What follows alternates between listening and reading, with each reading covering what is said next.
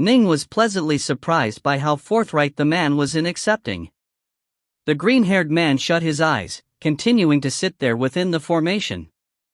Ning reached out with his right hand from outside the formation, his arm instantly expanding to become hundreds of kilometers long. His palm pressed down against the top of the green-haired man's head as he sent his soul energy forward, beginning to execute the soul-scouring technique. The green-haired man didn't attempt to fight back at all. If he did, there was no way Ning would be able to accomplish the soul scouring. This true god had an awe-inspiringly large number of memories. Countless thought bubbles filled his mind space, each of which represented major memories. Some of the bubbles were covered with complicated seals, none of which Ning was able to see through. Empyrean gods, celestial immortals, true gods, and true immortals all had to swear life oaths after learning powerful spells and techniques. Even if they wanted to teach them to others, they wouldn't be able to. No wonder he was willing to submit.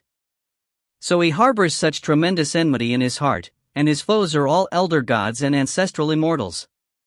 Even if Pangaea really was destroyed, some of those elder gods and ancestral immortals must have been able to successfully flee. After searching through the memories, Ning understood who this true god was and the hatred this true god harbored. This man wanted to leave, to find his foes, to kill them all. Even if Pangaea was destroyed, he would still search its ruins to find his foes. He wouldn't feel satisfied until he was certain they were all dead.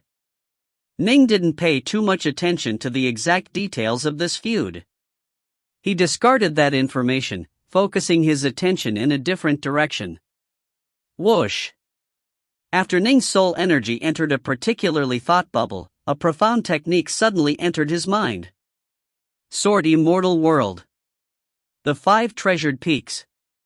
A white-robed Ning was seated within the thatched cottage, meditating on sword arts.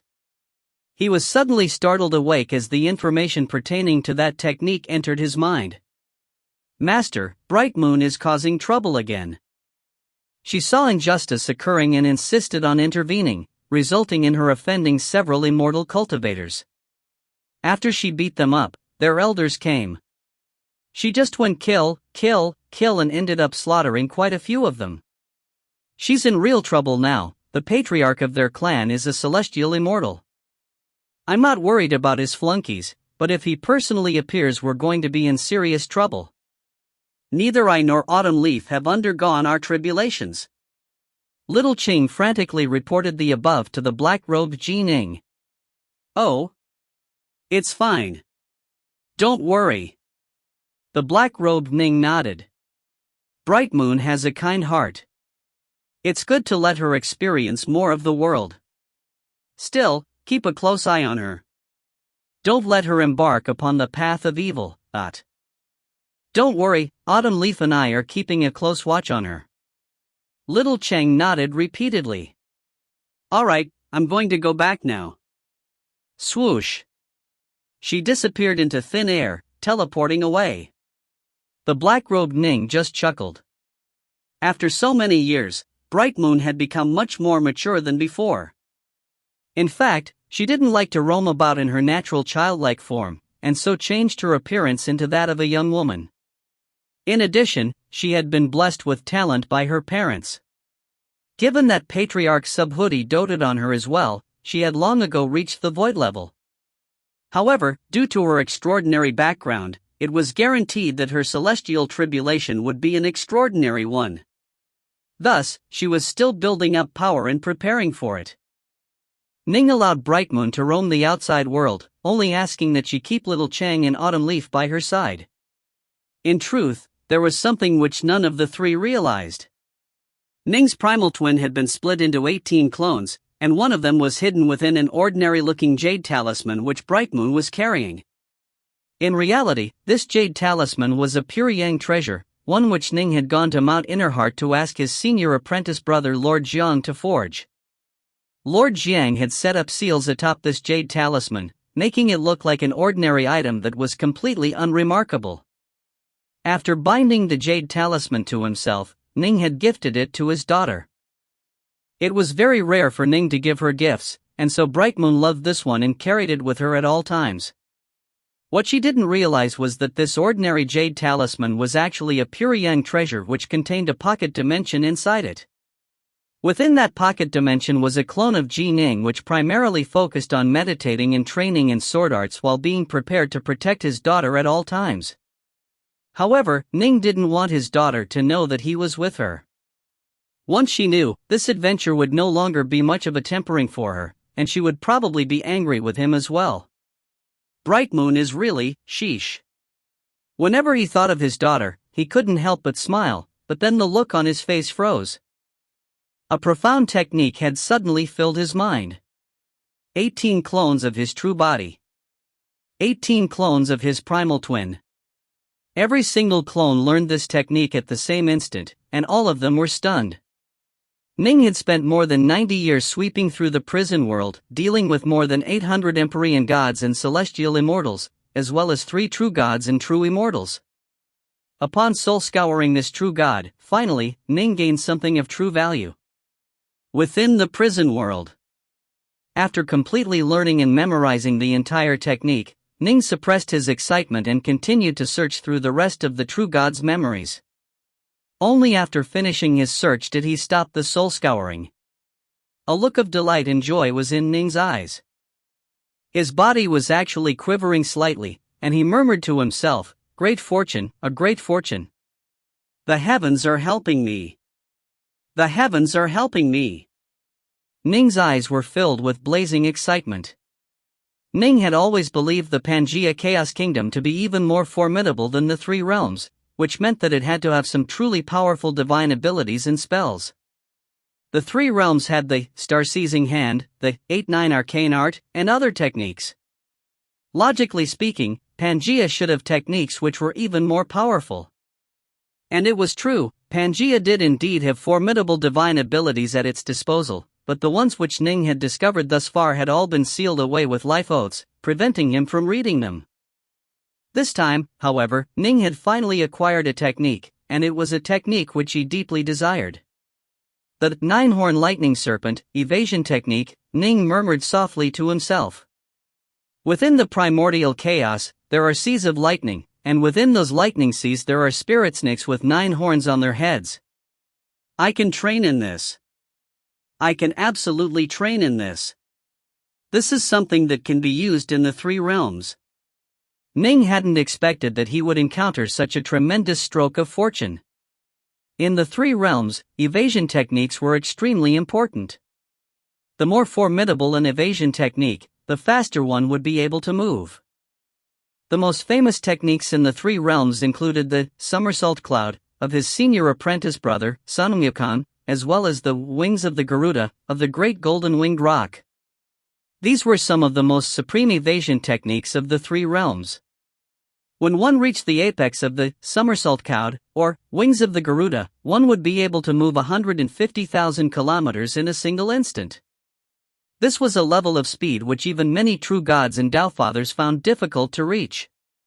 Ning, however, knew the truth, that the truly supreme, number 1 evasion technique of the 3 realms was a legendary technique known as the Golden Sunstreak, that the most supreme of stars, the solar star, would give birth to a type of god beast known as the Golden Crow.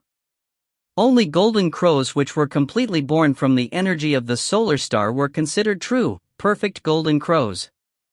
As for lesser golden crows that had mixed heritage or which were born after true golden crows copulated with other living creatures, there was no way their bloodline could ever reach the level of perfect purity. During the primordial era, the solar star had once given birth to 10 golden crows at the same time. These 10 golden crows all possessed incredible power. By relying on their innate divine abilities, they were able to roam the primordial world without fear. One of them actually reached the true god level, and was given the respectful title of Emperor of Monsters. The 10 golden crows all radiated infinite amounts of blazing heat. They were like 10 suns that baked the primordial world, causing the entire world endless amounts of anguish. In addition, all 10 of them had an incredibly powerful evasion technique, the Golden Sunstreak. The power of a true god, combined with the Golden Sunstreak, divine ability, not even Mother Nuwa and the other elder gods had been able to catch them. And then, Hoi had acted. Hoey was just as terrifyingly talented as the Golden Crows, and he possessed a level of power that was enough to stun and shake the primordial era. His arrows were the fastest in the world, and they possessed enough power to cause even major powers to feel fear. Of course, not even Hoey was certain that he would be strong enough to slay the Golden Crow that had been titled the Emperor of Monsters. Thus, Hoey had spent quite a long period of time producing 10 arrows of incredible power, and then, Hoey had struck. It was as though spacetime was completely incapable of impeding his arrows. Even the Emperor of Monsters had been unable to escape and had perished to his first arrow. As for the remaining 9? Although they were ridiculously fast, there was no way they could escape Hoey's arrows. Hoey slew 8 of them. In the end, Mother Nuwa interceded, resulting in the last one being spared. 1. However, the fact that they died didn't mean that the Golden Sunstreak was a weak divine ability. The Golden Sunstreak, in truth, simply converted the user into a streak of light. Its speed was the speed of light itself. Once one merged one's body into the Golden Sunstreak, the body would go wherever that streak of light went. As for the speed of this technique, it allowed the user to travel 300,000 kilometers in an instant. This was the absolute limit in terms of raw speed. Not even major powers were able to surpass the speed of the Golden Sunstreak. Their only options were to use their control over spacetime or certain treasures and spells to slow down the Golden Crows, causing them to fly slower. Only then would they be able to catch up. None of them, however, were capable of catching up to the Golden Crow that had reached the true god level. Not even Hoey. Hoey had to produce special arrows of terrifying power in order to catch them and kill them with his shots. Golden Sunstreak, the speed of light. This was definitely a technique that allowed one to move faster than any other living creature of the 3 realms. Ning's third apprentice brother was a Golden Crow that had been birthed from the solar star during the era of the 3 realms, and he was a master of this divine ability. Many Major's powers deeply desired to train in it, but only Golden Crows that were born from the solar star could do so. 9-horn lightning serpent? Ning was incredibly excited. This technique was an evasive divine ability that was on the same level as the Golden Sunstreak. The Golden Sunstreak involved a streak of blazing light that only Golden Crows could control. The 9-horn lightning serpent, in turn, involved a bolt of living lightning. It was incredibly difficult to train in, and in fact it could be said that cultivators had a 90% chance of dying when attempting to train in it. Upon mastering it, however, one would be able to enter the lightning serpent and move far away in a single lightning bolt. The speed of this lightning bolt was just as fast as the speed of light. Both had reached the utter limit of speed possible. If I was to master this technique, I'd be able to roam the 3 realms and attack the seamless gate spaces as I pleased. They wouldn't be able to catch me.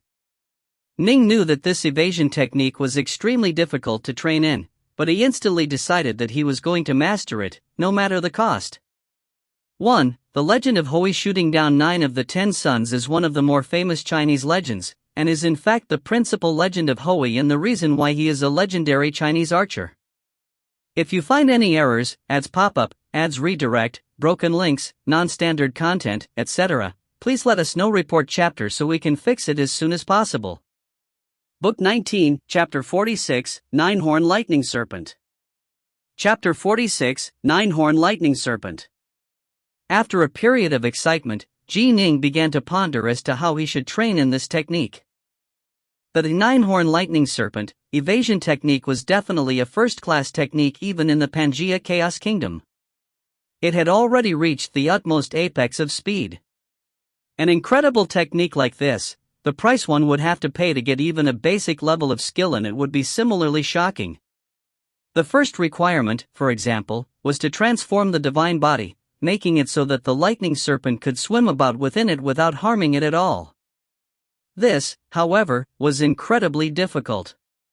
The Golden Sunstreak, for example, consisted of golden solar fire that had gained sentience. Golden solar fire was a type of fire that surpassed the 9 mighty types of true fire. Not even true gods or Tao fathers would dare to use their bodies to take it head-on. Even if they tried to use spells or artifacts to block it, they might still be roasted to death. The golden crow, however, was born within the deepest depths of the solar star. Ordinary mortals would drown when they fell into the sea, but fish would swim within it with ease. In a similar manner, golden crows would be able to bathe in golden solar fire as though they were at home. They were naturally gifted with the ability to be completely unharmed by it, which is why they were able to master the golden sunstreak technique. The wild and untamable nine-horn lightning serpents held the same level of power as golden solar fire, but even though Ning had the 8-9 arcane art protecting him, he would still be instantly reduced to dust by the power of the lightning serpent. Thus, he had to first transform his divine body, but the transformation process was the most dangerous part of training in this technique, with a 90% chance of death. If he made just the slightest mistake, his divine body would be reduced by the lightning serpent into ash. The second requirement. Once the lightning serpent became able to roam within the divine body without harming it, the cultivator could begin to nourish and create the divine tattoo of a lightning serpent egg. This would give the lightning serpent a home, as it would be able to coil up within that egg. In addition, the divine tattoo of the egg would slowly transform the lightning serpent, making it evolve and change in a qualitative manner. It would be as though the lightning serpent was a blade that had been put in a scabbard, no longer capable of causing any damage. Otherwise, given how wild and violent these lightning serpents were, there would be no way to control them at all. The lightning serpent had to be tamed and rendered harmless. Only then would it be docile, at which point it could be used to execute the evasion technique. The same was true of the golden sunstreak technique which the golden crows used. After being tamed by the golden crow, the streak of sentient sunlight would no longer have its inherent, terrifying offensive power. It would become very docile and gentle, under the complete control of the golden crow. It would allow the golden crow to go wherever it wanted to go. But of course, taming and transforming something like the nine-horn lightning serpent was an incredibly dangerous process. This was because during the taming and transforming process, the lightning serpent would be incredibly violent. An external source of power would be needed to help subdue it, and within the nine-horn lightning serpent evasion technique there was a record of methods involving myriad thunders godgems, thousand-rot godfruits, or chaos nectar. Thousand-rot god trees, when they reached the end of their lifespan, they would begin to rot away and decay, but after they completely rotted away a brand new sapling would emerge from within and begin to grow. This new tree would become even taller and greater than the previous one, but eventually it too would begin to rot away. Each rotting would lead to the next tree growing ever larger and filled with ever more vitality and energy. Finally, after 1,000 rottings and rebirths, the god tree would reach the maximum limit of power, at which point in time it would bear fruit. This sort of fruit was known as the thousand-rot god fruit. The total time needed for the fruit to be created was a full chaos cycle. After ripening, it would instantly fall down from the tree. However, as soon as it landed and touched anything besides primordial chaos, it would instantly transform into dust.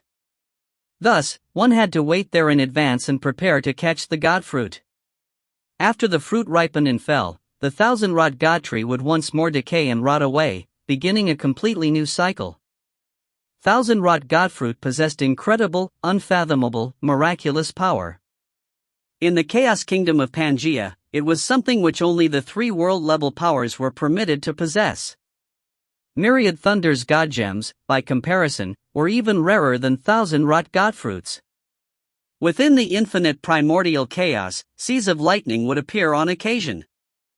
In this regions, large amounts of lightning would come together, resulting in the emergence of lightning sea serpents of tremendous power. These things were on the same level of power as golden solar fire. If the lightning sea serpents gained sentience, they would grow 9 horns on their heads, at which point they would be known as 9-horn lightning serpents. Only the sentient lightning serpents with 9 horns were tameable. If the sea of lightning was vast enough, and there were enough 9-horn lightning serpents present, sometimes myriad thunders godgems would be crystallized. 9-horn lightning serpents loved to swim around these godgems. Thus, if one acquired one such godgem, one would be able to easily tame a lightning serpent. Alas! The primordial chaos was infinitely vast, and seas of lightning would only be encountered every so often. Seas of lightning that contained myriad thunder's god gems were even rarer, and whenever they were discovered, the major powers who found out would immediately think up ways to seize them for themselves. Chaos nectar was also incredibly mysterious. One had to establish a vast world, then use it as the foundation for a grand formation meant to extract essence from the primordial chaos. Each chaos cycle, only 6 bottles of chaos nectar could be harvested. In addition, since chaos nectar possessed no elemental qualities of its own, it was usable in many different ways. The primordial chaos gave birth to all things, after all. Thus, chaos nectar could also be used to tame a 9-horn lightning serpent. To tame a 9-horn lightning serpent, one would normally need either 9,000 rot godfruits, a single myriad thunder's god gem, or 6 bottles of chaos nectar. In the 3 realms, I've never even heard of this godfruit or this god gem. I do, however, have chaos nectar. Ning pondered to himself. No matter what, I'll need a 9-horn lightning serpent, first to transform my body, then to tame it for riding. The 3 realms does, however, have a 9-horn lightning serpent within it. Time to pay a visit to exalted celestial thunder god, Ning mused to himself. In the 3 realms, there was a major power who was capable of controlling 9-horn lightning serpents. He was exalted celestial thunder god. This was an incredibly mighty major power who perpetually kept to himself in seclusion. Even to this day, with the 3 realms gripped by a storm, he rarely intervened. In truth, there were many major powers like him, who kept to themselves in seclusion. They were all preparing quietly, waiting for the end war to come before they would erupt with their full power and slay their foes. Sword Immortal World. The 5 Treasured Peaks. Ning was seated within the thatched cottage. Rising to his feet, he called out, "Nine Fangs." A streak of light flew towards the cottage from far away, landing in front of it. It was Nine Fangs. "Accompany me to the Thunder God Major World," Ning instructed. Yes, Nine Fangs acknowledged. The 2 entered the Void Boat, then exited Sword Immortal World via the Void, hastening towards the Thunder God World. Long ago, in the distant past, before the primordial era had even begun, the primordial chaos had given birth to 10 mighty elder gods and 81 true gods. The 81 true gods were all born with mastery over a grand Tao. One of them was exalted celestial thunder god, who was born with control over the grand Tao of lightning. He naturally possessed tremendous talent in thunder and lightning. However, although his divine body was capable of withstanding many lightning bolts, it was unable to withstand the power of the lightning sea serpents or the 9-horn lightning serpents of the primordial chaos. He only had a true god's body, after all. Elder god of fire Zhurong, for example, was able to withstand the golden solar fire and golden sunstreaks. Alas, Elder God Zhurong did not have any methods at his disposal for actually taming any of those streaks of fiery light. The Golden Crow's ability to do so was an innate one. Boom! A vast world, filled with countless bolts of lightning that were thundering down from up high. One could see with the naked eye 1,000 lightning bolts at any given moment. The Void Boat was currently in the skies of this world. Although lightning bolts continuously hammered against it, they were unable to damage it at all. Let me take a look first. Ning spread out his heart force. Exalted celestial thunder god is over there. Let's go, Ning said. Although Thunder God possessed tremendous power and was one of the top-tier Tao Fathers, his skill and heart force was inferior to Ning's. Swoosh! The Void Boat flew through the skies, quickly arriving before a levitating mountain. The peak of this levitating mountain was surrounded by a large amount of electricity, and there were armored soldiers guarding the peak as well. Who goes there? A celestial immortal soldier barked out. I am Ning. I wish to pay my respects to exalted celestial thunder god, Ning said respectfully. Ning? The group of soldiers was quite surprised. They had all naturally heard of the famous sword Immortal Dark North, Ning. The soldier immediately replied, "Sword Immortal Dark North, please wait a moment. I'll go make a report right away." Instantly, the soldier quickly departed to relay the message. As for Ning and Ninefangs, a cloud appeared beneath their feet. They stood atop the cloud and waited patiently. This was the territory of a top-tier Taofather. They didn't dare to be the slightest bit discourteous. A short while later, the celestial immortal flew back. "The exalted celestial has instructed for you to go see him, Sword Immortal Dark North." "Ninefangs waited for me here," Ning instructed. Ning then flew by himself towards the top of the mountain peak, where the celestial immortal was waiting for him. "Sword Immortal Dark North, please follow me." As Ning was led forward, he secretly sighed to himself. Generally speaking, most major powers would beautify their residences. The Tao Palace of the East, Mount Ling of the West, Mount Innerheart, the Celestial Court, these were all beautiful places. Exalted Celestial Thunder God, however, had chosen a place that was nearly pitch black. This levitating mountain didn't even have a single speck of vegetation. "The Exalted Celestial is over there," the soldier said hurriedly. Ning took a look. He saw a tall, towering figure seated in the distance. The figure had to be at least 30,000 meters tall. True gods were born with bodies of this size. It could be considered a normal height. "Good." Ning smiled and nodded, then walked towards the figure.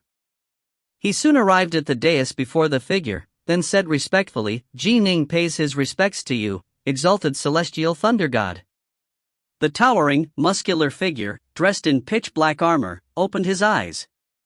Sparks of lightning could be seen within them as he gazed down at the minuscule Ning. "Ning. I've heard of you before. Subhuti is indeed talented in teaching his disciples. Go ahead and speak. Why have you come to my place?" Ning secretly let out a sigh of relief. From the sound of it, this person would most likely be willing to give Ning's master, Patriarch Subhuti, some face. "This junior is in desperate need of a 9-horn lightning serpent," Ning said respectfully.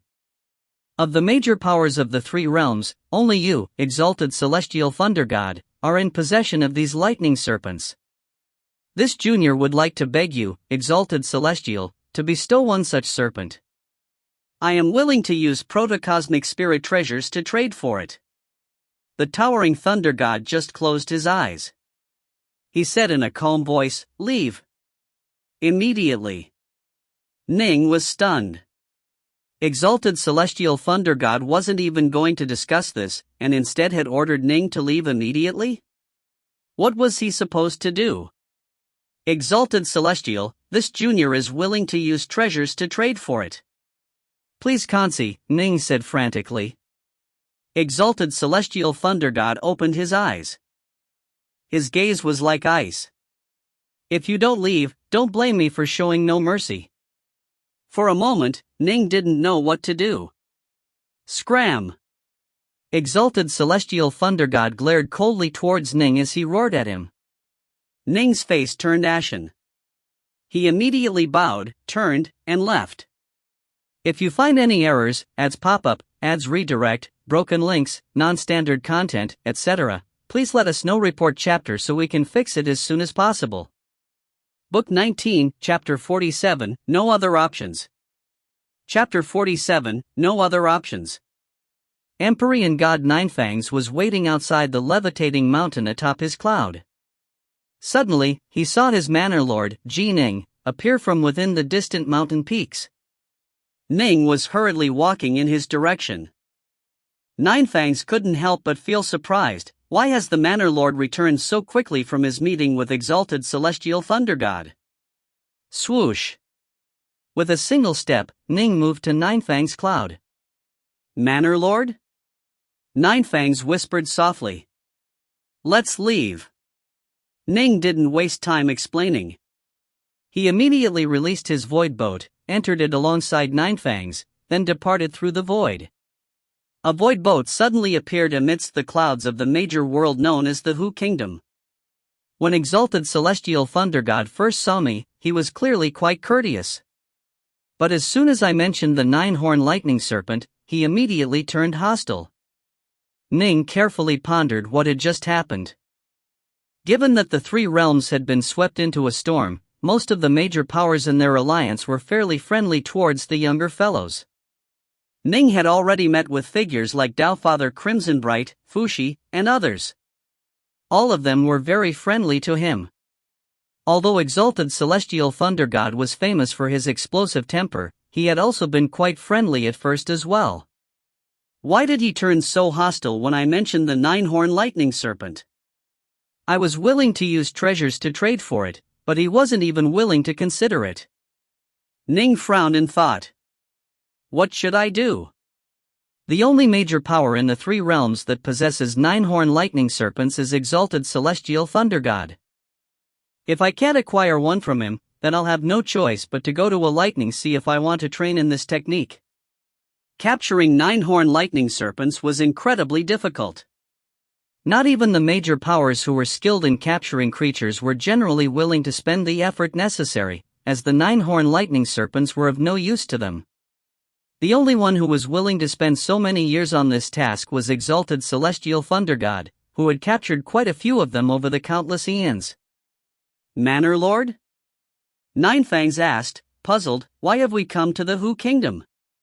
To visit true immortal Hu Yu, of course, Ning said. The Hu clan was a clan that was subordinate to the primordial imperial clan of humanity. Although it was quite flourishing, it had never given birth to a true god or a Daofather. After the primordial world was destroyed and the three realms were born, the Hu clan had moved here to this major world, taking it over. Given the Hu clan's power, conquering a major world was very easy. Even back during the primordial era, the Hu clan had more than 18 Empyrean gods and true immortals amongst their ranks. By now, they had more than 30. True immortal Hu Yu? Ninefangs was puzzled. He didn't understand why Ning wished to meet with true immortal Hu Yu. Whoosh! Ning spread out his core sense to encompass the entire major world, quickly discovering true immortal Hu Yu's location. Within a secluded mountain valley. There were a few thatched cottages scattered throughout the valley. A few women could be seen teasing each other, some of them playing around within the waters of a creek. Fellow Taoist Hu Yu. A voice suddenly rang out within the valley. One of the women playing around within the water, a green-robed woman, unleashed her core sense. She immediately located the white-robed youth and the bald elder located outside the formation protecting this valley. Ji Ning? The green-robed woman immediately recognized him. That bald old man by his side should be Empyrean God Ninefangs, one of the 7 Empyrean gods led by Empyrean God Redsnow who appeared within the realm war for the Crimsonbright realm. Big sister, what is it? Big sister, ... The other women all emerged from the creek and from their respective houses, gathering around her. In truth, women were all celestial immortals who were under the tutelage of true immortal Hu Yu. However, true immortal Hu Yu disliked referring to others as disciple or being referred to as master, and so these women usually referred to her as big sister. No more playing around, true immortal Hu Yu instructed. Instantly, the female celestial immortals all fell silent, no longer daring to run around. However, they were all curious, who was this visitor? True immortal Hu Yu waved her hand. Whoosh! An opening suddenly appeared at the end of the gorge. This gorge had been covered by a protective barrier which wasn't easy to penetrate. From the opening emerged 2 men, a white-robed youth and a bald old servant. Fellow Taoist Dark North. True immortal Hu Yu smiled merrily. Fellow Taoist Hu Yu. I've come with a request, Ning said. Oh? Come inside and speak. If there's anything I can help you with, fellow Taoist, I definitely won't just stand by idle. True immortal Hu Yu was extremely curious. What did this famous sword immortal Dark North wish of her? She immediately guided Ning into a thatched cottage. The interior of the thatched cottage was decorated in a very refined manner. Ning and Hu Yu both sat down facing each other, with Huyu pouring some immortal wine for Ning. Before I came to your place, fellow Daoist, I paid a visit to your master, exalted celestial thunder god, Ning said. I visited him with the intention of trading him some treasures for a 9-horn lightning serpent, but I didn't expect that he immediately ordered me to leave without even letting me finish my words.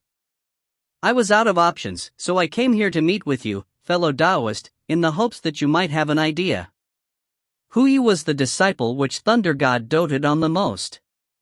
Exalted celestial Thunder God was born from the primordial chaos with control over the grand Tao of thunder.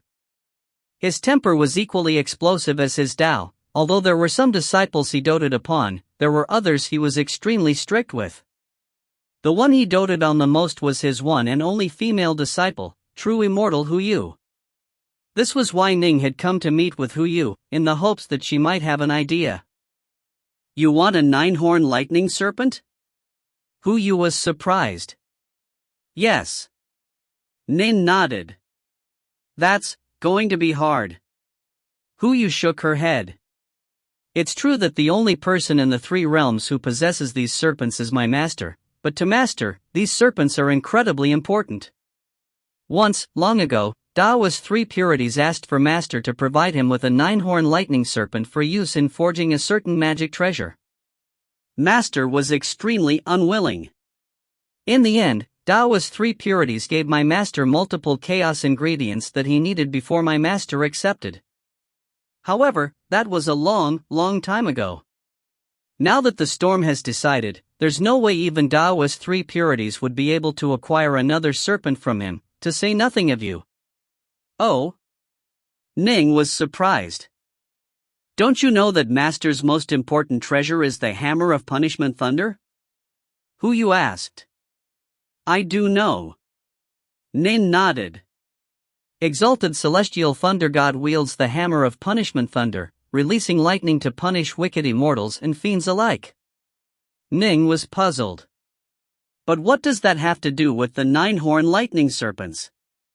Where do you think the lightning of the hammer comes from? Huyu shook her head and smiled. Master can simply summon some of the weaker types of lightning from the natural world, but he has to work hard to extract the more powerful types of lightning from lightning seas in the primordial chaos.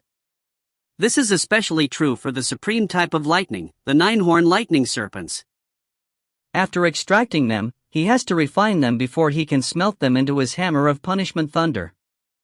This allows him to release them at a critical moment to assault his foes, then draw them back after the attack is finished. Ning was startled. It was true that of the various types of thunder, the most powerful types were the lightning sea serpents and 9-horn lightning serpents. The lightning sea serpents were not sentient, while the 9-horn lightning serpents were. Thus, comparatively speaking, the horned serpents were easier to refine and smelt, as the mindless lightning sea serpents were completely uncontrollable. This was why even the likes of Elder God Zhurong was unable to take control over Golden Solar Fire, forcing him to devise his own Zhurong Godfire. Swearin had similarly been unable to control Golden Solar Fire, which was why he had to devise his own Eternal Kindle Fire, which was equally powerful. The reason why they couldn't control it was because it was simply too explosive and wild. Golden Solar Fire didn't possess any sentience. Thus, it was too explosive and wild. Even Fushi, the number 1 formations expert of the 3 realms, was merely able to guide the Golden Solar Fire into his formation, and the guiding process was still extraordinarily tiresome. He had completely mastered and fused the heavenly Daos of both Yin and Yang, and his skill in formations was tremendous, but that was still all he was capable of. Lightning sea serpents were just like Golden Solar Fire, they were both too wild and untamable. 9-horn lightning serpents were sentient, which was why one could bind them. However, they were extremely rare. Only a tiny percentage of the already rare lightning sea serpents would gain sentience and transform into 9-horn lightning serpents. As far as Master is concerned, these serpents are part of his killer weapon, his most powerful attack. Master has spent an enormous amount of blood and sweat binding every single serpent and infusing them into his hammer. Huyu continued, if it wasn't for this great tribulation, there might be a tiny chance that Master would be willing to give up one of them, but the tribulation has arrived, and he might very well die in the end war. there's absolutely no way he would give up any of them at all. This is something that will have an impact on his chances of his survival.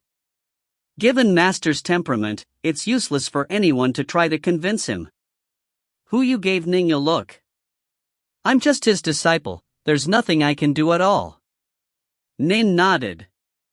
So that's why. I was rash and foolish. Fellow Taoist Dark North, I urge you to give up your hopes of acquiring the 9-horn lightning serpents, who you said. Aside from Master's serpents, the only way you can find them is by going to the lightning seas within the primordial chaos. However, those lightning seas contain many lightning sea serpents, with a small number of 9-horn lightning serpents intermingled within. Not even major powers would dare to go too deep within. Master has the body of a thunder god, and thus he is most likely the number one figure in the 3 realms in terms of catching these serpents. Despite that, it took him a long time and much work before he was able to catch a few. I know.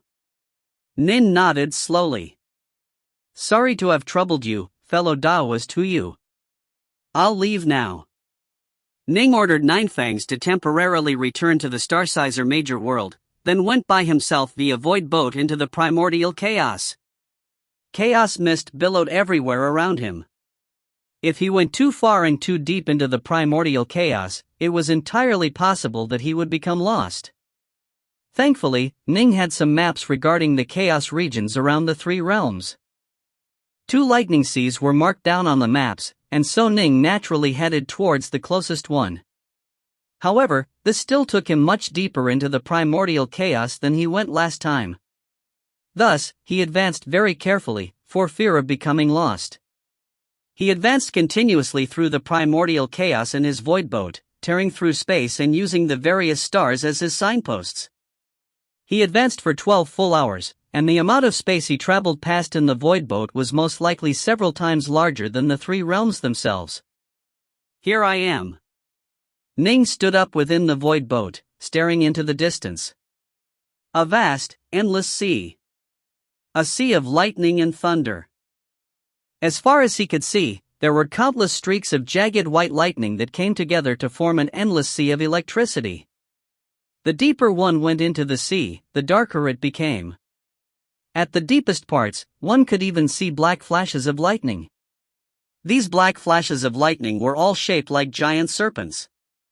These were the lightning sea serpents, living lightning beings that even major powers feared. A single lightning sea serpent was one thing, but the depths of the lightning sea held countless black streaks of lightning within them. The lightning sea serpents there were simply uncountably numerous. Even the mightiest of major powers would have to go all out in order to go deep into the lightning sea.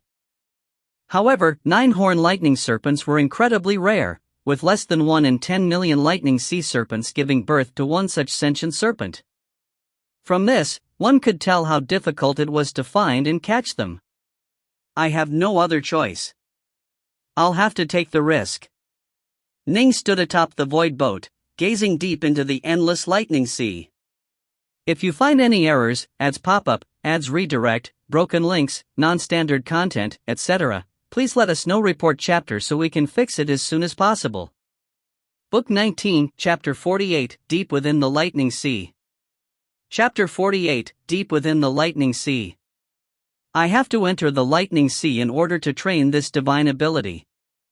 Ning had no other options. Ning had 15 other clones of his true body by his side, hidden within the star-seizing manor. One of them emerged from the manor, then flew towards the endless sea of lightning. After flying for a short while, the clone reached the borders of the lightning sea. Phew! Staring at the countless flashes of white lightning before him, Ning couldn't help but feel his heart shudder. Time to go in. With a boom, Ning charged forward into the endless flashing streaks of lightning. Whoosh! Whoosh! Whoosh! Countless lightning bolts surged around him. Ning had long ago put away his magic robes, leaving him completely nude within the sea of lightning.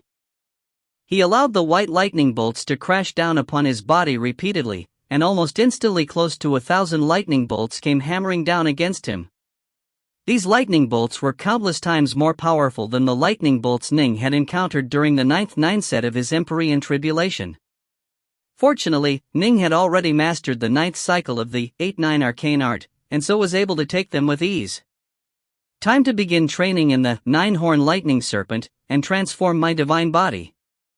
Ning allowed his nude body to bathe in the lightning, shutting his eyes and focusing on activating the divine ability. Instantly, a series of divine golden tattoos began to appear on the surface of his body. As the divine tattoos continued to appear, the white lightning around Ning that had been attacking him seemed to become more gentle. Slowly, Ning's entire body became covered in countless golden tattoos. These golden tattoos were all linked together, and one could vaguely make out a single massive character, the character for lightning in the script of the Pangea Chaos Kingdom. Whoosh! Whoosh! Whoosh!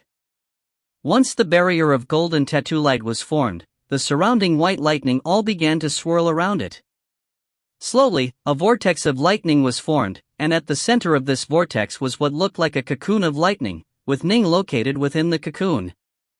Inside the lightning cocoon, the muscles and skin of Ning's naked body were all twitching and shuddering as strands of white lightning continuously flowed into them. Previously, Ning's body had been capable of easily withstanding the white bolts of lightning thanks to the 8-9 arcane art, which completely blocked all the lightning.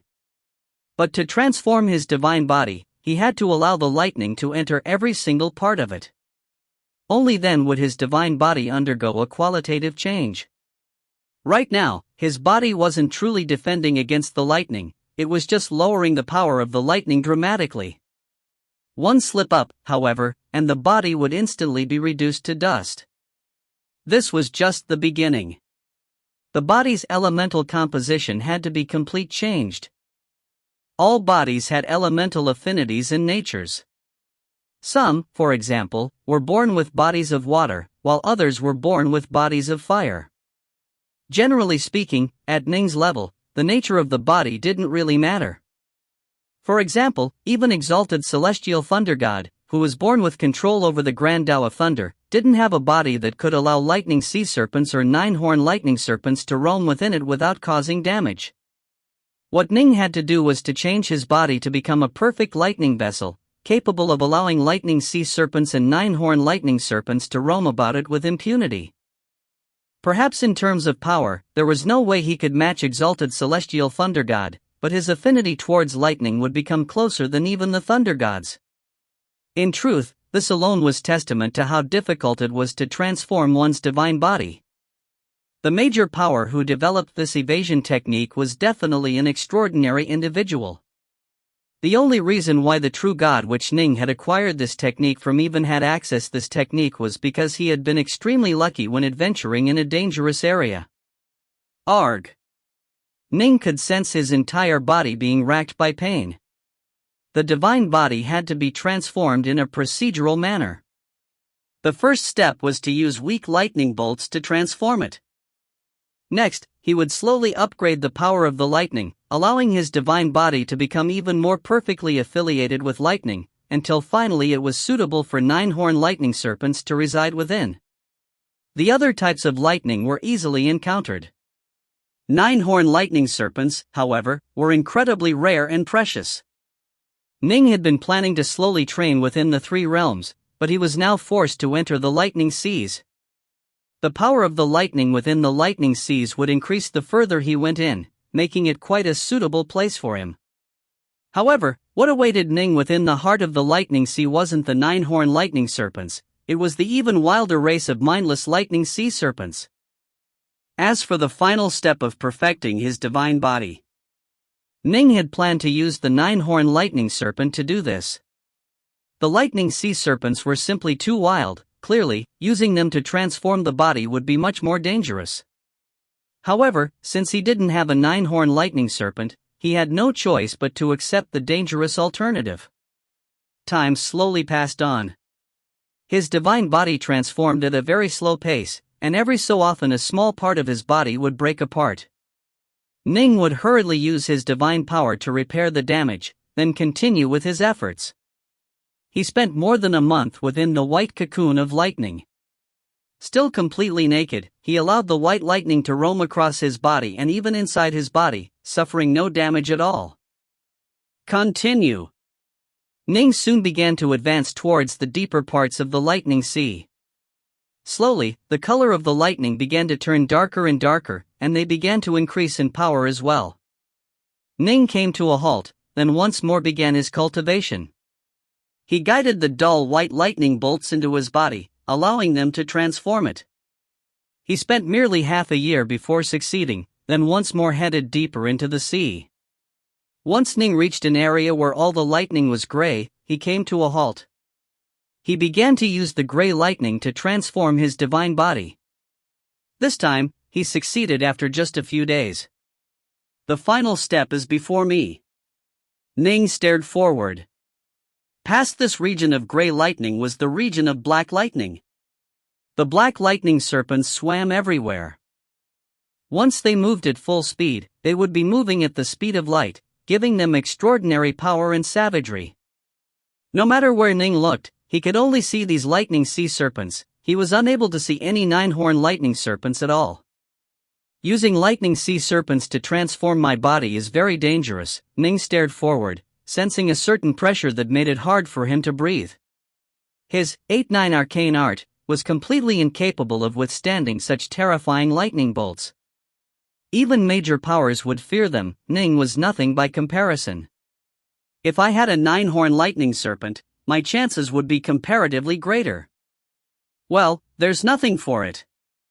Ning once more activated the body transformation technique. Once more, the golden tattoos appeared atop his skin, quickly forming together into a cocoon of golden light, causing the lightning around Ning to begin to swirl towards him. Ning continued to advance forward, moving towards the region where the black lightning intersected with the gray lightning. Whoosh! Whoosh! Crackle! The lightning sea serpents were wild and unbridled. They were in the shape of serpents but possessed no sentience. In truth, they were nothing more than peculiarly shaped bolts of lightning. Finally, a lightning sea serpent at the border region brushed past Ning's body. The black lightning was instantly attracted towards the golden barrier formed by the divine tattoos, resulting in a cocoon of black electric light surrounding Ning, who immediately retreated back into the region of gray lightning. Time to begin. Black electricity crackled within the cocoon. Ning carefully guided a strand of black lightning from the cocoon into his own divine body, allowing it to invade. Lightning sea serpents and 9-horn lightning serpents were both types of lightning. The only difference was that 9-horn lightning serpents were sentient.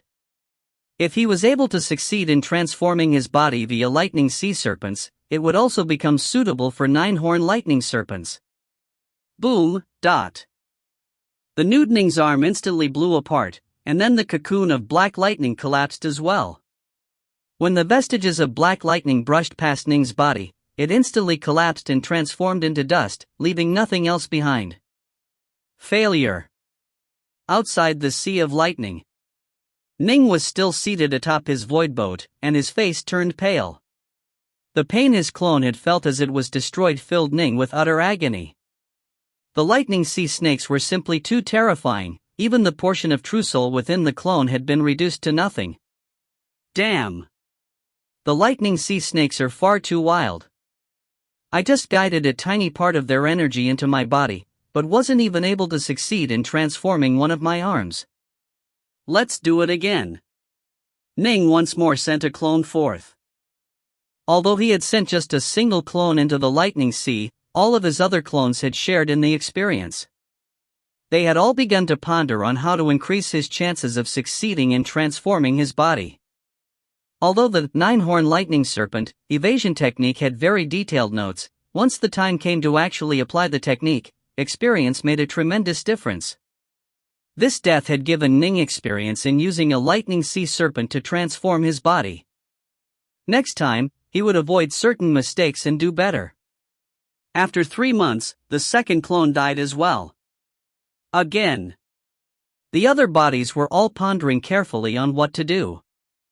His true body's clones continued to enter the lightning sea, testing and trying new techniques, but this was indeed the most dangerous part of training in this divine ability. The technique's notes didn't exaggerate at all. The stated 90% chance of death wasn't just talk. This was even more true for Ning, who was using the extremely dangerous method of using lightning sea serpents to transform his body. In the blink of an eye, more than 4 years had gone by. Ning remained within the void boat, staring at the distant, vast sea of lightning. It's been more than 4 years. My other 15 clones have all died, but I still haven't succeeded. I was just a tiny bit off. Ning gritted his teeth. His true body's clones had all died. Only one of them remained alive, and that one would be able to slowly grow out new clones. This was a process that allowed for the rebirth of the true soul, the soul, and the divine body. However, a fairly long period of time was required. To completely recover all 15 bodies would take countless years. This was the reason why young Flame Freak had felt such despair when he lost his 16 clones. There was one other method that could be used to quickly replenish the clones: to use the incomparably marvelous Chaos Nectar. Ning was able to use Chaos Nectar to break through from the first level of the Tao 18 Fiend Gods to the second level. To use it to merely rebuild his clones was a waste of precious resources. But the great storm had already descended. Ning simply didn't have the time he needed to allow his clones to recover. I'll have to use Chaos Nectar. Swoosh!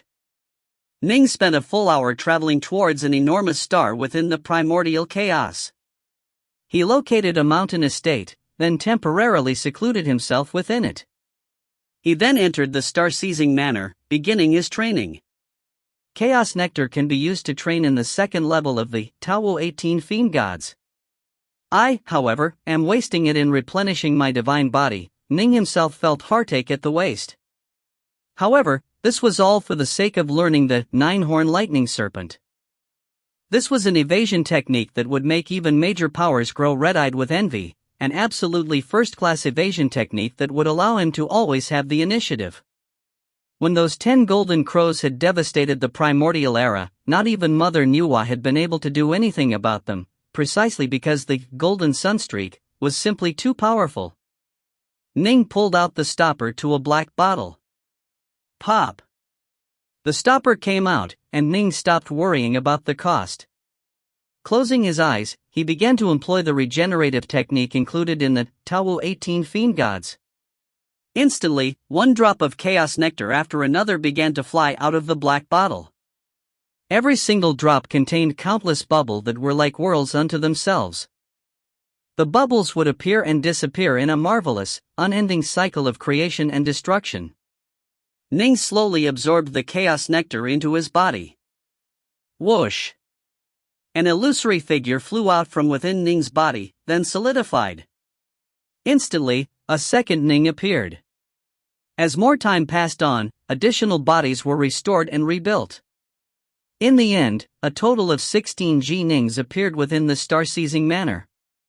This was the limit. There was no way he could regain any more. The amount of Chaos Nectar needed to replenish my clones is actually the same as needed to break through to the second stage of the Tao 18 Fiend Gods. Ning truly felt heartache at the cost. Again. I refuse to believe that I'll fail this time as well, but... Ning left the cave, then rode the void boat back into the primordial chaos, heading once more towards the Sea of Lightning. If you find any errors, ads pop up, ads redirect, broken links, non-standard content, etc., please let us know. Report chapter so we can fix it as soon as possible. Book 19, Chapter 49, Success. Chapter 49, Success. The void boat once more came to a halt at the borders of the lightning sea. Yet another clone flew out into the countless streaks of lightning, beginning to slowly transform its divine body.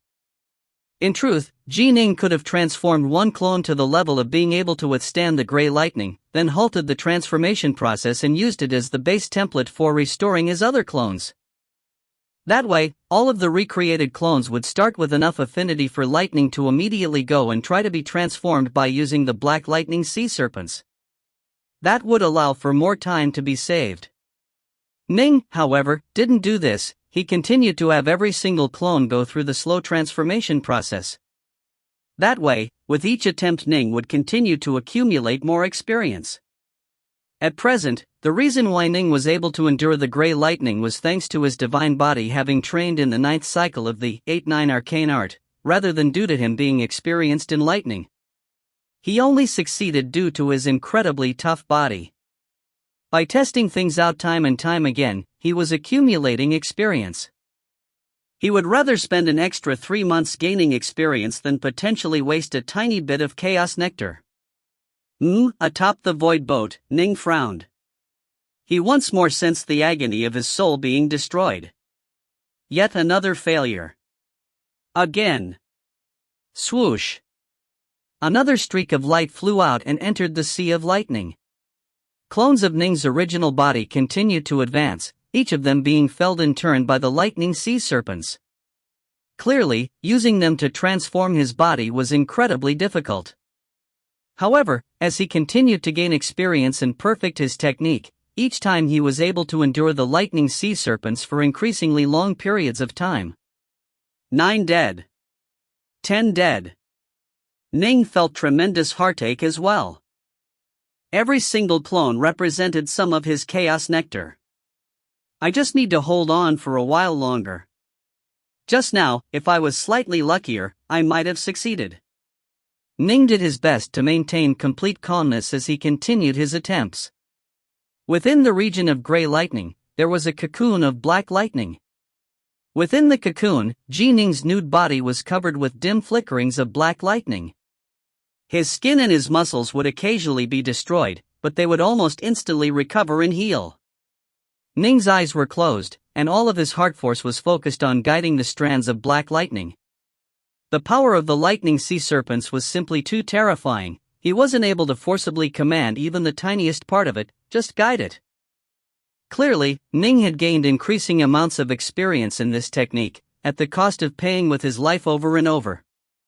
Starting with his hands, his entire body began to transform.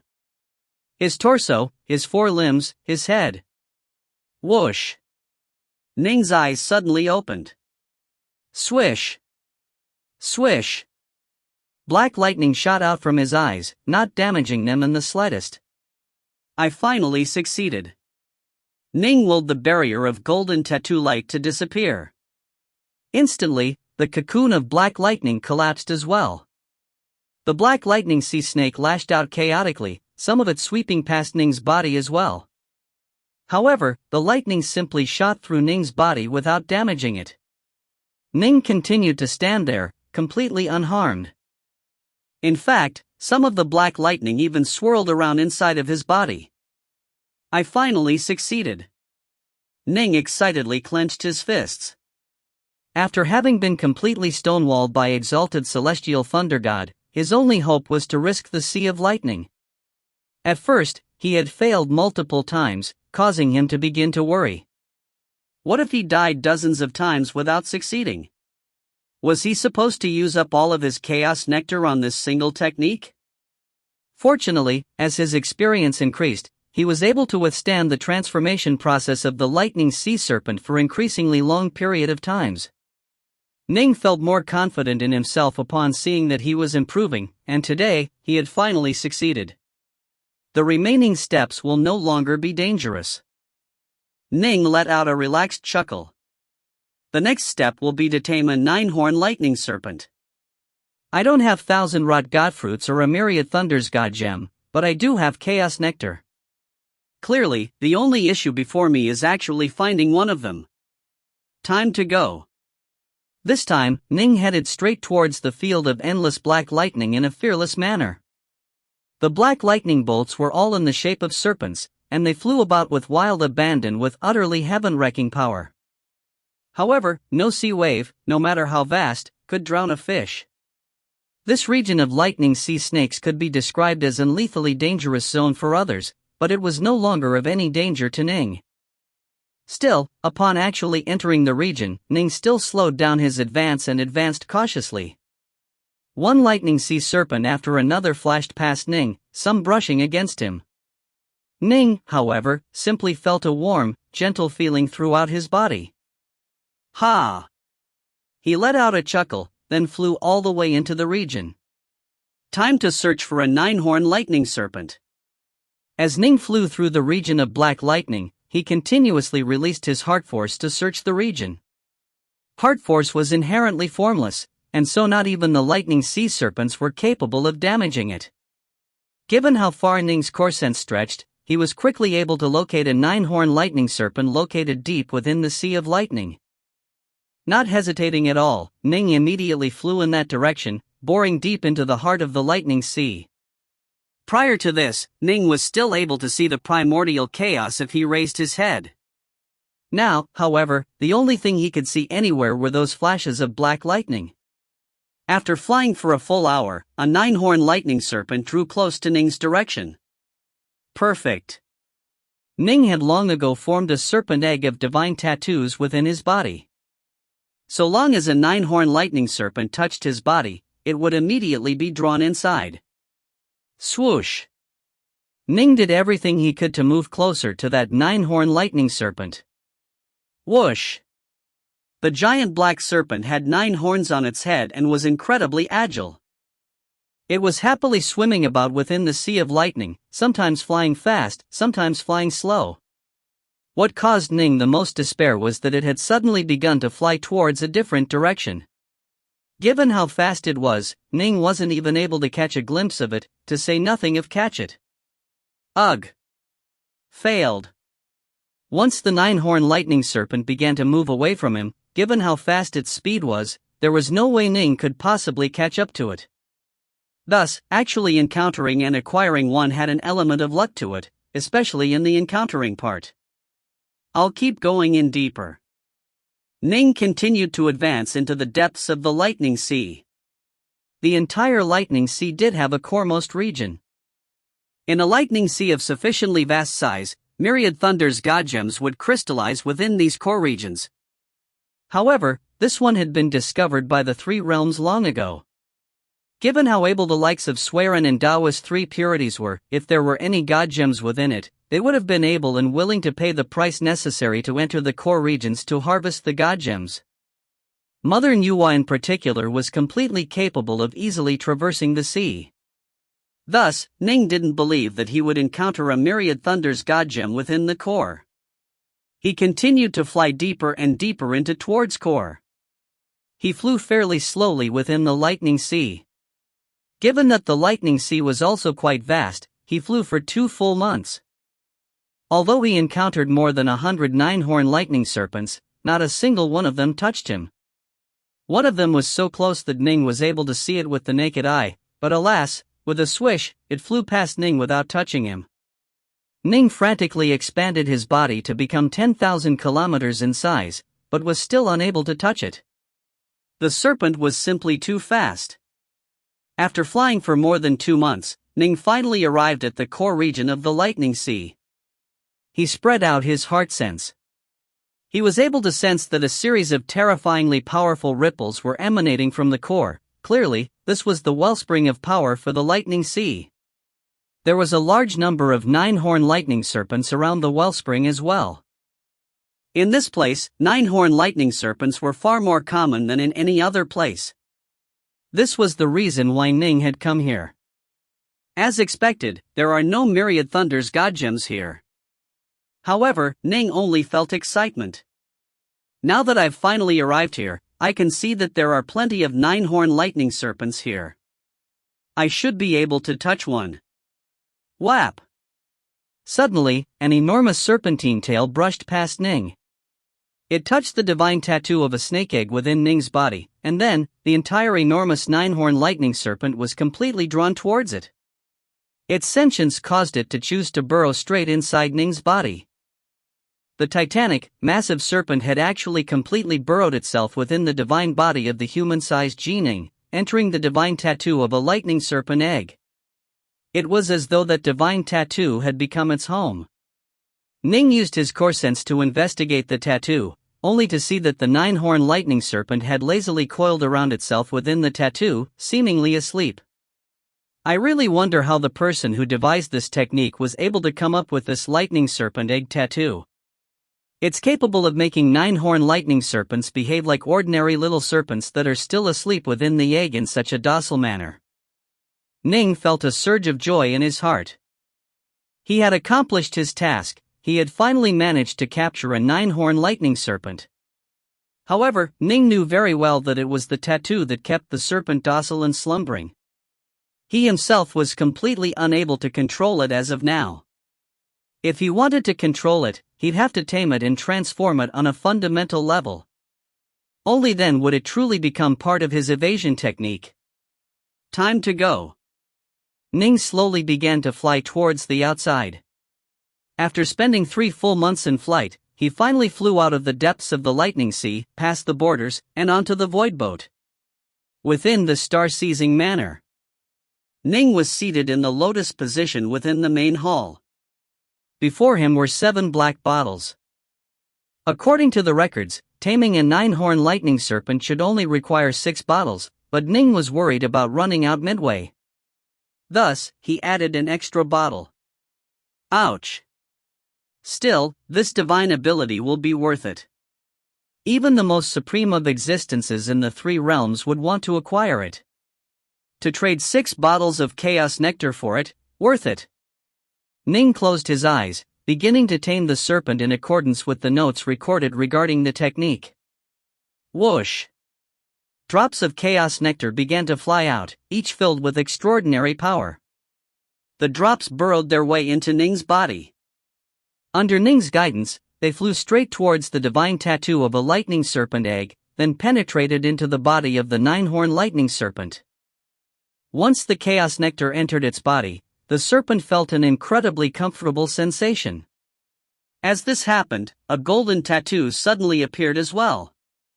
Ning had manifested it, and he sent the tattoo flying forward, imprinting it onto the serpent's body. One golden tattoo after another began to appear, landing on the serpent's body non-stop.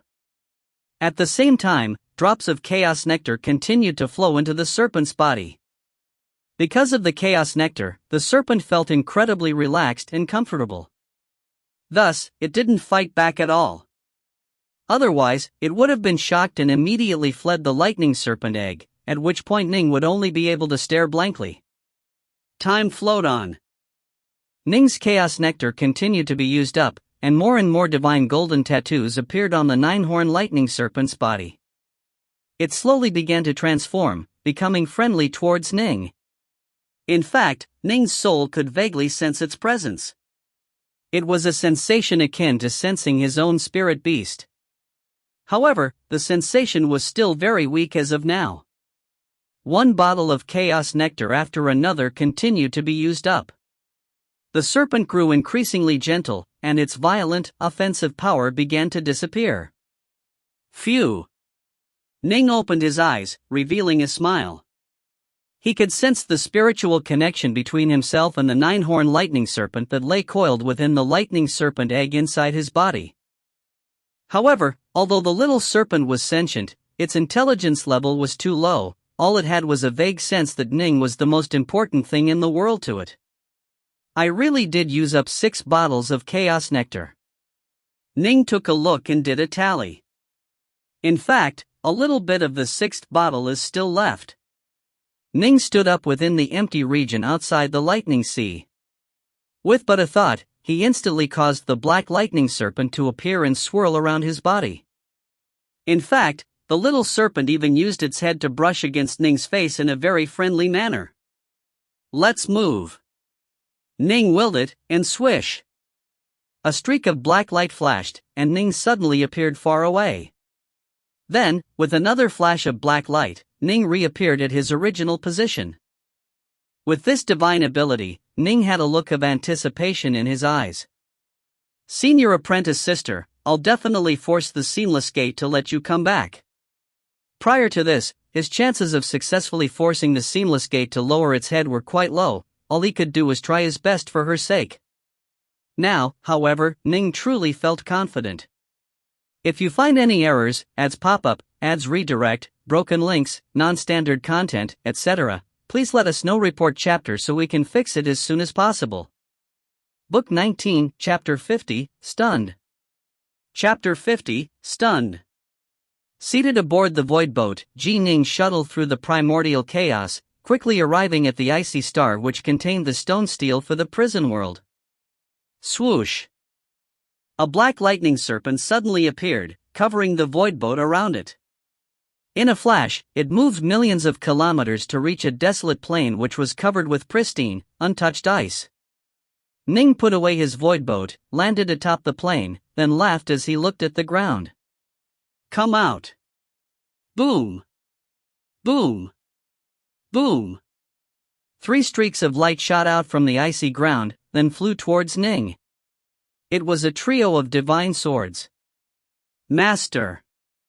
Greetings, Master. Master, are you going to take us into battle now? 3 black-robed children appeared atop the 3 swords. They looked to be 4 or 5 years of age. Each of them was very handsome, with adorable faces that were just asking to be pinched.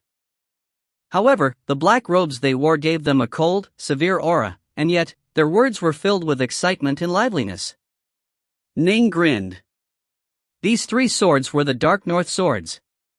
Ning had kept the Dark North swords within the prison world this entire time. Quite a few alien outsiders had died by Ning's hand within the prison world, and even a first-tier true immortal who was equivalent to a Taofather of the 3 realms had been slain. The amount of baleful energy generated by their deaths was enormous.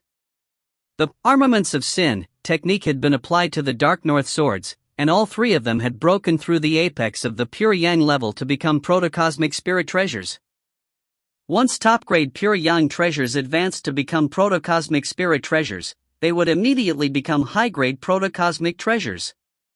The 3 Dark North swords were now all high-grade protocosmic spirit treasures. However, Ning could sense that they were very close to becoming supreme protocosmic spirit treasures. The amount of baleful energy generated by the death of that female true immortal within the prison world had been truly enormous.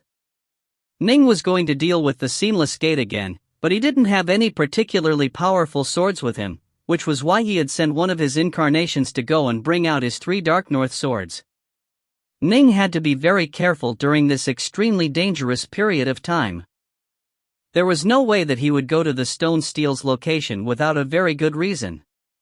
It was entirely possible that one of these days, a major power might be following him or spying on him. If he was followed when pulling out treasures from the Stone Steel, resulting in the Stone Steel being discovered, he would be in serious trouble. Thus, he had already secreted his treasures in the surrounding area. That way, even if someone followed him to the star, they wouldn't know about the Stone Steel.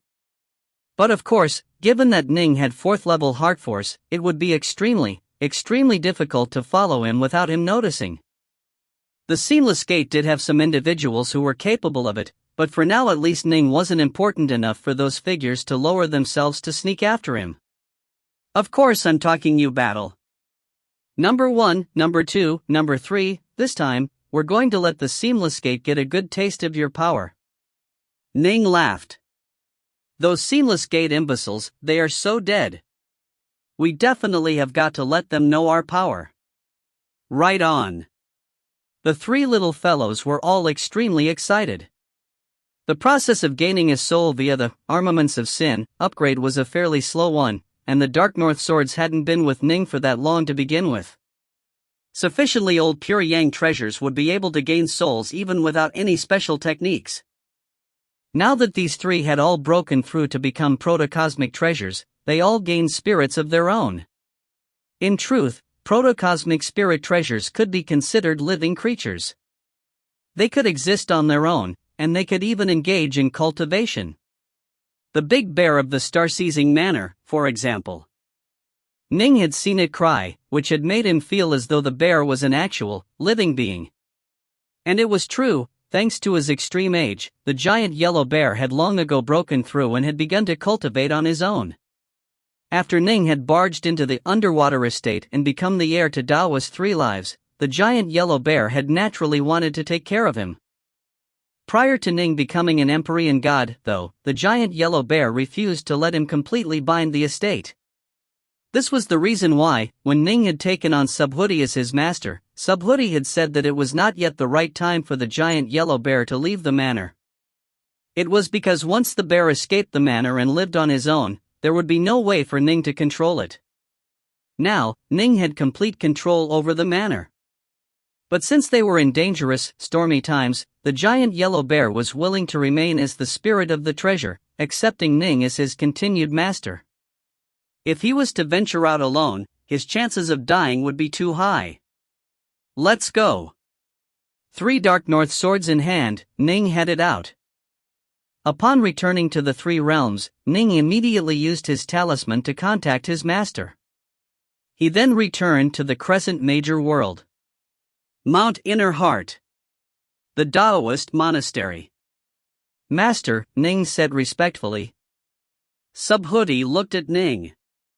Master, please take a look. Ning handed a furled scroll over to his master. Can it be yet another technique? Patriarch Subhuti chuckled upon seeing this.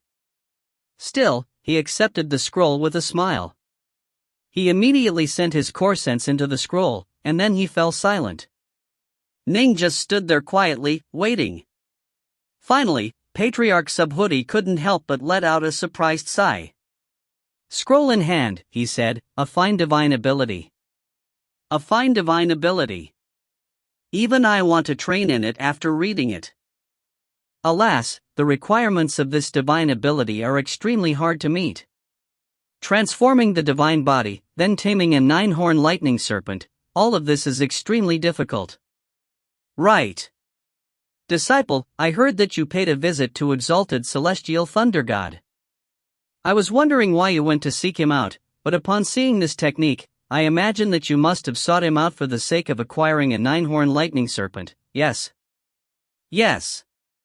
Nin nodded. Ugh. To Thunder God, those serpents are as important as his life. Patriarch Subhuti shook his head.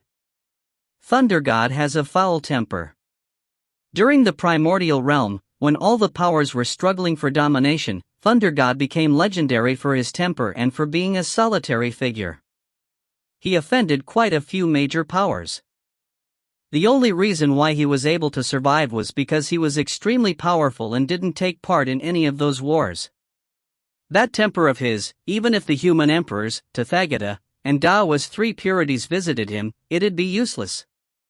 Ning laughed. He had personally witnessed the legendary temper of exalted celestial Thunder God. In truth, if Thunder God was a good-natured person, he could have simply spent a few extra moments explaining the situation to Ning, and Ning naturally would not have pressed him further. However, Thunder God had instead turned immediately hostile, shouting for Ning to leave. Clearly, Thunder God really did have an arrogant, foul disposition that made it so that he didn't even wish to waste time explaining. This divine ability really is excellent. Subhuti couldn't help but praise it again. Right now, in the 3 realms, the fastest person is the Lord of all Fiends of the Seamless Alliance. Taofather Goldcrow is on our side and he is ranked 2nd. Ning knew this quite well. Taofather Goldcrow was the sole golden crow that had survived Hoi's slaughter of the 10. Mother Nuwa had saved the golden crow from Hoi. Back then, he had merely been an Empyrean god, but by now he had become a Taofather. By relying on his golden sunstreak divine ability, he was tremendously powerful and fast. However, the Lord of all Fiends was even more formidable. At the end of the war that destroyed the primordial era, Mother Nuwa had broken through to Pango's level and slaughtered the Lord of all Things, then forced the King of the Seamless Gate into merging himself into the Heavenly Taos in order to survive. The Lord of all Fiends, however, had rescued and led away many of the powerful experts of the Seamless Gate. They had fled without a trace. To be able to escape the clutches of a Pango-level deity, from this, one could see how formidable the Lord of all Fiends was. The major powers of the 3 realms have tried to come up with an ability like this long ago, but none of them were successful. Only the Golden Crows are born with this sort of innate ability. These alien outsiders, they truly are formidable figures. Although the body transformation process of this divine ability is quite difficult, there should be some major powers in the 3 realm who are capable of succeeding in it. However, taming 9-horn lightning serpents is another matter. Thousand-rod godfruit, myriad thunders god gem, chaos nectar, I've heard of all three of them, but the three realms doesn't have any of them at all. If some of the most top-tier major powers on our side were to master this technique, they might become comparable to the Lord of all Fiends in speed. Subhuti let out a long sigh. Although Taofather Goldcrow had the assistance of his Golden Sunstreak divine ability, in many other areas such as the Heavenly Daos he was far inferior to the Lord of all Fiends. A pity. A pity. Subhuti shook his head and sighed. Ning, however, handed Subhuti 6 little black bottles. Eh? Subhuti was startled. Ning just looked at his master, not saying a word. A thought suddenly entered Subhuti's mind. A stunned look appeared in his eyes, and he hurriedly accepted those 6 black bottles and sent his core sense into them. The black bottles all contained drops of chaos nectar that seemed to contain countless tiny worlds within them. Although he had never seen chaos nectar before, since the various powers of the three realms had slain and soul-scoured many alien outsiders, they had acquired books and records that taught them how to identify it. Upon his core sense sensing how unfathomably profound and mysterious the liquid was, and how it contained the aura of chaos, Subhuti instantly knew that it had to be chaos nectar. Subhuti looked at Ning, feeling shocked and stunned. He had a very complicated feeling in his heart. A supreme treasure like this was something the major powers of the three realms weren't able to acquire, no matter how hard they tried, because they simply weren't able to produce it. To harvest chaos nectar required setting up enormous formation. Even the king of Pangaea had to work laboriously in order to acquire and set up this formation, and then, extremely long periods of time had to pass for the nectar to be harvested. The three realms neither had the formation, nor had a person to set up the formation, and of course it didn't have enough time. Chaos nectar could transform into almost anything. For example, the bodies of the second stage, Tao 18 fiend gods, were all formed through the power of chaos nectar. It was also usable for taming 9-horn lightning serpents and many other things as well. A treasure like this, Ning had actually given it up, just like that? If he hadn't, no one would have known that he was in possession of such a treasure. It must be understood that the path of immortal cultivation was inherently a path that was against the will of heaven. Only by seizing enough essence and power from the world could one walk farther along this path. Although Subhuti cared deeply Ning highly, that was only because he cared deeply about every single one of his disciples. He didn't expect that Ning would offer up such a huge gift. This was a gift that would have an enormous impact on the entire New Alliance.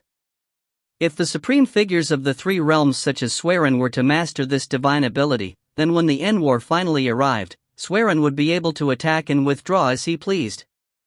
This would have an enormous impact on the entire war. This divine ability, all by itself, was more important to the New Alliance than the birth of one or two new true gods or Taofathers. But of course, this would only be true if it were the likes of Swerin and Taoist three purities who ended up training in this divine ability. If a weaker cultivator was to train in it, the benefit of the technique would become much lower to the Alliance. From this day forth, Subhuti looked at Ning, sending him a mental message. As far as everyone is concerned, it was I, your master, who discovered this treasure of yours. Understood? Ning was startled. Foolish child. Subhuti looked at Ning. If everyone knows that you discovered this treasure, once the word spreads, even some of the major powers of our own New Alliance might begin to have evil designs upon you. They might have the idea of trying to get even more treasures out of you. Although we are all in the same alliance, during the primordial era, we still killed each other. Think about what sort of personality Thunder God has. And he's not even that bad. Our alliance has some truly demonic figures and some truly vile miscreants. The only reason why we are allies is because we are fighting on the same side in the war. Subhuti looked at Ning.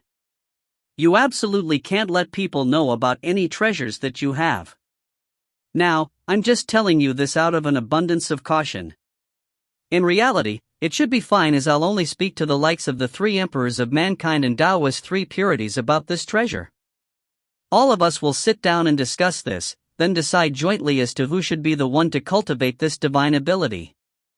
All of them have excellent temperaments and they won't act against a junior like you." Subhuti looked at Ning. He was beginning to like the kid more and more. This contribution Ning had just rendered to their alliance was truly an enormous one. If you find any errors, ads pop up, ads redirect, broken links, non-standard content, etc., please let us know. Report chapter so we can fix it as soon as possible. Book 19, Chapter 51, 6 Major Powers. Chapter 51, 6 Major Powers. Ning sent mentally, "Master, will the seamless gate notice our conversation?" "Hard to say." Subhuti sent back, "In terms of mastery over spacetime, I am the #1 expert of the 3 realms. I've folded space in multiple layers around Mount Innerheart, making it impossible for any of the other major powers of the 3 realms to find it. The only one who can do it is the Seamless Gates Lord of the Demon Heart, who has merged himself into the Heavenly Daos. I'm not sure if he would be able to notice our conversations here or not. However, the chances that he would be able to listen on an exchange of mental messages should be comparatively lower," Subhuti said. Ning nodded. They really did have no better options. Ever since he had decided on giving 6 bottles of Chaos Nectar and the 9-horn lightning serpent technique to his master, Ning had mentally prepared himself for the possibility of the Seamless Gate finding out. The reason why Ning had offered them up wasn't purely out of selflessness. Right now, his main goal was to ensure that his wife and his daughter would be able to stay alive. Although those 6 bottles of Chaos Nectar would be able to help him in increasing his power a bit further, the benefits of keeping them were vastly outweighed by the benefits of handing them over.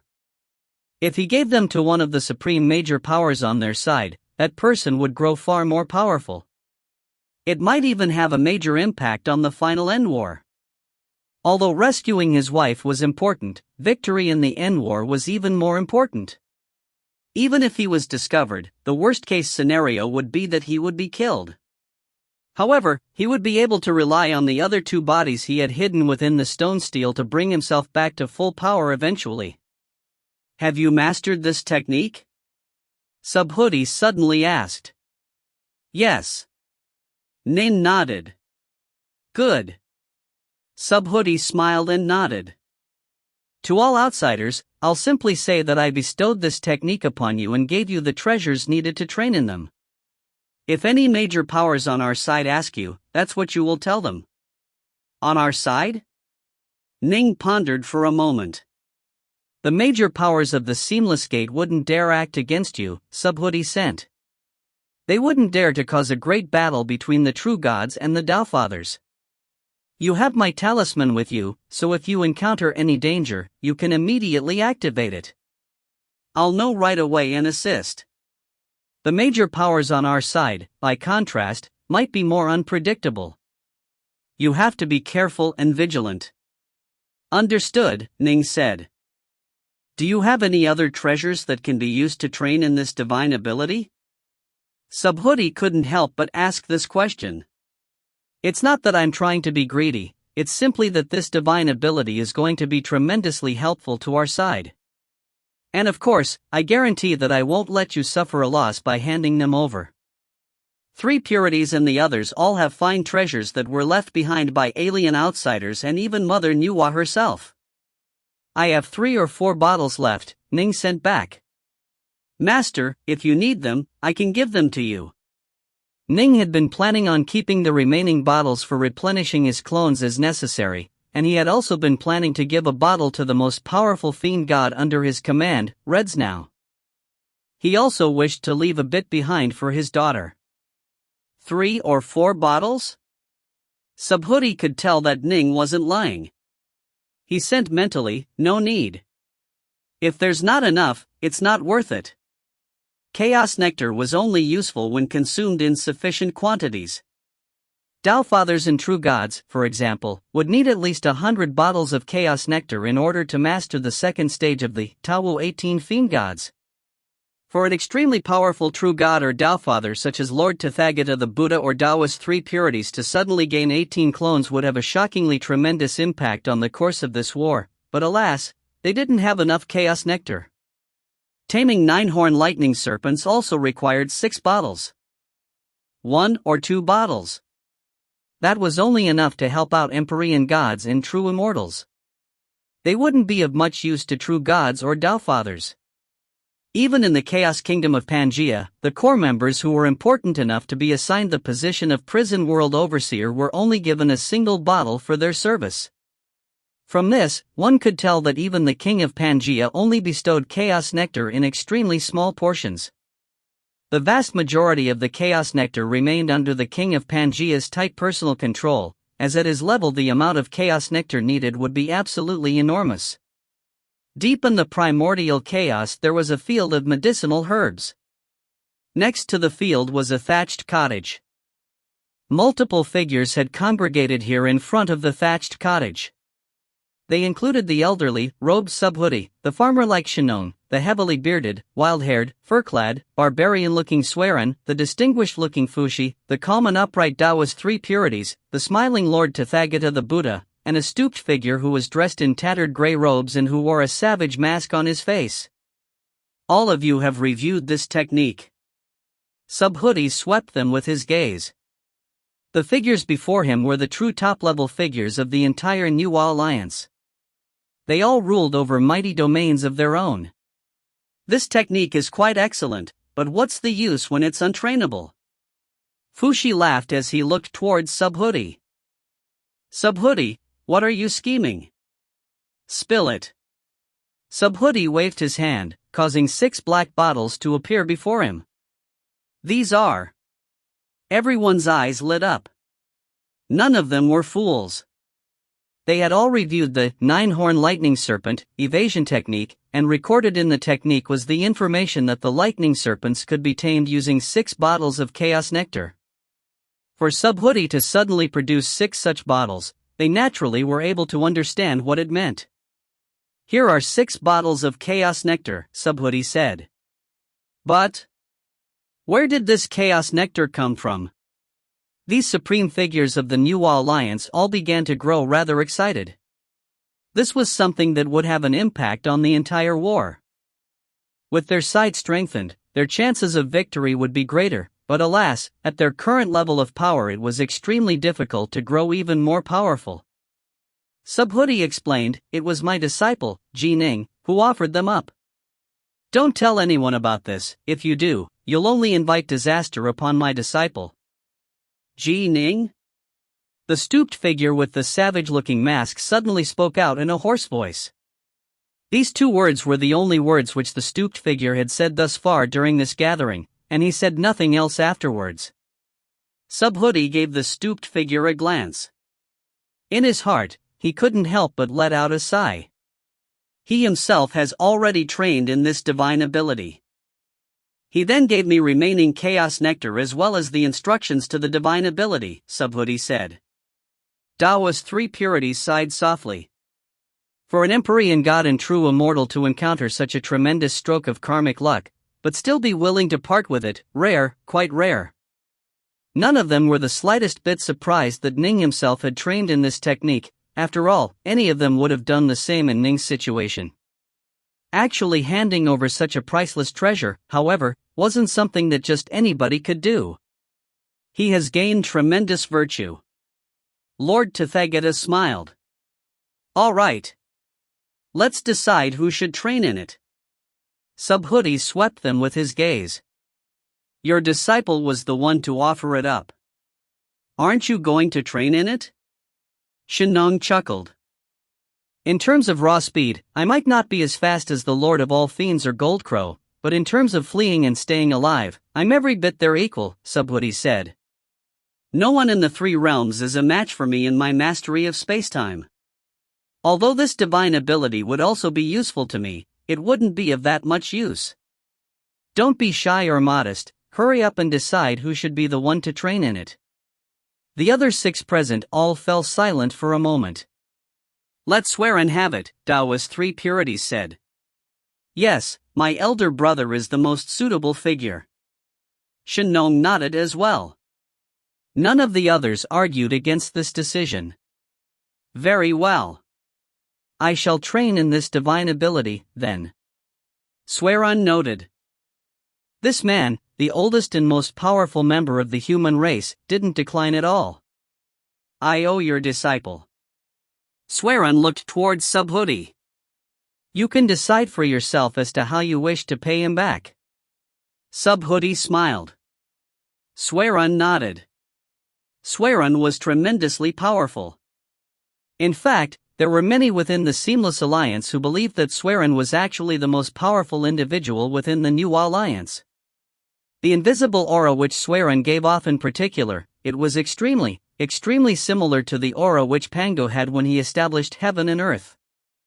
Sweron was extremely powerful in head-on combat, but he was a bit lacking in terms of speed. If he was to train in the nine-horn lightning serpent evasion technique, it truly would be like putting wings on a tiger. He would instantly grow far more powerful. Whoosh! The stooped figure in the tattered gray robe suddenly disappeared into thin air, having departed. It's been so many years, but he's still unable to get over it. Fushi shook his head. No one has been able to convince him. Not even Mother Nuwa was able to convince him. What can you do? Subhoodie sighed. That chasm in his heart, only he himself has the power to leap past it. Sword Immortal World. 5 treasured peaks. Ning was seated within his thatched cottage, quietly meditating. Whoosh! Ning entered the Starsizer world, leaving an incarnation behind within the thatched cottage. The Starsizer world. Manor Lord. An awe-inspiring horde of immortal soldiers all bowed before him. Ning stood there in midair, staring down at the people before him. There were more than 100,000 celestial immortals and far more loose immortals. Most of them came from the army which Tao Father Hasbear had given him, with the rest being the immortals of the Starsizer world itself. Rahu formation. Ning gave the order. Swish! Swish! Swish! It was like a horde of locusts taking flight. A dense throng of countless immortals soared into the skies. As soon as Ning had acquired the Rahu formation and the army, he had moved them all into the Starsizer world and had them begin to train in it. The arrangements had been made long ago. The 90,000 celestial immortals and 8 million loose immortals had been waiting for a long period of time. The others were simply there as backup. With Ning at the center, the 90,000 celestial immortals formed into 90,000 veins and arteries, joining together and connecting with all 8 million loose immortals. This was an incredibly complicated formation. Even Tao Fathers who tried to analyze it would find it headache-inducingly complicated. Fortunately, every single individual only had to be responsible for his or her specific assignment. Ning didn't need to worry about the other parts of the formation. He was the core, the mind, the commander they needed. Rumble. An endless flood of natural energy from heaven and earth began to wildly flood towards them. It was as though the skies themselves were about to collapse. The multicolored streaks of natural energy quickly solidified and condensed into physical form, and a fiend god of absolutely terrifying strength began to be born. First came his legs, his powerful, pitch-black legs. Slowly, the rest of his torso took form as well. His entire body was pitch black in color, but by the sides of his waist appeared sleek, silver-colored fur. His arms appeared as well. One arm after another began to take form, until a total of 6 mighty, muscular arms had appeared. Finally, his head was created. His eyes brimmed with a murderous aura, but his face appeared to be similar to that of Ning's. Guaya R. Ning's Rahu god let out a furious, heaven-shaking roar. I'm actually somewhat unable to control my temper now? Ning was in control of the Rahu god. The legendary Rahu had 4 faces and 6 arms. This wasn't from a divine ability, it was how he was born. The formation which Fushi had devised, however, only had a single, normal face, although it did keep all 6 of Rahu's arms. 90,000 celestial immortals and 8 million loose immortals. The amount of natural energy they have summoned is simply incredible. Even for Ning, controlling this much power was incredibly taxing. He was actually only able to command a very small part of the total power of this fiend god, but despite that his power now vastly surpassed that of the perfect Heaven Punisher. Although Ning had other clones, there was no way he could mix them into the formation. This was because the 90,000 celestial immortals and 8 million loose immortals were mixed together in perfect harmony and balance. If pure Yang true immortals were to join into the formation in lieu of celestial immortals, it would actually cause an imbalance that would result in the formation becoming even harder to control. Let's go. Swish. Swish. Swish. Swish. Swish. Swish. Ning's Rahu god drew out 6 swords, 1 with each arm. 3 of them were the Dark North swords, while the other 3 were Ananda World swords. Seamless gate. The Rahu Ning murmured to himself, his voice filled with wrath and malice. Then, 6 swords in his hands, he teleported out of the Starsizer world. If you find any errors, ads pop up, ads redirect, broken links, non-standard content, etc., please let us know. Report chapter so we can fix it as soon as possible. Book 19, Chapter 52, The Fiendish Ning. Chapter 52, The Fiendish Ning. A void boat suddenly departed from Sword Immortal World. Ning has left Sword Immortal World. The Seamless Gates Watcher responsible for this world immediately made the report to his superiors. The exalted God King naturally knew right away that Ning had left, but he didn't feel too concerned. During this recent period of time, Ning had often left Sword Immortal World. Given that he had been quite low-key during the past century or so, without attempting a single attack, the God King wasn't too worried about this departure. Soon, he would suffer for his negligence. The Fui Major World.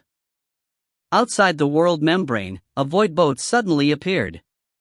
The Rahu Ning was located within the void boat, reaching out with his core sense to scan this major world with it. He quickly encompassed the entire world with his heart force. He was much more careful this time, as it would be extremely easy for others to notice once he entered a major world. The Fui world really lives up to its reputation. The Seamless Gate has 3 headquarters here, one of which has 5 Empyrean gods and true immortals. A dim red light flashed through the Rahu Ning's eyes. Excellent. Swish. The void boat passed straight through the void, entering the Fui Major World. Fui World. Sacred Mountain East Rise.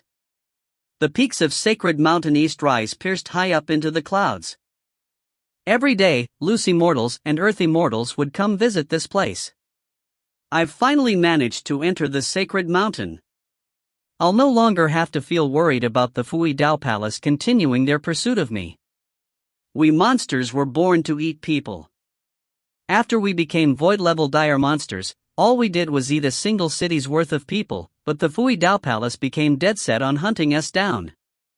Thank goodness Sacred Mountain East Rise is here. Elder brother, Sacred Mountain East Rise rose to sudden prominence just 100 years ago. Is it really capable of resisting the power of the Fui Dao Palace? Don't worry. The Fui Dao Palace once tried to assault it, but they weren't able to succeed. Listen, behind Sacred Mountain East Rise stands the legendary Seamless Gate.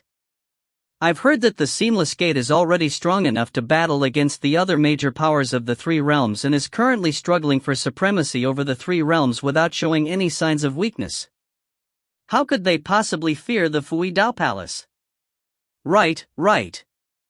2 loose immortal dire monsters were chatting amongst themselves, feeling quite delighted.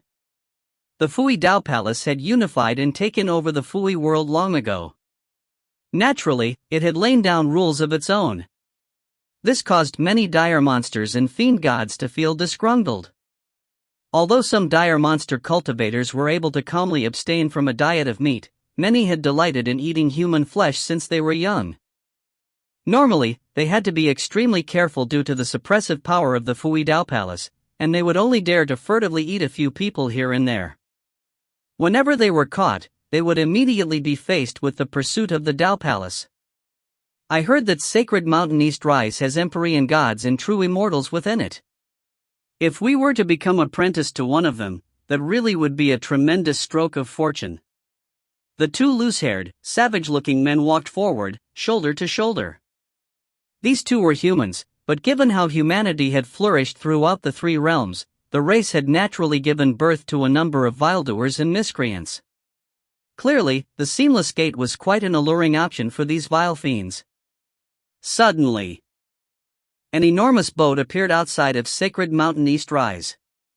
The boat was many tens of thousands of meters long, and atop the boat stood a peerless six-armed fiend god. The baleful aura emanating from him caused the entire world to seemingly turn gray. The natural world was itself affected, and countless gray storm clouds began to appear. What's that? That's God. The many fiend gods and immortals atop Sacred Mountain East Rise were all completely stupefied. Just staring at that peerless fiend god caused them to shiver and feel their hearts fill with fear. In fact, they felt as though they couldn't even move their fingers. The invisible presence and pressure emanating from this titanic fiend god caused even their very thoughts to turn sluggish. They weren't even able to think normally. This was terror that sprung from their very life force itself. The body of this fiend god was formed by Ning commanding 90,000 celestial immortals and 8 million loose immortals, after all. Its presence alone was far more terrifying than that of even many true gods and Tao Fathers.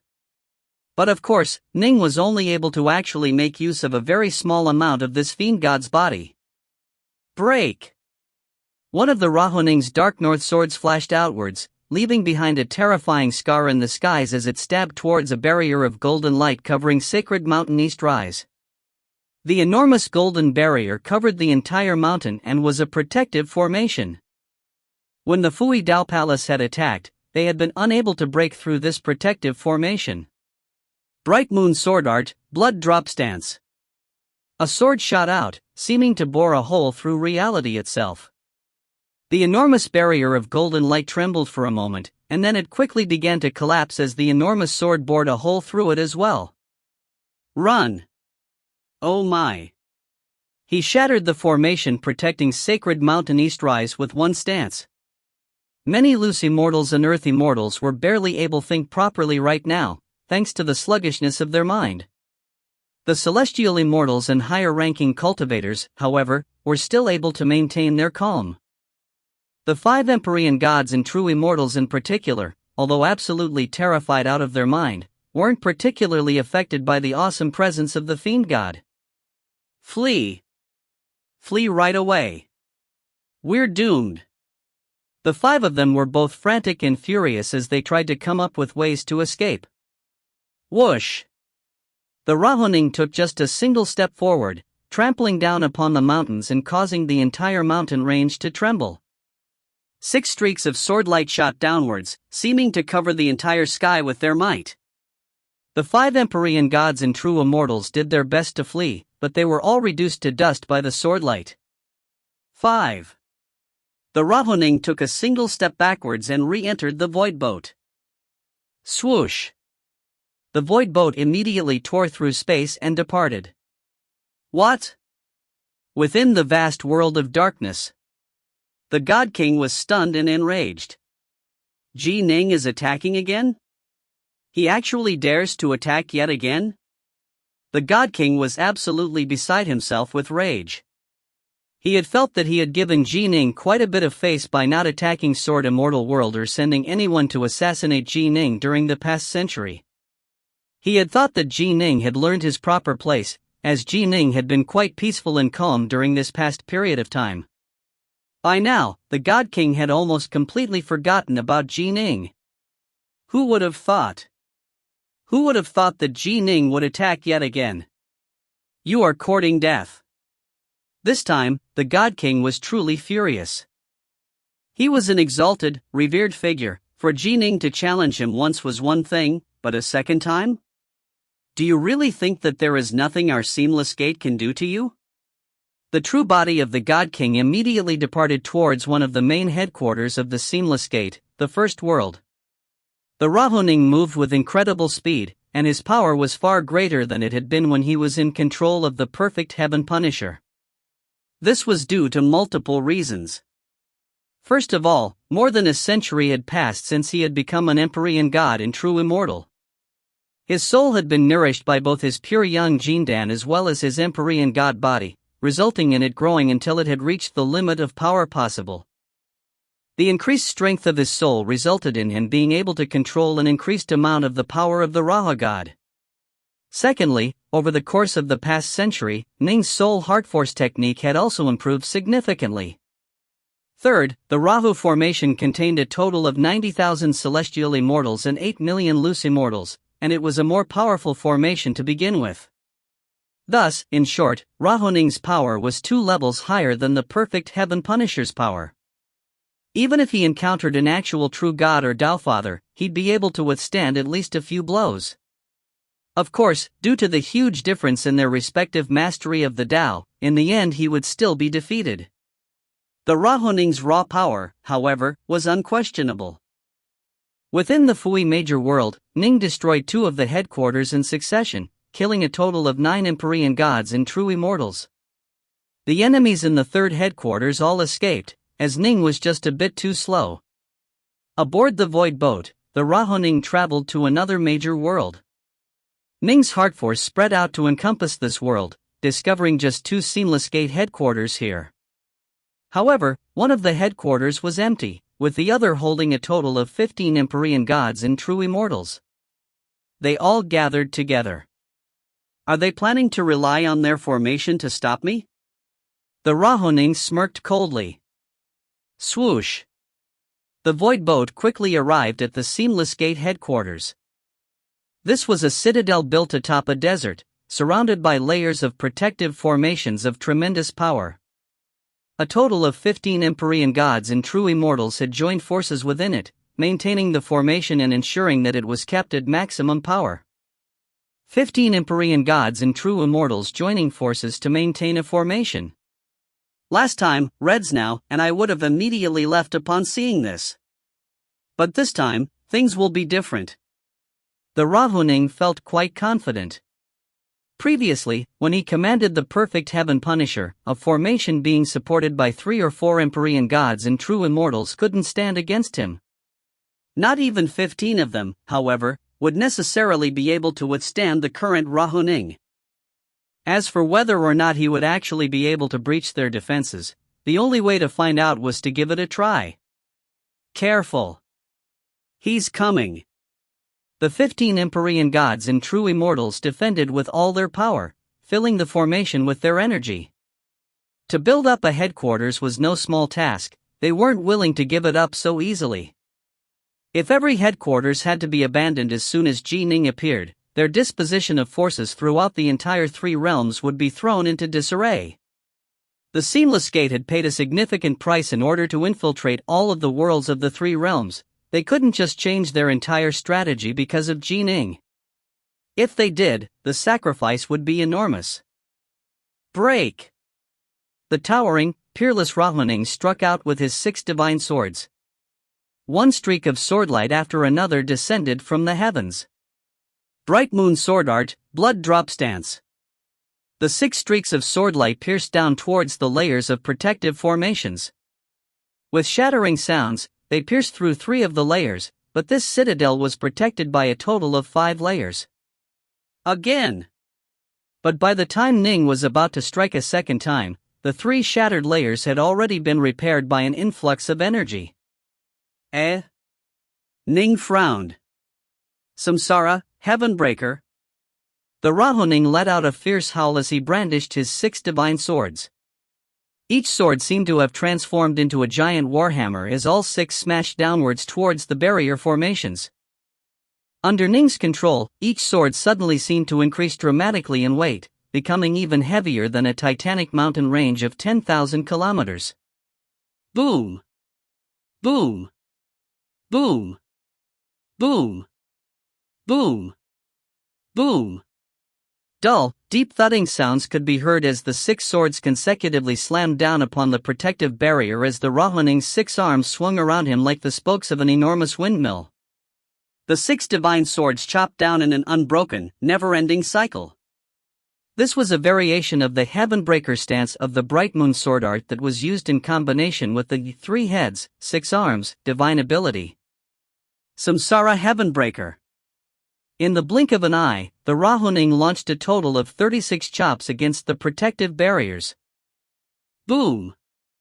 All 5 barriers were completely destroyed, and the Rahuning charged inside. However, the 15 Empyrean gods in true Immortals simply laughed in a very odd manner. At the same time, their bodies began to change. Prior to this, their auras had been completely different, but now their auras became completely identical, as did their appearances.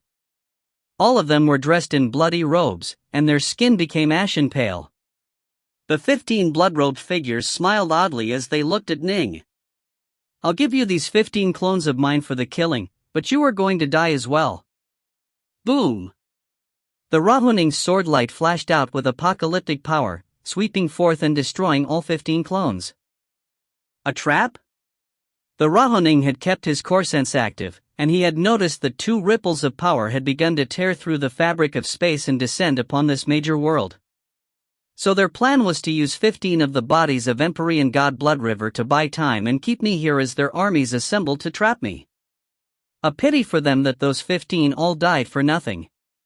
If you find any errors, ads pop up, ads redirect, broken links, non-standard content, etc., please let us know. Report chapter so we can fix it as soon as possible. Book 19, Chapter 53, The Keeper of the Everwood. Chapter 53, The Keeper of the Everwood. Time to go. The Rahuning entered his void boat. Just as he was about to tear through space and depart, he suddenly saw lines of golden silk appear within the blurriness of the void. These golden strands of silk made it so that tearing through space was going to be incredibly difficult. Not good. They've altered the void in this area. It's now incredibly difficult to tear through it. It was fairly easy when I came to this major world. It seems that they made their move when I attacked this city. Ning instantly understood what had happened. Although all of this took time to describe, in truth it happened in an instant. And, right at this moment, the space behind and in front of Ning was easily torn open, resulting in 2 large boats appearing. The First World. The Seamless Alliance had originated from the Seamless Chaos World. Their roots were very deep, and they had spread out across a total of 10 worlds. These 10 mighty worlds were 10 utterly enormous military bases, each of which had Dao-fathers protecting them. Immortal and fiend god armies could be rapidly dispatched from them to engage in wars of conquest against the other major worlds. These 10 worlds were ranked from 10th to 1st, and the higher the ranking, the more powerful the world. The First World was the true heart and core of the entire Seamless Alliance. Even the All-Fiend world, protected by the Lord of All Fiends, was at most on par with the First World. After discovering Ning's attack, the God King had headed straight towards the First World. Uncle Master. The God King was standing beside a violet-robed man in a rather respectful manner. This violet-robed man was carrying a deep violet wooden ruler on his back. His face was very calm, and he seemed to carry an aura of warmth and amusement about him. He was in charge of protecting the First World, an individual who had a truly transcendent status amongst the major powers of the Seamless Alliance. In fact, prior to the end of the Primordial Era, he had been second only to the Lord of the Demon Heart. Back then, his status had been a bit higher than that of even the Lord of All Fiends. He was Keeper Everwood. He was an extremely charismatic figure whom many of the major powers of the Seamless Gate admired and were willing to follow and serve. Back during the time of the Seamless Chaos World, the Lord of the Demon Heart and Keeper Everwood had been 2 diametrically different types of people. The Lord of the Demon Heart loved in battle, delighted in slaughter, and enjoyed playing with the hearts of others. Keeper Everwood was gentle and kind. He delighted in collecting various types of wood, which was a very strange hobby for a major power to have. The reason why he gave himself the name of Everwood was because the type of wood he was the most infatuated with was a type of wood known as Everwood. This was a form of naturally occurring wood within the sceneless chaos world. Keeper Everwood found and collected every single specimen of this type of world, then titled himself the Keeper of the Everwood. He spent some time dabbling in formations and was a master of them, but that was just for fun. His true passion was still his Everwood. He disliked battle, and he never quarreled with others. Whenever anyone asked him for advice, he would give them guidance. Many major powers viewed themselves as being in his debt. When the seamless chaos world still existed, his reputation within that world was exceedingly high. If he wanted to struggle with others over control of the world, the Lord of the Demon Heart would have most likely found it extremely difficult to truly unify it under his command.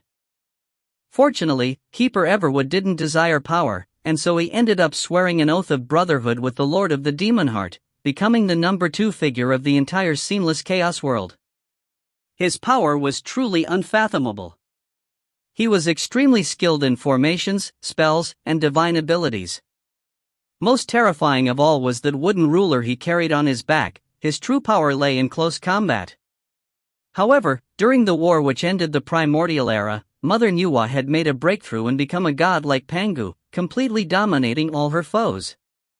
Not even Keeper Everwood had been able to withstand her. Keeper Everwood would have fallen, but fortunately the Lord of all Fiends had been so talented in his escaping skills that he had managed to save the Keeper, as well as many of the other experts of the Seamless Gate. This actions made it so that all the survivors owed him a debt. In addition, given that he was actually able to escape from the wrath of the Panga-level Mother Nuwa, the Lord of all Fiends' status amongst the seamless Chaos World's forces instantly skyrocketed, and he became the number 1 figure of the modern-day Seamless Alliance. However, Keeper Evergreen's power remained unquestioned, and so he guarded over the First World. In truth, prior to these two alliances turning hostile, Keeper Evergreen had many friends from the Nuwa Alliance. Even the likes of Dao's 3 Purities, Tathagata, and Subhuti had been good friends of him. They were so close to each other that when the storm had descended, 3 Purities had told Keeper Evergreen, fellow Daoist Evergreen, "There's no need for you to get involved in this war between our two alliances. It doesn't matter if the Seamless Gate is destroyed or if the Nuwa Alliance is destroyed. I trust that no matter who the victors are, they won't make any trouble for you." Logically speaking, no one should be capable of transcending beyond the bounds of this war. Old Man Yuan, for example, tried to maintain a balance between the two sides as he was unwilling to fight, but in the end both sides would force him to make a choice. Keeper Evergreen, however. The Nuwa Alliance would have permitted him not to take part in this war, promising not to touch him. The Seamless Alliance didn't try to force him either. However, in the end Keeper Evergreen decided to stand along with the Seamless Alliance and his fellows who had come from the chaos world of his birth. Still, the fact that he was given a choice was testament to his charisma. This young fellow named Ning is nothing more than a minor nuisance. "You are being too serious about this," Keeper Evergreen said with a chuckle. "You even had Blood River sacrifice 15 of his clones. With my Bright Void Worldlock formation, his Void Boat shall become much less effective. He'll be like a fish caught in the nets. It will be very hard for him to escape. For you to come up with this Bright Void Worldlock formation just to deal with him, he should feel honored as he dies," the God King said. "He's Subhuti's disciple, yes?" Keeper Evergreen shook his head slowly. He truly didn't wish to act against the beloved disciple of a former friend. However, both alliances were currently warring against each other. If he showed mercy to his foes, it would be the same as showing cruelty to his own allies. "Uncle Master, this is merely Ning's true body. He still has a primal twin," the God King immediately said. "After his true body is slain, his power will drop dramatically, and he'll also lose his treasures such as the Void Boat. He'll no longer have the power needed to ambush us. This will be good for both him and us." Although this was what the God King said on the surface, in his heart he still felt resentment. He venerated his master, the Lord of all Fiends, for his mercilessness and his willingness to pull up grass by the roots. But of course, he had to coax this uncle master of his with the appropriate words. "I'm not as soft-hearted as you think. Even if I truly kill this disciple of Subhuti, it doesn't really matter. This is just the beginning." When the end war comes, when he thought of the impending end war, Keeper Evergreen felt helpless and resigned. However, if he had to make a choice, he would still choose these ancient, true brothers and friends he had met back when they had all been born from the primordial chaos. Daiwa's three purities, Subhuti, either they would die, or his own friends and brothers would die. One side had to perish.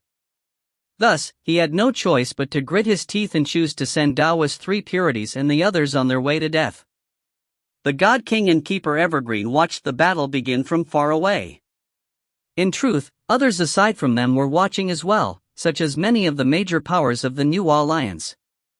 Bright. Void. These were two enormous formations that had been laid out by a pair of protocosmic spirit treasure boats, each filled with 320 Empyrean gods and true immortals. Like the Taiji diagram, one was yang-aligned while the other was yin-aligned. They came together into a perfect whole, forming the enormous Bright Void Worldlock formation. This enormous formation covered this entire major world, and it was something which only true gods and Tao Fathers could normally accomplish. Once the formation was successfully laid out, the planetary membranes became merged into the formation itself. To tear through the planetary membrane and enter the void would thus become extremely difficult and require an extremely long period of time. But of course, as the controllers of this formation, the parties on the two boats were able to easily enter this major world. Kill Ning. This entire major world has been locked away. He won't have the time needed to slowly tear through into the void, nor will he be able to teleport away and escape. He's dead. The Empyrean gods and true immortals atop the two ships of the Seamless Gate were both extremely confident.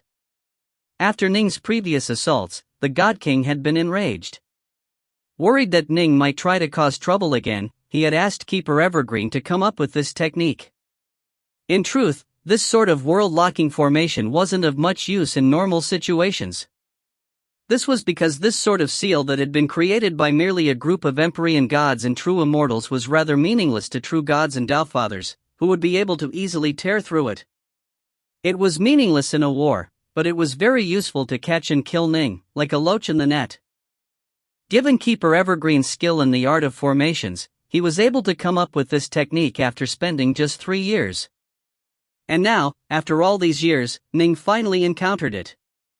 As soon as the two boats appeared. Time to go. The Rahuning didn't hesitate at all. With but a thought, an enormous black lightning serpent suddenly appeared out of nowhere. It wrapped itself over the void boat, then disappeared with a flash. What? I can't see where he went. Too fast, I can't even see his movements. The Empyrean gods and true immortals aboard the two boats were both dazed. This was a completely different level of speed. With Ning having reached the speed of light, the Empyrean gods and true immortals aboard the two Seamless Gate ships all stared at the streak of black lightning that had been left in the skies. After the streak of black lightning disappeared, they could no longer see any trace of Ning. How are we supposed to chase him? How are we? He instantly disappeared. They all exchanged glances. The Rahuning quickly moved far away from the two enemy warships. Only then did he forcibly tear a hole through the void and move to escape. The golden threads of light sought to impede him, making the tearing process very difficult, but because the enemy warships were too far away they weren't able to catch up to him at all. Ryup! The planetary membrane was finally torn apart and the void boat disappeared. Soon, it reappeared within another world. So these actually haven't fled yet? The Rahuning rowed the void boat forward, assaulting the headquarters of the Seamless Gate on this world. That's... Look at his face. That's Ning. Ning. Why didn't the God King warn us? The God King just warned us to leave right away. He only warned us now? It's too late. Boom! The Rahoning smashed straight through this headquarters with overwhelming power. The God King had been so completely certain that there was no way Ning would be able to escape that he hadn't arranged for the other Empyrean gods and true immortals in the nearby major worlds to flee. Thus, they once more suffered for it. The first world. Impossible. This is impossible. The God King couldn't believe it, and a look of madness was in his eyes. How could Ning have acquired a divine ability like this? This speed, it's at the limit of speed possible under the heavenly Daos. Wasn't Goldcrow supposed to be the only person in the Nuwa Alliance who was this fast? How could Ning be this fast as well? He's only human. A perfect evasion technique. Keeper Everwood murmured to himself, for a human to be able to execute it, he couldn't have been born with it. Did the Nuwa Alliance come up with this divine ability? What should I do? What should I do? How should I stop him and kill him? The God King began to panic. If he's just allowed to continue like this, he'll sweep through one major world after another. Our strategy throughout the three realms, are we going to have to upend it and give up all our effort just because of him? No. No way. The God King was panicking, but no matter what idea he came up with, he couldn't come up with anything that could be used to stop Ning. Uncle Master. The God King looked at the nearby Keeper Everwood. Keeper Everwood looked back at the God King. Uncle Master, please advise me, the God King said frantically. If you find any errors, ads pop-up, ads redirect, broken links, non-standard content, etc., please let us know. Report chapter so we can fix it as soon as possible. Book 19, Chapter 54, Berserk. Book 19, Empyrean God, Chapter 54, Berserk. Keeper Everwood looked towards the God King, then chuckled. I have two surefire methods for success. 2. The God King's eyes lit up. He didn't even have one. Ordinary methods are useless against someone like Ning, whose speed has reached the limits set by the heavenly Daos. Not even major powers can catch up to him in speed, much less other Empyrean gods and true immortals. Keeper Everwood continued, at a time like this, the only choice you have is to compensate through raw numbers. Empyrean gods and true immortals in sufficiently large quantities can kill even true gods and Daofathers. Since he is extremely fast, then send out large groups of Empyrean gods and true immortals to form a truly massive formation that he cannot escape from, Keeper Everwood said. However, the number you will need to truly trap and lock in Ning is enormous. How many would be needed? The God King immediately asked. At least 5,000, Keeper Everwood replied. The God King's heart instantly clenched. Still, it made sense. The seamless infinity formation was formed using 289 Empyrean gods and true immortals, but it was only able to completely lock down a region of 10,000 kilometers, preventing Ning from escaping from it. The Bright Void Worldlock formation was able to cover an entire major world, but it just made travel more difficult. Given a bit of extra time, Ning would still be able to tear through the barrier and escape into the void. To create a formation that Ning was unable to escape from that was as vast as a major world, the number of true immortals and Empyrean gods needed would be staggeringly large. The Bright Void Worldlock formation itself required 640 Empyrean gods and true immortals to set up. If they really wanted to set up a formation that Ning was guaranteed to be unable to escape from, yes, more than 5,000 would be needed. That many, the God King frowned. It will be very difficult for our seamless gate to send our more than 5,000 Empyrean gods and true immortals all at once. The 200 I sent last time came from the third world. This time I had to come and speak with you, Uncle Master, before I could send out 600. Uncle Master, your first world has many Empyrean gods and true immortals, so sending 600 won't destabilize it much. But to send out more than 5,000, even with you here, things will grow very dangerous. Keeper Everwood nodded. I have more than 10,000 Empyrean gods and true immortals here. If we were to send out more than 5,000, it's very possible that the New Alliance would immediately send out their own army of Empyrean gods and true immortals to assault the First World. With all the true gods and Doubtfathers both sides standing on the sidelines, there's no way the First World would be able to survive. Right. The God King nodded. In terms of Empyrean gods and true immortals, the Seamless Gate had far fewer than the New Alliance. In fact, their total combat power was lower as well. This was why they had to rely on their intelligence reports and their golems to match the New Alliance. The Empyrean gods and true immortals of the New Alliance were all hiding within the First World, Second World, Third World, and other bases. By relying on the protective formations that covered these worlds, they would be able to withstand any attacks from the New Alliance. But if any of the 10 mighty bases, even the mightiest First World, was to send out more than 5,000 of their experts, they would drop so dramatically in power that they would be in danger. If we had all 10 worlds mobilized together, the God King hesitated.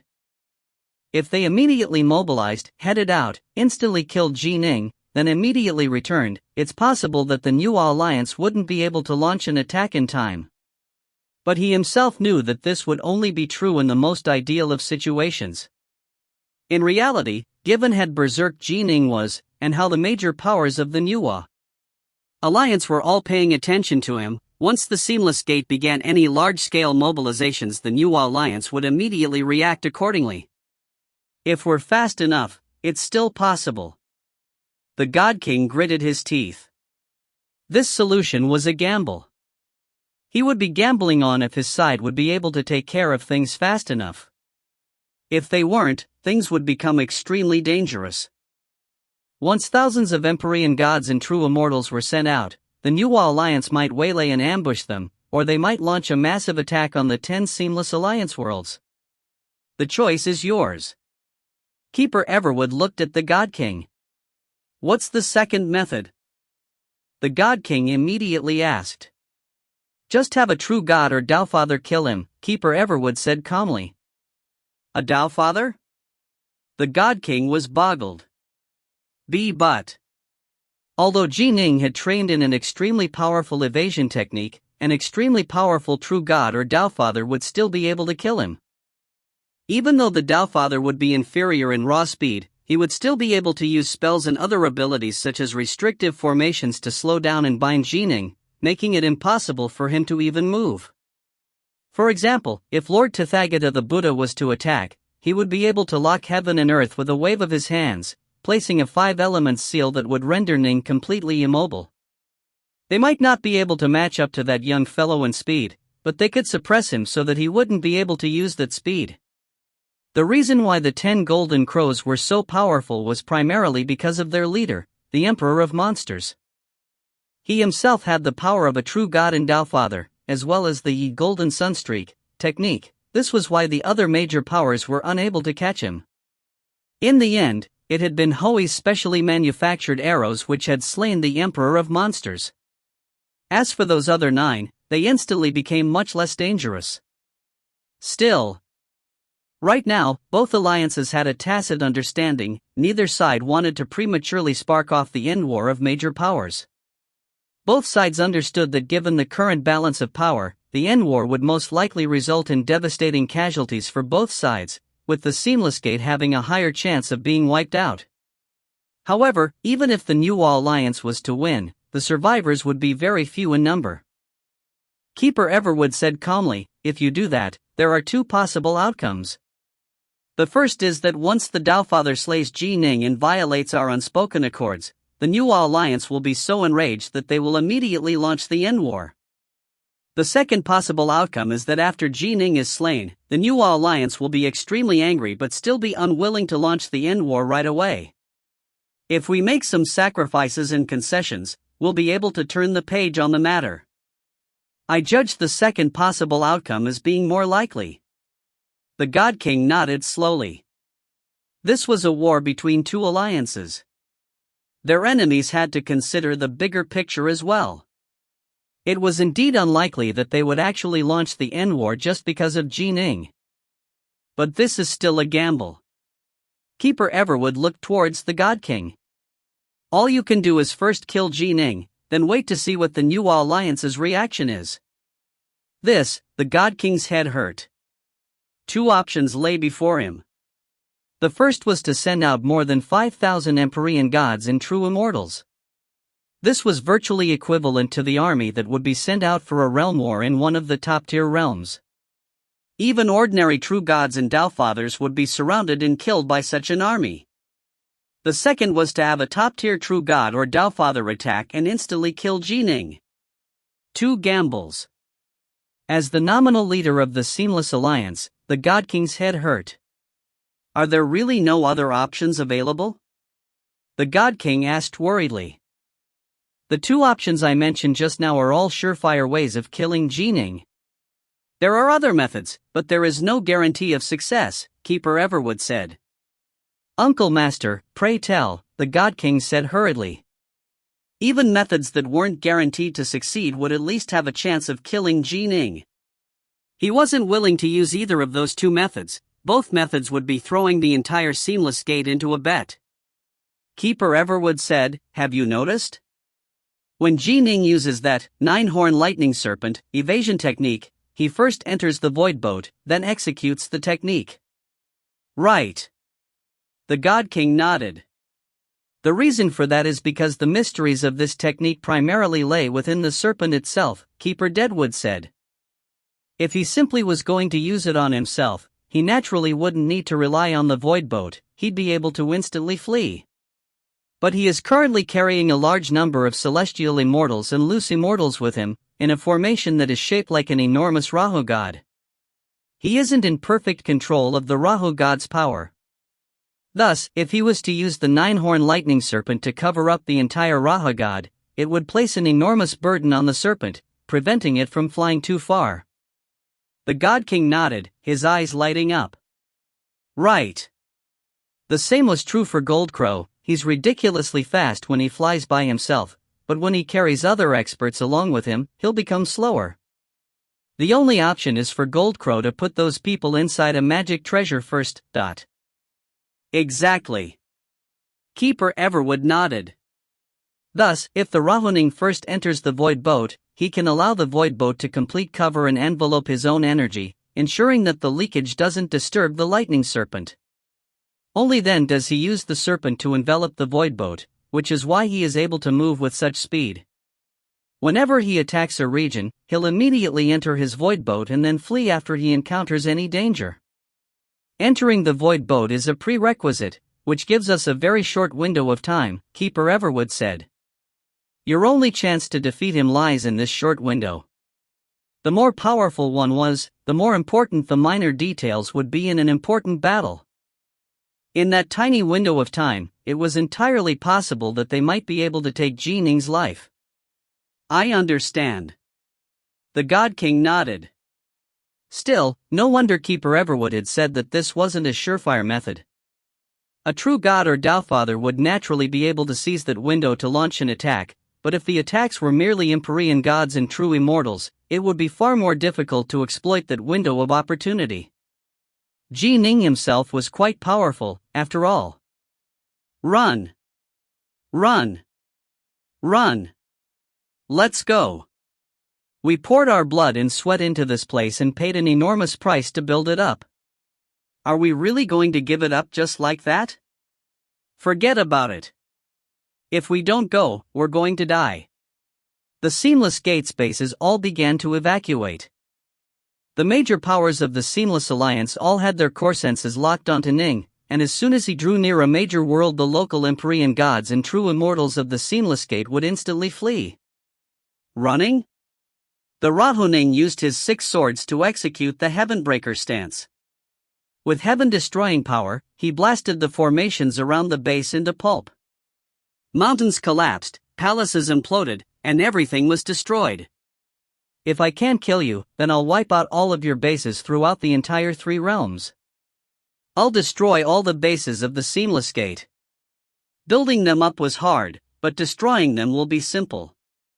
I refuse to believe that you won't bow your heads. The Rahuning completely changed plans. Given that he was being watched, it was unlikely that he would be able to kill many more Empyrean gods or true immortals. Then, he would simply cause destruction. He would constantly destroy the bases they had worked so hard to build up. It was thanks to these bases that the Empyrean gods and true immortals of the Seamless Gate were able to infiltrate the major worlds. It was these bases that allowed them to withstand the attacks of the Empyrean gods and true immortals who owned those worlds. But now, Ning began to wreck them all. This sight caused the major powers of the Seamless Gate to all feel heartache and worry. In fact, they all began to send mental messages to the God King. God King, you have to stop Ning. God King, hurry up and come up with some ideas. These major powers truly wanted to personally intervene and kill Ning. However, all of them understood that many of the major powers of the New Alliance had to be watching Ning as well. If one of them truly was to strike out against him, the New Alliance would instantly counterattack. In fact, the ensuing fight might result in true gods and Tao Fathers dying. Their guesses were correct. Human Emperor Swearin, who had just incurred an enormous debt to Ning thanks to the gift of 6 bottles of Chaos Nectar and the 9-horn lightning serpent technique, was paying extremely close attention right now. He absolutely would not permit any enemy true gods or Tao Fathers to intervene. Any fights had to be between Empyrean gods and true immortals. This was the rule. Boom. Boom. Boom. The massive, towering Rahoning swept out with his swords, causing everything in their path to blow apart. The mountains collapsed and the rivers and seas were overturned. No one could stop him. The Rahoning suddenly frowned. His heart force had been active this entire time, and had now discovered that the space next to him had suddenly been torn apart. He couldn't help but turn to look, only to see a golden-armored man standing next to the tear in space. The tall, muscular, golden-armored man was wielding an enormous greatbow in his hands, and he had already shot out an arrow. The tearing in the planetary membrane was caused by that arrow. Swish! The arrow carried a terrifying amount of power within it. It was like a shooting star, leaving behind a dull red scar in the skies as it shot towards Ning. As for the Rahoning, he hadn't returned to the void boat yet. He really wasn't going to be able to escape in time. What a powerful arrow! He must have eaten the Tao fruit of primordial chaos first. The Rahoning didn't panic at all. The sword in his hand transformed into a black hole as it swept forward to greet the arrow. Boom! Boom! Boom! The most perfected stance of Ning's Bright Moon sword art was the defensive stance, the Soul Heart stance. This was the very first of the 5 stances Ning had come up with. It must be understood that when Ning had created this sword art, he had suppressed his power to make it weaker than his foes. This stance was perfect for constantly whittling away at an enemy's power. Boom! The arrow that fell into the black hole did indeed contain the power of primordial chaos within it. It just barely managed to escape the pull of the black hole, but the arrow itself became warped and crooked. The warped arrow landed against the arm of the Rahoning. Although Ning was only able to use a tiny portion of the full power of the Raha god, its body was still incredibly powerful, far more so than that of an ordinary true god. Even the full-strength arrow probably would have only been able to injure Ning, much less this weakened, warped arrow which had struck Ning on the arm. The powerful collision did cause the Rahoning's arm to go momentarily numb, but it quickly recovered. This divine archer, Empyrean god Swansong, fled quite quickly. The Rahoning stared into the void outside the planetary membrane. The tear in space had already begun to heal, while the golden-armored man that had stood outside the world had fled long ago. Empyrean god Swansong knew very well that if his arrow failed, it was entirely possible that Ning would be able to kill him, given how fast the 9-horn lightning serpent was. Thus, as soon as he unleashed his arrow, he had immediately fled without even waiting to see what the result was. Seamless Gate. The Rahoning raised his head, bellowing with rage. You've condemned my wife to the torment of the infinity hells, and so I'm going to destroy all of your bases. I will kill. Kill until there is nothing left. Kill.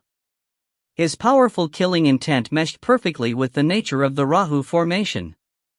In fact, Ning even felt as though he was able to control slightly more power now. Wash. He entered the void boat, then roamed forward, beginning a wild spree of destruction through the three realms. Failure. The first world. The black-robed God King had an ugly look on his face. Given the strength of Ji Ning's heart force, the only option we have is to attack from far away. There's no way to get close to him at all. But the only suitable attack method we can use from that distance is archery. But he's actually able to take head-on an attack from a supreme divine archer like Empyrean God Swansong, even when a Tao Fruit of Chaos has been used. What should I do? What exactly should I do? The black-robed God King was truly becoming frazzled. Did he really have no other options aside from watching Ning destroy everything like this? God King, what's this all about? Ji Ning was raving about his wife having been sent into the infinity hells? God King, is Ji Ning acting so wildly because his wife is trapped in the infinity hells? The major powers of the Seamless Gate all began to query the God King with their core sense. Although some of the major powers of the Seamless Gate knew that it was their spy, Yue, who had destroyed Shinnong's medicine during the Crimson Bright Realm War, very few knew that Yue had ended up imprisoned within the Infinity Hells. As for Keeper Everwood, who still stood next to the God King, he was even more puzzled. Ji Ning's wife? Who? And what's this about her being imprisoned inside the Infinity Hells? Given his exalted status, he naturally hadn't paid any attention to the Crimson Bright Realm War. If you find any errors, ads pop up, ads redirect, broken links, non-standard content, etc., please let us know. Report chapter so we can fix it as soon as possible. Book 19, Chapter 55, Bowing Their Heads. Chapter 55, Bowing Their Heads. The God King hurriedly explained to Keeper Everwood, Ji Ning's wife is named Yue. She was one of the countless spies we inserted into the New Alliance. The two of them had extremely deep feelings for each other. I once ordered Yue to kill Ji Ning, but she actually disobeyed. Right then and there, I wanted to kill her, but given that the storm had descended and that capable people are rare, I decided to spare her. During the Crimson Bright Realm War, it can be said that Yue rendered some accomplishments. I brought her soul back to us. During that war, Ji Ning's heart force reached the 4th level, and so he was able to completely reverse the course of the Crimson Bright Realm War. I saw how shocking his talent was, and how deep his affection for Yue was, and so I forced him to make a choice. If he joined the Seamless Gate, I would allow the two of them to reunite, and I promised that we would protect his family and his home. We would even bestow gifts and divine abilities upon him. If, however, he decided to stay with the New Alliance, I would send Yue into the Infinity Hells. Ji Ning ended up choosing the New Alliance, the God King said. Keeper Everwood nodded. The war between the two alliances was a war for survival. It wasn't appropriate for him to really criticize the God King for his decisions, as the God King was, nominally speaking, the leader of the entire Seamless Gate. He had the authority to make this sort of decision on his own. While explaining to Everwood, the God King also used his core sense to speak to the other major powers of his alliance, giving them a basic explanation. Given his status, no one really criticized him for his decision to handle things as he did. It seems you weren't wrong in your judgment of Ji Ning, he really is quite formidable. And, just as you said, the feelings between him and you were quite deep. Keeper Everwood continued, now that he's learned this evasion technique, although he's still just a young fellow, he's also become a big problem. You need to think hard on how you want to handle this problem. The God King nodded, a hint of gloom in his eyes. In truth, he felt tremendous fury in his heart at how Ji Ning was pressuring him. But no matter how angry he was, he still didn't dare to directly against him. In terms of raw power, he wasn't one of the truly supreme figures of the three realms. His side had the likes of Keeper Everwood and the Lord of all Fiends, while the three realms had Swearin, Shinnong, Tao as three purities. All of these figures were unquestionably superior to him. An azure-robed man was seated atop the roof of a palace, holding a gourd of wine and drinking from it. He seemed both tipsy and sober as he stared far off into the distance. He sighed softly. That young fellow who took part in the conclave of immortal destiny in the Grand Xia, he's already grown up, and has reached such a level of power. He's now able to cause a stir throughout the entire three realms, causing headaches for even the seamless gate, which is helpless against him. All those years ago, I felt certain that he had the potential to become a powerful sword immortal, but who would have thought he'd end up becoming much more powerful than I predicted? During the conclave of immortal destiny, the only person which Lu Dongbin had taken a fancy to was Ning, no others. In fact, he had personally requested that the Xia Emperor allow him to take on Ning as his disciple. In the end, he hadn't been able to take Ning on. However, because he felt something was off, he decided to take on Ning's Dao companion, Yue, instead. A pity that my disciple was a girl with terrible luck. In the end, I wasn't able to change her destiny.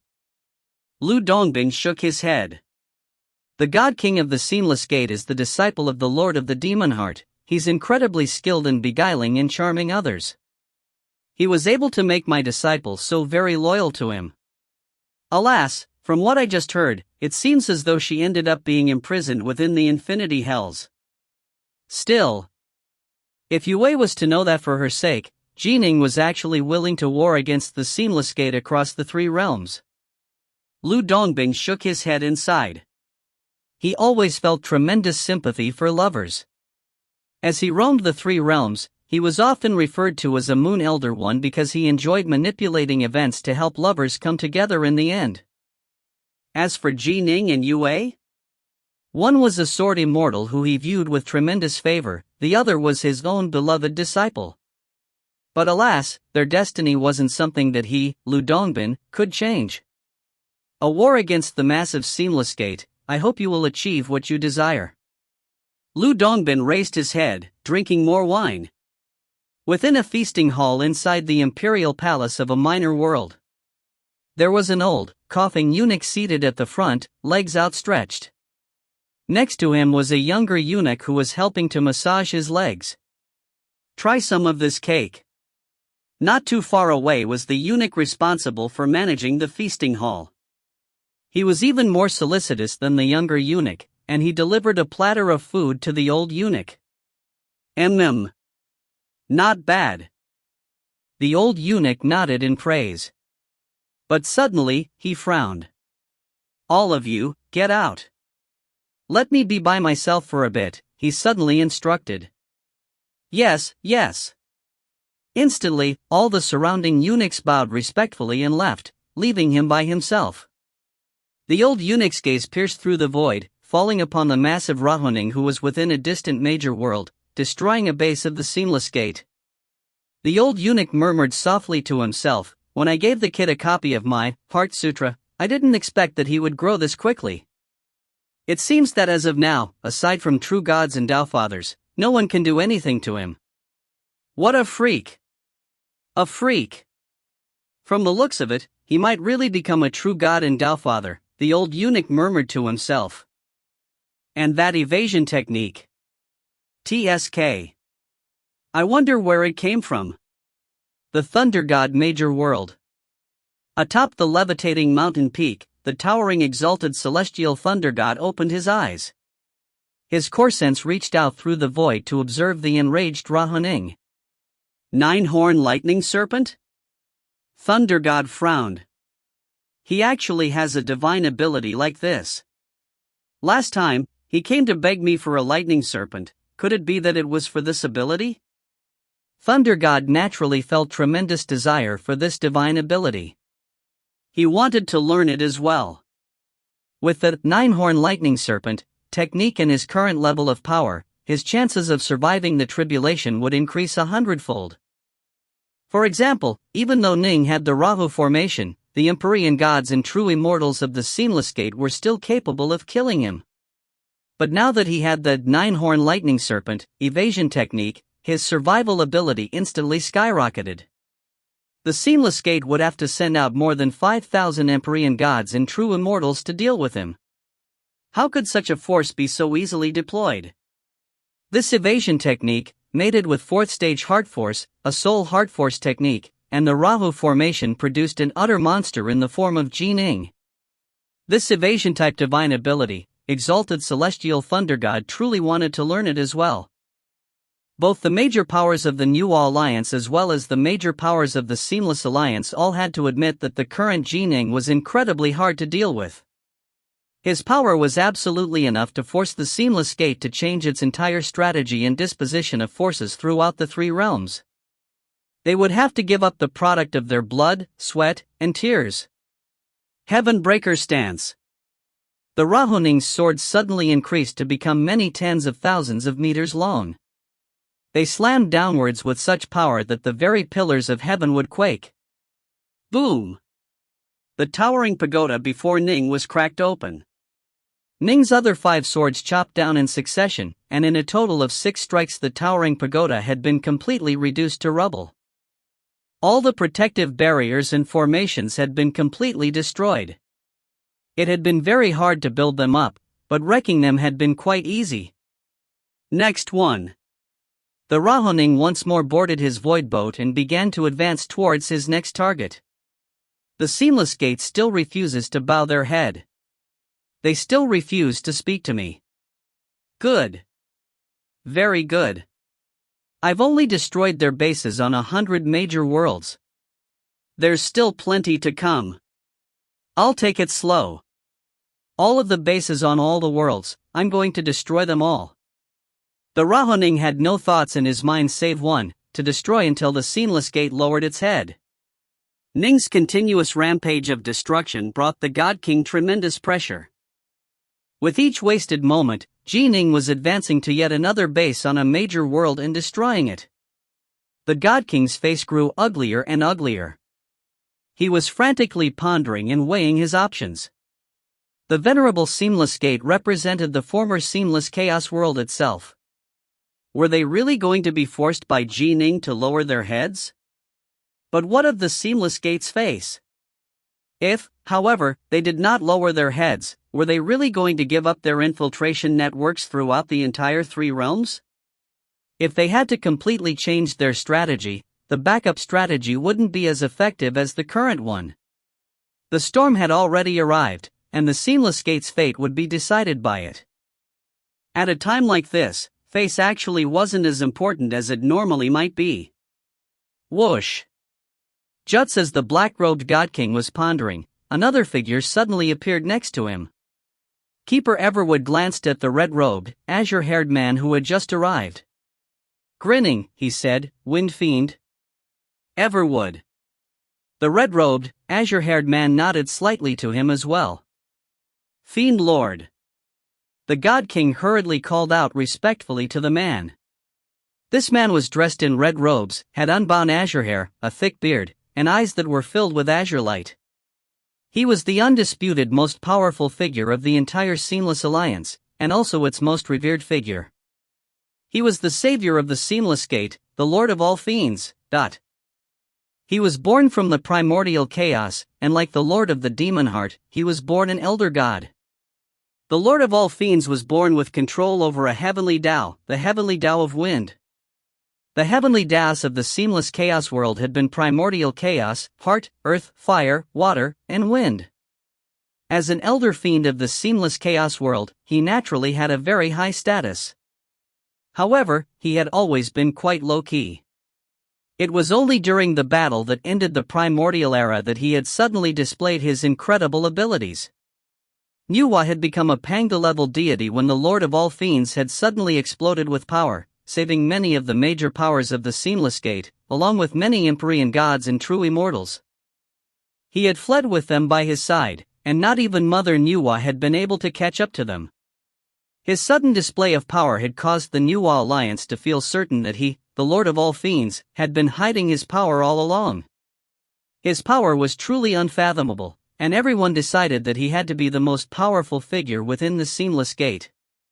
And indeed, it was true.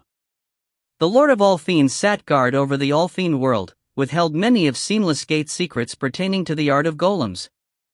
The Nuwa Alliance had tried their best to infiltrate it, but they had been unable to succeed. The only reason the God King was the nominal leader was because the Lord of all Fiends wasn't willing to dirty his hands with all the miscellaneous tasks that were involved in leadership. He, however, was the figure who truly had the highest level of status within the Seamless Alliance. Successfully enduring this storm is what matters. We have to survive. The Lord of all Fiends looked at the God King, then gave his instructions.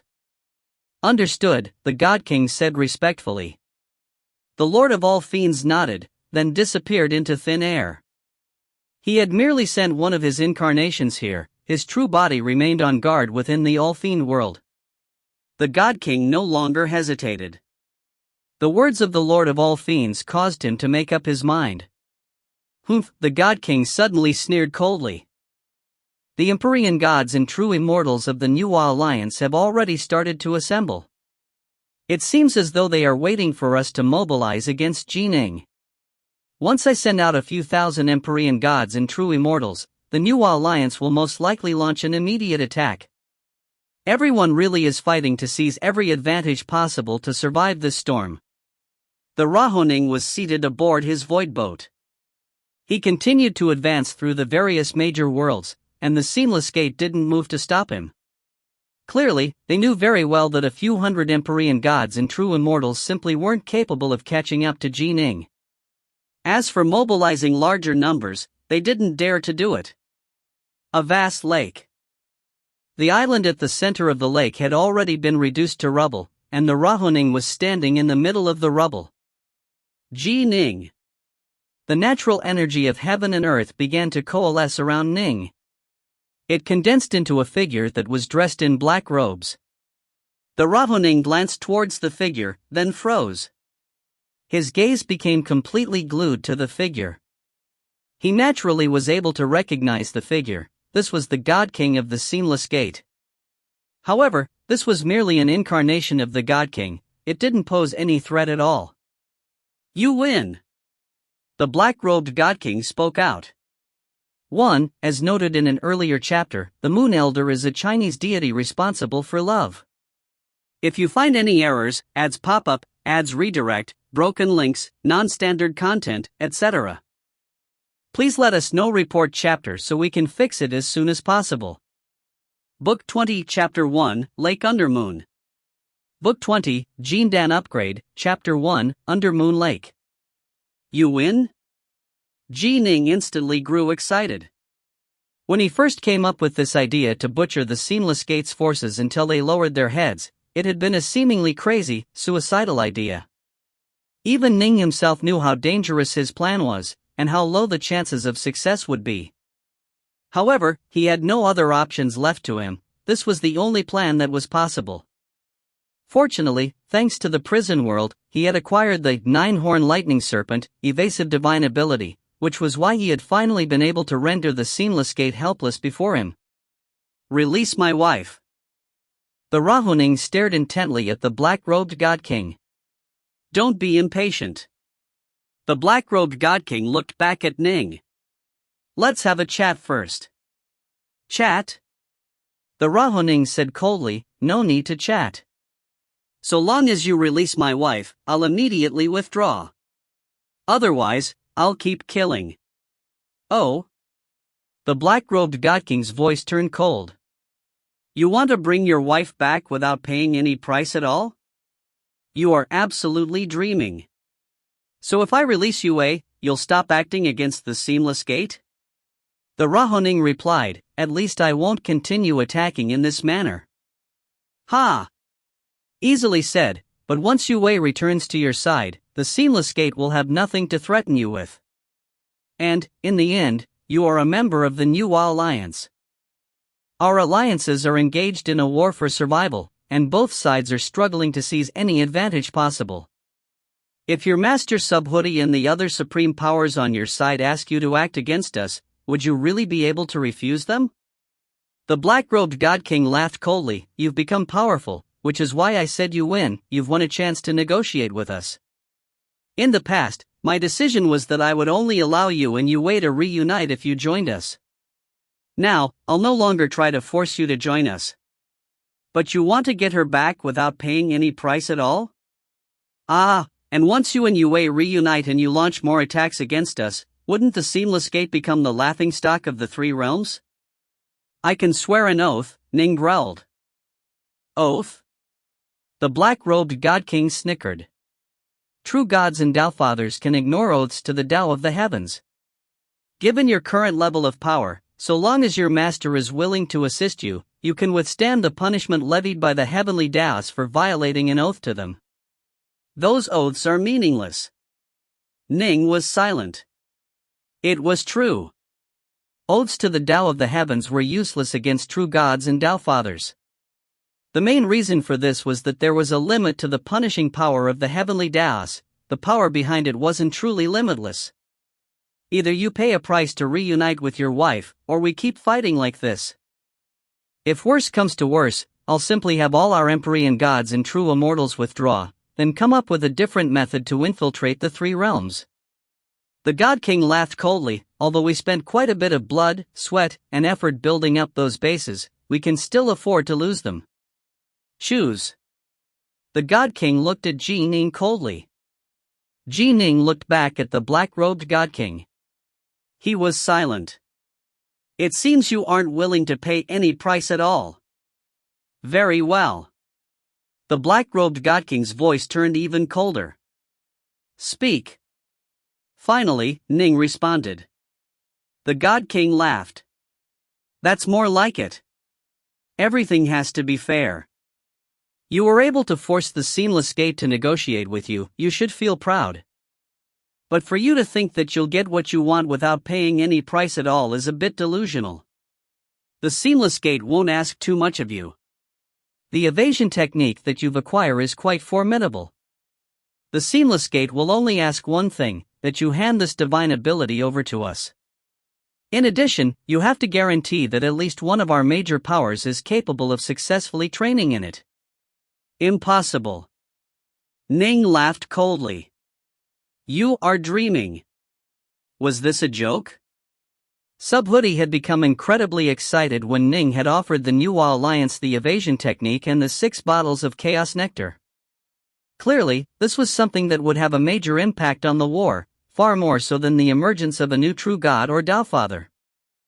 The God King really was quite greedy. He actually dared to ask for a divine ability like this?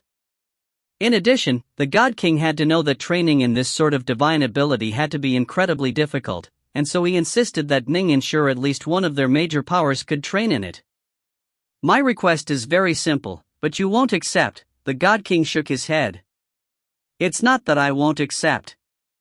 It's that I don't have the ability to accept. Ning shook his head and snarled, it was my master who discovered this technique and bestowed it upon me. I'm forbidden from teaching it others. I cannot violate master's orders. If I do, he'd definitely kill me. What's the difference between this ultimatum and your previous ultimatum of having me join the Seamless Gate? Don't even think about it. This divine ability is a supreme technique that belongs to the New Alliance, and it is extremely hard to train in. Although Master acquired it, not even he has been able to master it. To date, I'm the only one who has succeeded. Ning laughed coldly. As for you, you can forget about it. Even if you obtain it, you wouldn't be able to train in it, and there's no way you'll obtain it. You are the only one who has learned it? The God King asked. Yes. Ning nodded. After Subhoodie had given the 6 bottles of Chaos Nectar to Swearin, he had once more informed Ning that Swearin training in the 9-horn lightning serpent was a major secret that absolutely could not be revealed. Given Swearin's power, he would only begin to truly fight during the end war. When he suddenly revealed the 9-horn lightning serpent, during the end war, he would catch the Seamless Gate off guard. By then, the Seamless Gate would realize that Ji Ning was lying, but it would be too late. This wasn't just the story they decided to tell the Seamless Gate. They would tell the same story to the other major powers of the New Alliance. The only ones who actually knew the truth, that Swearin had trained in the 9-horn lightning serpent evasion technique, were Subhoodie, Taoist 3 Purities, Shinon, and the other Overlord-level Tao Fathers. The God King felt rather suspicious. Could it be that Ning truly was the only one who had mastered it? Still, he also knew that it was true that a divine ability like this had to be extremely hard to train in. The number of people who could learn it in the entire three realms could probably be counted on one hand. It was possible that what Ning said was the truth. The God King still clung on to a sliver of hope, but he also knew that it was very likely that there was no hope for him to acquire this technique from the New Alliance. In truth, his request for the nine-horn lightning serpent was a bargaining tactic. He had never expected it to succeed. Fine. I won't try to force things with the evasion technique. The black-robed God King looked at Ning. I need 3 treasures. Speak. Ning looked at him. The first treasure is known as the 7 treasures Azure Sun Fiend. I don't need too much of it, just 5 kilograms. The black-robed God King looked at Ning. The second treasure is known as the Bloodflower Pith. I only need 5 kilograms of this as well. Ning just listened silently. 3 treasures? Although these 2 treasures were rare and costly, the New Alliance had them. He could use treasures to trade for them. Although 10 kilograms of each would be quite costly, it wouldn't be too burdensome to Ning. However, based on what Ning knew of the Seamless Gates God King, he knew that matters wouldn't be that simple. The third treasure is an ice heart leaf. The black-robed God King stared intently at Ning. Ice heart leaf? The Rahoning growled, are you referring to the ice heart leaves of Undermoon Lake? Yes. The black-robed God King looked at Ning. The Rahoning bellowed, are you trying to get me to commit suicide? The vast, infinite primordial chaos contained many unexplored, marvelous places. In previous eras, when everything was peaceful, the major powers loved to wander through the primordial chaos and explore it. Many treasures and ingredients could only be found within the primordial chaos, and it also contained some truly lethal areas. Taofather Fujiu had soundlessly died within the primordial chaos, while Taoist 3 purities had discovered the 9 chaos seals. In short, the primordial chaos was filled with both great danger and great opportunity. As for Undermoon Lake, this was an extremely dangerous location. Undermoon Lake was a deep lake that existed within the primordial chaos. It was adjacent to an enormous star, and the surface of the lake just so happened to face the star. The star was reflected off the lake, much like the image of a moon being reflected in water. It was extraordinarily beautiful, and thus it was named Undermoon Lake. However, Undermoon Lake was an incredibly mysterious place. Only Empyrean gods could enter it. During the primordial era, Empyrean gods would often enter it, as they felt certain that there had to be a tremendous karmic fortune waiting for them within it. For the sake of acquiring that fortune, the Empyrean gods were willing to take the rest. But, upon entering, none of them ever returned. It wasn't until the era of the 3 realms that an Empyrean god known as Bodhisattva Jueming managed to return alive. He had entered during the primordial era, but only managed to leave during the era of the 3 realms. After he came out, his only explanation was that the lake contained tremendous danger, as well as many precious chaos items. He returned with a total of 3 treasures, one of them being the Ice Heart Leaf. He had always been tremendously powerful, and when he returned to the 3 realms he had already been at the peak of power possible for an Empyrean god. By now, after so many years of cultivation, he had broken through to become one of the Buddhas of the Buddhist Sangha. I only need a single Ice Heart Leaf. The black-robed God King looked at Ning. Jueming brought back a total of 12 of those leaves, but Buddha Jueming has been the only one to return in countless years, Ning said angrily. An enormous number of Empyrean gods have entered, including quite a few who belong to your Seamless Gate. Which one has ever come out again? If I was to die inside, you would be quite happy, wouldn't you? Alternately, if I was to be trapped inside for countless years before emerging, this entire storm might have already passed, right? Right. The God King stared steadily at Ning. You are quite clever. I know you have a primal twin. When your true body goes into the lake, your primal twin can continue to remain in the three realms, and so you won't truly die.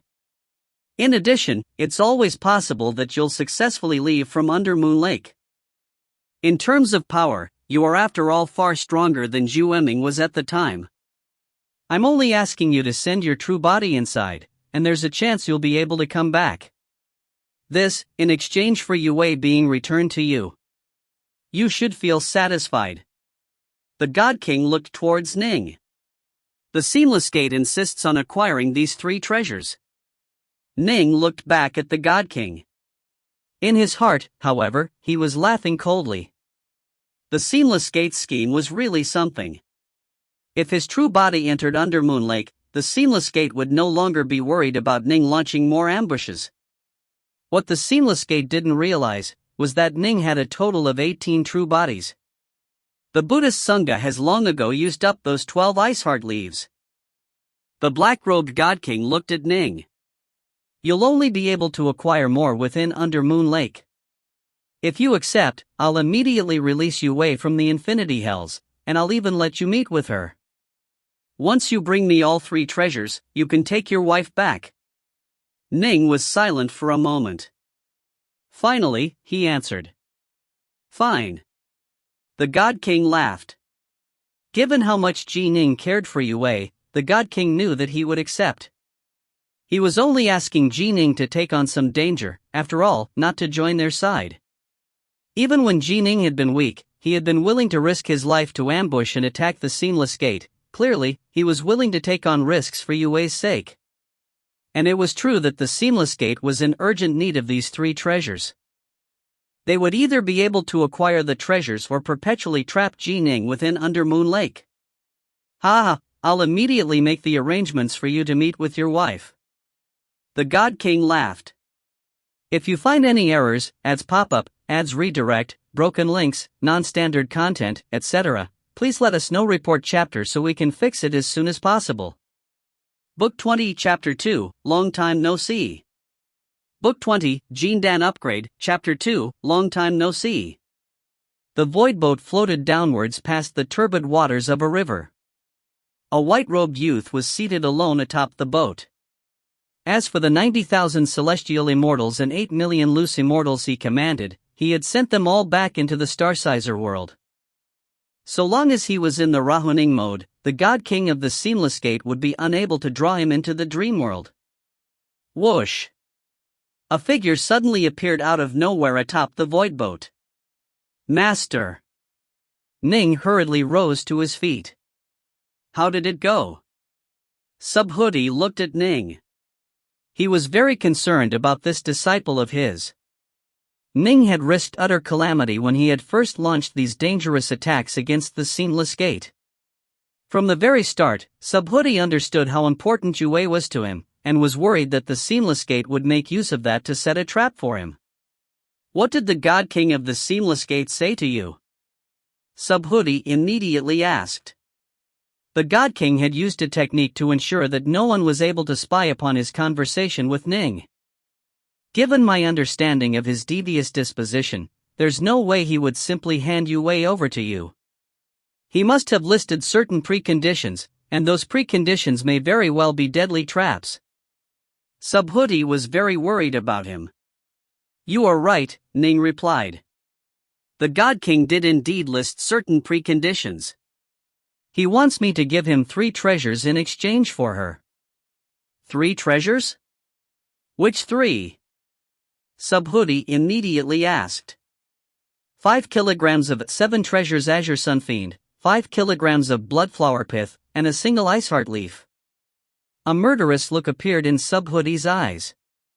The first 2 aren't that hard to acquire, they are ingredients used to produce great firmament pills.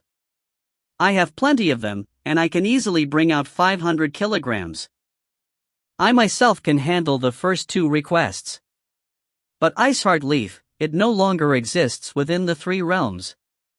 The 12 leaves that were originally acquired were used up long ago. They want to force you into Under Moon Lake.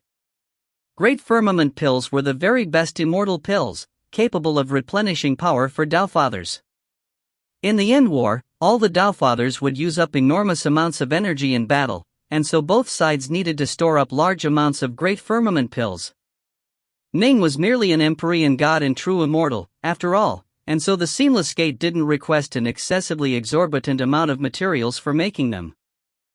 These three treasures are indeed somewhat useful for the seamless gate, but even if you gave them these items it wouldn't have much of an impact on the overall situation. Subhuti laughed coldly. Their goal is to force you into Undermoon Lake. The ideal outcome for them is you dying inside that place. Even if you don't die, you might be trapped there for countless years. Even if you manage to leave, the war would have long since ended, with you having caused no impact on the end war at all. Ever since the primordial era, the only one who has ever survived to return was Buddha Jueming, but he was trapped there for countless years as well. What a fine plan. What a fine ploy. Subhuti looked at Ning. You have to be careful. I know you wish to rescue your wife, but your own life is even more important. Don't forget that you have a daughter to take care of. Yes, Ning assented respectfully. Subhuti just sighed to himself. Some cultivators would go so far as to kill their own parents or spouse so as to strengthen their dowhearts. They would place their own cultivation in a position of paramount importance, everything else could be discarded. In the three realms, there were quite a few such figures who were completely focused on the Tao and were willing to sacrifice everything else. However, his disciple Ji Ning was a person who viewed relationships as being tremendously important. Hui, all those years ago, was just like how Ji Ning is.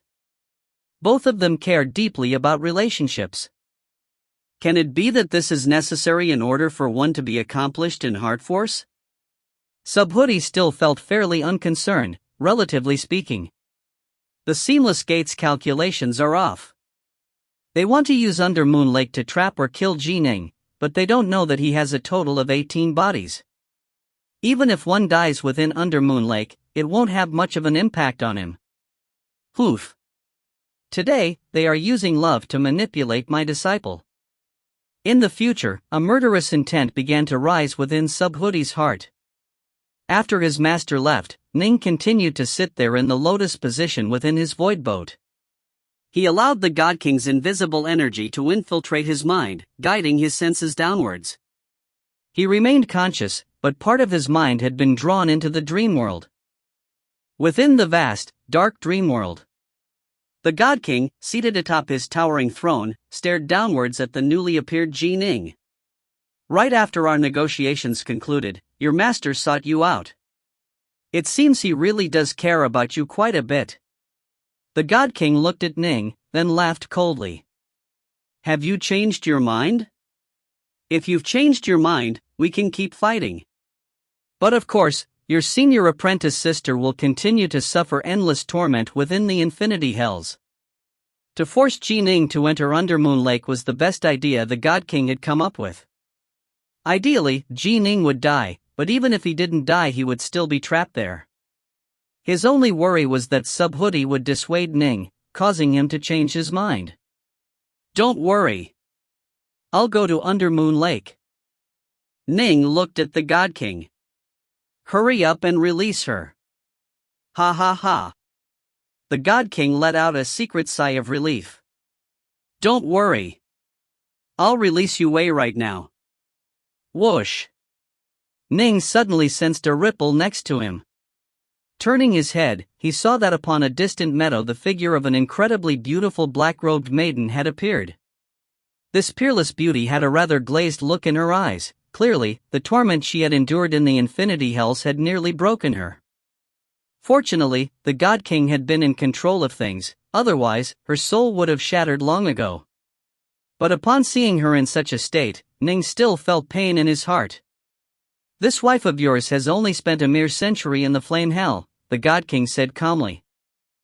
According to my original plans, I was going to have her spend 1,000 years in each of the hells. Your wife has only gotten a taste of the first hell, but alas, you forced us to compromise with you. I have to say, I feel some admiration for you. Ning didn't respond to the God King. Flame hell? He still remembered how, when he made the choice all those years ago during the Realm War, he had watched as Yue was sent to suffer an agonizing set of torture by fire. So during the past century, she had been continuously suffering that agony. Yue slowly came back to her senses. After suffering a century within the infinity hells, she had already somewhat lost control of her senses. Her soul was simply too weak. Only after her torment had finally halted did she slowly come back to her senses. In front of her, off in the distance, stood a white-robed youth. A white-robed youth who seemed to have unshed tears glimmering in his eyes. Junior apprentice brother. This was the first time Yue had spoken in a century. Senior apprentice sister. Ning's body blurred, then reappeared next to her. He took Yue by the hand. Their gazes met. Ning held Yue in his arms. He could sense the warmth, her warmth, emanating from her body. Senior apprentice sister. I'm sorry. It had been his choice that had consigned her into the infinity hells. It was I who wronged you. Yue smiled into Ning's embrace. When I destroyed Shinon's medicine, I knew that it would be impossible for me to make up for the harm I caused you. I couldn't even face you. I thought that perhaps death would be the best outcome. It wasn't your fault. Wasn't your fault. Ning said, the God King is the disciple of the Lord of the Demon Heart. He's skilled in mesmerizing the hearts of others. In your past life, you suffered too much and so the demon in your heart became incredibly powerful, giving him a chance to bewilder you. Yue nodded gently. She had become completely clear-minded now. When she had shattered Shinon's medicine, her soul had been shattered as well. The God King had hurried after her, dragging her true soul back, then sending it to be reborn into a new, weak soul. That weak soul, however, no longer had any soul imprints on it, and the God King no longer spent any effort in mesmerizing her a second time.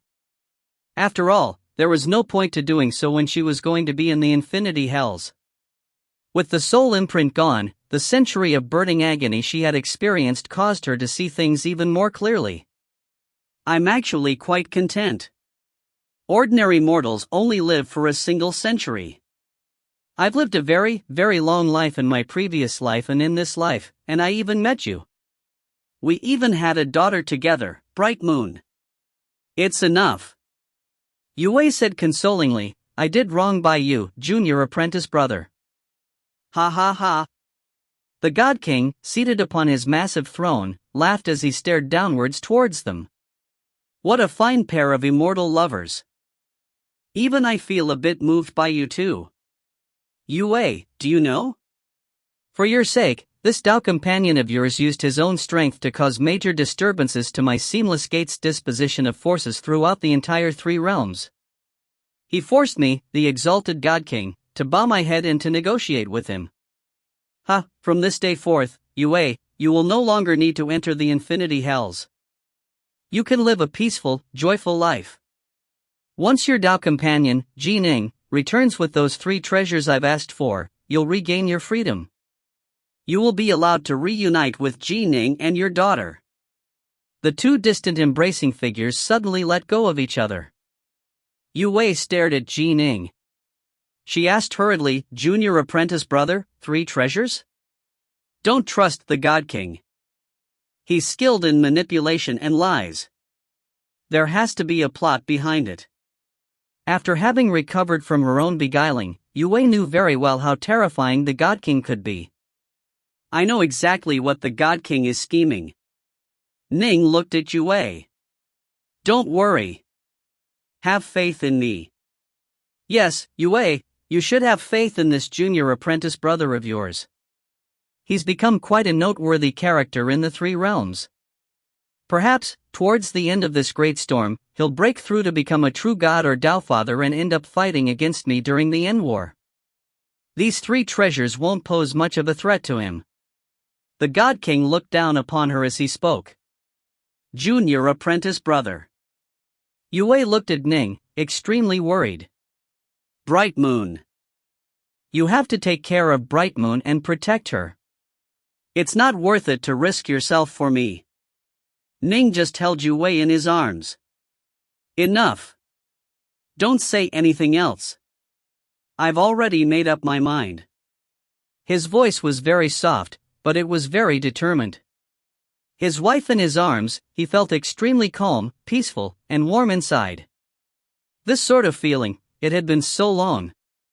If he was to remain alive but be like an emotionless walking zombie, life would be worse than death. For the sake of this sort of warmth, even death would be worth it. Seated atop the void boat, Ning opened his eyes. When he thought of how his family would be reunited once he emerged from under Moon Lake, he felt filled with strength and resolve. Yue had already been placed by the God King into a minor world estate. She was no longer suffering any torment and was going to live a blissful, peaceful life. Ning felt much better now. During the past century, he had spent almost every day training in sword arts as well as frantically trying to search for treasures within the prison world to help him grow stronger, eventually acquiring the nine-horn lightning serpent. Despite that, deep in his heart, he felt a pain that would never go away. This was because he knew that his wife was suffering torment within the infinity hells. After acquiring the nine-horn lightning serpent evasion technique, he had been absolutely ecstatic. This was because he finally saw hope. Hope of rescuing her. Soon, senior apprentice sister, soon, will be reunited for good. I'll definitely return from under Moon Lake. Ning immediately boarded the void boat, leaving this major world. Within the endless void. As soon as the void boat appeared within the void, a terrifying ripple of power suddenly descended. Shocked, Ning immediately used the nine-horn lightning serpent technique to flee at high speed, but a voice suddenly spoke out within Ning's mind. Don't panic, my young friend Ning. If you find any errors, ads pop up, ads redirect, broken links, non-standard content, etc. Please let us know. Report chapter so we can fix it as soon as possible. Book 20, Chapter 3, Demanding the Technique. Book 20, Gene Dan Upgrade, Chapter 3, Demanding the Technique. However, Ning didn't slow down in the slightest. With a swish, he moved hundreds of thousands of kilometers away while spreading out his heart force, taking a close look at the major power who had just arrived. No need to panic. A warm, gentle laugh rang out. As Ning dodged past the man, his heart force completed the scan. The newcomer was dressed in Taoist robes. It was a very authentic-looking white-bearded Taoist. Him? Ning was secretly surprised. I knew that my display of the nine-horn lightning serpent would arouse the attention of some major powers. I'm not worried about the seamless gate, it's the ones on our side that are more troublesome. So the first one to appear is Taoist Yuqiu. His nickname ascetic is quite fitting, he really is quite shameless. Some true gods and Tao fathers were vile, vicious demons. Others were crafty and scrupulous, petty figures. Taoist Yuqiu was one of the most classic examples of the latter. His avariciousness and craftiness was legendary, and so the major powers of the three realms all referred to him as the ascetic. Clearly, this was a title given to mock him. However, given that he had become a Tao father, his Tao heart wouldn't possibly be shaken by a bit of mere mockery, and he continued to act as he pleased. Many of the major powers of the New Alliance had been intrigued after Ning had displayed his nine-horn lightning serpent, with the evil ones becoming especially greedy for it. However, because so many people were watching, and because Ning was a member of their alliance, everyone continued to hesitate. No one wanted to be the first to act. And so, Taoist Yuqiu became the first. Greetings, Senior Yuqiu, Ning said respectfully. No need for such courtesy. I have quite a close relationship with your master, Subhuti. As for your other master, Taoist Three Lives, we were lifelong bosom friends. We were like brothers, Taoist Yuqiu said with a merry laugh. Ning instantly became speechless. Subhuti held Taoist Yuqiu in disdain. The number of times they had met could probably be counted on one hand. To stretch that into a so-called close relationship? Fine. As for Taoist Three Lives, over the course of his battles for supremacy during the primordial era, he had made friends with many of the other major powers. He had merely been on courteous terms with Taoist Yu Qiu. For that sort of lukewarm relationship to be described as lifelong bosom friends and like brothers by Taoist Yu Qiu was. I heard that old Three Lives finally found a successor. I'm delighted for him. Alas, Taoist Yu Qiu let out a sigh. A pity that in that battle, my old brother Three Lives ended up dying in the fight. I still regret it to this very day. Fortunately, he has a disciple like you now. Taoist Yu Qiu laughed and nodded. Just now, I saw you use an evasion technique that involved riding a nine-horn lightning serpent. Now that the storm has descended upon us, if the major powers of our alliance were to learn this technique, we would have a much better chance of surviving. Ning, would you be willing to let me take a look at this evasion technique? Ning had been given orders by his master Subhuti long ago. He immediately said, "Senior, this evasion technique was accidentally acquired by my master, Subhuti. Although he's transmitted it to me, he's strictly ordered me not to teach it to any others. As his disciple, I wouldn't dare to disobey my master's orders. If you wish to learn this evasion technique, Senior, you can go and speak to my master about it." Taoist Yu Qiu frowned slightly. Seek out Subhuti? Subhuti's status was close to that of the likes of the human emperors and the leaders of the Taoist path and the Buddhist Sangha. His mastery over spacetime was number one in the three realms. If he wanted to avoid someone, that person would never be able to find him. It's just an evasion technique. Taoist Yu Qiu's face sank. This matter involves all the major powers of our side, as well as the storm that we are facing. Can it be that Subhuti is trying to hoard it for himself? Whoosh! Yet another aura of power and majesty descended, and the void began to crackle with bolts of lightning. This aura was a familiar one. Ning's heart clenched.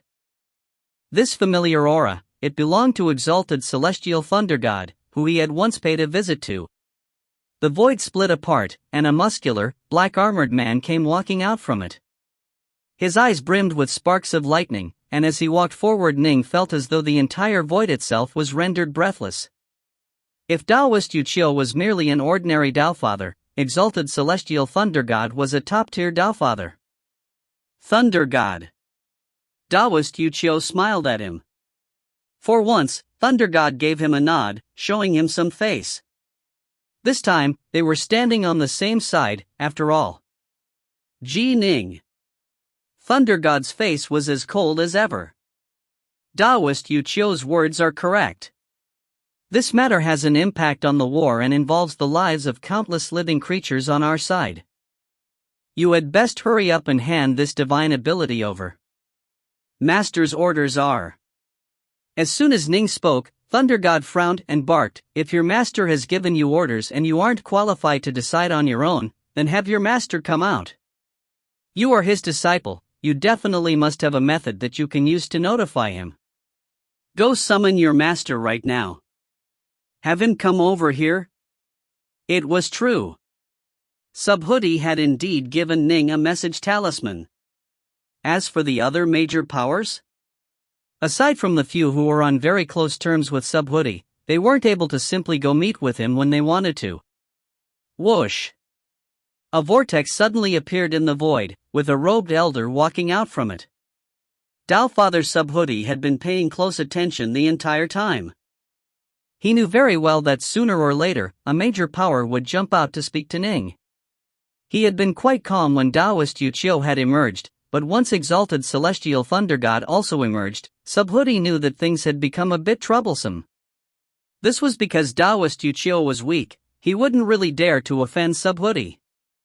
Thunder God, however, was an extremely powerful person with an incredibly violent and stubborn temper. He often wouldn't even give face to the two leaders of the Buddhist Sangha and the Taoist path. He was also the most highly skilled lightning expert in the three realms. He definitely would feel deep desire towards the nine-horn lightning serpent technique. Thunder God. Subhuti appeared before them. "Respectful greetings, Subhuti," the smiling Taoist Yu Qiu hurriedly said. Thunder God looked at Subhuti. he growled, Sub-Hoodie. This evasion technique, I think you had best hand it over. Humph, Sub-Hoodie normally had a calm smile on his face, but his face was calm and cold right now. I worked hard to acquire that technique. It's my decision as to who I wish to teach it to. What, do you want to try and force it out of me? Is there now a new rule that all the major powers have to offer up all of the techniques they have at their disposal? Why haven't I heard about this rule? Thunder God was momentarily speechless. The supreme techniques which each major power used to roam the three realms were generally not taught to outsiders.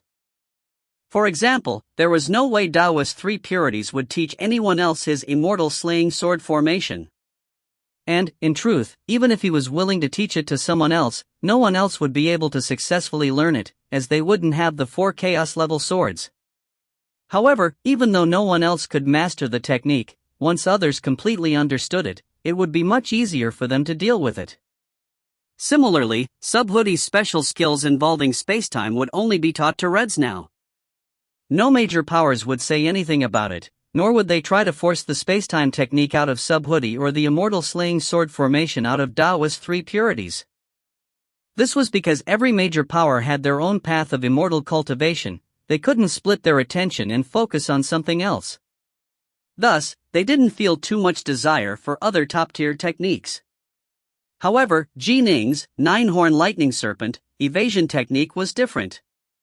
It was a divine ability, anybody could use it upon learning it. This divine ability will be of tremendous use to the other major powers on our side, Thunder God said angrily. This is a matter which has implications for the lives of countless people on our side. Don't you think you should hand it over? It's not that I'm unwilling to. Of course I care about this war. That's why I offered it up long ago. Sub-Hoodie suddenly let out a sigh. The Buddhist Sangha, the Taoist path, and the emperors of mankind have already acquired copies of this technique. Fuxi, Shinnon, Swearen, and the two leaders of Buddhism and Taoism each have a copy, but none of them have been able to master it yet. What? Taoist Yuqiu, exalted celestial thunder god, and the many major powers who had sent their corsents to watch this location were all shocked. There were many major powers who were paying attention to this place. Most of the major powers of the New Alliance had sent their currents to keep watch here, covering the entire region. In fact, they were all prepared to appear at any moment. As for the major powers of the Seamless Gate, they wanted to scan this place as well, but Sub-Hoodie, Taoist Three Purities, and the others had long ago joined together to completely seal the area off from the Seamless Gate's forces, preventing their core senses from entering it. This seal allowed their allies in but completely blocked their enemies out. If such an unearthly divine ability could be easily learned by all major powers, our side would be guaranteed to win. Sub-Hoodie shook his head and sighed. Tell me, do you really think that this divine ability is an easy one to learn? Thunder God muttered, why don't you transmit copies of it to all the major powers on our side? Perhaps one of us will be able to master it. There's no rush. Sub-Hoodie shook his head. It isn't as though you don't know how terrifying the spy network of the Seamless Gate is.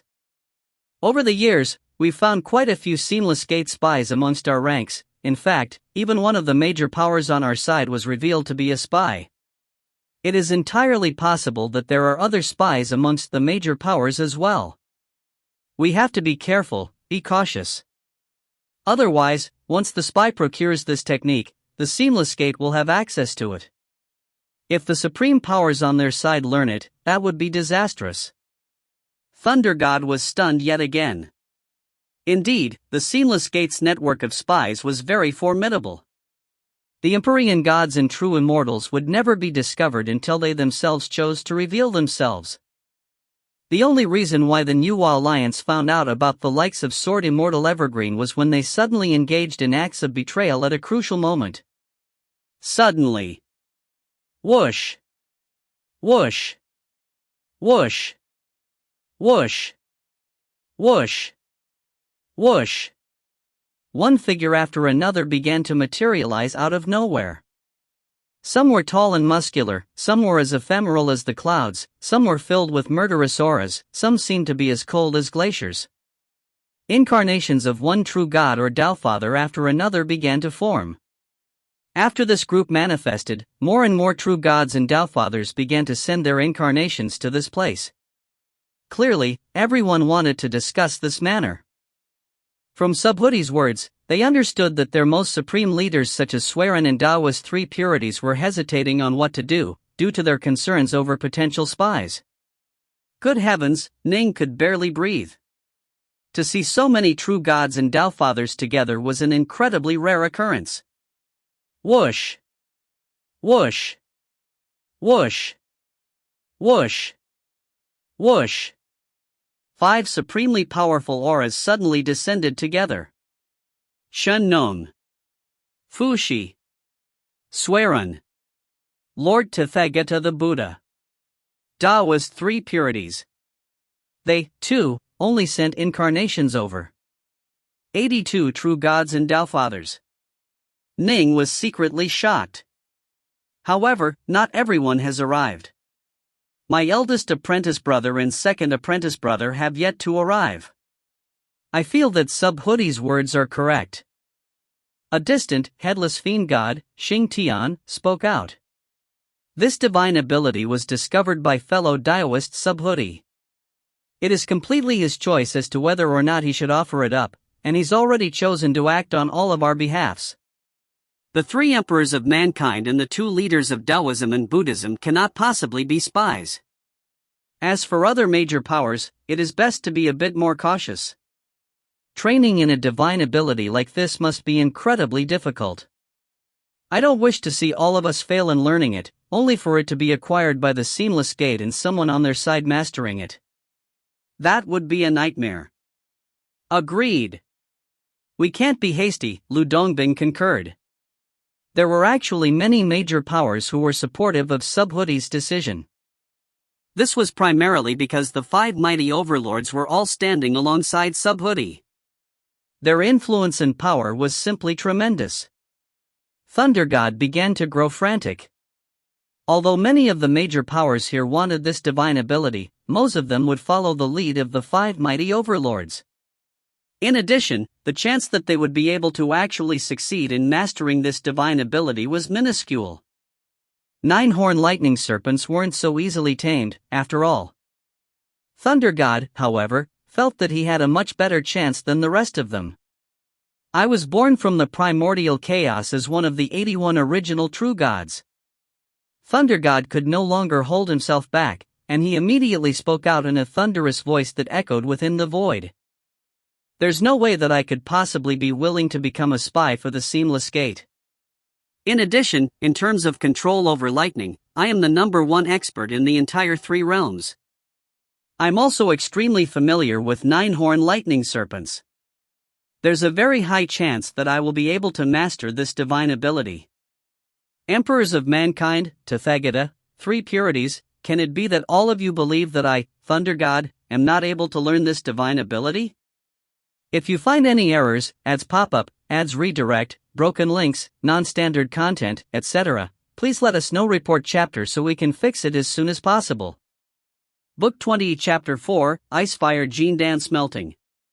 Book 20, Jindan Upgrade, Chapter 4, Icefire Jindan Smelting. Daoist 3 purities' eyes had been shut this entire time. Suddenly, they opened up slightly, his sword-like gaze landing upon exalted celestial Thunder God. Thunder God, this isn't just about you. This will have an impact on the lives of countless living beings on Ars Dai. How can we be so blasé about handing out this divine ability? If we make just a single misstep and the Seamless Gate acquires it, we might very well end up losing this entire war. We'll never be able to recover. I know that, but do you really think that I'm a spy? Thunder God was still unwilling to bow his head. Daoist 3 purities said calmly, I know that you badly desire to learn this technique, and that you think you have a good chance of succeeding. Of course. Even Ji Ning was able to learn it. My mastery over lightning is second to none in the 3 realms. Why wouldn't I be able to? Thunder God glanced at Ning, who was standing next to Subhoodie. A lofty, self-confident look was in his eyes. I know more about nine-horn lightning serpents than anyone else. All I need is a tiny hint about this technique and I might very well master it at one go. Such arrogance. A deep, sonorous voice suddenly rang out. Thunder God immediately turned his head to look. He discovered that the speaker was the fur-clad Swerin. Swerin's beard flowed like the whiskers of a dragon, and his gaze caused even Thunder God to feel his heart clench. This was the most ancient, most powerful member of the human race. Long ago, he had caused even Elder God Jerome to bow his head and admit inferiority. In the past, for the sake of protecting the human race, Swerin had challenged all comers to display his power. He had actually beaten Thunder God senseless. Most of the major powers present understand that the big picture is what matters. They know what matters and what doesn't. Swerin gave Thunder God a look, then swept his gaze towards the others. However, I imagine that all of you are quite curious regarding this evasion divine ability. I'll let you all take a look. No. Human Emperor, you must not. You absolutely must not.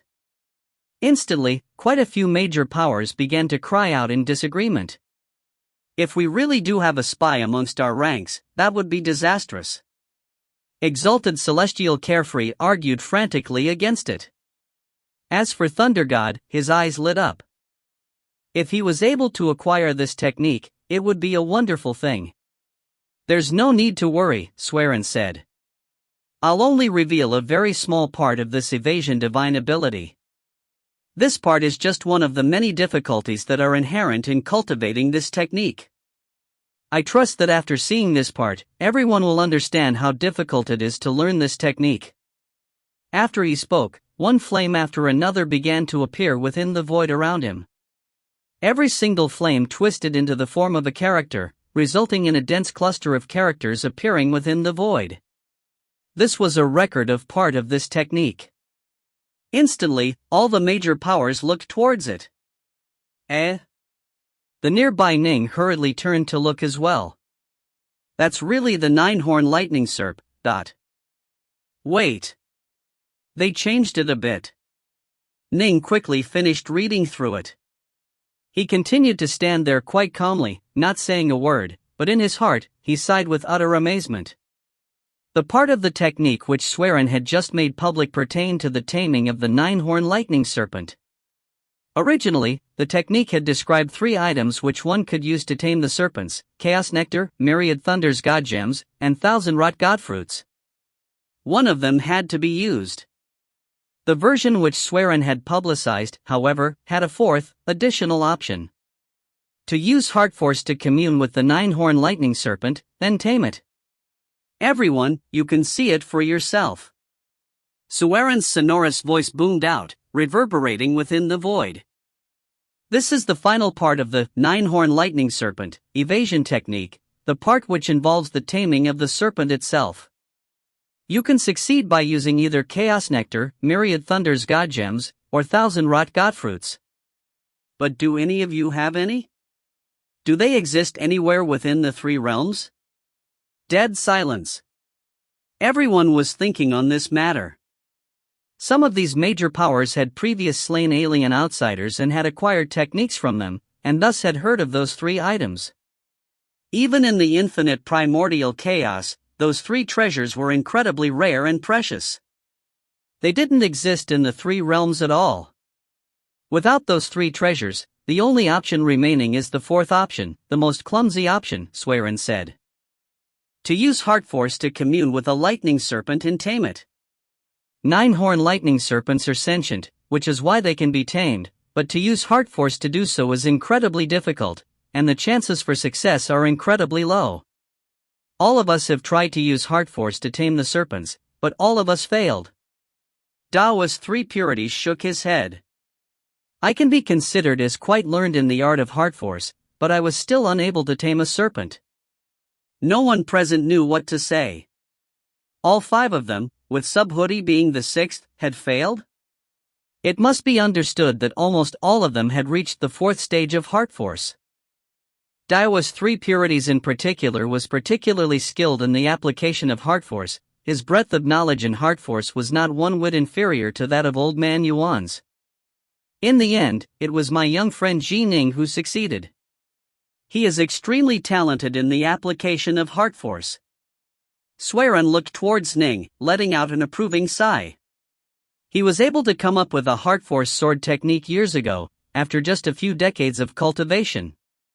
Then, during the Realm War, he came up with his own soul heart force technique. Now, he's successfully mastered the nine-horn lightning serpent evasion technique. I feel tremendous admiration for him. Ning could sense that human Emperor Swearin was looking towards him with a very gentle, loving look in his eyes.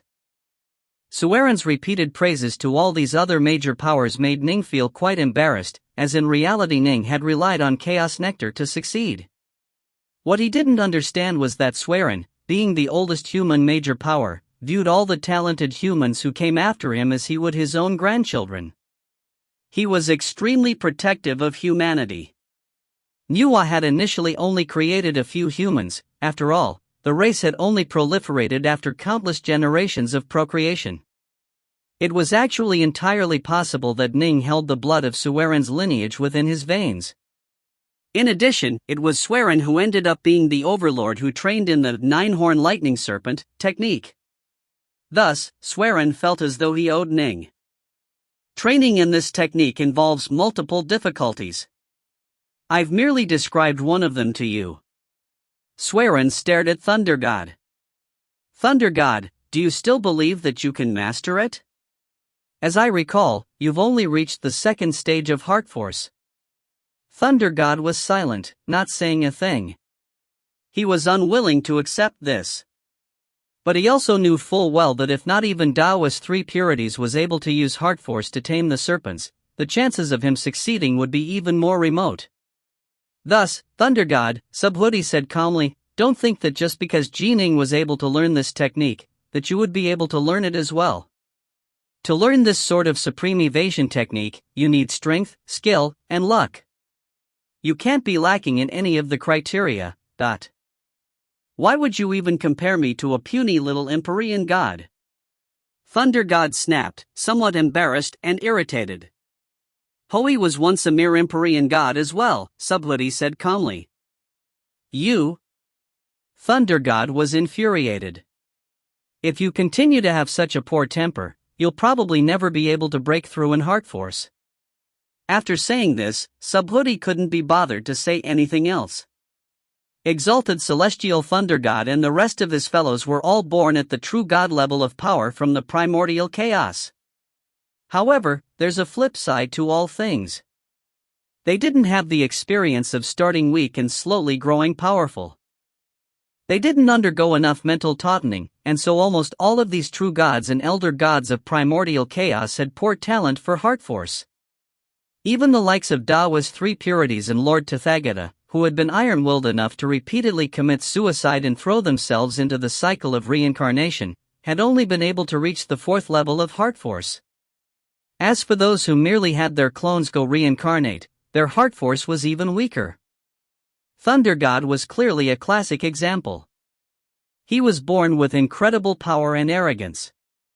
Because of his great power, he was naturally able to hold great sway over the lives and deaths of others, resulting in his terrible temper growing even worse. Deep in his heart, he viewed those weaker than him with disdain. Those creatures were nothing more than crawling worms. He was a true god of primordial chaos. Those weak little fellows were nothing compared to him. You can all leave. The six of us will discuss the matter of how to transmit this technique to others without giving the Seamless Gate any chance to steal it, Dao's three purities said. Let's go. Let's go. Instantly, the various incarnations all began to vanish. Dao's Chucho tore a hole through the void and left as well. As for Thunder God, he gave Ning a hard look, then turned and left. Clearly, in his heart Thunder God had already transferred to Ning all the resentment he felt for having lost so much face in front of so many major powers today. All of this was because of Ning, a puny Empyrean god and true immortal, disciple. No need to quibble with Thunder God. Subhoodie looked at Ning, then chuckled. He was born a true god, but that was just a matter of luck. That Tao heart of his, he's essentially reached his limit. He can forget about improving even one whit. I wouldn't dare be angry with him, Ning said hurriedly. Subhoodie nodded. You can leave now. The vast prison world. The endless skies of this world were covered with countless divine runes. They were part of the large, marvelous formation that extracted the essence, the primordial chaos, refining it into chaos nectar. Even as Ning had been negotiating with the God King and meeting with the true gods and Tao Fathers, his two clones within this world continued to sweep through it. Where did the nine-horn lightning serpent evasion technique come from? The prison world. Ning knew very well that this prison world was a tremendous source of karmic luck for him. He had to make good use of it. I, true god Skysplitter, dominated the land for multiple chaos cycles. I've killed more than 100 puny true immortals like you. Who would have thought that I'd end up dying in the hands of an ant? What a joke! A joke! A shackled true god dressed in tattered clothes raised his head, roaring with fury. Boom! His entire body blasted apart, causing the entire area inside the formation to shudder. As for the white-robed Ning who was outside the formation, keeping the 8 Fires Qiankuan world active, he could sense the 3 divine swords within his body absorb an enormous amount of baleful energy, causing them to rapidly grow. There was no way he was going to let all of this baleful energy go to waste. With the Dark North swords gone, he had procured 3 other exquisite swords to use. He had also named them Dark North swords, and so he now had a total of 6 Dark North swords. This time, my luck wasn't bad. I met a true god who only had a little bit of divine power left. I managed to finish him off after just a few years. Alas, everyone imprisoned here had extraordinarily high status back in their world. All of them are simply too proud. Whoosh! After briefly inspecting and collecting the relics left behind by true god Skysplitter, Ning flew away. Just 1 hour later, he arrived at a vast prairie. A true immortal dressed in beautiful golden robes was imprisoned here, his shackles stretching off into an empty void. Odd. Most people imprisoned here are conserving their energy, but this true immortal has kept his clothes in perfect shape. The white-robed Ning flew towards him through the skies. He is true immortal Sevenwind? Ning immediately recognized the person upon seeing his face. Ning had engaged in multiple soul scores, and thus now knew quite a bit regarding the Chaos Kingdom of Pangaea. The true immortal in front of him had maintained his original appearance instead of allowing himself to turn skeletally thin like the others, making him easy to recognize. Ning quickly flew forward, then descended outside the formation. Overseer? The beautifully dressed true immortal looked at Ning, then suddenly frowned. You? The Chaos Kingdom of Pangaea has already been destroyed. Ning chuckled. This prison world has fallen into my hands. I can't just sit outside such a treasure vault without entering and making use of it, right? Thus, you have 2 choices right now. 1, let me soul scour you and take away your treasures. 2, die. Prior to this, I've already encountered and dealt with 4 true gods and true immortals. Here are their treasures. Whoosh! One protocosmic spirit treasure after another began to appear in front of Ning, hovering in the air and emanating auras of shocking power. Empress Jean? Skysplitter, the formerly tranquil true immortal Sevenwind's face instantly changed. Everyone imprisoned here was an influential member of society in Pangaea. The true immortals that Ning had encountered were all first-tier true immortals. He hadn't encountered a single one of the second-tier ones thus far. True immortal Sevenwind naturally knew how formidable the 4 slain ones were. Ha! True immortal Sevenwind laughed as he looked at Ning. I'm nothing more than a prisoner now. What's the point of resisting? In the future, would you be willing to release me? If I have gained the power I need to release you, I will, Ning said. True Immortal 7 Wind nodded, then shut his eyes. Ning was absolutely delighted. This was the fifth true god/true immortal he had encountered. The previous four had required quite a bit of time and effort on his power to deal with, but this one had been willing to submit right away. Ning immediately stretched out with his hand. His arm stretched out hundreds of kilometers, landing atop True Immortal 7 Wind's head as Ning began the soul scour. Time continued to flow onwards, 1 minute after the next. Ning suddenly halted. Ice-fire Jindan smelting? In True Immortal 7 Wind's memories, Ning discovered a particular thought bubble that was unprotected by any life oaths, which contained something called the Ice-fire Jindan smelting technique. Ning's soul quickly began to memorize the contents of the thought bubble. Ning's long arm rapidly began to shrink as he returned to normal. He just stood there, dazed. Ice-fire Jindan smelting. 9 fire lava, ice heart pith, Ning mumbled to himself. Is this destiny? Earlier, when exalted celestial thunder god had shown Ning disdain, Ning hadn't grown angry. His heart force had reached the 4th level. He knew very well that he was indeed just an Empyrean god and true immortal. Although he had a formidable evasion technique, he was still far, far away from the power level of a top-tier Tao Father like Thunder God. Thunder God would be able to kill him ease. There was no one to blame for it from himself for being weak. If Ning wanted to prove himself to the Tao Fathers, he had to train to a level where he was equal in power to them.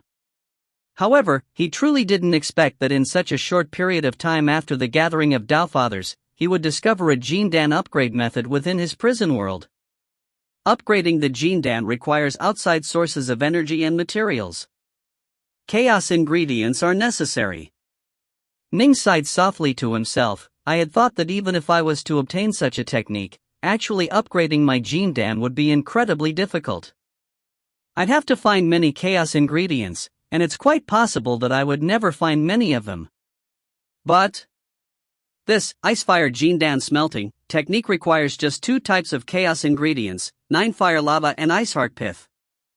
Although it'll be hard, it's still possible for me. 9 fire lava. Ning had heard of it long ago. It existed in the 3 realms. The 3 realms was born from the collision of 2 large chaos worlds, after all, and it had many major powers who often roamed the primordial chaos, collecting quite a few chaos ingredients. Right at this very moment, the treasure vaults of the emperors of mankind held 9 fire lava within it. He absolutely could trade for it using his own treasures. Thus, the 9 fire lava would be easily acquired. It wasn't viewed as particularly precious in the 3 realms, because to date the 3 realms had discovered no use for it, aside from using it to forge treasures. For now, the 3 realms had discovered no other uses. As for Ice Heart Pith, it didn't exist in the 3 realms. But Ice Heart Pith can be found in Undermoon Lake. Undermoon Lake had Ice Heart leaves, and Ice Heart leaves grew out of Ice Heart Pith. The Seamless Gates God King is forcing me into Undermoon Lake. Now that I have this Jindan upgrade method, I'm in desperate need of Ice Heart Pith. And I just so happened to be heading towards Undermoon Lake. Ning suddenly felt that fate truly worked in mysterious ways. No matter what, I absolutely have to acquire Ice Heart Pith. So long as I acquire those 2 chaos ingredients, I'll be able to use this Ice-fire Jindan smelting method. By then, I'll be a 2nd-tier true immortal. I'll have half-stepped into the Tao Father level. Ning finally began to have the feeling that he was beginning to gain the power he needed to fight back in this war. If you find any errors, ads pop up, ads redirect, broken links, non-standard content, etc., please let us know. Report chapter so we can fix it as soon as possible. Book 20, Chapter 5, The Treasury. Book 20, Jindan Upgrade, Chapter 5, The Treasury. Sword Immortal World. The towering 5 treasured peaks. Ning stood atop a cloud in front of the stone cliffs of the 4th peak, staring intently at the 4th chapter of the 5 treasures, Sword Art. Ning hadn't been in a hurry to immediately go to Undermoon Lake after the meeting with the New Alliance's major powers.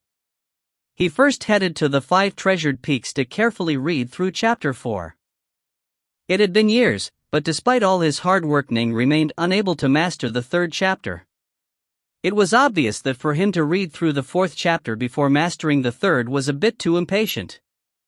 The reason he was doing this was because he was about to enter Undermoon Lake. Undermoon Lake was an incredibly mysterious place. Once he entered, he would be completely shut off from the outside world. Not even his primal twin or his other clones would be able to communicate with the clone that had entered Undermoon Lake. Ever since the primordial era, thousands of Empyrean gods had entered Undermoon Lake, many of whom had primolitwins or other clones living in the 3 realms. This was the reason why, despite that, no one knew exactly what was inside Undermoon Lake. To this very day, Buddha Jueming was the only person to leave the place after having entered it. He had come back with 3 treasures, but had only said that the place contained many treasures within it. He had carefully described these 3 treasures to others, but with regards to the dangers and events which occurred within Undermoon Lake, he was completely close-mouthed. The only person who had ever left the place was unwilling to say anything about it at all. Undermoon Lake was a complete mystery. Buddha Jueming had entered when he was merely an Empyrean god. After he became a Buddha, many Empyrean gods in the 3 realms felt certain that Undermoon Lake must be a place of fortune and tempering. Thus, there were still many who were willing to enter the lake and risk their lives. Alas, no one else had ever left. My true body's clones shall immediately lose contact with the outside world upon entering Undermoon Lake. I'm afraid I'll spend quite a bit of time within it. If that's the case, the clone that enters Undermoon Lake will work hard on the 5 treasures, sword art, with the primary goal of perfecting the shadowless stance of my bright moon sword art. As for my other clones and my primal twin clones in the 3 realms, they'll meditate on the 5 treasures to improve the other 4 stances of bright moon. There was no way to link the memories together when separated by Undermoon Lake. There was no point in duplicating his efforts in Undermoon Lake in the 3 realms. That would be a waste of time. The shadowless stance was the most mysterious stance, and an incredibly fast one. For a single clone to train in it was quite suitable. After returning from Undermoon Lake, his memories would merge together again. Because they had been training in completely different things, once all those memories merged, his insights might very well increase dramatically. Ice-fire Jindan smelting? The Ning, who was carefully reading the 4th chapter, attempting to get a clearer picture of it, was suddenly stunned.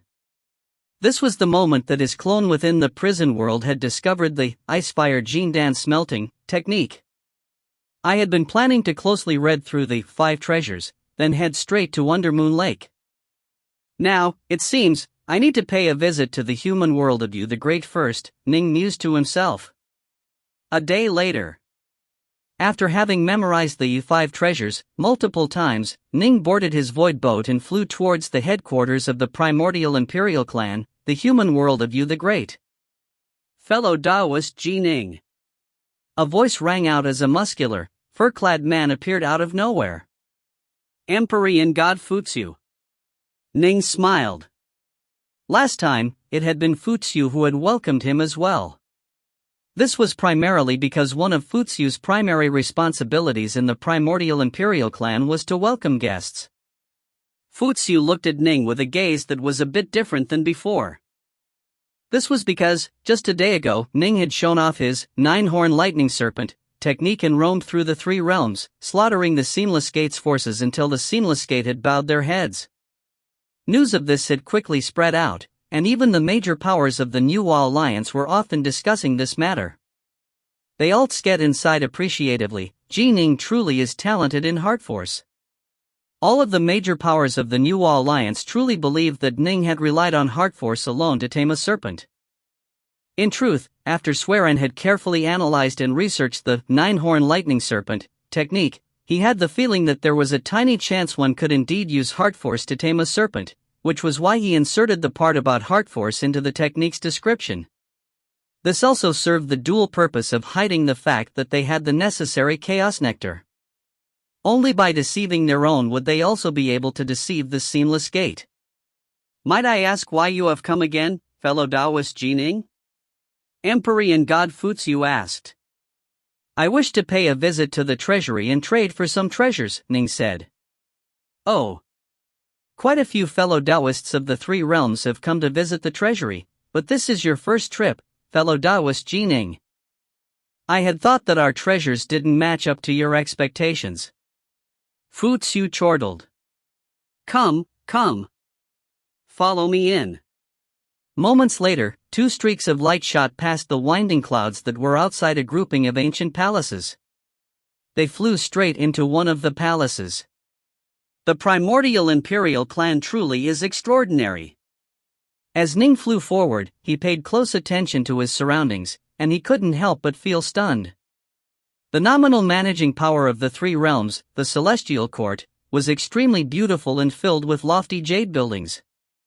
The Imperial Palace of the Grand Xia had the Skylight Palace, an absolutely dominating fixture that was not one whit inferior to the Celestial Court. But the palaces of mankind of the primordial imperial clan was quite simple and plain. And yet, every single palace gave Ning a sensation of tremendous pressure. Our human race spent countless years during the primordial era to build them, Futsu said proudly. We produced a total of 36 top-grade pure yang-level magic treasures which could be used as palaces. Over the course of time, they've grown more powerful and all of them have become protocosmic spirit treasures.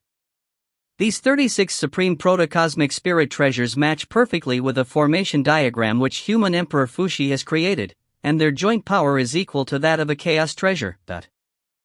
All those years ago, during the war that destroyed the primordial era, the palaces of mankind played a major role and rendered many merits, Futsu said proudly. Ning nodded, sighing in amazement. The palaces of mankind were indeed like an impregnable fort. This is the palace of the numerous heavens.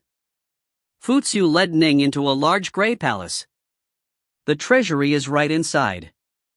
There are a few immortals inside right now as well. Pick what you want. As long as you have enough treasure, you'll be allowed to trade for it. I still have other tasks to attend to, so I won't stay here with you any longer. Thank you, Empyrean God Futsu, Ning said with a smile. Futsu transformed into a streak of light and departed, leaving Ning here. Ning turned and stepped inside the treasury. Many of the major powers and experts of the Nuwa Palace had placed the treasures they didn't need into this place. It made for an utterly astonishing sight.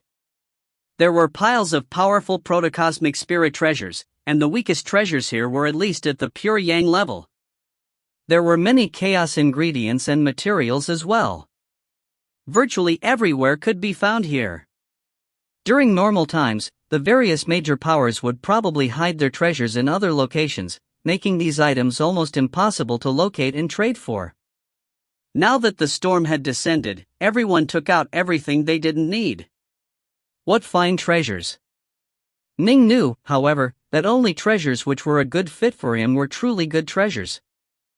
He first procured 5 kilograms of the 2 other types of materials the Seamless Gate had requested. In truth, the Seamless Gate had underestimated Ning. As they saw it, he was still just an Empyrean god and true immortal. If they demanded too many valuable treasures, there would be no way Ning could produce them. Thus, 2 of the 3 treasures the God King had requested were fairly common. If they knew that Ning had acquired a prison world of the Chaos Kingdom of Pangaea, giving him thousands of times as many treasures as they had expected, they would probably feel quite regretful. How much of this 9-fire lava do you have? Ning asked. Senior Dark North. Instantly, a celestial immortal walked over and said respectfully, "We have quite a bit of this 9-fire lava, more than 1,000,000 kilograms. All of it was discovered in the past by human Emperor Swerin in the primordial chaos. If you need more, Senior Dark North, the human Emperor should be able to provide you with it." Ning nodded. Give me 500,000 kilograms of it. Chaos materials could differ greatly in value. Chaos Goldstone, for example, was available in almost limitless supply. Some of the medicinal herbs that could be found in the primordial chaos were extremely rare and valuable, while others could be produced in enormous batches. 9 fire lava and ice heart pith were fairly average items as chaos materials went. Whenever they appeared, they would appear in large quantities. The ice heart leaves of Undermoon Lake grew out of large quantities of ice heart pith. Although the pith was valuable, it was naturally on a lower level of value compared to the leaves. Ice fire Jindan smelting. There were different levels to the technique. This was much like how the higher levels of Ning's star-seizing hand required increasingly large amounts and increasingly expensive types of 5 elements treasures. When smelting a treasure, the more valuable the ingredients you used, the more powerful the flames would have to be to smelt it. In turn, the higher level the Jindan in the body was, the more materials the ice fire Jindan smelting technique would require. A celestial Immortals Jindan needed 1 level of items, while a true Immortals Jindan would require a high level's worth of items. As for an ancestral Immortal/Deofather's Jindan, those were simply far too powerful. To transform them would require even more treasures, none of which would be so easily acquired. According to my records, to advance a true Immortals Jindan from the 3rd tier to the 2nd tier will require 5,000 kilograms of 9 fire lava and 5,000 kilograms of ice heart pith. I have more than 30 clones, I'll need more than 150,000 kilograms of each. Alright, the 9 fire lava was the easy part. Ice heart pith, I wonder how much of it exists in Undermoon Lake. Ning boarded the void boat, then left the palaces of mankind. Ning only had to hand over 6 protocosmic spirit treasures and 3 sets of top-grade pure young treasures. The Empyrean gods and true immortals of the Seamless Gate which Ning had slain had provided Ning with dozens of protocosmic spirit treasures. It was normal for ordinary Empyrean gods and true immortals to have several protocosmic spirit treasures with them, after all. Time to go to Undermoon Lake. The void boat quickly traversed through the great void, speeding towards and entering the infinite primordial chaos. If you find any errors, ads pop up, ads redirect, broken links, non-standard content, etc., please let us know. Report chapter so we can fix it as soon as possible. Book 20 Chapter 6, The World of Undermoon Lake. Chapter 6, The World of Undermoon Lake. Prison World 17. Whoosh. Whoosh. Whoosh. A series of white-robed figures flew through the region of primordial chaos, entering the vast prison world. A total of 16 white-robed figures levitated in midair. All 18 of Ning's clones had entered the prison world now. Before I go to Undermoon Lake, I need to complete certain careful preparations. 15 of the 16 white-robed youths instantly vanished, leaving behind only the one with the 9-horn lightning serpent.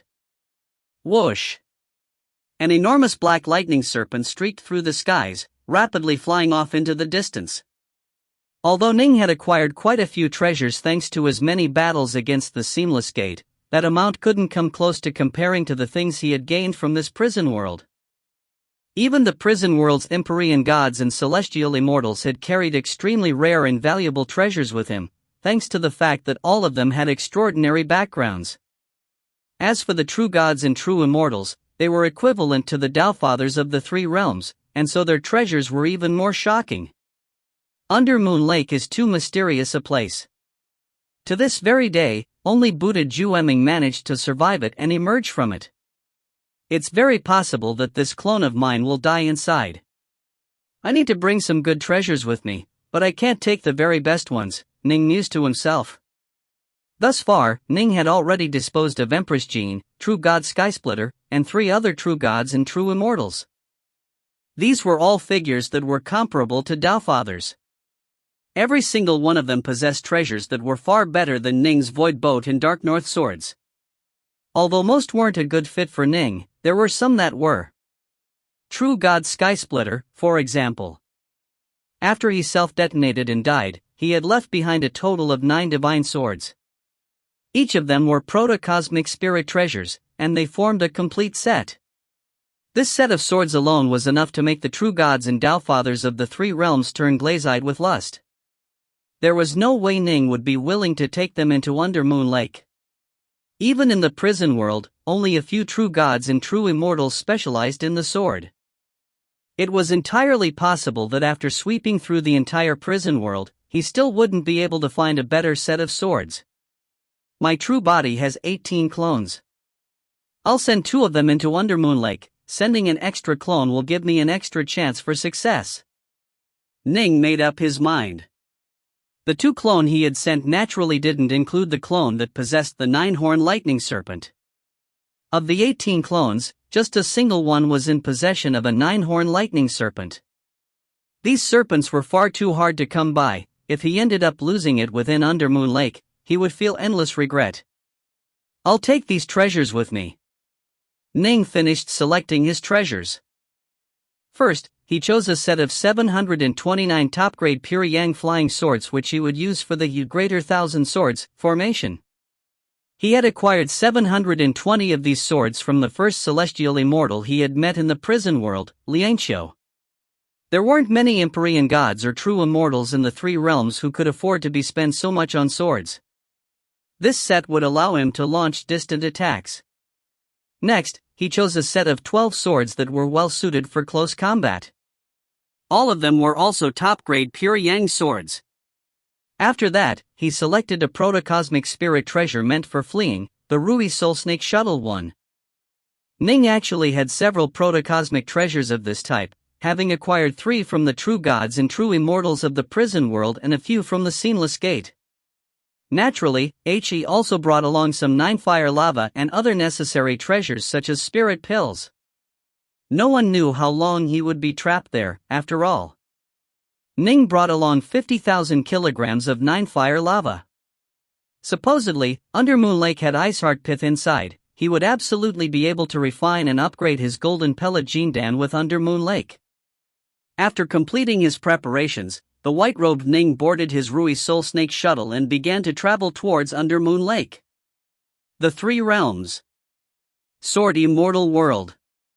The thatched cottage in front of the 5 treasured peaks. The black-robed Ning was seated in the lotus position within the cottage. Since his true bodies were going to hide for now, it was time for the primal twin Ning to take the lead. It was now the primal twin which carried the star-seizing manner with it. Given how strong the primal twin was, it was also capable of joining together into the Rahu formation as it pleased. An enormous star hung there in the primordial chaos, emanating a gentle aura of light that shone down upon the chaos around it. This star was very similar to the lunar star. Because the lunar star was located in the void outside the 3 realms, there was no chaos blocking its light, allowing it to shine down upon the entire 3 realms. Although the star in front of Ning was very similar to the lunar star, it wasn't particularly famous. The countless ordinary denizens of the 3 realms, at least, had no idea of its existence. Undermoon Lake. Seated within his Rui Soul Snake shuttle, the white-robed youth stared off into the distance. An utterly titanic lake of water hung there in the middle of the primordial chaos. It was so vast, even Ning's heart force couldn't cover it all. The surface of this endless lake of water was extremely calm and tranquil, making it as flat and smooth as a mirror. It reflected the image of the enormous nearby star, which appeared within it like the reflection of the moon. It truly was absolutely mesmerizing. Undermoon Lake truly is an odd place. One has to be an Empyrean god to enter it. Anyone else, including true gods and Deofathers, are completely unable to pass through it. If they try to force their way into the lake, the waters of the lake will squeeze and compress around them, preventing them from entering the world within. Ning didn't hesitate. Time to go in. Whoosh! Ning's Rui Soul Snake shuttle swooped into the water. Plop! Water sprayed upwards from the point of impact as Ning and the shuttle both completely disappeared. In the instant that he entered Undermoon Lake, Ning felt a strange ripple of energy surround him. And then, spacetime distorted and changed. This was a subtle transformation that was filled with the faint aura of primordial chaos. Given Ning's heart force abilities, even when Patriarch Subhuti used a spacetime distorting technique, he would still be able to see and potentially evade it, but this spacetime distortion came naturally, not revealing any flaws or traces at all. Whoosh! Ning fell down from the skies. As soon as he landed, he saw that he was standing upon a piece of scorched rock that was 300 meters long. This place is. Ning put away the shuttle, scanning his surroundings. He was surrounded by a seemingly endless sea. Its waves continuously washed across the scorched stone. A bright moon hung high in the sky, its cold and clear moonlight shining down upon the entire sea. Ning stared at this in astonishment. Ahead of him was a floating wooden bridge. At one end of the bridge was this scorched stone he was standing upon, while the other end stretched far off into the horizon, or sea-met sky. Not even Ning could see to the end of the bridge with his eyes alone. How long is this floating bridge? Ning was speechless. He immediately sent out his heart force to take a look. Ning had already grown accustomed to using heart force in dangerous areas, because it was even more unfathomable and mysterious than core sense. True gods and Tao fathers who were weaker than him in heart force wouldn't even notice him scanning them. But of course, they in turn would be able to scan him with core sense without him noticing. My heart force. Ning's heart clenched. He had clearly spread out his heart force, but he wasn't able to find anything at all. Core sense. Ning immediately sent out his core sense to investigate as well, but as he had expected, even core sense was unable to detect a thing. Ning's face changed. Very few in the three realms were capable of blocking out core sense and heart force. That bright moon in the skies, where is that moon from? Ning raised his head to stare at the moon. Can it be the star outside this world? Swoosh! Ning soared into the skies, flying higher and higher. He flew for hundreds of thousands of kilometers before, with a thud, he rammed into an invisible barrier. A series of concentric ripples spread out from the part of the barrier which Ning struck. As for the bright moon, it was still far above him in the depths of the sky. There was no way to move any closer to it at all. Ning pondered carefully for a moment, then elected to once more return to that floating wooden bridge. He advanced rapidly, because he had the feeling that the reason why this bridge existed was to serve as a guide for people to know where to go. Thousands of Empyrean gods have entered Undermoon Lake since ancient times.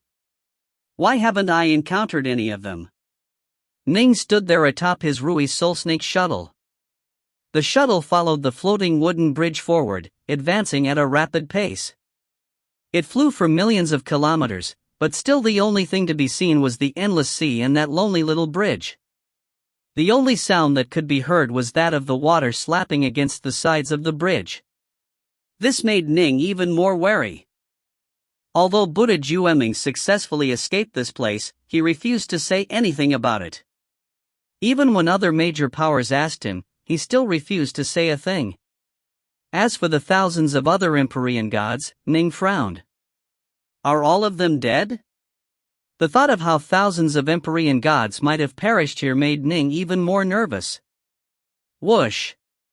He continued to fly forward, the shuttle advancing at an astonishing pace. He had flown for more than 100 million kilometers, but there was still nothing besides the endless bridge. Suddenly, far off in the distance, an ugly green head suddenly popped out from beneath the surface of the sea. The head stared at the distant white-robed youth aboard the shuttle. Because Ning was only able to see with his eyes, he wasn't able to discover the appearance of this creature. Here comes another one, the jade-green head mused softly, eyes filled with an excited gleam of bloodlust. Rui is a very difficult to translate term which basically means, as one wills. It suggests that it can transform free in size and shape, or that it will allow him to go where he desires. If you find any errors, ads pop up, ads redirect, broken links, non-standard content, etc., please let us know. Report chapter so we can fix it as soon as possible. Book 20, Chapter 7, Yaksha. Chapter 7, Yaksha. The Re20-Vol16 shuttle followed the floating bridge forward, flying at high speed. Ning, however, maintained a vigilant watch. He continued to have the feeling that the seemingly peaceful world of Undermoon Lake was hiding a terrifyingly lethal danger within it. Deep within the depths of the sea.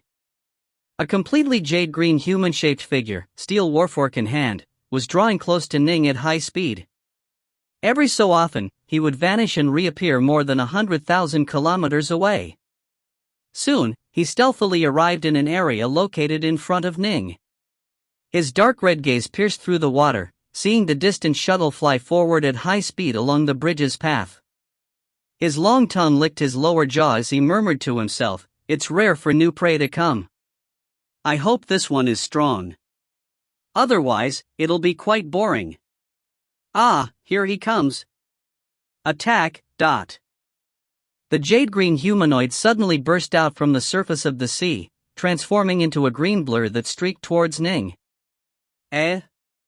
Although he had been flying for a long period of time, he hadn't relaxed at all. Ning was rather shocked. He was able to get so close to me without me noticing at all. Ning's pupils were filled with torchlight, and he used the torch dragon's eye to see his foe clearly.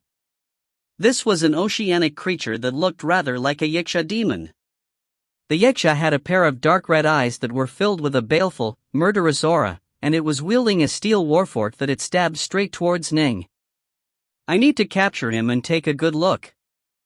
Ning stretched out with his arm, and it instantly expanded, transforming and becoming enormous enough to cover the skies themselves as his fingers reached out to the Jade Yaksha.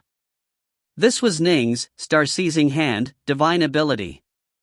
The Yaksha sensed a tremendous amount of danger from this attack, and it immediately roared in a shrill voice, "Break!"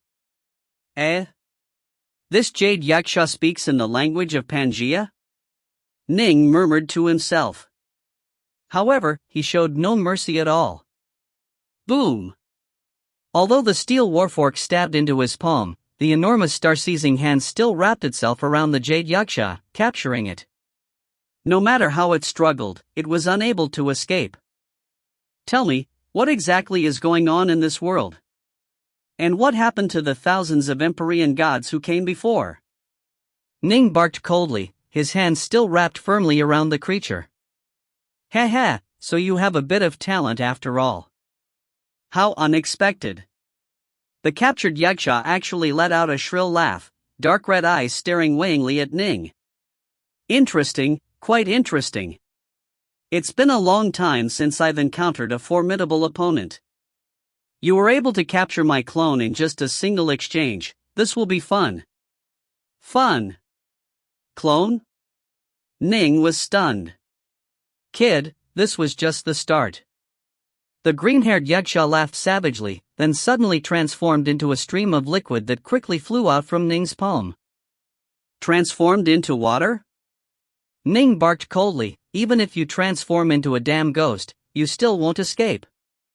Boom! Yet another enormous palm came sweeping over. Ning's left and right hands seemed to have transformed into two enormous black storm clouds. They viciously clapped against each other. Boom! The stream of water that was caught between those two enormous hands was instantly and completely destroyed, leaving behind only a shrill voice reverberating in the empty skies. "Ah, how intriguing, how intriguing." After slaying the Yaksha, Ning once returned to stand within his Rui soul snake shuttle.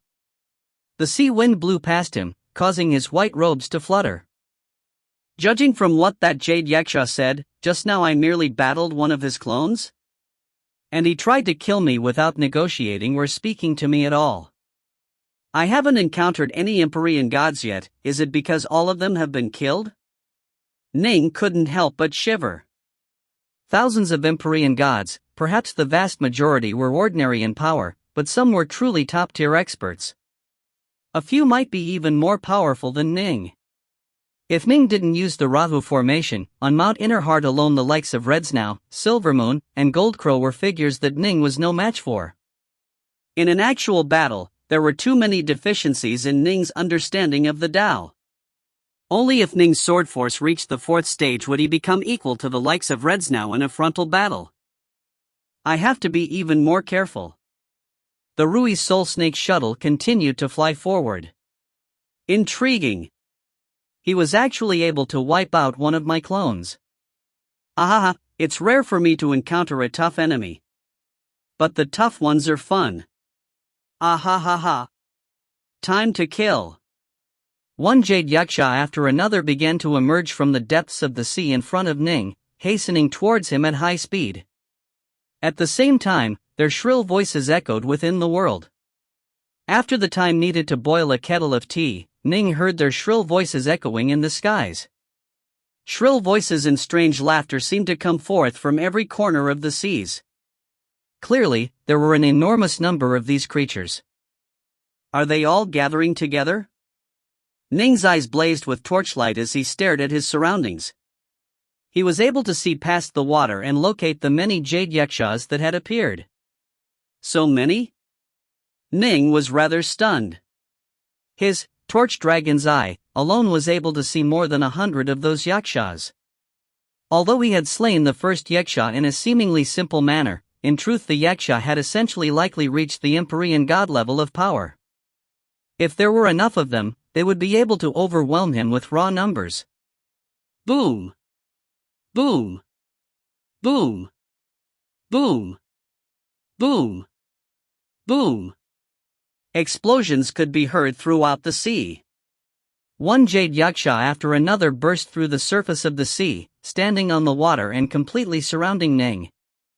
All of them stared at Ning, filled with maliciousness and avarice. With a thought, Ning put away the shuttle. He had noticed earlier that the speed of the shuttle was actually inferior to that of the jade yakshas. Thus, there was no choice but to fight. Escape was not an option. 519 clones.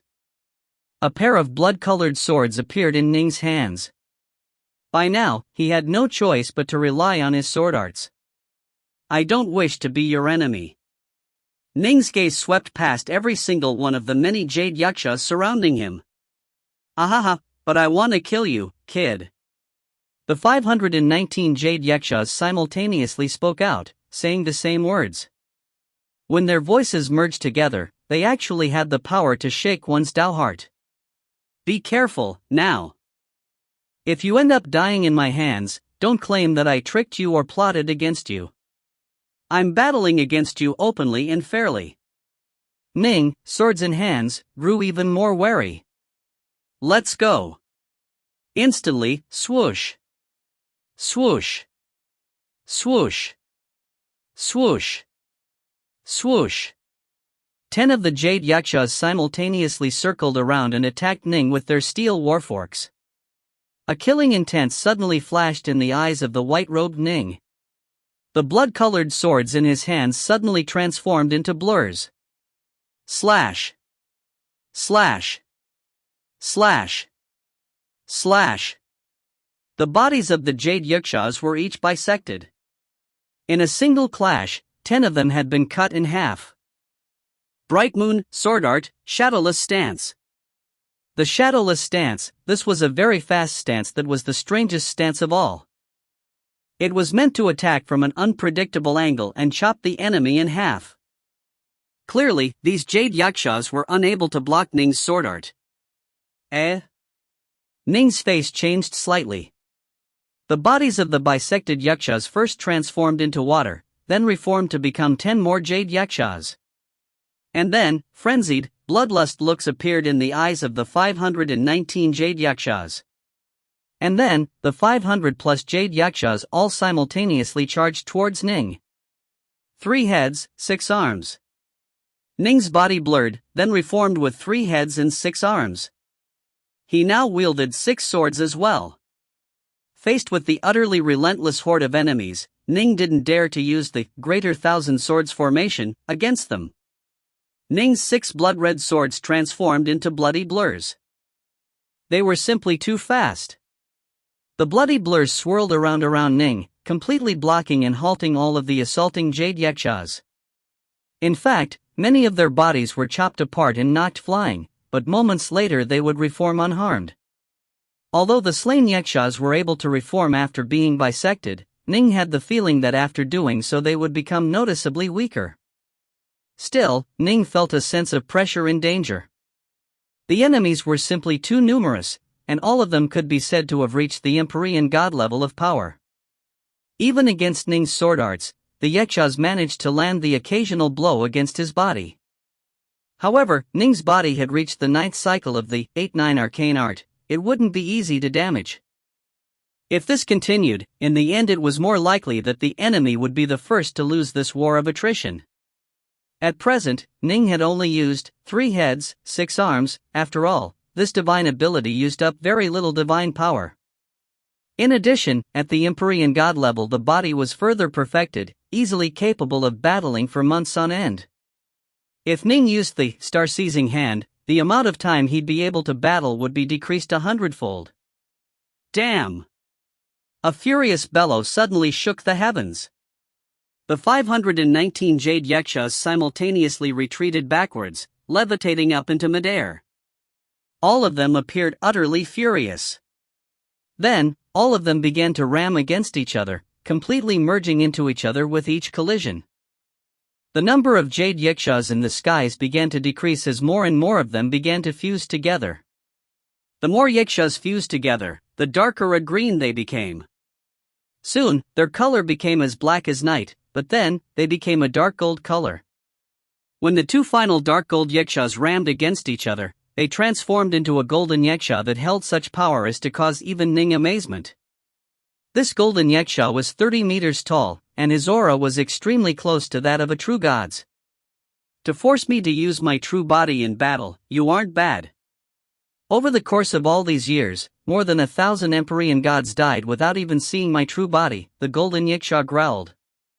What? More than 1,000? Ning's heart shook. Most of the thousands of Empyrean gods who had entered this place belonged to the New Alliance. Many had entered back during the primordial era, after all, and almost all of those belonged to the New Alliance. Ning had been hoping that he would be able to come up with a way to rescue the thousands of Empyrean gods trapped here, but apparently, an enormous number had died by the hands of this yaksha. Indeed, surrounded by more than 500 yakshas, very few would be able to survive. However, the number of Empyrean gods that died to my true body is in excess of 2,000. The golden yaksha stared at Ning. Light suddenly flashed within his hands, and a steel warfork that looked ancient suddenly appeared within it. The steel warfork looked very plain and simple, but it clearly had an aura of incredible power. You should rejoice in the fact that you will die to my true body, the golden yaksha laughed savagely. All of you want to acquire the relics which my master left behind. Did you really think it would be that easy? Ning's eyes narrowed. Master? In truth, as soon as he had entered Undermoon Lake, Ning had the feeling that this was a place that was artificially created by a major power of the ancient days. The floating wooden bridge spanned countless kilometers, and neither core sense nor heart force could be used to scan this place. It all suggested that this was part of a deliberate design by a major power. It didn't seem like something that would naturally emerge from the primordial chaos. If you want the treasures, use your life to trade for them. The golden yaksha laughed strangely, and then, steel warfork in his hands, suddenly vanished. He left behind just a golden streak of light in the air as he suddenly appeared before Ning. He was simply too fast. Ning only had barely enough time to use his sword to block. Boom! Ning transformed into a shooting star as he was knocked flying backwards. From this initial clash, Ning understood that the foe's power was very close to that of a true god's. No wonder more than 3,000 Empyrean gods died to by hands. If you find any errors, ads pop up, ads redirect, broken links, non-standard content, etc., please let us know. Report chapter so we can fix it as soon as possible. Book 20, Chapter 8, The Surviving Empyrean God. Book 20, Gene Dan Upgrade, Chapter 8, The Surviving Empyrean God. You are too weak. Too weak. The golden yaksha's frenzied voice echoed throughout the heavens as he once more transformed into a streak of golden light, chasing after Ning and assaulting him repeatedly. Boom! Boom! Boom! Ning was knocked flying backwards repeatedly, sometimes being driven into the sea, sometimes somersaulting backwards in rather pathetic fashion. He was at a definite, absolute disadvantage. You are really weak, but your body's pretty tough. My sea god yaksha is incredibly strong, but you are able to easily absorb this type of punishment. The golden yaksha continued to attack as he spoke, laughing wildly. His words were correct. Any ordinary Empyrean god body that wasn't protected by the 8-9 arcane art would have long ago been destroyed by now. But if he didn't have the 8-9 arcane art, Ning wouldn't have dared to choose this style of fighting either. He's very strong and incredibly fast, but his agility is average. His combat techniques are all quite ordinary. Over the course of this battle, Ning quickly deduced his foe's strengths and weaknesses. When fighting against him, I can't just take him head on. I have to use the intricacies of my sword arts to deal with him. Whoosh! Ning suddenly burst forth from the surface of the sea, as did the golden yaksha which was in hot pursuit of him. Come! 2 swords in his hands, a fierce light flashed through Ning's eyes. It was time to counterattack. Instantly, a total of 729 swords appeared out of nowhere. These swords all undulated in different manners as they levitated in the air. In front of Ning's chest, a jade sword began to take form. The power of this jade sword was terrifyingly great. The only reason why Ning was able to use the 9th stage of the Greater Thousand Swords formation was entirely because he had 4th level heart force and a soul heart force technique. This jade sword that was manifested by merging the power of 729 top-grade pure yang swords. Its power was definitely not weaker than Ning's when using the star-seizing hand. Go! Ning pointed towards the distant yaksha. Ah, he's actually using an immortal technique. The golden yaksha laughed wildly, continuing to crush forward. He didn't care if Ning was going to use close combat or long-range attacks. With his absolute advantage in power, he was crush Ning with overwhelming force. Swish! The jade sword struck out towards the golden yaksha, seeking to avoid the yaksha's defenses, but the yaksha was simply too strong. A brandishing block with the steel warfork was able to block in time. With a bang sound, the jade sword was instantly destroyed, while the golden yaksha merely paused for a moment in midair. Even the 9th stage of the Greater Thousand Swords formation is only able to cause him to pause slightly? It seems I'll have to use heart force. A second jade sword materialized in front of Ji Ning's body, and his invisible heart force surged into it. The power of the second jade sword instantly rose, transforming it on a qualitative level.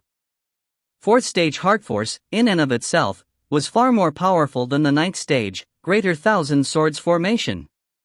When using 4th stage heart force, Ning would be able to reach the apex of power possible for Empyrean gods and true immortals for a short period of time. The only difference was that the likes of Reds now would be able to fight at that level for a sustained period of time, whereas Ning would only be able to do so briefly. It's useless. That tiny bit of power you have is useless. The golden yaksha was roaring with savage laughter as he pounced towards Ning. The jade sword transformed into a blur. It seemed identical to the first sword, but once the golden yaksha actually reached jade sword, the speed of the jade sword suddenly increased dramatically. The heart force within it exploded forth with full power. The upgraded jade sword became nothing more than a vague blur in front of the golden yaksha. The golden yaksha tried to block it, but his combat techniques were simply too weak. Slash! Bright Moon, Sword Art, Shadowless Stance. The jade sword sliced through the golden yaksha's body in a bizarre, unpredictable manner.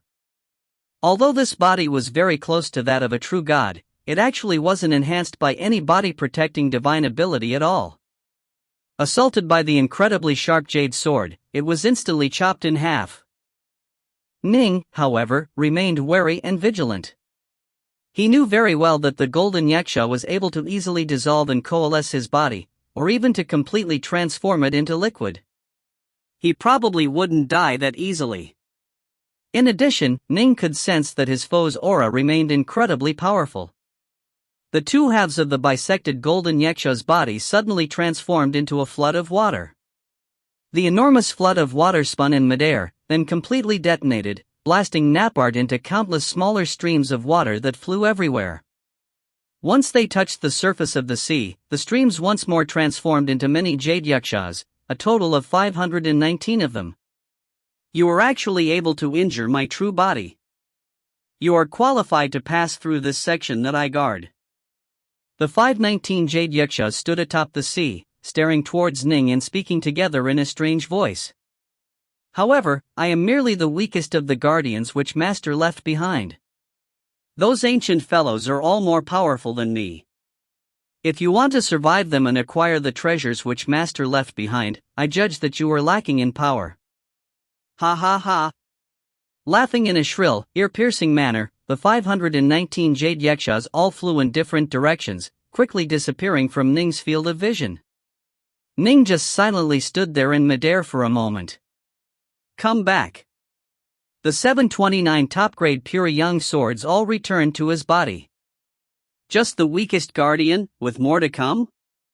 Ning frowned, murmuring softly to himself. He was slowly beginning to understand things here. Even the sole person to leave this place, Buddha Jueming, entered during the primordial era and was only able to emerge during the era of the three realms. It took him countless years, Ning mused to himself. Clearly, Undermoon Lake isn't so easily traversed. The very first opponent I encountered was able to force me to use heart force to beat him. The rest will be even harder. Swoosh! Ning once more boarded the Re20-Vol16 shuttle and continued to advance along the path of the floating wooden bridge. After flying for more than half a day, Ning was vaguely able to make out an extremely beautiful island far off in the distance. The wooden bridge was leading towards this island as well. What a lovely island! Ning quickly arrived at the island and took a close look at it. The natural energy surrounding the island had all been manipulated and controlled, causing this island to be perpetually blanketed in falling snow. The island itself was very beautiful as well, and at the center of it was a beautiful palace that was at least 3,000 meters high. Atop the palace, he could see the statues of three strange beasts that were seated in the lotus position. A palace? Why has a palace been built here? Ning was secretly puzzled. He immediately landed and walked through the island, scanning his surroundings as he moved towards the palace. Ning stood outside the palace, staring towards the insides. His eyes were filled with torchlight as he did so. He had the feeling that there was a reason this palace was here. Ning's torch dragon's eye suddenly discovered a body flickering about within the deepest parts of the palace. It's coming. It hasn't been 1,000 years yet. Why has it come again? Then let's fight. Let's fight. The figures within the darkest reaches of the palace had eyes filled with frenzy. As for Ning, still standing outside the palace, he frowned. I wasn't seeing things. There really are living beings inside this place. Whoosh! After hesitating for a moment, Ning stepped into the palace. Here at Undermoon Lake, neither core sense nor heart force could be used to search. Thus, the only choice was for him to investigate in person. Since the wooden bridge led to this place, this eye-catching palace definitely served a specific purpose. This was the front palace. 2 corridors connected to it led deeper into the palace. Ning chose one of them. He walked through it, leading to an enormous courtyard that was filled with many pavilions. Whoosh! The wind suddenly moved. Ning was still walking through the corridor. His face changed, and a sword in his hands instantly chopped backwards. Here in the palace, Ning had naturally kept his swords in his hands. Clang! A ringing sound could be heard, followed by a figure flashing past him. Stay your hands! Ning's face changed, and he hurriedly called out, "Stop this! I'm not an enemy!" Slash! Yet another gust of wind as yet another blurred form appeared. Empyrean God Roughbeak, I'm from the 3 realms as well. Ning said hurriedly. His voice, filled with divine power, echoed outwards as he used his swords to block as he dodged. The distant blur came to a halt, revealing an ashen-faced youth who was wielding a pair of blade wheels in his hands. He stared at Ning with a berserk look in his eyes. His eyes were vaguely bloodshot. Clearly, he wasn't disguising his murderous intent at all. 3 realms? The ashen-faced youth snickered coldly, then growled, "Snow Fiend, we've fought countless times by now, and you've also disguised yourself as an Empyrean god of the three realms on multiple occasions. Do you really think you'll be able to fool me again?" Empyrean god Roughpeak, Ning said hurriedly, "I really am from the three realms. I'm not this snow fiend person. Your master is exalted celestial carefree of the Taoist path, am I right?" Ning was naturally able to recognize this person at a single glance. The three realms only had so many Empyrean gods and true immortals to begin with, and Ning had actually spent time memorizing all of the thousands who had entered Undermoon Lake. Undermoon Lake's world was filled with natural energy, and it also contained within it multiple types of stellar energy. Both divine power and ki could be replenished here. Although the density of the energy here couldn't compare to that of the three realms, it was still more than enough to maintain life. Thus, Empyrean god Roughpeak's appearance hadn't changed. His aura, however, had changed dramatically. Roughpeak, a relaxed, carefree Empyrean god who always had a smile on his face. That's what the report about him said. But the person Ning saw had an ashen face, bloodshot eyes, and was filled with a surging killing intent. Clearly, he had reached the point where his Tao heart was unable to control his murderous impulses. "Master?" The youth stared at Ning, frowning. "And who are you? I've never even met you." "I only began my training long after you entered Undermoon Lake, Empyrean god Roughpeak," Ning said. "I am the disciple of Tao Father Subhuti." Many people in the three realms now knew that Ning was Subhuti's disciple, and so Subhuti no longer forbade Ning from telling it to others. "Subhuti?" The youth laughed coldly. "I imagine you overheard a few things from many of the other Empyrean gods who entered this place. Do you really think you'll be able to fool me so easily?" But despite his words, the youth still didn't move. "My master resides within the Crescent world, within the Triscar Crescent abode of Mount Innerheart," Ning said hurriedly. The youth frowned. Although many Empyrean gods had indeed entered this place, it was true that few of them would have cause to discuss the Tristar Crescent abode of Mount Innerheart. "Your master is the exalted celestial carefree. Exalted celestial carefree, back when you were still in the outside world, had a total of 73 disciples. These days, he has a total of 76, Ning said. The eldest disciple of exalted celestial carefree died during the primordial era. His name was true Immortal River Loss. Exalted celestial carefree's second disciple. Ning continued to speak, and the face of the youth quickly changed.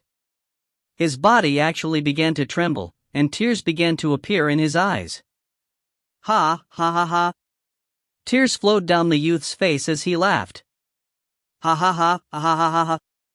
Ning slowly came to a halt. He stared quietly as Empyrean god Roughpeak cried and laughed at the same time. He could sense that Roughpeak had endured many things. This wild laughter was nothing more than a way to release some of his feelings. What is your name, junior apprentice brother? The youth finally came to a halt, and he now looked towards Ning with a warm look in his eyes. Generally speaking, disciples of major powers that all belong to the Taoist path would sometimes refer to each other as senior apprentice brother or junior apprentice brother. This was a fairly friendly way of referring to each other. However, although Tao Father Subhuti trained in both Buddhism and Taoism, he couldn't really be considered a member of the Taoist path. Clearly, Roughpeak felt extremely friendly towards this newcomer Empyrean god from the three realms, which is why he referred to Ning as junior apprentice brother. My name is Dark North. Respectful greetings to you, senior apprentice brother Roughpeak, Ning said. Junior apprentice brother Dark North. The youth smiled, the tears having vanished from his eyes. If you find any errors, ads pop up, ads redirect, broken links, non-standard content, etc., please let us know. Report chapter so we can fix it as soon as possible. Book 20, Chapter 9, Wall Carvings. Book 20, Gene Dan Upgrade, Chapter 9, Wall Carvings.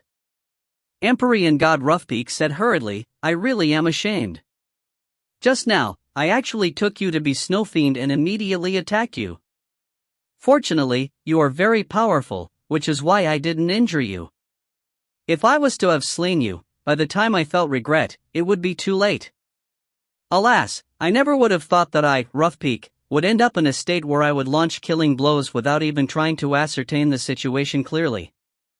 A hint of grief flickered in his eyes. You cannot be blamed, senior apprentice brother. Ning smiled. But it truly is my fault. Forget it, enough of that for now. Rough Peak frowned as he looked at Ning. Junior apprentice brother Dark North, you should know how dangerous Undermoon Lake is. Many Empyrean gods have entered since the primordial era, but the only one to actually leave was Buddha Ju Eming. Why were you so foolish as to enter this place? Back then, I personally watched as Reverend Ju Eming ascended to become a Buddha. I was so incredibly bored that I ended up deciding to enter Undermoon Lake to try my luck. Countless years have passed since then. At first, other Empyrean gods would enter this place, but it has been a long, long time since any have made the attempt. Why have you, I am indeed the only one to enter in 10 million years. As for the reason why I entered, that's a long and complicated story. Ning sighed. I came because I was forced to by circumstances outside my control. I had to come here to procure a certain treasure. Rough Peak nodded, then hurriedly asked, right, what's the situation in the three realms? Did you say that my master took on new disciples? The three realms, Ning hesitated for a moment. Has already been swept into a new storm. Ning's voice was heavy, but he still forced the words out. Storm? Rough Peak was surprised. One which might be even more brutal than the war which ended the primordial era. Ning nodded. How can that be possible? So many people died in the war that ended the primordial era. Rough Peak was shocked and stunned. That time, Mother Nuwa broke through to the Pango level, which is why we managed to avoid disaster. This time, well, listen to me explain in detail. Ning didn't hold anything back from this disciple of exalted celestial carefree. If they all managed to survive, they would be on the same side, and so Ning told him almost everything about the storm that had embroiled the three realms. The telling of this tale took a full hour. Rough Peak stood there in a daze. He muttered to himself, how could this have happened? After the seamless gate re-entered the three realms, everything was peaceful. Why is it that all of a sudden, he paused? This time, Mother Nuwa isn't around to keep the peace. Nobody in our Nuwa alliance is capable of countering the abilities of the Lord of all Fiends. However, the seamless gate will find it difficult to counter our leaders as well. The only result would be heavy losses on both sides. In the end, how many of us will possibly survive? When he had been in the three realms had been in a state of peace. But now, the storm had descended upon it. Either the seamless gate dies or we die, Ning said calmly.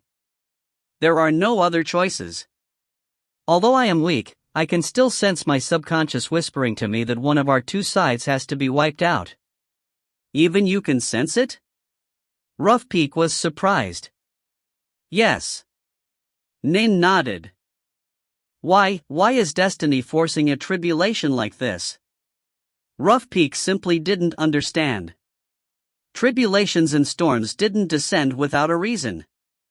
The war that ended the primordial era, for example, was caused by two chaos worlds moving towards each other and colliding together. The Lord of the Demon Heart wished to take over both worlds, but the Pango Chaos world resisted him. Thus, a great war erupted. In addition to that, the Lord of all things was manipulating things in secret. The secret workings of fate would only reveal the results. The results in this case were that one side would definitely be wiped out. Only if one side was wiped out would the other side survive. As for the reason for the storm, that was all left up to conjecture. The Nuwa Alliance's guess was that it was very possible that this was all caused by the King of the Seamless Gate. That king had been very close to the Pango level. He had merged himself into the heavenly Daos, but since then he had slowly begun to awaken. Part of his consciousness was already awake. Through its partial control over the heavenly Daos, it was providing intelligence reports to the Seamless Gate, giving them the power to fight back against the New Alliance. This inevitably caused the three emperors and the leaders of Taoism and Buddhism to question if the Lord of the Demon Heart had managed to escape the restrictions of the heavenly Daos. Was he seeking to cause yet another storm? Or was there perhaps yet another alien outsider causing trouble from the shadows? Or was there another, even more inscrutable reason? It was hard to say. The Lord of the Demon Heart, who had merged himself into the heavenly Daos, most likely knew the most, and his order had been to have the Seamless Gate assault the New Alliance. People on our level can't possibly learn the real reasons why this storm descended, Ning said. In short, the Seamless Gate has already infiltrated the three realms and has begun to attack us. We can't let ourselves just be defeated without fighting back. Right. Roughbeak nodded as well, a murderous look flashing through his eyes. The Seamless Gate, only after Mother Nuwa left the three realms did the Lord of all Fiends sneak back. The only reason we let them join our three realms was because we didn't want to cause unnecessary death. Who would have thought that? Ugh. It's been so many years, but you just can't teach a dog not to eat shit. Upon learning that both sides had begun a war of annihilation, Roughbeak naturally was going to stand on the side of the New Alliance. However, we're all trapped here at Undermoon Lake. There's no point in talking endlessly about these things. Roughbeak shook his head. He then turned his head towards the corridor and began to walk towards it. Junior apprentice brother Dark North, follow me. The two advanced through the corridor. A short while later, they arrived at the innermost courtyard to this palace.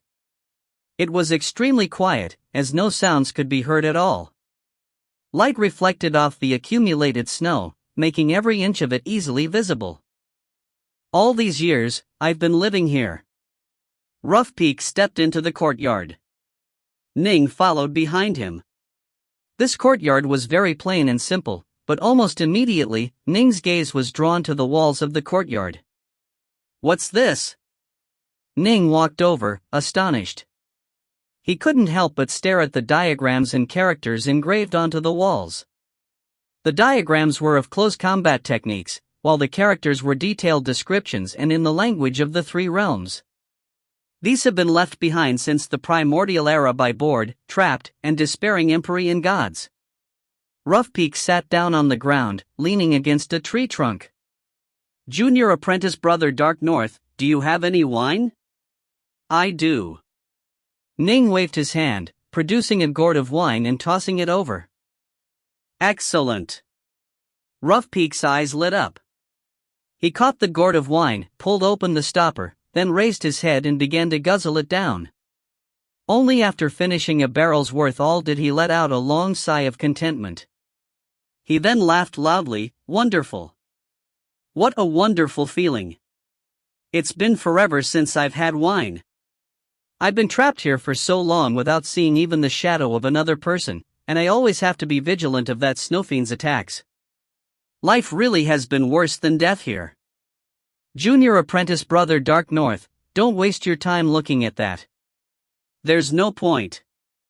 Roughbeak called out to Ning upon seeing Ning stare unblinkingly at the wall carvings. They were all left behind by the Empyrean gods that came to this place.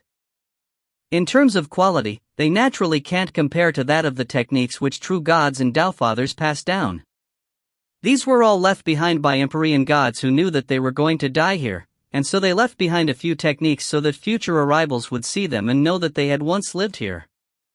Ugh, you just won't listen. Roughbeak, seeing that Ning continued to stare at the wall, no longer said anything. He just raised his head and continued to drink. To be able to drink wine was already a tremendous blessing.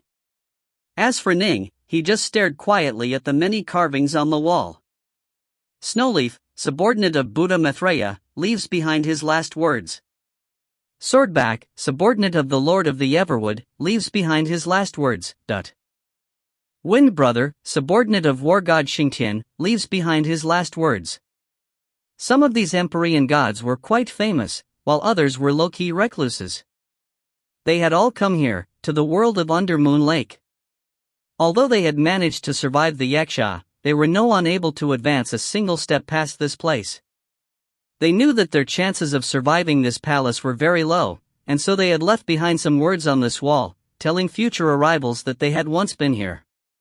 The techniques they had left behind naturally weren't that impressive, and of course Ning found them useless. At the Empyrean God level, one would mainly rely on self-developed techniques. Ning, for example, had developed the Bright Moon sword art, and they were quite formidable in his hands. But if he was to leave the Bright Moon sword art on the wall carving, other Empyrean gods wouldn't really care to learn it, as it was a technique developed by Ning for Ning. It wouldn't be very useful for others. Even techniques created by true gods and Tao fathers wouldn't be that useful to them, unless the techniques were truly monstrous, unearthly techniques like the Five Treasures sword art. The reason why Ning was staring at the wall carvings was because he had the feeling that every single stroke and dotted line, every single character, represented a type of entrustment. These were all left behind by powerful Empyrean gods prior to their deaths. This sort of faith and spiritual entrustment caused Ning's soul to quiver.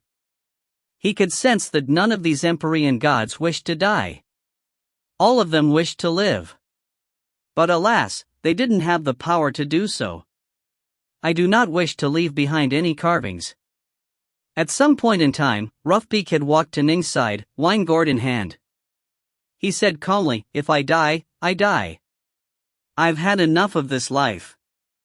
If you find any errors, ads pop up, ads redirect, broken links, non-standard content, etc., please let us know. Report chapter so we can fix it as soon as possible." Book 20, Chapter 10, Snow Fiend. Book 20, Gene Dan Upgrade, Chapter 10, Snow Fiend. "What's wrong?" Ning immediately asked. Immortals and fiend gods would generally be able to withstand the loneliness of solitude. The prisoners of Prison World 17, for example, had been trapped for multiple chaos cycles with only a small number committing suicide in despair. Empyrean god Roughbeak, by comparison, had been trapped here a far shorter period of time. "Didn't I tell you how I mistook you for Snowfiend earlier?" Roughbeak said. "Yes." Ning nodded. Undermoon Lake is an exceptionally deadly place. Many years ago, I made my way past the Sea Eksha and arrived here at this snowy island. When I first arrived, there were no other Empyrean gods, and so I continued to advance, Roughbeak said. On the other side of this island, there is another floating wooden bridge. If you proceed past it, you'll encounter Snowfiend. I was unable to defeat Snowfiend. Fortunately, by relying on my agility techniques, I managed to escape and flee back to this snowy island, Roughbeak said. Snowfiend pursued me all the way back to this location, but once I fled into the island itself, Snowfiend immediately halted the pursuit. Each time I fought against Snowfiend, I was unable to win. Thus, I have no choice but to remain here on this island. I thought that I would be safe here, but I didn't expect that after being here for 1,000 years, one of Snowfiend's clones actually attacked the island. Roughbeak shook his head and sighed. Ever since that day, roughly every 1,000 years, a clone of Snowfiend would come to the island to attack me. Each time, its power is a little bit greater than it was before. After 1,000,000 years, the clones will be close to its true body and power. Ning asked, puzzled. Once every 1,000 years, with a gradual increase in power, is he doing this just to temper you, senior apprentice brother? This is indeed a form of tempering. Roughbeak nodded. At first, the Snowfiend clones were fairly weak, and I was completely capable of withstanding them. After 1,000,000 years, my agility techniques reached an extremely formidable level. Even the clone that was comparable to Snowfiend at full power is unable to kill me. He's not able to kill me, but I'm not able to go past him either. And so, I've been trapped here on this island the entire time. Over the course of many years, other Empyrean gods have come to this island. Some of them died to Snowfiend, while others made it to the next island. Some were like me, trapped here for long periods of time, but because the Snowfiend clones grew increasingly powerful, they were unable to keep up and ended up dying. I'm the only one left. Empyrean god Roughbeak shook his head and laughed. In terms of power, many of them were actually my equal, but my forte lies in agility. Thanks to Snowfiend's pressure, I've reached a level that I would never have dared imagine I would reach. But what of it? Snowfiend continues to disturb me time and time again. He uses illusions, ambushes, assassination attempts. He continues to try to kill me. Rough Peak let out a sigh. I'm here, all by myself, and I'm unable to improve any further at all. I'm also unable to make it past Snowfiend, and I have to be wary of his attacks. Even if I'm not killed, I'll eventually suffer a mental collapse, Rough Peak said. Ning nodded slowly. Senior apprentice brother Roughbeak, Ning said solemnly, I feel that Undermoon Lake is quite a strange place. Based on what I've seen, it should be a world that was created by an ancient major power. After we enter, we will be beset by a number of trials. If we are unable to endure the trials, we will die. If we can endure them, we will be allowed to proceed, eventually acquiring treasures and even being allowed to leave. Is it possible that the major power who created Undermoon Lake did so in order to help cultivate juniors, giving us treasures then letting us leave? Ning was puzzled. He's not as nice as you think. Rough Peak shook his head. The major power who created Undermoon Lake definitely had schemes of his own. Agreed. Nobody is as selfless as that. Ning agreed as well. To help train Empyrean gods, producing top-tier ones that would be gifted with treasures and allowed to leave, that was an act of utter selflessness. Ning didn't think that anybody would be that selfless. There had to be a reason behind it all.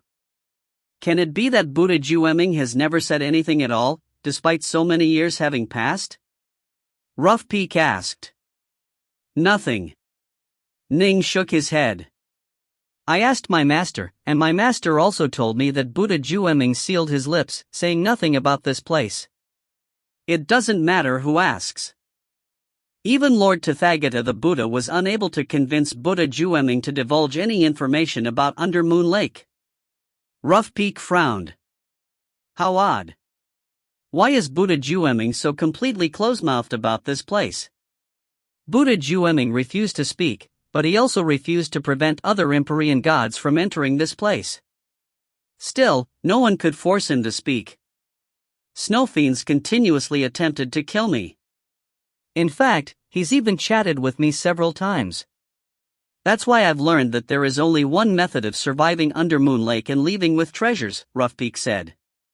Ning immediately listened carefully. The method is to continuously advance through the floating bridges, defeating all guardians. The journey will see you go past a total of 5 islands. Once you reach the 5th island, you'll be able to depart in peace. However, to date only Buddha Jueming has succeeded, Rough Peak said. 5 islands? Ning was stunned. The snow-covered island the two of them were on was merely the very first island. To reach the 5th island would be no easy feat. Upon reaching the 5th island, you'd most likely learn what the creator of Undermoon Lake has been scheming, Rough Peak said. Right.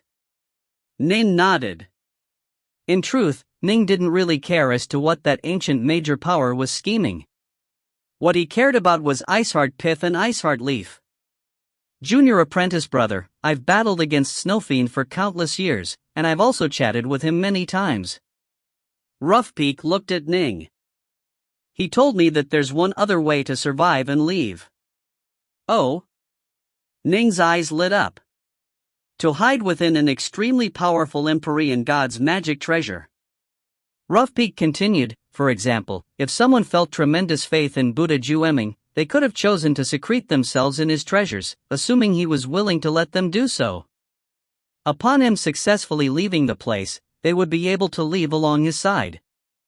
However, there's one bad part about hiding: you won't be able to acquire any treasures at all. In addition, your own life will no longer be yours to control. Rough Peak continued, for example, if Buddha Jueming was to die, then the Empyrean gods hiding within his treasures would all die as well. After all, they would all emerge upon his death, and anyone capable of killing Buddha Jueming would also be capable of killing them. Ning nodded. Right now, I'm trying to decide if I should follow you. Rough Peak looked towards Ning. Ning was startled. Follow me? Follow you. I'll go wherever you go, as far as you go. If you manage to escape, I will as well. However, I feel that your chances of making it out alive are quite low. Rough Peak chuckled. Still, I want to at least take a look at the other islands. Even making it to just the second island would be enough. I've been here all by myself for so long, I've had enough of it. Senior apprentice brother, if you truly were to trust me in such a way, I would definitely do my utmost, Ning said. But I'm worried about something, Rough Peak said. What's that? I'm worried about whether you are strong enough to go past Snow Fiend, Rough Peak laughed. If you fail and die, I'll probably be unable to escape as I'll be trapped in your treasures. I'll end up being killed by Snow Fiend. If that happens, I won't be able to see the next island. I've been quite curious as to what the rest of the 5 islands are like, and how terrifying the upcoming dangers are, for so many Empyrean gods to have failed here. Ning hesitated momentarily. I can't make any promises. I don't need any promises. Follow me. Rough Peak led Ning forward. The snowy island was quite large, but the two of them moved with incredible speed. Soon, they arrived at the other end of the island, where they saw a floating wooden bridge. Ning took a good look. This wooden bridge stretched off into the distant horizon, but the endless sea to each side of it was completely frozen. Countless petals of snow continued to fall down from the skies. All you need to do is step on the wooden bridge. Rough Peak gestured towards the bridge. Once you step onto it, Snow Fiend will sense it. There's no need for you to even advance, you can just wait here for him. A short while later, Snow Fiend will arrive. The first Snow Fiend you encounter will merely be a clone. Fight it. If you can kill it with just a single blow, I'll take the gamble and hide inside your treasures, following you forward. Junior apprentice brother. Rough Peak bowed deeply towards Ning. Senior apprentice brother, don't act like this. Ning hurriedly moved to stop the bow. I'm asking you to help me advance, but I'm first insisting on testing out your power. I honestly am ashamed of my actions, Rough Peak said. This is just normal behavior, Ning said hurriedly. If I can't even dispose of one of Snowfiend's clones, for you to follow me would be suicidal. Rough Peak no longer said anything else to Ning. He just stared at the vast sea, at the distant horizons. He murmured softly to himself, I really wonder what the next island is like. I wonder if there are any other surviving Empyrean gods on that island. I really want to know what's there. Once I see it, even if I die, I'd be happy at that. As for Ning, he moved forward, stepping onto the wooden bridge. Whoosh! As soon as he stepped onto the wooden bridge, the amount of snow falling from the heavens grew noticeably greater. A pair of blood-red swords appeared in Ning's hands as he began to wait quietly. Far away in the distant skies, a large amount of snow began to rapidly condense, transforming into a white-furred ape. The ape held a snow-white staff in his hands, and he stood there in midair, his gaze passing through the endless snowfall and falling upon the distant Ning and Rough Peak. Yet another youngster has arrived. The ape-like Snowfiend murmured softly to himself, judging from their words, that Kid Roughbeak is no longer able to endure the solitude of being trapped here for so many words. He plans to take a chance on following the white-robed kid? It's rare for someone to accompany for so long. If it wasn't for Master's orders, I'd be fine with letting you leave. But alas, although Master has left, his orders remain. I must follow them. The simian Snowfiend shook his head.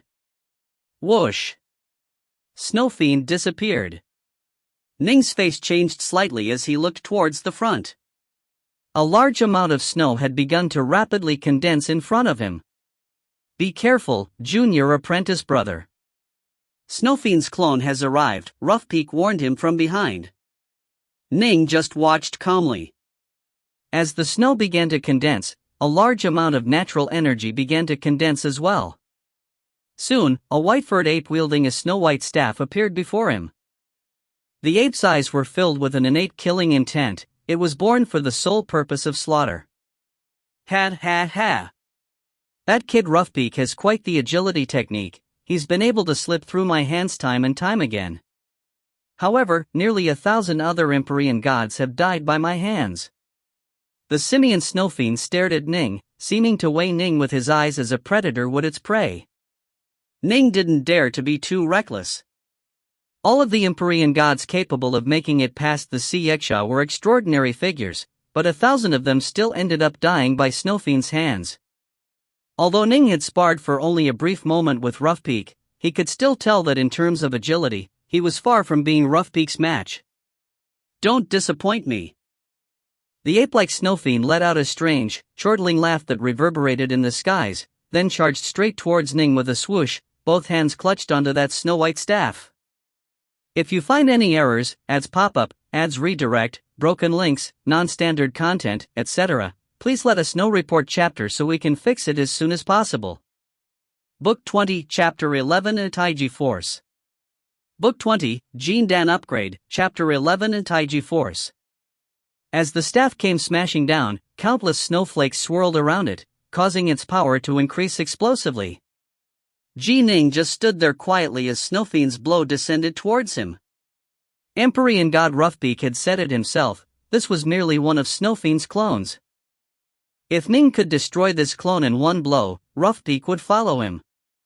In his heart, Ning wished to help out this senior apprentice brother of his. His wife's master, Patriarch Lu Dongbin, could actually be considered a fellow disciple of Roughbeak's. Lu Dongbin had once apprenticed himself to two of the major powers of the Taoist path. One was Taoist three purities, the other was exalted celestial carefree. For the sake of his connection to Lu Dongbin alone, Ning would have been willing to give Roughbeak a hand. But of course, Roughbeak's status was far lower than Lu Dongbin's. Even as far back as the primordial era, Lu Dongbin was viewed as one of the most peerless of geniuses. But alas, his ambitions in dual cultivating in Buddhism and Taoism were too great.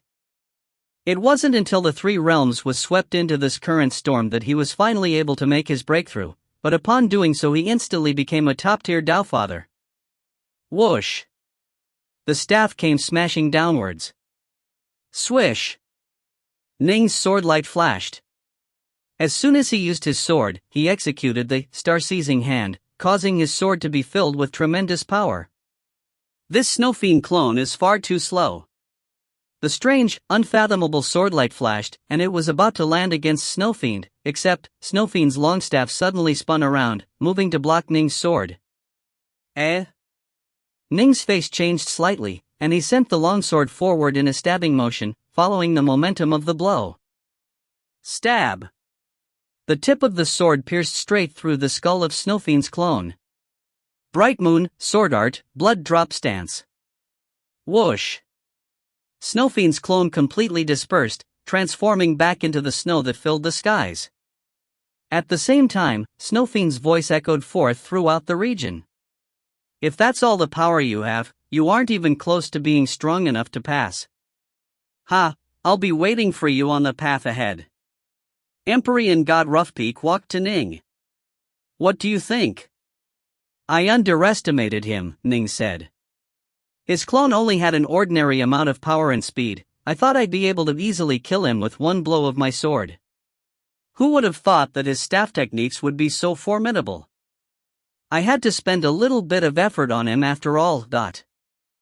Roughbeak nodded. The clones of the Xiexia that were all very weak, they could be effortlessly killed.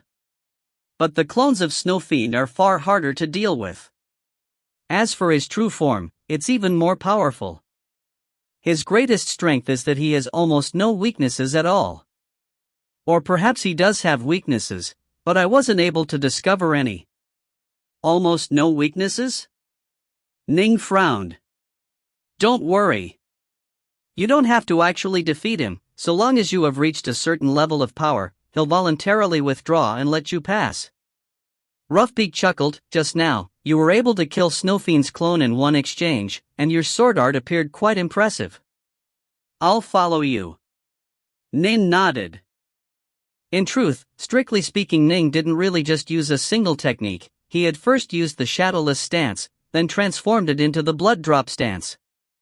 The reason why Roughbeak described it all as being one exchange was because he truly could no longer endure the loneliness of being trapped in this place. Let's go. Ning waved his hand. Roughbeak didn't resist, allowing himself to be drawn into Ning's immortal estate. Ning himself was carrying a pure yang immortal estate that held his other body within it. But of course, as the master of the estate, Ning was able to separate it into many different sections. For now, he didn't wish to let Roughbeak know of his second body's existence. There were very few in the 3 realms who knew this secret. Whoosh! Ning boarded the Rui's soul snake shuttle, then continued to advance along the path set by the wooden bridge. Snowflakes drifted downwards, seeming to cover the entire world. What a beautiful scene! Ning smiled. He continuously advanced. After 2 full hours, the Rui's soul snake shuttle came to a sudden halt, and Ning's face changed slightly as he stared up ahead. Far off in the distance, a golden-furred ape was seated atop the bridge. In front of the golden-furred ape was placed a long staff that emanated a tremendous aura of power as well. Clearly, this was an extremely formidable treasure.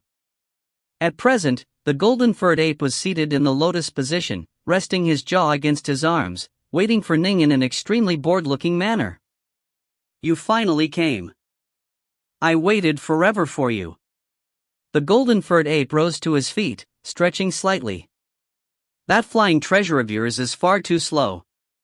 With but a thought, Ning dismissed his Rui's soul snake shuttle, landing atop the wooden bridge. A pair of blood-red swords in his hands, he stared at the distant form of Snowfiend. Although Snowfiend's true aura is far more powerful than his clone's aura, it feels as though his aura isn't even as strong as the aura of the true body of the CXA. Ha ha ha, what's wrong? Are you wondering why my aura seems fairly weak? Snowfiend laughed mockingly. Don't compare that CXA to me, that idiot isn't even able to fully control all of his power. All he has is brute force. I, however, am in complete control of every shred of my power. Once I withdraw my aura, I can change my aura, change my appearance, change everything. Transform. Snowfiend's appearance suddenly transformed into that of Roughbeak's. Again. This time he transformed into Ning. The aura was completely identical. Ning, seeing this, was quite startled. This was equivalent to the 8-9 arcane art. Thus, kid, you should understand that true experts can't be judged based on their looks, Snowfiend said with a laugh. The more powerful one is, the more they will generally choose to restrain their AUAs. In fact, they might appear like an ordinary person, giving off no aura of danger at all. Ning couldn't help but nod. It was true. For example, when he had encountered Old Man Yuan had transformed himself into an ordinary-looking old gardener. Ning truly had thought him to be nothing more than an ordinary mortal, and he truly had sensed no aura around him at all. Come. Let's see what you've got. Show me what you have, Snowfiend called out. Come out. A fierce light flashed through Ning's eyes, and a total of 729 pure young swords appeared around him, hovering in the air. A large amount of immortal energy had been pumped into them, and the energy was cycled through them, transforming into an incomparably sharp jade sword that materialized in front of Ning. Oh, it seems you have some skill after all. Snowfiend hefted his golden staff, chortling merrily. Ning's eyelids twitched. Swish, dot. The jade sword instantly pierced through the skies, leaving behind a streak of light as it chopped towards Snowfiend in an unfathomable, unpredictable manner. Boom! Snowfiend gently flicked out his golden staff, smashing it against the jade sword. The jade sword instantly shattered. Eh? Ning's face changed. Go, go, go. One jade sword after another materialized and soared off. Snowfiend just lazily advanced, his golden staff casually trembling with each blow. The staff transformed into a layer of concentric circles, effortlessly smashing apart each seemingly unfathomable jade sword. Boom! Boom! Boom! All three were broken apart in succession. Is this the only technique you know? Snowfiend stared wide-eyed, seemingly befuddled. Then this is going to be really boring. After speaking, Snowfiend's golden staff suddenly flew into the air, transforming into a golden streak of light. My shadowless stance is inscrutable and mysterious, and it was backed by the power of the ninth stage, Greater Thousand Swords formation. And yet, he was able to effortlessly deflect it. It seems I'll have to use heart force. Ning didn't expect that he would immediately be forced to use heart force. Yet another jade sword appeared in front of him, and yet another streak of light flashed out, chopping towards Snowfiend. Snowfiend leapt forward, and the jade sword stabbed through the air. The two collided. Die! Ning willed it, and the heart force within the jade sword instantly burst forth, causing the speed and power of the jade sword to increase dramatically, making it even faster and more unpredictable as it chopped towards Snowfiend. For the first time, Snowfiend revealed a solemn look on his face. Prior to this, he had been holding the staff with one hand, but now he instantly switched to a two-handed grip. Whoosh! The staff trembled, causing circles to instantly appear in the skies. Two calm streams of black energy and white energy appeared on the surface of the staff. Boom!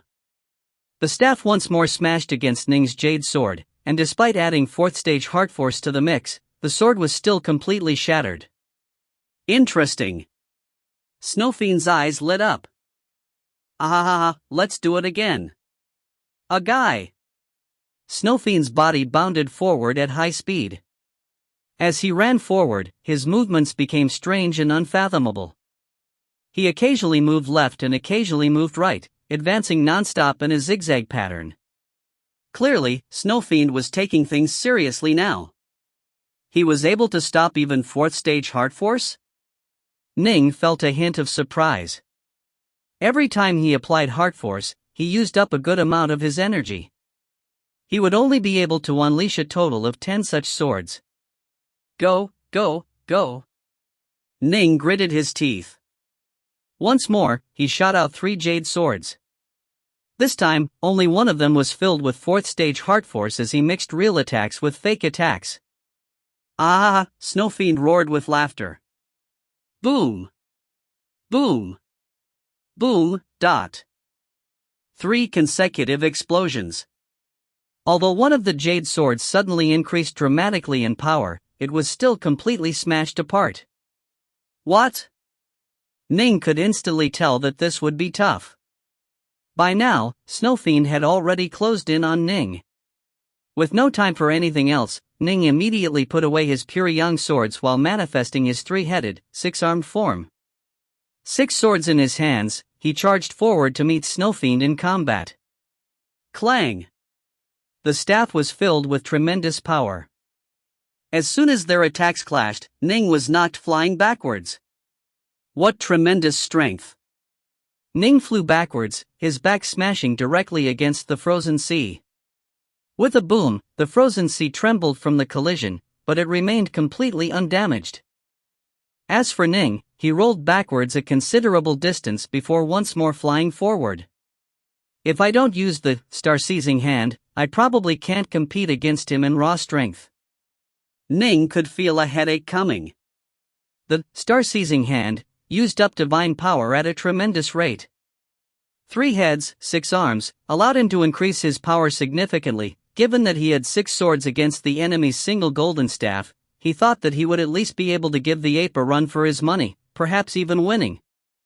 Who would have thought that he would be smashed backwards in their first exchange? Although he's not as strong as the true form of the sea Yaksha, he's still much stronger than me. His staff technique is also unfathomably profound, and his movement techniques are shockingly brilliant as well. He truly is virtually flawless. Senior apprentice brother Roughpeak was actually able to escape Snowfiend through his evasion techniques. That's quite impressive. Only now did Ning truly understand how impressive Emperor and God Roughpeak's evasive techniques were. I have to make use of my advantages. Ning had no choice but to engage in a bit of scheming now. Ha ha! Snowfiend roared with laughter, charging forward onto the floating bridge and ramming straight towards Ning, who was still standing atop the frozen sea. Ning continued to wield 6 swords in his 3-headed, 6-armed form. Once Snowfiend reached him, he moved. Ning completely ignored the oncoming blow, sending all 6 of his swords smashing downwards towards Snowfiend's body. You want to hit me? Hit all you like. Thanks to my 8-9 arcane art, I can completely ignore your attacks. As long as my swords can chop you to death, I'll win. For the sake of success, Ning even used the star-seizing hand, allowing all 6 of his arms to explode with terrifying power. Ah ha ha ha! The staff in Snowfiend's hands suddenly twisted about, and the 2 streams of black energy and white energy once more appeared, forming an enormous vortex that trapped all 6 of Ning's swords. And then, Snowfiend's staff came smashing viciously towards Ning. Boom! The staff smashed away the 6 swords, then smashed down upon Ning's body. Ning was once more knocked flying backwards, and he once more struck the frozen sea. This time, with a series of shattering sounds, a large number of cracks appeared on the icy surface. If you find any errors, ads pop up, ads redirect, broken links, non-standard content, etc., please let us know. Report chapter so we can fix it as soon as possible. Book 20, Chapter 12, Sword Force, Stage 4. Book 20, Gene Dan Upgrade, Chapter 12, Sword Force, Stage 4. How can he be so fast? My sword arts are already quite fast, and I used 6 swords to launch 6 simultaneous attacks, but he was able to block them all. After slamming into the frozen sea, Ning quickly flew back into the air, his eyes filled with disbelief. Just now, he had used the star-seizing hand, with all 6 of his arms, but he was still easily smashed away by his foe. The difference in power between the 2 made Ning feel quite miserable. Heart Force. In the end, it's still an ephemeral, invisible form of energy. In close combat, strength is just one aspect, combat techniques matters even more. Ning sighed in his heart. He was able to see long ago that this Snowfiend was in control of Taiji force, and his battle techniques were also incomparably profound. Ning's own sword force had merely reached the 3rd stage. Clearly, his Bright Moon sword art, in terms of technique, was completely outmatched by his enemy's staff arts. The difference in combat skill was simply too great. Even with 3 heads and 6 arms, Ning was still at a complete disadvantage. Ah, come. Again! Snowfiend was growing excited, and he twirled the golden staff in his hands, sending it howling forth once more. As for Ning, he charged forward as well, once more entering the fray. Clang! Clang! Clang! Boom! Boom! Boom! The 2 battled wildly over the frozen sea. Every so often, Ning would be bashed backwards, but thanks to the 8-9 arcane art, he was able to continue exchanging blows with his foe. He had to keep the star-seizing hand maintained the entire time, as otherwise his swords would instantly be knocked flying upon contact with the enemy. The difference in raw strength was simply too great. Only by using the star-seizing hand was he able to maintain parity. Every so often, Ning would let his heart force explode forth as well. This would cause Snowfiend's body to suffer some wounds as well, but Snowfiend's body was capable of transforming into countless flakes of snow, then reforming. Those light wounds were completely useless. Interesting. You are actually capable of suddenly exploding forth with great power in a way which even I cannot detect. Is this the legendary, invisible, formless power of Heart Force? Snowfiend continued his attacks while chatting with Ning, who just gritted his teeth and fought back. This was the first time that he had found himself completely outclassed by someone who was on his own level of power. In strength, in agility, in technique, he was at a disadvantage in every single aspect. Faster. Faster. The 5 Treasures manual was correct when it said that upon reaching an unstoppable level of speed, one's attacks will become completely unstoppable. When the Golden Crow Emperor of Monsters reached maximum speed, none of the major powers of the Primordial Era were able to do anything to him. In the end, Hui had to use a special arrow to slay him. If I can make my sword fast enough, he'll be unable to stop me. Ning attacked frantically, completely ignored defense and focusing solely on offense. The two stances he used were Shadowless and Blood Drop. Although there were 3 attacking stances in the Bright Moon, Sword Art, Heavenbreaker primarily relied on crushing with weight and power. The difference in strength between Ning and Snowfiend was simply too great. Snowfiend's own primary skill revolved around using overwhelming power in each staff smash. For Ning to use the Heavenbreaker stance to fight head-on would be a foolish choice. He would be using his weakness to combat the enemy's strength. He would lose disastrously if he did this. Shadowless stance. Blood drop stance. His attacks were occasionally drifting and bizarre, occasionally rapid and savage. With 3 heads and 6 arms, he wildly launched attacks, and even more attacks. Faster, Phasator, faster, ... Snowfiend himself continued to twirl that golden staff, the 2 streams of black and white energy flowing around it in a series of circles that completely shut down all of Ning's attacks. I'm still not fast enough. Ning's 6 swords emanated a natural, blurry golden light. This light was truly breathtaking and dominating, but no matter how valiantly and savagely Ning fought, his attacks continued to be dispersed by the seemingly ordinary staff techniques. After fighting for a long period of time, Ning's divine power was close to being depleted. It seems you still aren't good enough. Snowfiend chuckled to himself, his staff completely suppressing Ning. As for Ning, he continued to launch attacks at a frenetic pace. Suddenly, one of the 6 swords exploded forth with shocking amounts of power. Heart force yet again? Snowfiend didn't feel any concern at all. Although the sword strike of Ning's was even stranger and more unfathomable than before, and although his sword had managed to draw close to Snowfiend's body due to the sudden increase in power, Snowfiend was still able to clip the side of Ning's sword with his staff, knocking it aside. Ning was only able to leave a slash on Snowfiend's flank. However, right at this moment, one of Ning's hands suddenly released a sword. The hand suddenly increased in size as it clawed towards Snowfiend. This attack was simply too sudden. The heart force-filled sword had been nothing more than a decoy. Ning's true goal was to ensure that this hand of his would be able to close in on the enemy. In the same instant that the sword's attack failed, Ning released the sword and let his hand become his true weapon. Shocked, Snowfiend hurriedly moved backwards. His movement techniques were quite marvelous as well, and Ning's clawing attack was only able to latch onto one of Snowfiend's arms. Sever. Snowfiend let out an uncaring chortle. He was formed from snow, and his body could manifest or dissipate as he willed it. The loss of an arm was nothing to him. One of his arms had been seized by Ning, but the other sword continued to wield the long staff in battle against Ning's other 5 swords. Boom, ... A bloody sword tip suddenly pierced out of Snowfiend's forehead. Snowfiend revealed a look of shock. He had actually been stabbed in the head? Whoosh! Moments later, Snowfiend's body completely dissipated, reforming off to the side a few moments later. He stared in disbelief at the direction from which he had been attacked. A second Ning was standing there. 2. Snowfiend stared at the 2 white-robed Nings. Just now, when you released your sword and grabbed me, it was all for the sake of giving your other clone a chance? Snowfiend looked at Ning. Yes. Ning nodded.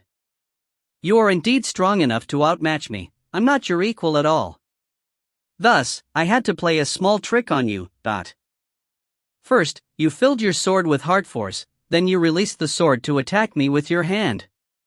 That hand of yours is no weaker than your sword, Snowfiend said. Correct. To be precise, my hand is actually a bit more powerful, Ning said. Ning's star-seizing hand had made his hands comparable to supreme protocosmic spirit treasures. Although they weren't sword-shaped, they were still comparable in might to high-grade protocosmic swords. Naturally, his hands would be a bit more powerful than the swords he was using. Although my palms are a bit more powerful, and although my attack came quite suddenly, your agility techniques are simply too impressive. I was only able to grab onto your arm. Ning shook his head. You released the sword so that you could attack with your hand, but even if the hand succeeded, you would still have the option of using your second body, which is just as strong as your first body. Snowfiend shook his head. I was tied down by you for a moment. That sudden attack caught me off guard, rendering me unable to dodge. I am thoroughly convinced by my defeat. I wasn't strong enough, so I had no choice but to use trickery, Ning said. If he had started the battle with 2 clones, the ape would have been prepared for it. Given how overwhelmingly powerful Snowfiend was, if that happened, the outcome could be summarized in one word: lose. Thus, Ning's second clone would only appear at a critical moment, unleashing a sudden attack that would gain him victory. It was because you have other clones. Snowfiend shook his head. You actually have 2 true bodies, and both are Empyrean god bodies. It seems that you must have trained in some sort of special divine ability. Generally speaking, this sort of divine ability should allow you to create quite a few clones, correct? Ning chuckled. Indeed, Taowu 18 fiend gods allowed for a total of 18 clones. You win. Snowfiend hefted the golden staff onto his shoulders, then turned and left. Snow fluttered around him, and he quickly disappeared into the snow. Ning let out a sigh of relief. Good heavens! Ning felt a spike of fear for what had almost happened. Although I knew that Snowfiend had to be powerful, he was way too powerful. I threw everything I had at him, and my first clone used up almost all of its divine power and heart force. If my final ploy had failed, my only option would have been to try and flee back to the island. The reason why Ning had battled ineffectively for so long is to make the ape accustomed to him. Everything lay in that final attack. First the sword, then the hand, then the second clone. If he failed, he would have fled back to the island. Just like Rough Peak, he would train for a few more years before making any further attempts. Success! Finally, I succeeded. Although Ning celebrated his victory, he still felt a sense of pressure.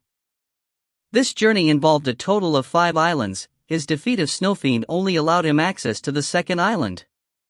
This battle, however, had already forced him to reveal his trump card and use all the tricks he had available. Would he be able to overcome the upcoming challenges? Whoosh! The Rui Soul Snake shuttle followed the floating wooden bridge, rapidly advancing towards the horizon. While flying, Ning pondered the previous battle non-stop. Just now, when he had been battling so frantically, he had a vague feeling that he was about to completing the 3rd chapter of the 5 treasures, sword art, which he was still a hair's breadth away from mastering. However, because he was in a life-and-death battle, he didn't have any time to think about the sword art. Now, Ning began to think back to the previous battle and carefully analyze it. After flying for half a day, another island appeared before Ning. This island had a massive volcano in the center of it. Boom!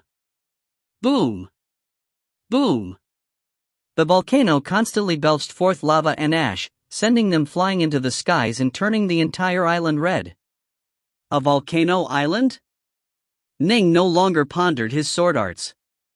Instead, he rapidly flew forward and landed atop the volcano island. This was the 2nd of the 5 islands. At the end of the wooden bridge, Ning sat a giant, vertical stone stele, with the stone stele covered by an enormous diagram of a bellowing ape. This ape looked rather similar to Snowfiend, and he was roaring at the heavens. As soon as Ning saw it, his mind was drawn into the diagram's depths. He saw the illusion of an ape, twirling a long staff in its hands as it trained in a staff technique. The ape started with the simplest techniques, then proceeded to the advanced ones, his staff work growing increasingly marvelous. A short while ago, Ning had battled against Snowfiend for a long period of time. Now that he was able to carefully see each of the illusory ape's separate techniques in detail, he instantly felt enlightened regarding his previous experiences. Only after a long period of time did the display of techniques come to an end. Ning's consciousness returned to his body. What a marvelous staff technique! A pity that my path is the Tao of the sword. But suddenly, Ning's entire body turned stiff as he just stood there blankly. He had been trapped at a bottleneck in the 5 treasures for some time now. Upon viewing that complete staff technique, it was as though a ray of sunlight had suddenly pierced through a covering of dark storm clouds, illuminating a world that had previously been cast in shadow. Ning stood there silently and unmovingly. Both him and his second clone were completely absorbed in the 5 treasures sword art. They were gaining continuous insights into the 3rd chapter, and in the end the bottleneck was no longer able to impede Ning's progress. The bottleneck shattered, and all of his insights became completely linked together, merging to form a perfect whole. The entire 3rd chapter was completely mastered, and Ning's sword force silently advanced to the 4th stage as well. Sword Force, Stage 1, Silver Moon. Sword Force, Stage 2, Dazzling Sunday. Sword Force, Stage 3, Imperial Ruler. Sword Force, Stage 4, Sword Heart. Sword Heart, Ning murmured to himself, then flicked out with his finger in a slow arc. A black streak of sword light appeared, swirling around it. When he had created the very first stance of the Bright Moon, Sword Art, Ning had already reached the 3rd stage of Sword Force. Nearly a century had passed, and over the course of this period of time Ning had completed the Bright Moon, Sword Art, battled against many Empyrean gods and celestial immortals in the prison world, and even sparred against true gods and true immortals there. However, he had been unable to make that final breakthrough. Only after sparring against Snowfiend and after his consciousness was drawn into the stone steel did he finally break through the last bottleneck and reach the 4th stage of Sword Force. If you find any errors, ads pop up, ads redirect, broken links, non-standard content, etc., please let us know. Report chapter so we can fix it as soon as possible. Book 20, Chapter 13, Volcano Island. Book 20, Jindan Upgrade, Chapter 13, Volcano Island. The Tao of the Sword, Ning shut his eyes. Slowly, an invisible surge of power began to manifest in the area around Ning. It formed into the blurry image of a black sword which covered Ning and swirled around him. Normally, those who mastered the Tao of the sword would be referred to as sword immortals, but this was actually just the beginning of the sword immortal path. Only by comprehending sword force would one be able to pursue the true essence of the sword itself. It is alive. Ning opened his eyes, staring at the blurry, illusory black sword around him. This manifestation of 4th stage sword force allowed Ning to clearly sense the childish playfulness of the illusory sword. It was like a little child that absolutely loved to stick closely to Ning, causing Ning's own heart to be filled with joy. Sentience. Life.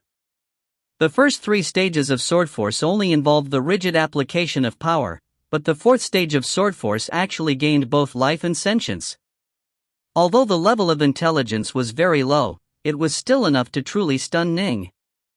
Prior to this, before his heart force had actually reached the 4th stage, Ning had never sensed this from his sword force. As for heart force, it came from himself, it was the power of his own heart. Sword force, however, came from an arcane, inexplicable, unfathomable essence of the sword itself. The path that Ning was pursuing was the path of finding the original essence of the sword. Whoosh! Ning rose to his feet. He waved his hand, and the black sword force responded accordingly. Such tremendous power. Prior to this, I was a bit weaker than senior apprentice brother Silvermoon and Reds now, due to me not having trained for long enough. Although my heart force is formidable, it's consumed far too quickly in battle. When I want to beat down on those weaker than me, it'll allow me to gain victory in just 1 or 2 blows, but when fighting against experts of the same level, it simply won't last. Sword force, however, doesn't use up any divine power, and it comes in a steady, unbroken stream. Ning was absolutely delighted. Upon truly comprehending sword force, even a mortal commoner would be able to infuse his punches and kicks with 4th stage sword force. I can vaguely sense that the power of this sword force is roughly equal to 80% of the power unleashed when I use my heart force to maximum effect. Ning sighed in amazement. Although it was only 80%, it could be used in every single strike and blow. In a protracted battle, it would be far more useful to Ning than heart force would be. From this day forth, in a one-on-one battle, I am now the equal of senior apprentice brother Silvermoon and Reds now. After calming himself, Ning took a look at the volcanic island. This island had a towering volcano in the center that was occasionally belching forth plumes of lava. However, because the sea around the volcanic island was completely frozen with countless snowflakes falling all around it, the borders of the volcanic island were at a perfect temperature, with only the volcano itself being blazingly hot. Whoosh! Ning willed it, and a second person appeared next to him. It was Empyrean God Roughpeak. Junior apprentice brother Dark North. Roughpeak immediately smiled and called out to Ning upon stepping out, but upon seeing his surroundings, he was instantly stunned. The volcano belching fire. It was a sight completely different from that of the snowy island. This place is, Roughpeak stuttered. This is the second island. I call it Volcano Island, Ning said. You actually succeeded. Ah, wonderful. Wonderful. Roughpeak turned his head to look at Ning with eyes full of excitement. Junior apprentice brother Dark North, to tell you the truth, I didn't really think you'd be able to succeed. In fact, after spending a few days in your immortal estate, I was truly afraid that you had already failed. But you actually succeeded. Wonderful, simply wonderful. Roughpeak truly didn't have that much faith in Ning. He had watched as Ning killed the Snow Fiend clone on the snowy island, and had seen that Ning's sword arts were only at the level of third stage sword force. However, Ning's sword was quite shockingly fast, which was why he thought that there might be a chance that he would be acknowledged by Snow Fiend. It wasn't necessary to actually defeat Snow Fiend in order to go past him. If one fought him for long enough and was acknowledged by him, one would be allowed past. Ning had spent a long period of time analyzing the stone steel. Although Ning had felt that only a brief moment had passed, in truth he had spent more than 2 days on it. After waiting for so long within the Immortal estate, Roughpeak felt that the reason why Snow Fiend had let Ning pass was because the two had fought for so long that Snow Fiend had acknowledged Ning's power. Ning chuckled. Luck was part of it. Being able to pass Snow Fiend proves your power. Roughpeak sighed. No matter what, we've finally left the island of snow. I've had more than enough of that place. The island was actually quite pretty, Ning said. When you've spent countless terrified years by yourself in one place, it'll turn into hell for you, no matter how pretty it is. Roughpeak said hurriedly, let's go. Let's not chat here, let's take a look at what's up ahead. Let's see if there are any other Empyrean gods on this island. The further along we go, the stronger any surviving Empyrean gods must be. Even if they aren't able to make it to the next island, they should be able to stay alive for quite some time. Yes, let's take a look. Ning nodded. Ning and Roughpeak walked through the volcanic island, taking in the sights. A short while later, they found a winding series of spiky palaces. Over there. If there are any surviving Empyrean gods, they should be living there. Roughpeak hurriedly pointed towards the palaces. As soon as his words came out, whoosh! A fur-clad, muscular, bronze-eyed man appeared at the entrance to one of the palaces, glancing outside. He instantly saw both Ning and Roughpeak. Eldest brother. Second brother. Third brother. Fourth brother. Fifth brother. Seventh sister. The muscular man instantly called out in a loud voice. Swish! Swish! Swish! One figure after another began to charge out from the other palaces. They all congregated together, staring towards the two newcomers. 6 were men, 1 was a woman. All of them were dressed in furs. Is that my young friend Roughpeak? Suddenly, a wrinkle-faced man called out to the two. 7 dragon gods, all of you are still alive? Roughpeak began to roar in laughter. The 7 dragon gods of the primordial era? Ning was truly shocked as well. Before coming to this place, he had naturally read up on the Empyrean gods who had entered Under Moon Lake. The 7 dragon gods had entered Under Moon Lake during the primordial era. Countless years had passed since then, and during his conversation with Roughpeak, Ning had learned that the island of snow had suffered attacks every 1,000 years. The same was most likely true for the other islands as well. To be able to live for even 100 million years in Under Moon Lake was a marvel. To be able to survive from the primordial era to the modern day? Young friend Roughpeak, why have you come to this damned hellhole? We should never have come to this damned place. The oldest-looking man spoke out as Ning and Roughpeak walked towards the 7. Too late for regrets. I'm already here. Roughpeak let out a sigh. I was trapped on the snowy island for more than 100 million years, but the 7 of you entered during the primordial era. I'm in complete awe of you, you were actually able to survive for so long. Ah, and who is this new friend? A fiery-haired man looked towards Ning, a friendly look in his eyes. Although I don't recognize him, I can sense that he's one of my brothers, a human. Let me make the introductions.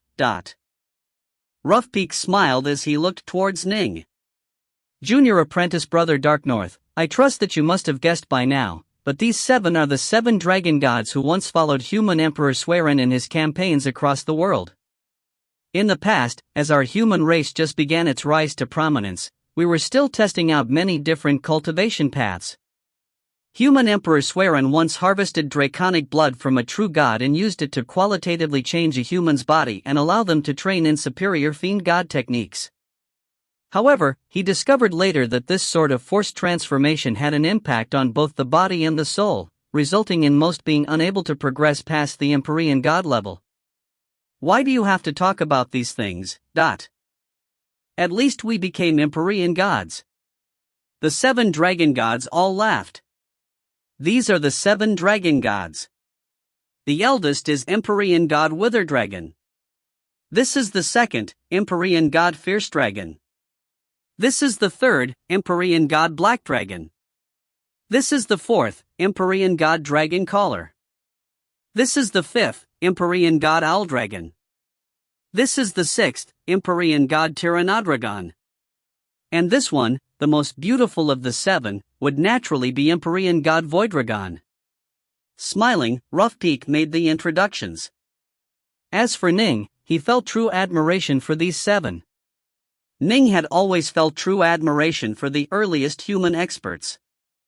They had established a foundation for all their human descendants, and they had even used their own bodies to test out new cultivation methods. It wasn't just these 7 who had attempted to use draconic blood to transform their bodies, many others had died on the spot, their bodies instantly blasting apart. Not just anyone could withstand the blood of a draconic true god, after all. The 7 of them were 7 of Suwerin's early test subjects, and they became known as the 7 dragon gods.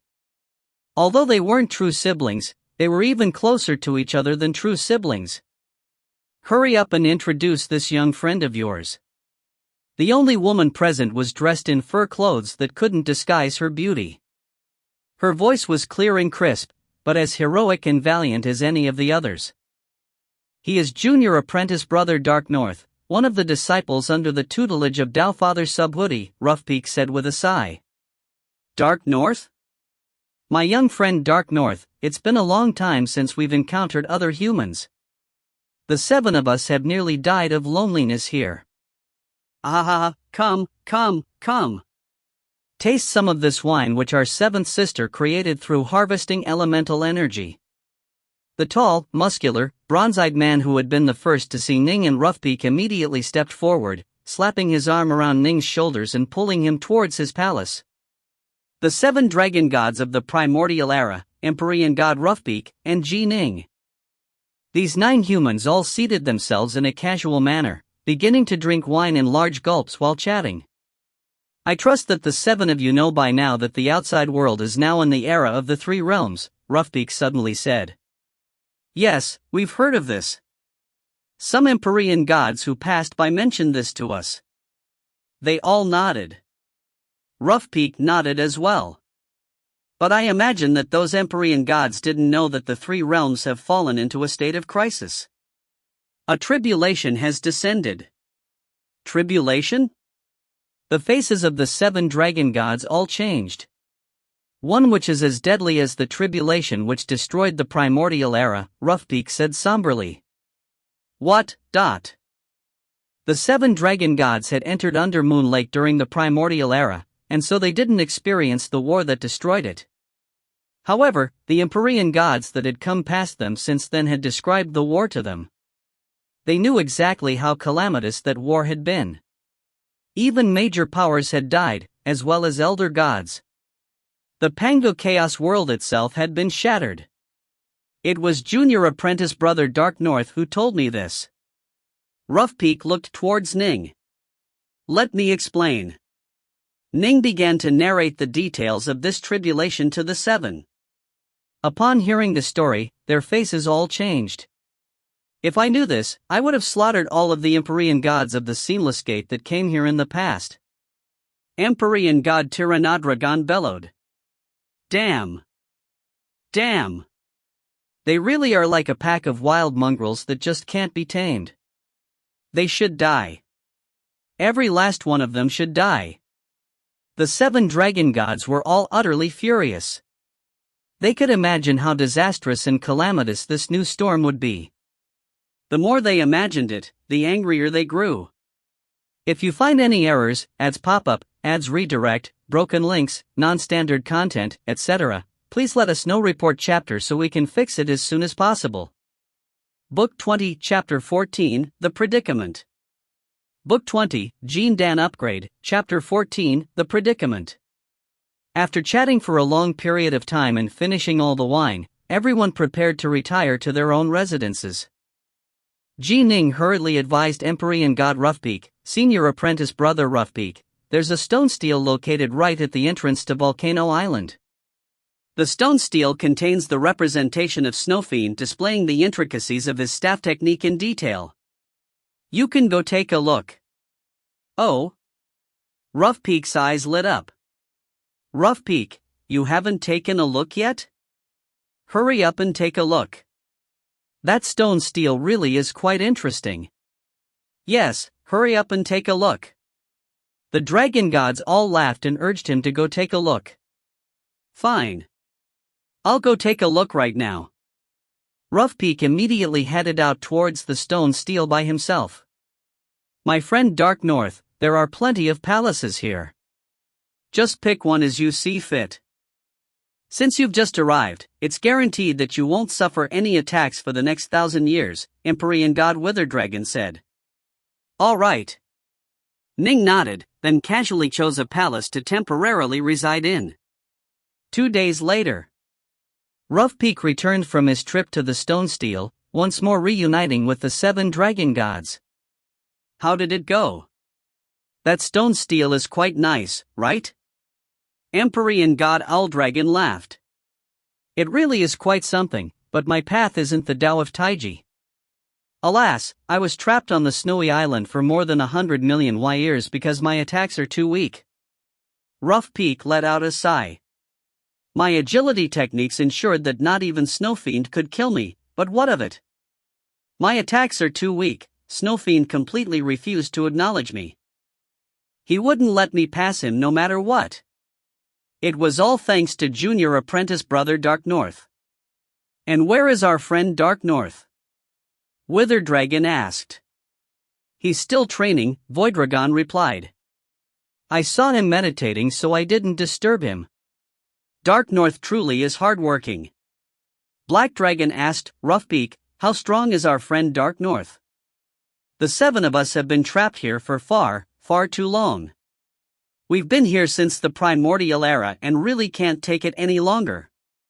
If Dark North is strong enough, we'd be willing to ask him to help lead us out of here.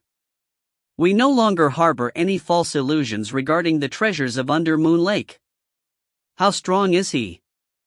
Roughpeak shook his head. I've seen him fight. He's skilled in swordplay and quite formidable, but he's only reached the 3rd stage of sword force. His divine abilities should be quite powerful, though. He spent several days traveling from the snowy island to Volcano Island. I imagine that he must have fought against Snow Fiend for a long period of time, resulting in Snow Fiend acknowledging his power and letting him pass.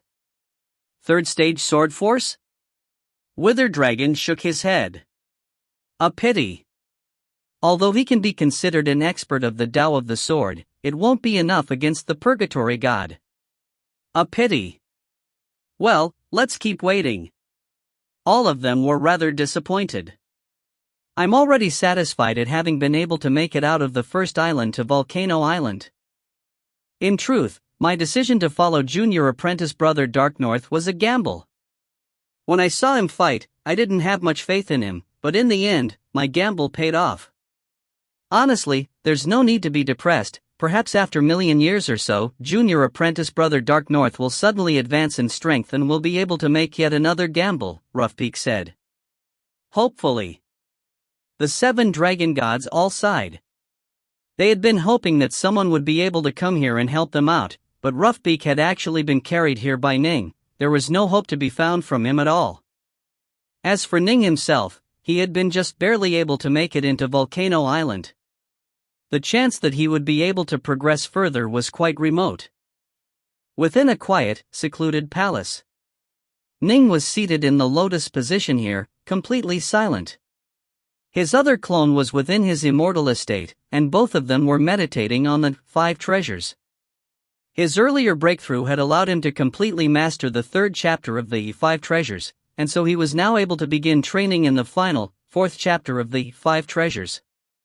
This final chapter caused Ning to feel even more amazed at how unfathomably marvelous the 5 treasures sword art was.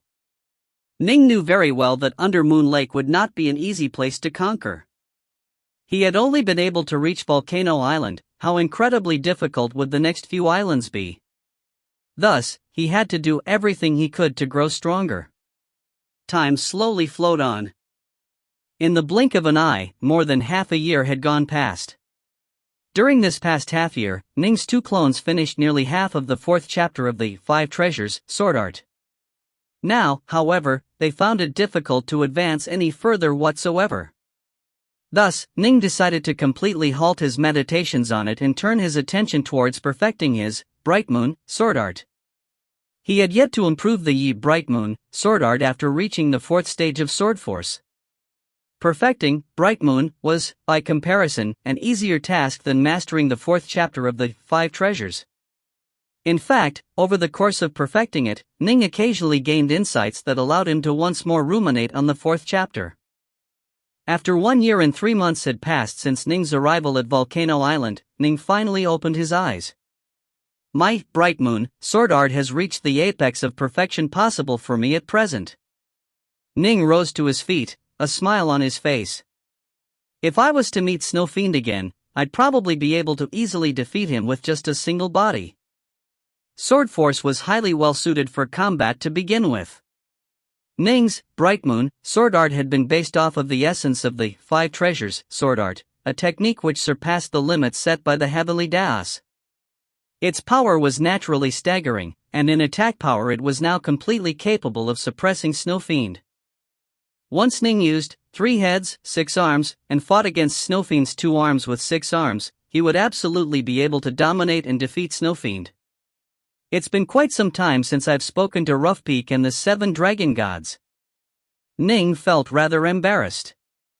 During this year, he had spent all of his time in meditating. He immediately left his palace to go meet with the 7 dragon gods. A short while later, the 7 dragon gods, Roughpeak, and Ning all gathered together once more. It's very unlikely that the 8 of us will be able to advance any further, and so we often gather together. But you, junior apprentice brother Dark North, you end up going into seclusion for a full year in one training session. You reminded me myself when I first entered Under Moon Lake, Roughpeak said with a laugh. I'm embarrassed, Ning said. Oh, right. Ning looked at the other 8. I'm preparing to go test the next guardian and see if I can reach the next island? You? The 7 dragon gods and Roughbeak all glanced at each other. Wither Dragon said, "Brother Dark North, do you know that there are treasures on the 3rd island? If you can make it there, you can acquire treasures." Treasures? Ning's eyes lit up. The Sieksha, Snowfiend, and Purgatory God, these are 3 of the guardians which the creator of Undermoon Lake left behind. If you can make it past the 3 of them, you'll be able to acquire treasures. And of course, the 4th and 5th islands all have treasures as well. Wither Dragon looked at Ning. But, do you think those treasures are so easily acquired? You can probably guess at how powerful the Purgatory God is. Ning immediately began to listen carefully. Only by understanding both oneself and one's enemies would one be able to win all battles. On the other side of Volcano Island, you'll be able to see yet another floating wooden bridge.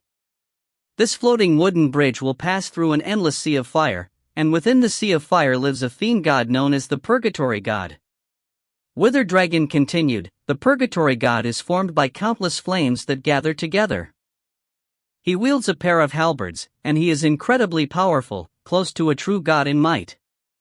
Although he flies quite slowly, his twin halberds attack at an utterly incredible speed. His Infiniforce has even reached the 4th stage. Compared to Snowfiend, he's stronger, has faster attacks, and is even more skilled. When those twin halberds of his start to chop about, he's an utter nightmare. Ning was secretly shocked by what he heard. Even stronger and even faster than Snowfiend? This meant that this Purgatory God's underlying foundation was superior to Snowfiend's. The 7 of us know exactly how powerful he is. Honestly, we hope for your success, as that way we'd be able to follow you through, but Wither Dragon shook his head. He's far too powerful. If you aren't strong enough, you will likely die. The 7 of you entered long ago during the primordial era.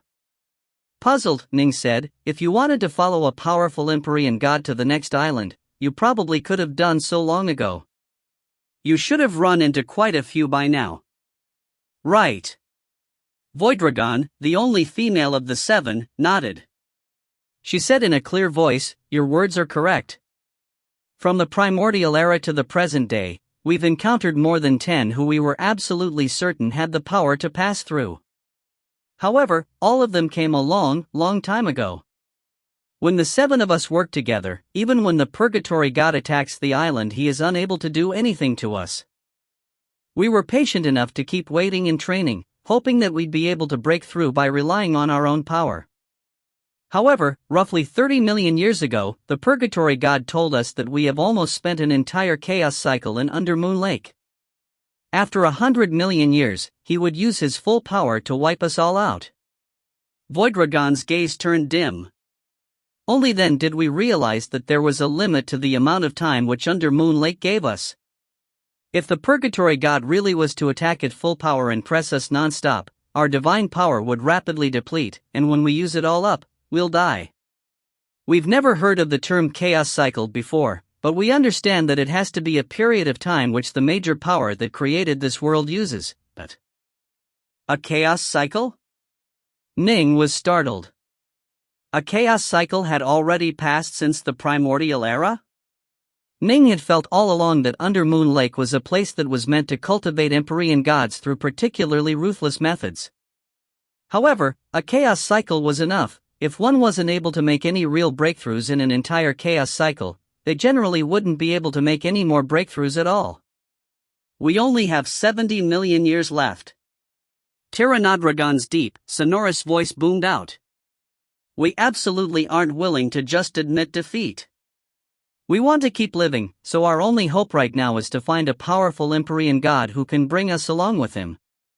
But alas, no such figure has appeared recently. Ning nodded.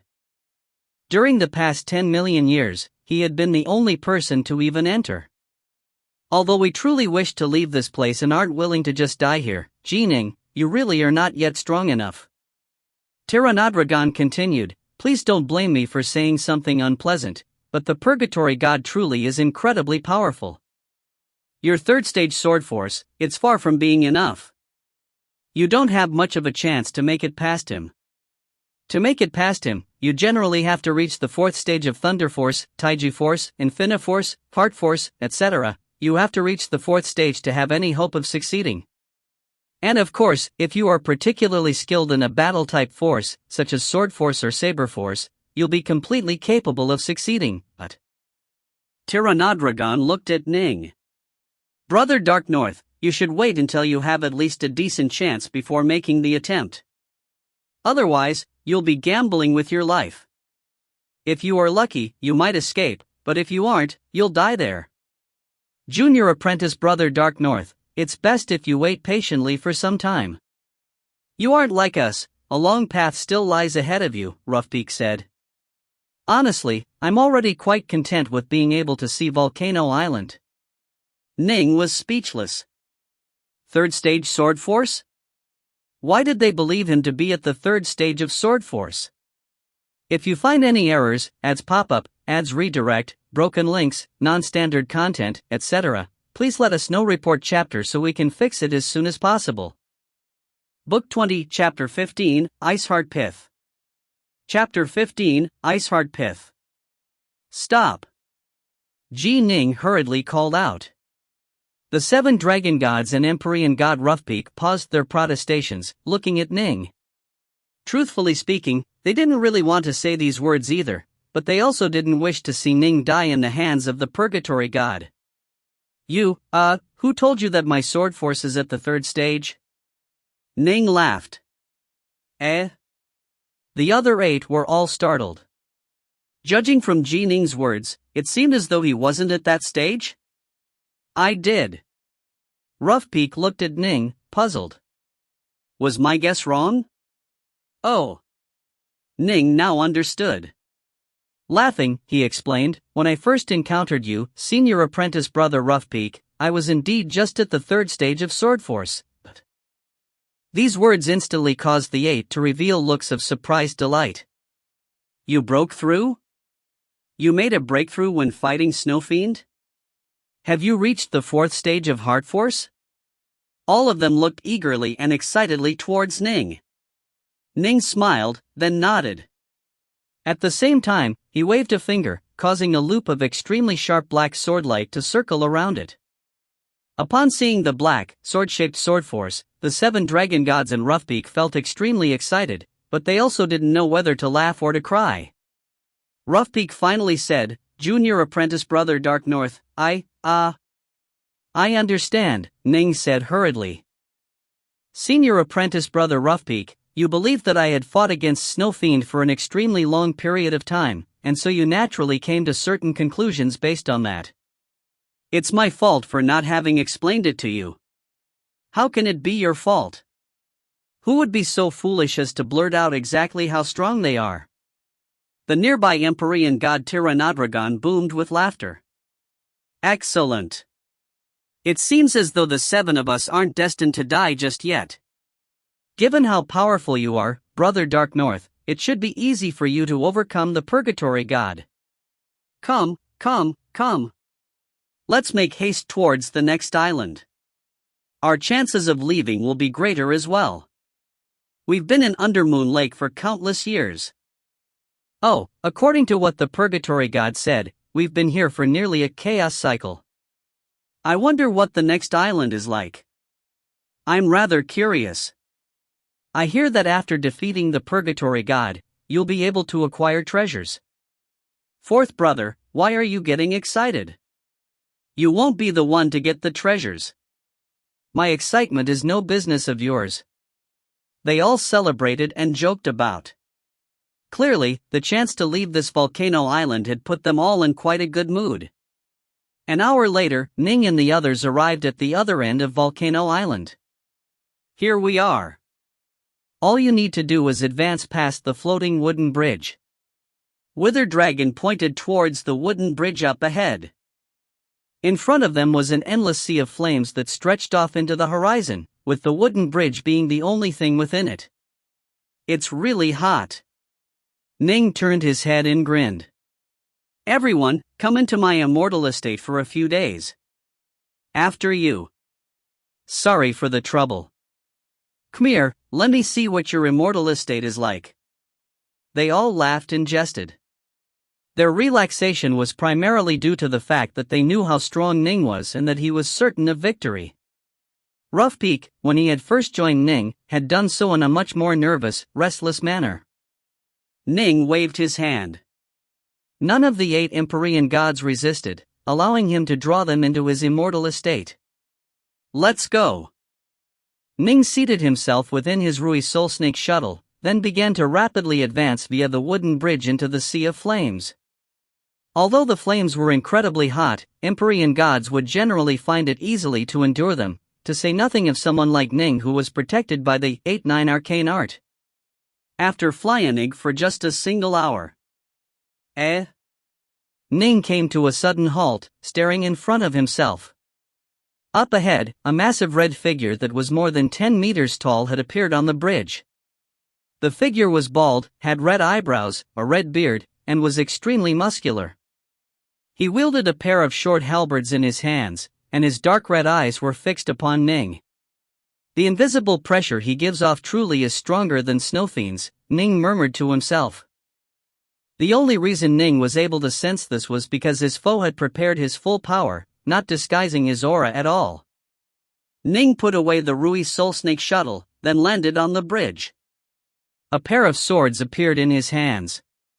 He wasn't even willing to use 3 heads, 6 arms. Now that his sword force had reached a new level, and his Bright Moon sword art had been further perfected, he wanted to give himself a good challenge. I can sense that the volcanic island no longer has any Empyrean gods on it. The Purgatory god's dark red eyes held a hint of madness within them. It seems you are quite confident. Please come, Ning said politely. All right. The Purgatory god didn't hesitate. He immediately bounded forward, his body moving at incredible speed. He instantly arrived before Ning, who charged forward as well, sending 2 streaks of black swordlight towards the Purgatory god. Boom! Boom! Ning couldn't help but take several steps back, while the Purgatory god was knocked back by 1 step as well. What tremendous power! Ning was secretly surprised. In strength alone, he's nearly at the true god level. Fortunately, my sword force reached the 4th level. After sword force reached the 4th level, Ning was able to unleash power equivalent to 80% of a full force heart force blow with each ordinary strike. This level of power was absolutely enough for him to do battle head-on against his foe. All Ning had to do was reserve enough divine power to allow him to move about at high speed. There wasn't even a need for him to use the star-seizing hand, or 3 heads, 6 arms. In fact, he didn't even really need to fight with full power. Ning was completely capable of replenishing the amount of divine power which he was using up through absorbing natural elemental energy from heaven and earth. Stage 4 sword force? The Purgatory god instantly grew even frenzied. Swoosh! Swoosh! Swoosh! The twin halberds hacked downwards, screaming through the air like devils. The 2 short halberds were like the taiji itself, one was yin while the other was yang, and both joined together into a perfect whole that completely embodied the essence of what Wuji, infinity, was all about. Although Ning also wielded a pair of twin swords, in terms of making his swords work together in harmony he was vastly inferior to the Purgatory god. Anyone who had embarked on the path of Wuji would be extremely skilled in making multiple weapons work together. Whoosh! Whoosh! Whoosh! Ning's swordlight remained as fast and bizarre as ever. In Undermoon Lake, Ning had spent most of his time and effort on the shadowless stance, and this stance was the most unpredictable stance of them all. The 2 exchanged blows for a long while. For a period of time, Ning was at a slight disadvantage. Although his attacks were more powerful, his 2 weapons didn't work together as seamlessly as his enemies did, resulting in him being at an overall disadvantage. In truth, if Ning used the 3 heads, 6 arms technique, he would be able to quickly suppress his opponent, but Ning was in no hurry to do so. Finding such a perfect opponent wasn't an easy task. The power of his sword arts primarily came from his black sword force. Very little of Ning's divine power was being used up, and it was actually being replenished faster than it was being consumed. He'd easily be able to battle like this for 1,000 years without any problems. This battle went on for more than half a month. Ning had just broken through to the 4th stage of sword force a short while ago. Now that he was able to fight against such a perfectly matched foe for so long, his sword arts grew increasingly refined and perfected.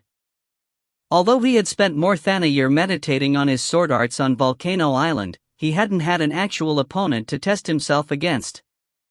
Only upon encountering a formidable opponent would he realize that his perfected sword arts were still lacking in many areas. As a result of his continued improvement, his sword arts grew increasingly powerful. You win. The Purgatory God suddenly retreated. Ning laughed. During the past half-month, he had went from being at a slight disadvantage to holding a slight advantage. The Tao of the sword was simply too well suited for launching offensive attacks.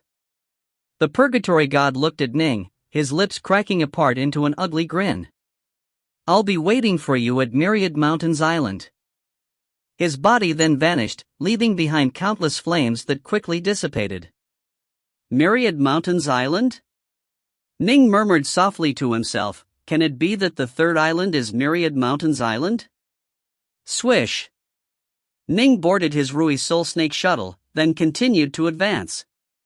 After flying for around an hour, an enormous, gourd-shaped island appeared before him.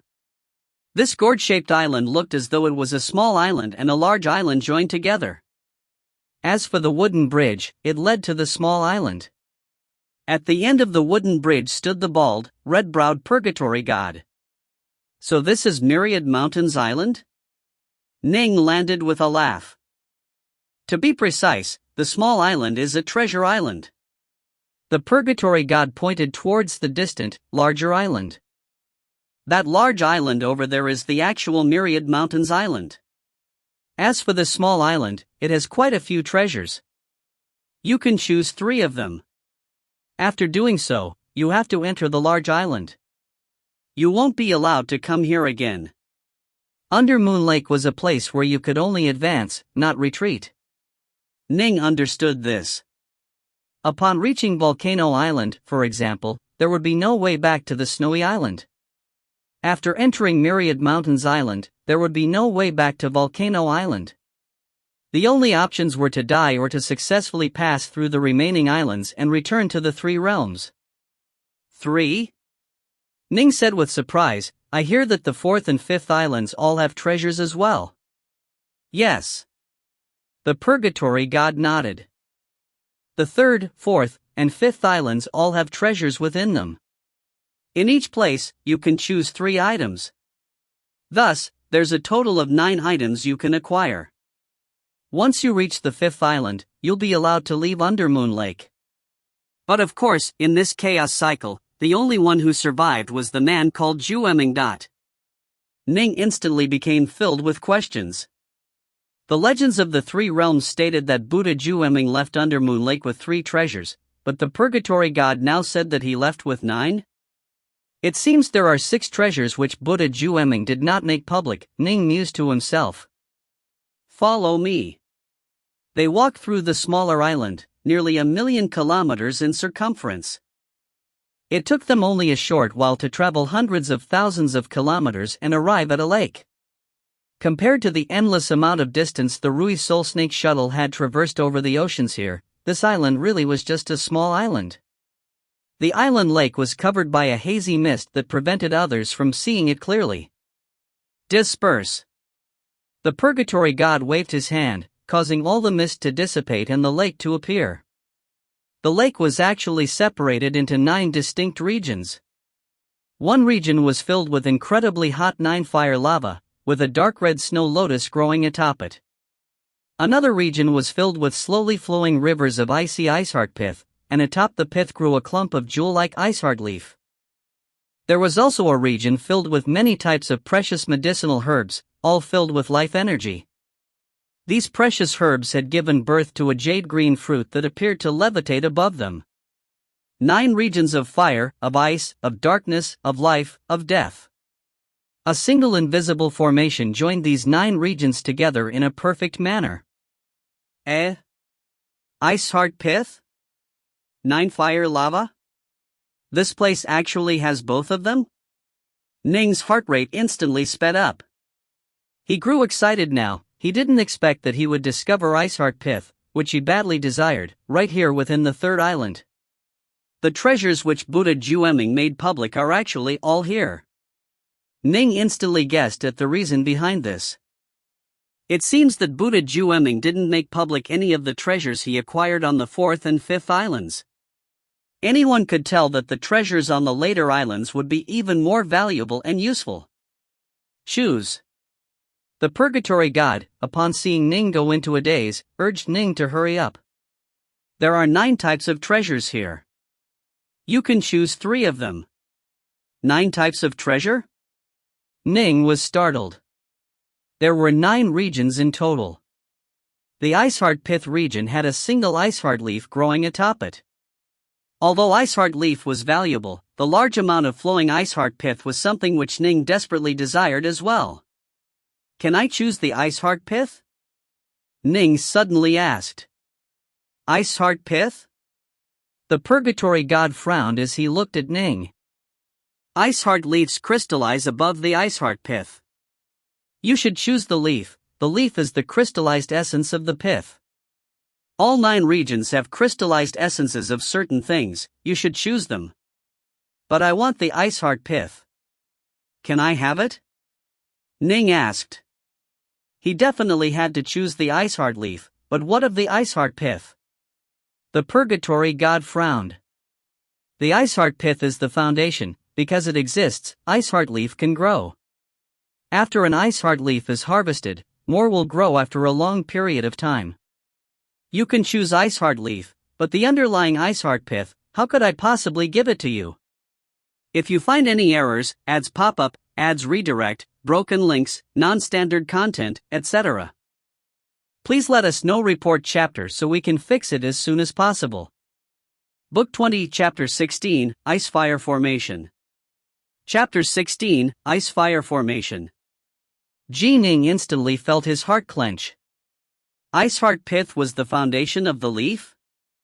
With the pith gone, there will be no more leaves in the future. The Purgatory God looked at Ning. Many other Empyrean gods will enter the Myriad Mountains Island. I can't just let one of the treasures disappear due to you.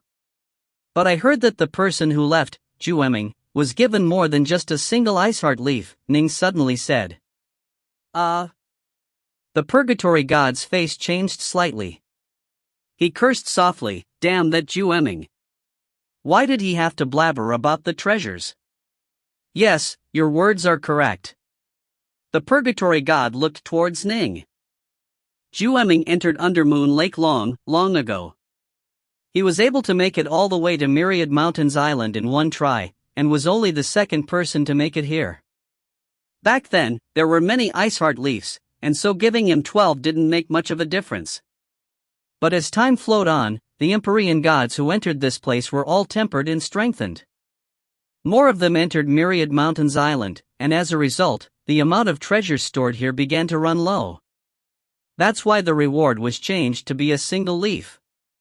Since you also made it all the way here on your first try, if you want 12 leaves, I'll give them to you. The Purgatory God waved his hand. Whoosh! Instantly, the Iceheart Pith region began to ripple, as though some sort of restrictive spell had just been dissipated. One platter after another began to appear, each holding an Iceheart leaf. There had to be at least 10,000 of the leaves within the Great Iceheart Pith region. That many? Ning was shocked. Is it? If every single Empyrean god takes away 12 leaves, then 1,000 of them would take over more than 10,000, yes? The Purgatory God snorted. I have to be sparing with these treasures. The only reason why I'm willing to offer you 12 is because you made it here on your first trip without failure.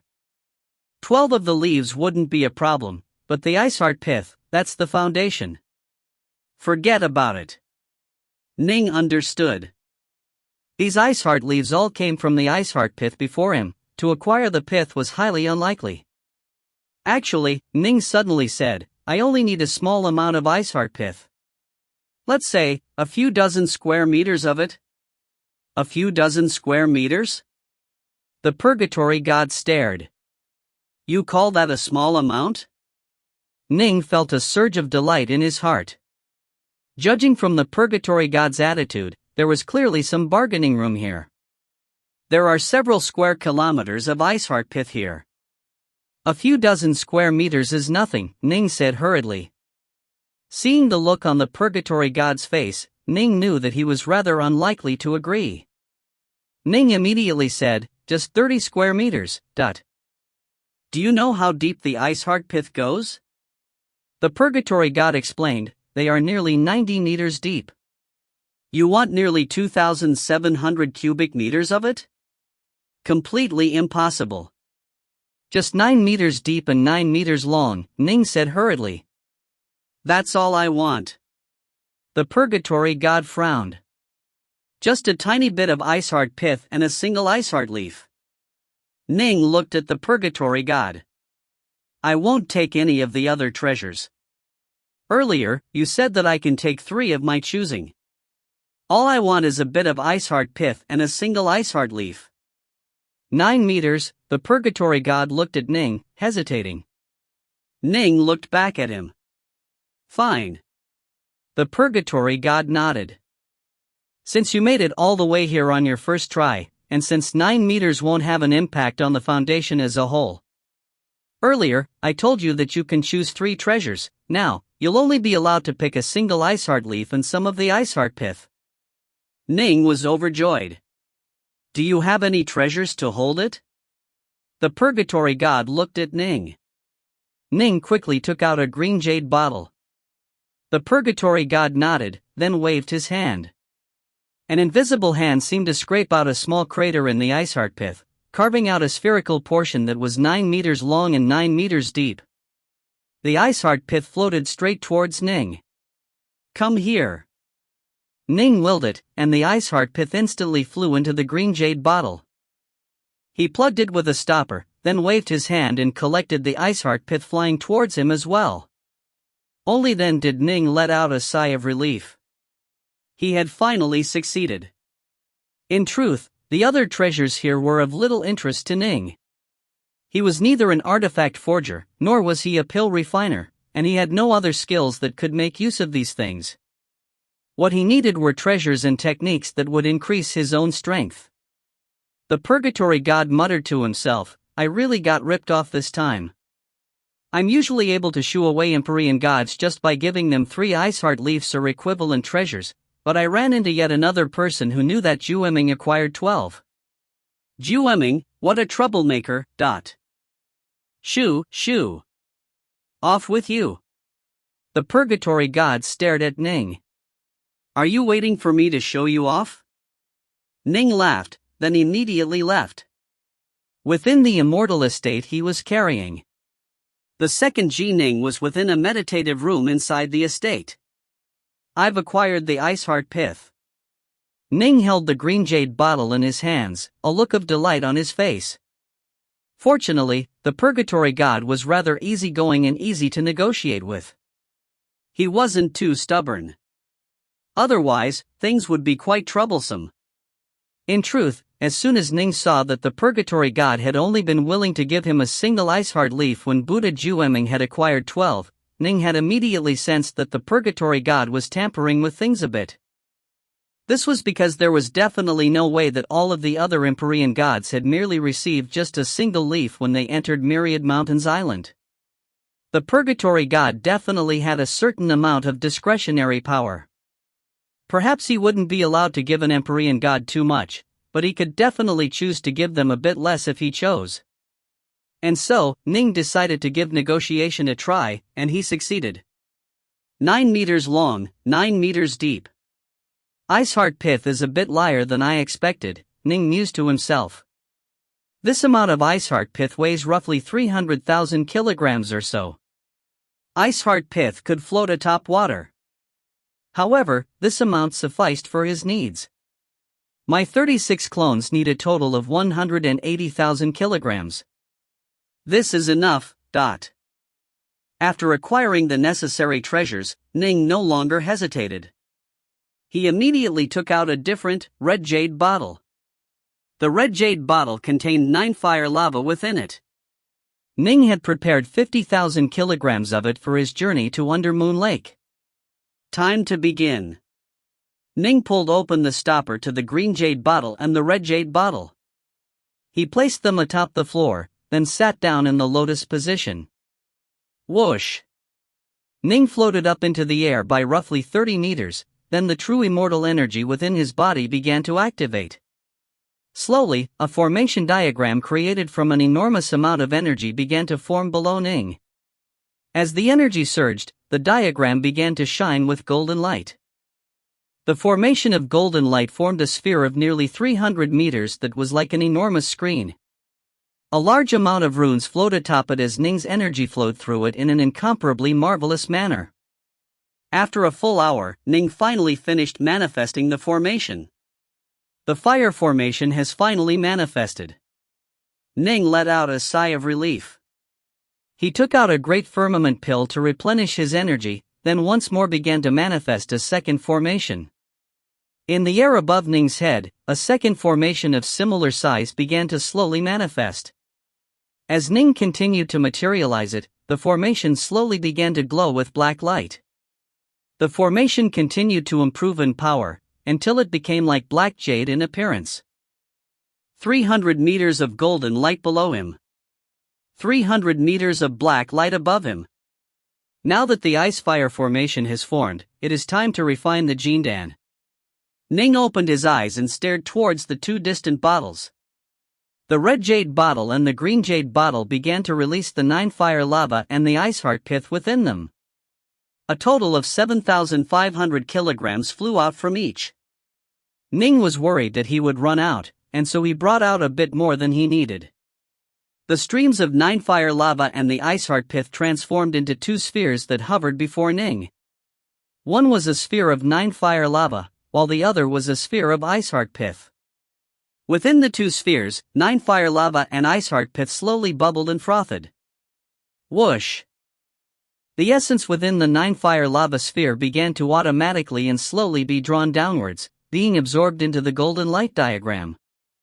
As for the sphere of ice heart pith, its essence was similarly being drawn up into the black light diagram above Ning. After absorbing the essence of these 2 treasures, both diagrams dramatically increased in power. They now contained an unfathomable, mysterious power that began to flow into Ning's body, mingling within the pure young Jindan inside of Ning. The 2 diametrically opposed types of energy, fire from 9 fire lava and ice from ice heart pith, both came from treasures that were created by the primordial chaos. They held tremendous, marvelous power within them. What a comfortable feeling. Ning could sense that the pure young Jindan within his body was being baptized and transformed by the unspeakably marvelous power of ice and fire.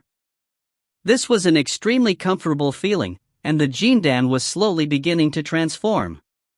Despite how slow the process was, Ning could clearly sense every single part of the change.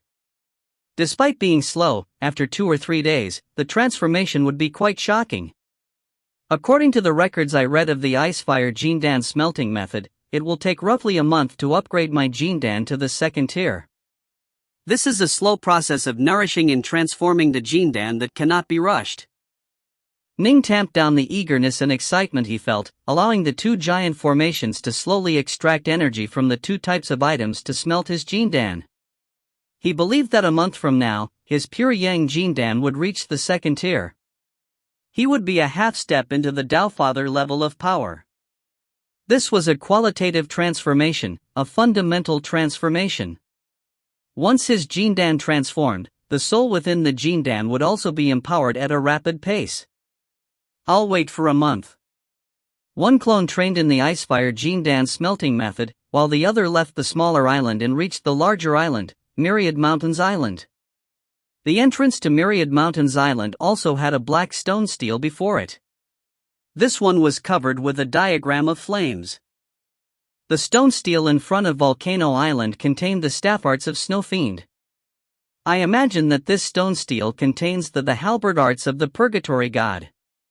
Ning was still quite intrigued. Although he had battled against the Purgatory God for a long period of time, that was a wild fight that made it difficult for him to truly understand the true essence and nature of his opponent's techniques. Ning stood before the black stone stele, staring at the flame diagram. Soon, his mind was drawn into it. Within a blurry region, a human-shaped creature was brandishing two halberds. The creature started with elementary stances, but slowly began to advance through the many deeper variations on the twin halberds technique. It started simple and became complicated, started slow and became fast. In the end, it formed into the most terrifying stance which the purgatory god had. A long time later, Ning's mind escaped the stone stele. He revealed a look of approval on his face. I gained quite a bit from viewing the entire technique, from start to finish. My twin swords are still a bit inferior by comparison. Ning had gained certain insights that would allow him to perfect the Yi Bright Moon sword art further. First, Myriad Mountains Island. Ning swept it with his gaze. This vast island was filled with mountains. Some pierced high into the clouds, some were as slender and sharp as knives, some were short, some were strange-looking. There were at least 10,000 mountains here, and none of the mountains were linked together. To see more than 10,000 solitary mountains, this truly was a strange sight. I wonder which Empyrean gods are on this island. Ning immediately walked towards the depths of the island. If you find any errors, ads pop up, ads redirect, broken links, non-standard content, etc., please let us know. Report chapter so we can fix it as soon as possible. Book 20, Chapter 17, Relentless Until Dead. Book 20, Gene Dan Upgrade, Chapter 17, Relentless Until Dead. According to what the Purgatory God said, this island is named Myriad Mountains Island. Ning smiled, the 7 dragon gods and Empyrean god Roughbeak by his side. Myriad Mountains Island? Not bad, not bad. Empyrean god Tiranadragon stared with his large bronze eyes towards the surrounding area. These mountains are like spears that are jabbing towards the heavens. Interesting, interesting. Myriad Mountains Island, a fine name.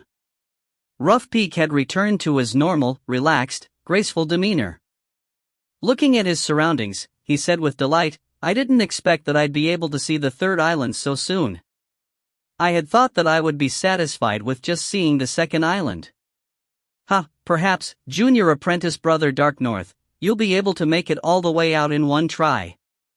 He just might. Brother Dark North, we believe in you. They all chortled with laughter. Ning, however, didn't dare to make any boasts. The 9 of them walked forward together. Although the island was quite large, they were able to advance through it at tremendous speed, thanks to spatial compression techniques they used. After walking for just a short while, they had already traveled millions of kilometers. They could vaguely make out the sound of laughter and jesting in the distance. This caused Ning and the rest of the 9 to exchange curious looks. It seems as though there are quite a few people here. Let's go take a look. They immediately headed towards the direction of the voices, and as they drew nearer the voices became clearer. Excellent, excellent. Big brother Feyo, your song was excellent. Let me sing as well. Under Moon Lake, how truly carefree. Drinking fine wine, how truly sublime. No worries at all, no worries at all.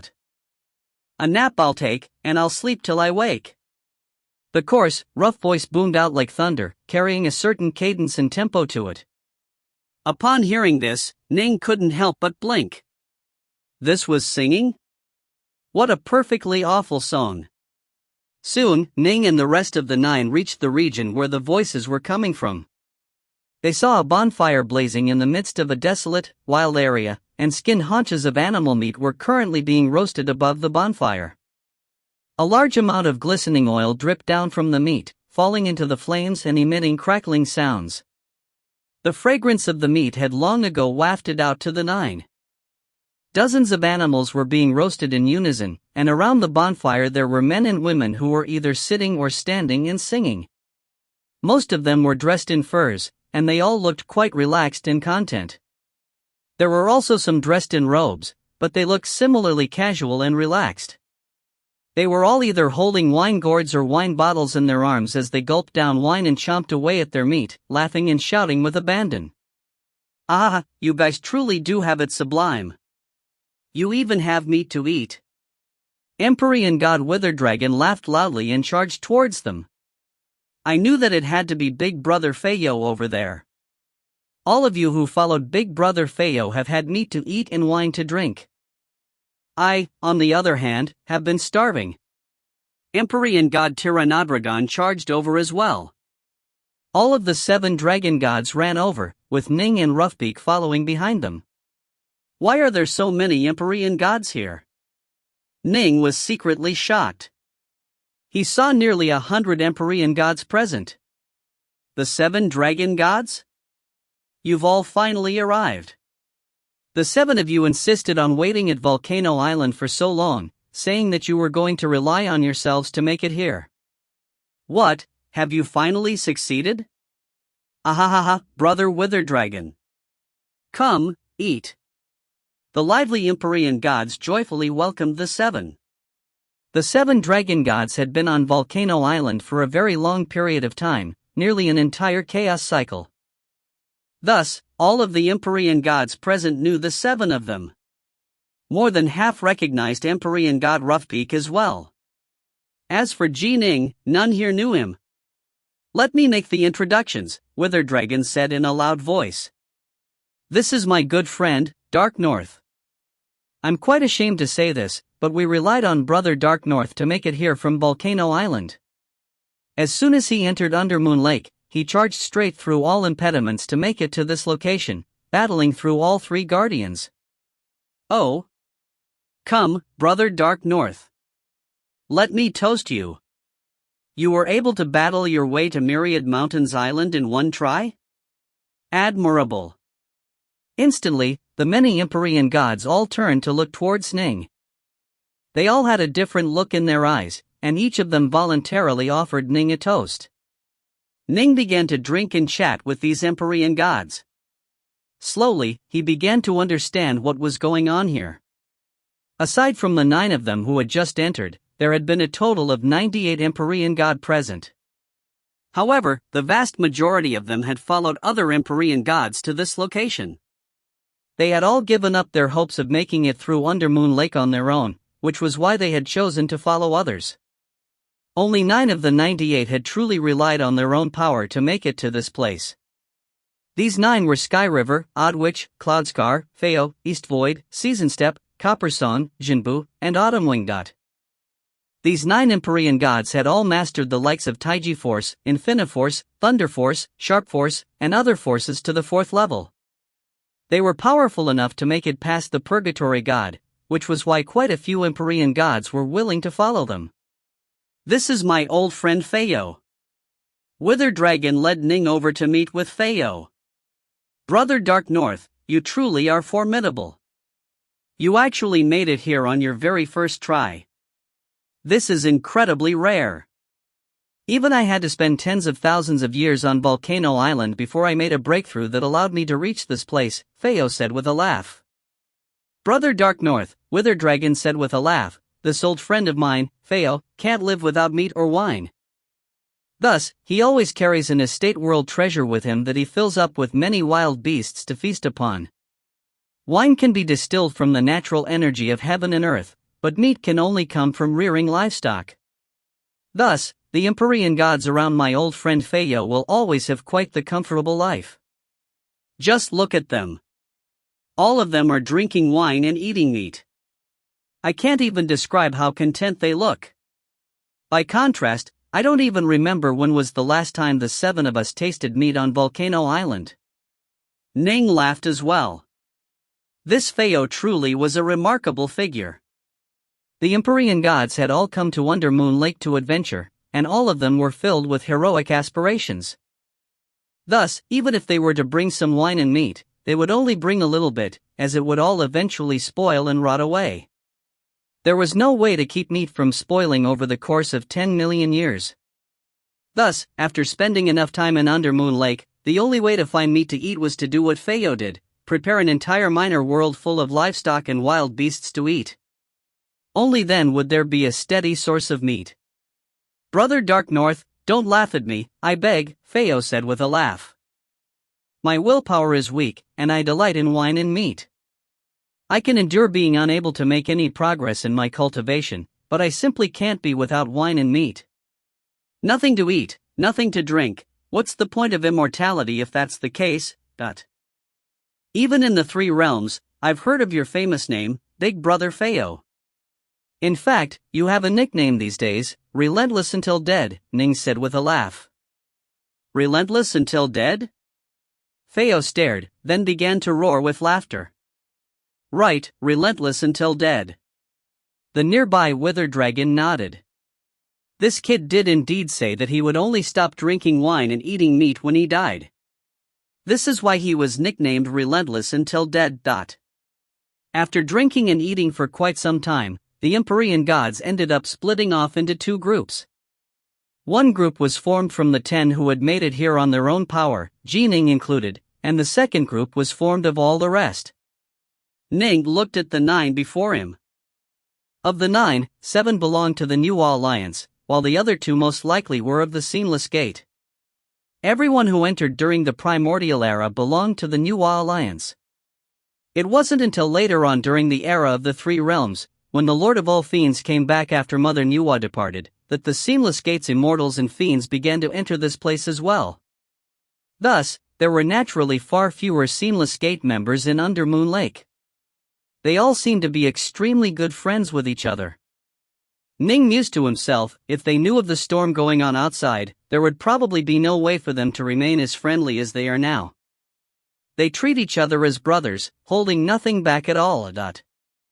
Because of how friendly the New Alliance members and Seamless Gate members on the third island were to each other, Ning, Roughpeak, and the 7 dragon gods decided to temporarily withhold information regarding the war outside. None of the others knew of the war, and here in Undermoon Lake, there was no need for them to be made aware of it right away. Brother Dark North. The winged Empyrean god Autumnwing said, the 9 of us sought you out because we need to tell you something. Eh? Ning was puzzled. He immediately began to listen carefully. The path to the next island is incredibly dangerous, and it is filled with terrors. Myriad Mountains Island, however, is much safer, and there's no millennial invasions like on the first 2 islands. Autumnwing looked at Ning. But Undermoon Lake won't let us just live here forever in peace and relaxation. Undermoon Lake isn't meant to serve as a place for rearing useless people, after all. Ning nodded. Normally, Myriad Mountains Island is completely safe. It's rare for a single dangerous event to happen in even 100 million years. But, whenever a new Empyrean god enters the island, Autumnwing looked at Ning. Then a terrifying calamity will descend upon Undermoon Lake. A calamity? Ning was puzzled. The nearby Empyrean god Oddwitch narrowed his eyes. He said in a gravelly voice, right. A calamity.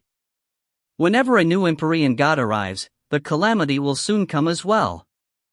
A short period of time from now, an army of demons will descend upon Undermoon Lake.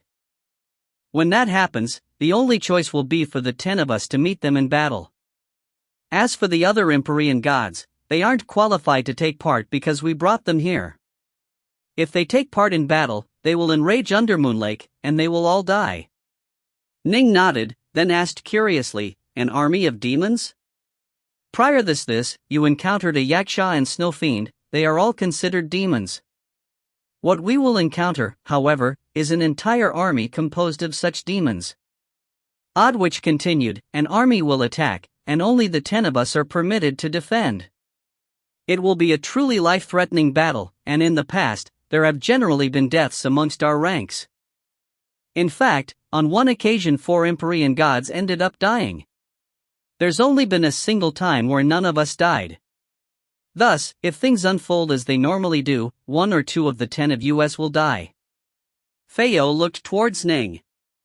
We're telling you this now so that you will mentally prepare yourself. All right. Ning nodded. In truth, the invading army is Undermoon Lake's way of forcing us to remain vigilant and not be too lazy and relaxed here on Myriad Mountains Island. We must often go visit the wooden bridge and temper ourselves. Empyrean God Cloudskar sighed. Only by constantly tempering ourselves and constantly growing stronger will we have a chance to survive once new Empyrean gods arrive and bring calamity with them. Cloudskar looked at Ning. Brother Dark North, because all 10 of us have to work together to fight against our many foes, teamwork is absolutely critical.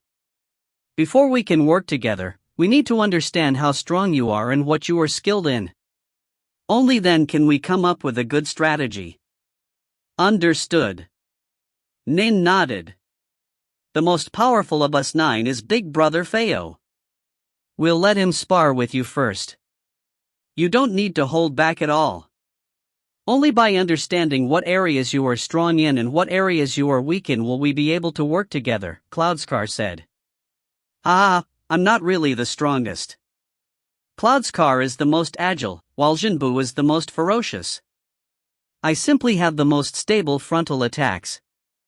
Feo let out a laugh. Brother Dark North, are you ready? Once you are ready, I'm going to attack.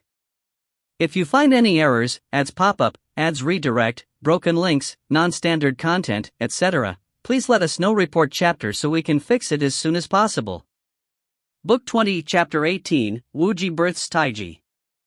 Book 20, Jindan Upgrade, Chapter 18, Wuji Births Taiji.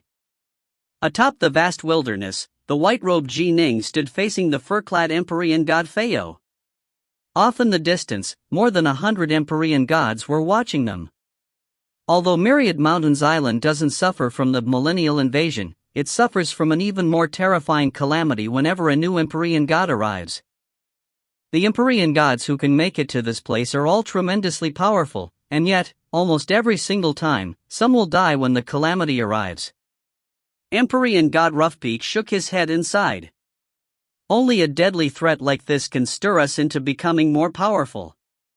The stronger you become, the greater your chances will be of making it to the next island, Empyrean god Witherdragon said solemnly. This was the 3rd island. The 4th island was next. As for the 5th island, there were no dangers there. Upon reaching it, one would be permitted to leave. Thus, all of the Empyrean gods who had made it to the 3rd island were extremely powerful.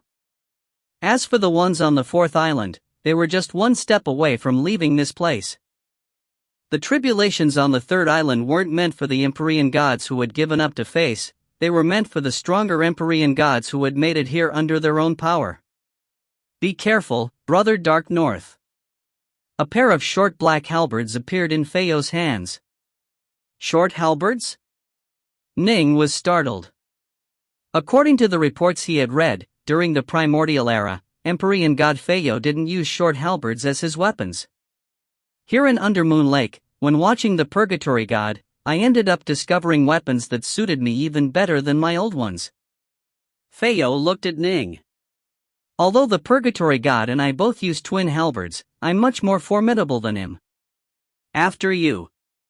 A pair of blood-red swords appeared in Ning's hands. The 100+ spectating Empyrean gods all held their breaths. Through this fight, they would be able to find out exactly how powerful this newly arrived Empyrean god Dark North was. If he was truly powerful, they would all stand a better chance of surviving once the calamity came. Of course, the calamity posed no danger to the Empyrean gods who had given up, but it was deadly to the other Empyrean gods who had brought them here. They had watched many of their benefactors die over the years, and they hoped that less would die this time. Swoosh! Feo transformed into a streak of light, flying towards Ning. Ning also transformed into a streak of light, going forward to engage. Boom! Boom! Boom! The twin swords collided against the twin halberds in midair. Upon exchanging blows, Ning was shocked.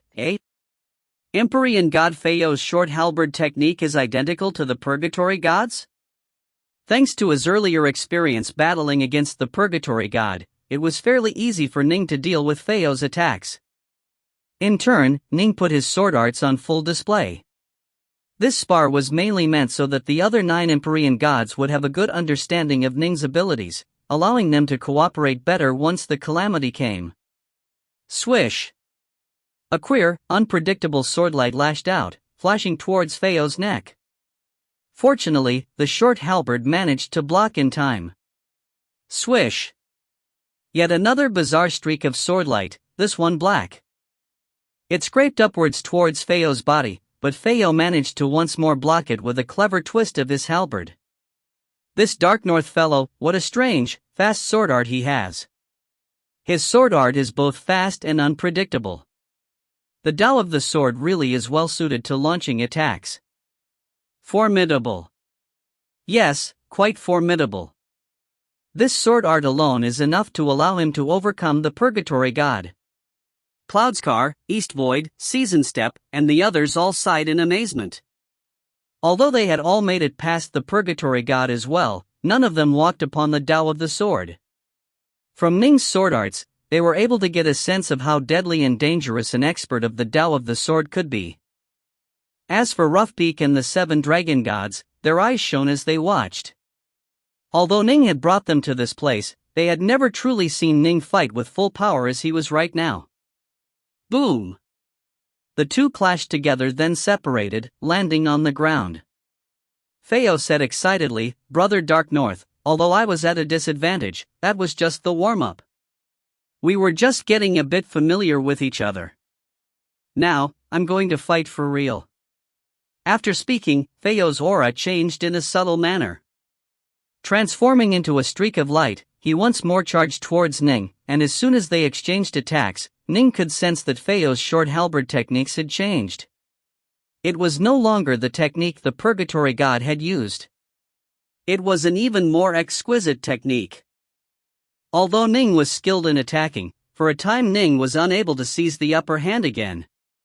Clearly, the amount of time Feo had spent on this island had resulted in him perfecting his short halberd technique to a level that was far superior to Ning's sword arts. Formidable, formidable. After battling for a short while, Ning laughed. "Big brother Feo, I'm wondering how strong your protective divine abilities are?" After speaking, Ning no longer moved to dodge. He allowed his opponent's halberds to land on him as he sent his own swords howling towards Feo. Feo was so terrified that even the look on his face changed. He hurriedly pulled back his halberds to block Ning's attacks instead. Boom! Boom! Boom! Feo was repeatedly knocked backwards. He called out in a loud voice, "Is this the 8-9 arcane art?" "The 9th cycle of the 8-9 arcane art," Ning chortled. "That's cheating." Feo was furious. If Ning was a bit weaker than him, then he would have still been able to suppress Ning, even though Ning had the 8-9 arcane art guarding his body. But since the two were equal in power, for Ning to be able to focus solely on offense meant that he had an enormous advantage. "Who is your master?" Feo roared. "He actually let you train in the 8-9 arcane art, and you even reached the 9th cycle." "My master?" "Tao Father Subhuti." Ning chortled happily. "Jealous? Envious, Tao Father Subhuti? You have such bullshit luck." The more Feo fought, the angrier he became as he was being beaten into an increasingly sorry state. "Enough, enough. I already know that you have a powerful protective divine ability. Stop abusing it, alright?" Seeing that the point had been made, Ning stopped cheating. He began to fight normally, no longer relying on the 8-9 arcane art to protect him and instead using his swords to block the enemy's attacking halberds. This sort of fight was much more interesting, anyways. I didn't know that Brother Dark North had actually reached the 9th cycle of the 8-9 arcane art. This is going to be wonderful. Oddwitch chortled merrily, "When the demon army comes, Brother Coppersong, we won't need you soak up all the damage all by yourself like a target dummy, like we normally would. This time, Brother Dark North can work together with you to take them on." In the face of an army of demons, they would indeed need fiend gods with incredibly tough bodies to withstand the frontline blows for them. The muscular Coppersong, his entire body shimmering with an ancient copper aura, said in a low voice, "The 8-9 arcane art, which Brother Dark North has trained in, is the #1 divine ability below the true god level. Although I've had some fortuitous encounters, my divine body isn't a match for Brother Darknorth's. This time, Brother Darknorth will have to serve as the vanguard for taking on the enemy's attacks. My word! Coppersong, you big dumb lunk, you've learned how to take advantage of others? He actually understands the principle of letting someone else charge in front of him. The others all laughed. Coppersong stared at them. I had to do that because none of you have tough enough divine bodies. In the past, I served as the vanguard because I had no other choice, and was just barely up to the task. However, Ning's divine body is even tougher than mine. That's the 9th cycle of the 8-9 arcane art we are talking about. His body is akin to a supreme pure young treasure. Even a true god or Taofather would find it difficult to destroy such a body. In both the primordial era and the era of the three realms, very few have been able to reach the 9th cycle of the 8-9 arcane art.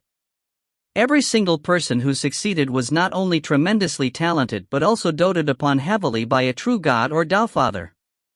There's no need for someone like that to enter Undermoon Lake, right? That's true. There really is no need for someone who a Taofather holds in such favor to enter Undermoon Lake. All of them were quite puzzled. Generally speaking, the people who entered Undermoon Lake during the primordial era and the era of the three realms were people who felt that they had no chance of becoming a true god or Taofather. This was why they were willing to risk everything here in Undermoon Lake. In addition, not even emerging from Undermoon Lake was a guarantee that one would succeed. Buddha Jueming, for example, a long time passed after his departure from Undermoon Lake before he became a Buddha. Thus, Undermoon Lake really didn't make much of a difference. Everyone who came in was just gambling with their lives.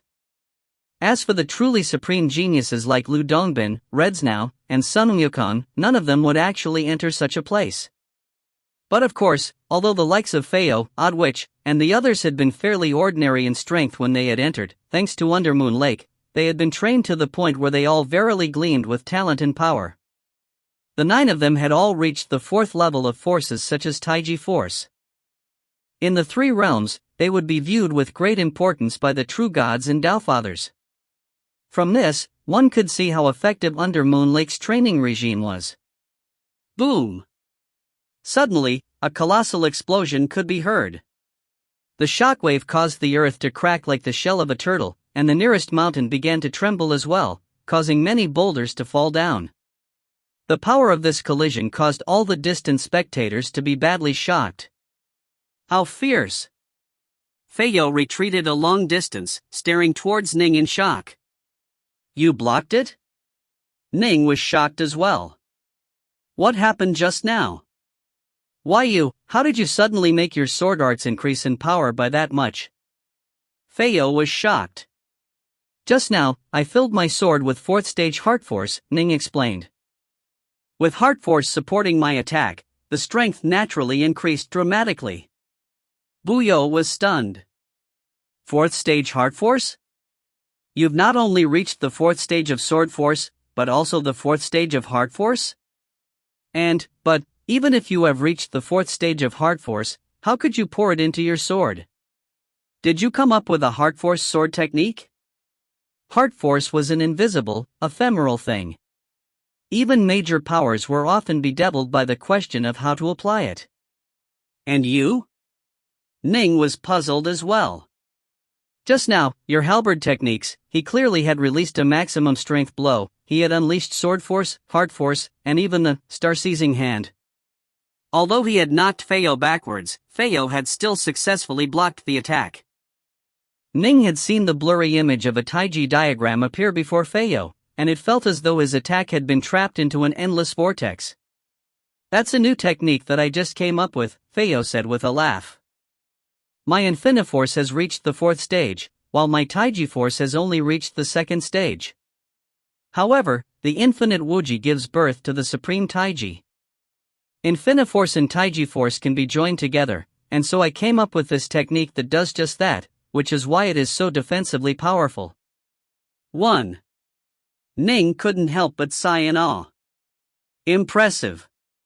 He naturally knew that some of the supreme types of force could be merged together. For example, time force and space force could join together. Reds now had managed to join them together into space-time force, which was why Subhoodie was so delighted with him and had taken him on as his disciple. However, only certain matching, suitable forces could be joined together. For example, there would be no way to join Sword Force together with Saber Force. They simply didn't have anything to do with each other. There was no way to forcibly join them together. Woji gave birth to Taiji, and so the two could join together perfectly. Even though Feiyo had only reached the second stage of Taiji force, upon joining these two types of force together the results were quite shocking. That's why I said that I was the stablest and most unshakable of the 9. I can withstand even the attacks of Empyrean God Jinbu, who has the most ferocious attacks of us all. Feiyo looked at Ning, then let out an amazed sigh. But in terms of ferociousness, you are a bit superior to even Jinbu. Impressive, quite impressive. Ning said hurriedly, heart force is different from other types of energy. There's no way to sustainably attack using heart force. If I attacked repeatedly with it, I would only be able to launch a bit over 10 attacks. Oh, Feiyo now understood. He shook his head. A pity. Still, your power surpasses my expectations. We need to make some careful arrangements, and then, the only thing for us to do is wait. Roughly 10 days or so from now, the demon army of Undermoon Lake will attack. Feiyo let out a laugh. When the time comes, then 10 of us shall work together to engage our foes. 1. This phrase, Wuji births Taiji, is one of the most famous phrases in Taoism, and you can find out more in the basic primer to Taoism on Wuxia World. Wuji means infinity or limitless, while Taiji means the supreme. The full saying is, Wuji gives birth to Taiji, which gives birth to the duality of Liangyi. The duality is known as yin and yang, and the transformations of yin and yang are known as the four phenomenon, Xixiang, which are reflected within the world as the 8 trigrams, Bagua. You can think of it as 0 equals 1 equals 2 equals 4 equals 8. If you find any errors, ads pop up, ads redirect, broken links, non-standard content, etc., please let us know. Report chapter so we can fix it as soon as possible. Book 20, Chapter 19, An Army of Demons. Chapter 19, An Army of Demons. The sparring match Ji Ning engaged in after arriving at Myriad Mountains Island resulted in Odd Witch, Jinbu, and the others being filled with joy. Although all of them looked quite relaxed and carefree, the truth was that they all knew a calamity was about to arrive, and it was almost guaranteed that at least one of them would die. They all felt an invisible form of pressure in their hearts. At a time like this, the stronger Ning proved himself to be, the happier they would be. Time flowed on, one day at a time. The 10 Empyrean gods all prepared quietly for the battle. Ning and the 9 Empyrean gods were currently discussing battle strategies within a palace. What? We aren't allowed to use formations? Ning was shocked. Of course not. Oddwitch said calmly, if you use formations, the demon army will use formations as well. They vastly outnumber us, which means we'll be at a major disadvantage.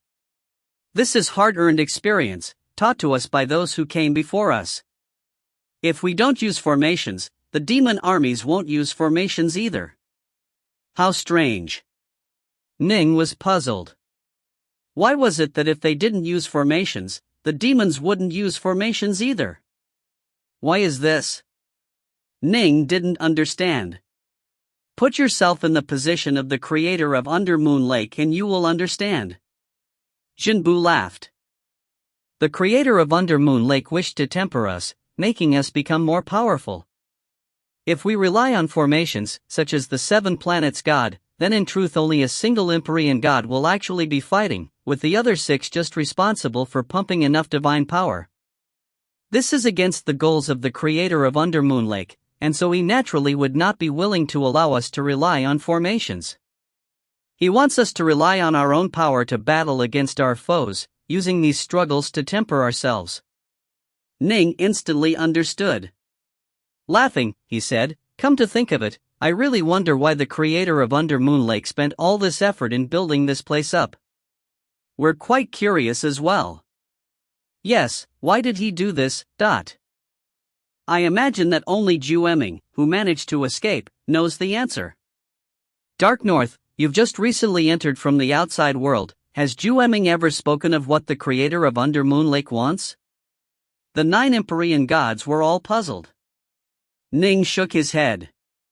Buddha Jueming has completely sealed his lips regarding the affairs of Under Moon Lake.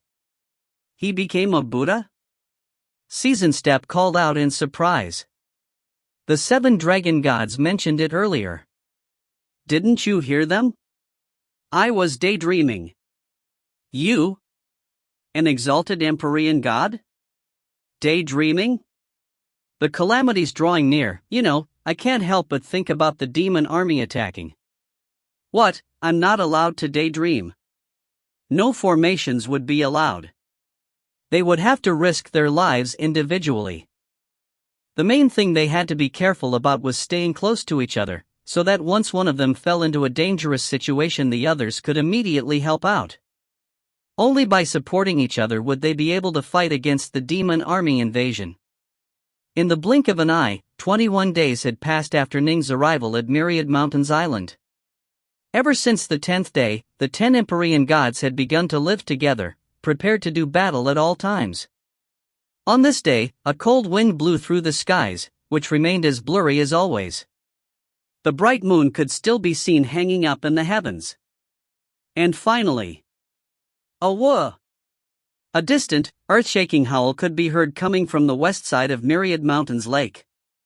10 figures simultaneously flew out of the palace like streaks of light, arriving at the peak of the nearest mountain. The 10 of them were like the gods of this place as they turned their gazes in unison towards the distance. They've come, Feo said in a low voice. They've finally come. Jinbu licked his lips. Remember, Dark North. Oddwitch looked at the nearby Ning. Don't charge too far up ahead. Although you have the 8-9 arcane art, and can charge into their ranks, once you are all by yourself and surrounded by their army, with no one to help you out and the Demon King assaulting you, you'll die shortly afterwards. Understood. Ning nodded. The demon army had many demons that were comparable to ordinary Empyrean gods in power. They also had demon commanders who were equivalent to the 10 of them in power, and a demon king who was even mightier than all of them. The more Empyrean gods took part in battle, the more demons and demon commanders would take part as well. Because 10 Empyrean gods would take part in this battle, 10 demon commanders would take part as well. You have to beware the demon commanders. Each of the 10 are comparable to us in power. Those countless damnable minor demons are particularly irritating. Although they are weak in soul combat, they can tie you down and have a major impact on how much power you can unleash. We have to stay close to each other and support each other. No matter what, we can't let the demons split us apart. Coppersong couldn't help but remind Ning yet again. Right. Ning nodded. He understood. Everyone had told him this repeatedly, as the 9 of them had all experienced this calamity before. It was precisely because they had experienced this before that all of them were so worried that Ning would mess up. During a critical, life and death moment like this, a single error would result in certain doom. Thud. Thud. Thud. The ground was trembling. The 10 Empyrean gods stared off into the distance. They saw a terrifying, awe-inspiring horde of demons appear off in the distance. These demons had completely dark green skins, and they wielded sabers, spears, warforks, and other types of weapons. Some of the demons were the particularly muscular commanders who were each many meters tall. The demon commanders had skin that was a dark red color. Those big ones are the demon commanders. Look, that one over there with the long horns? That's the Demon King. Feo and the others provided guidance to Ning. In truth, Ning had more or less come to the same conclusion on his own, as the 2 horns were nearly 3 meters long, and the creature had the most powerful aura of all. Aru. The demon king was carrying a golden gourd around his waist and wielded a black longstaff in his hands. Raising his head, he let out a fierce roar. Aru Aru. The horde of demons roared as well. The 10 Empyrean gods all watched with solemn expressions. Far off in the distance, the 7 dragon gods, Roughbeak, and the rest of the Empyrean gods watched nervously. The calamity has come yet again. I hope all of them will survive this one. Their hands were tied. If they were to take part in the battle, the only result would be that even more demons would appear. Thus, their only choice was to stay on the sidelines and watch. The only reason they were even able to come to Myriad Mountains Island was because they had followed more powerful Empyrean gods here, but in almost every single calamity, at least one of them would die. To them, these dead Empyrean gods were their benefactors. In a similar manner, the 7 dragon gods and Roughbeak didn't wish for Ning to die. None of them wanted for any of the 10 to die. I hope Brother Darknorth and the others will all live, Wither Dragon said. Let's go. Upon their leader Feyo issuing the order, the 10 Empyrean gods who stood at the peak of the mountain all transformed into streaks of light. They flew tens of thousands of kilometers towards another, rather strange-looking mountain. The reason why this place was known as Myriad Mountains Island was because there truly was a myriad of different mountain peaks that stabbed high up into the skies. The mountain that Ning and the rest of the 10 had chosen was one which was a perfect fit for them. They weren't able to set up formations, but at least they would be able to select the terrain of their choosing. A well-chosen region could help to ensure that the demon armies wouldn't be able to join together and completely surround them, which would make the battle even more difficult. My brothers! Feyo roared loudly, let's survive to drink together again. Survive to drink together again. Survive to drink together again. The other 9, Ning included, all howled furiously as they stared at the distant, impending demon army. Their hearts were all filled with a desire to slaughter. They had no choice, they had to kill. If they didn't, they would die. The demon army drew closer, ever closer. 1,000,000 kilometers. 600,000 kilometers. 300,000 kilometers. Even the weakest demon was comparable to an ordinary Empyrean god.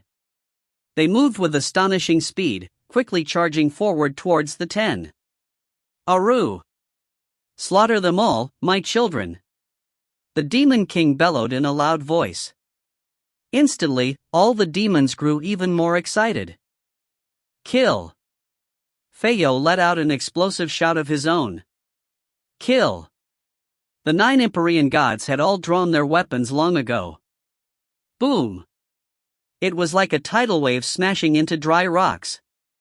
The 10 Empyrean gods, their backs to the mountain walls, were instantly flooded by wild attacks from the countless demons.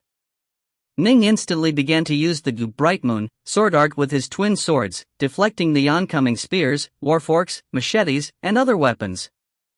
Swordlight flew forward in a strange, unpredictable manner. Slash! A demon's head went flying. Clang! The swordlight scraped down the side of a machete, chopping a pudgy demon in half. Every so often, Ning would also execute the Soul Heart stance and the Yin Yang stance, his 2 defensive stances. When suffering attacks from so many demons, maintaining a strong defense was clearly quite important. Otherwise, once the demons managed to close in on him, he wouldn't even have enough room to use his sword arts. He would be finished if that happened. According to what Big Brother Feyo and the others said, we have to wipe out these ordinary demons as fast as possible. The faster, the better. Although they are weak, it'll be these little demons who end up sending us into hell at critical moments. Ning didn't dare to be overconfident. Although he had the 8-9 arcane art protecting him, if he was to be completely surrounded and bound, then the Demon King would be able to easily suppress him and draw him into that golden gourd. If you find any errors, ads pop up, ads redirect, broken links, non-standard content, etc., please let us know. Report chapter so we can fix it as soon as possible. Book 20, Chapter 20, A Half-Stepped Out Father. Chapter 20, A Half-Stepped Out Father. The Demon King wielded a long black staff in his hands. Surrounding him were the 10 dark red demon commanders. They simply watched from afar, allowing the many demons under their commands to surround and assault the 10 Empyrean gods.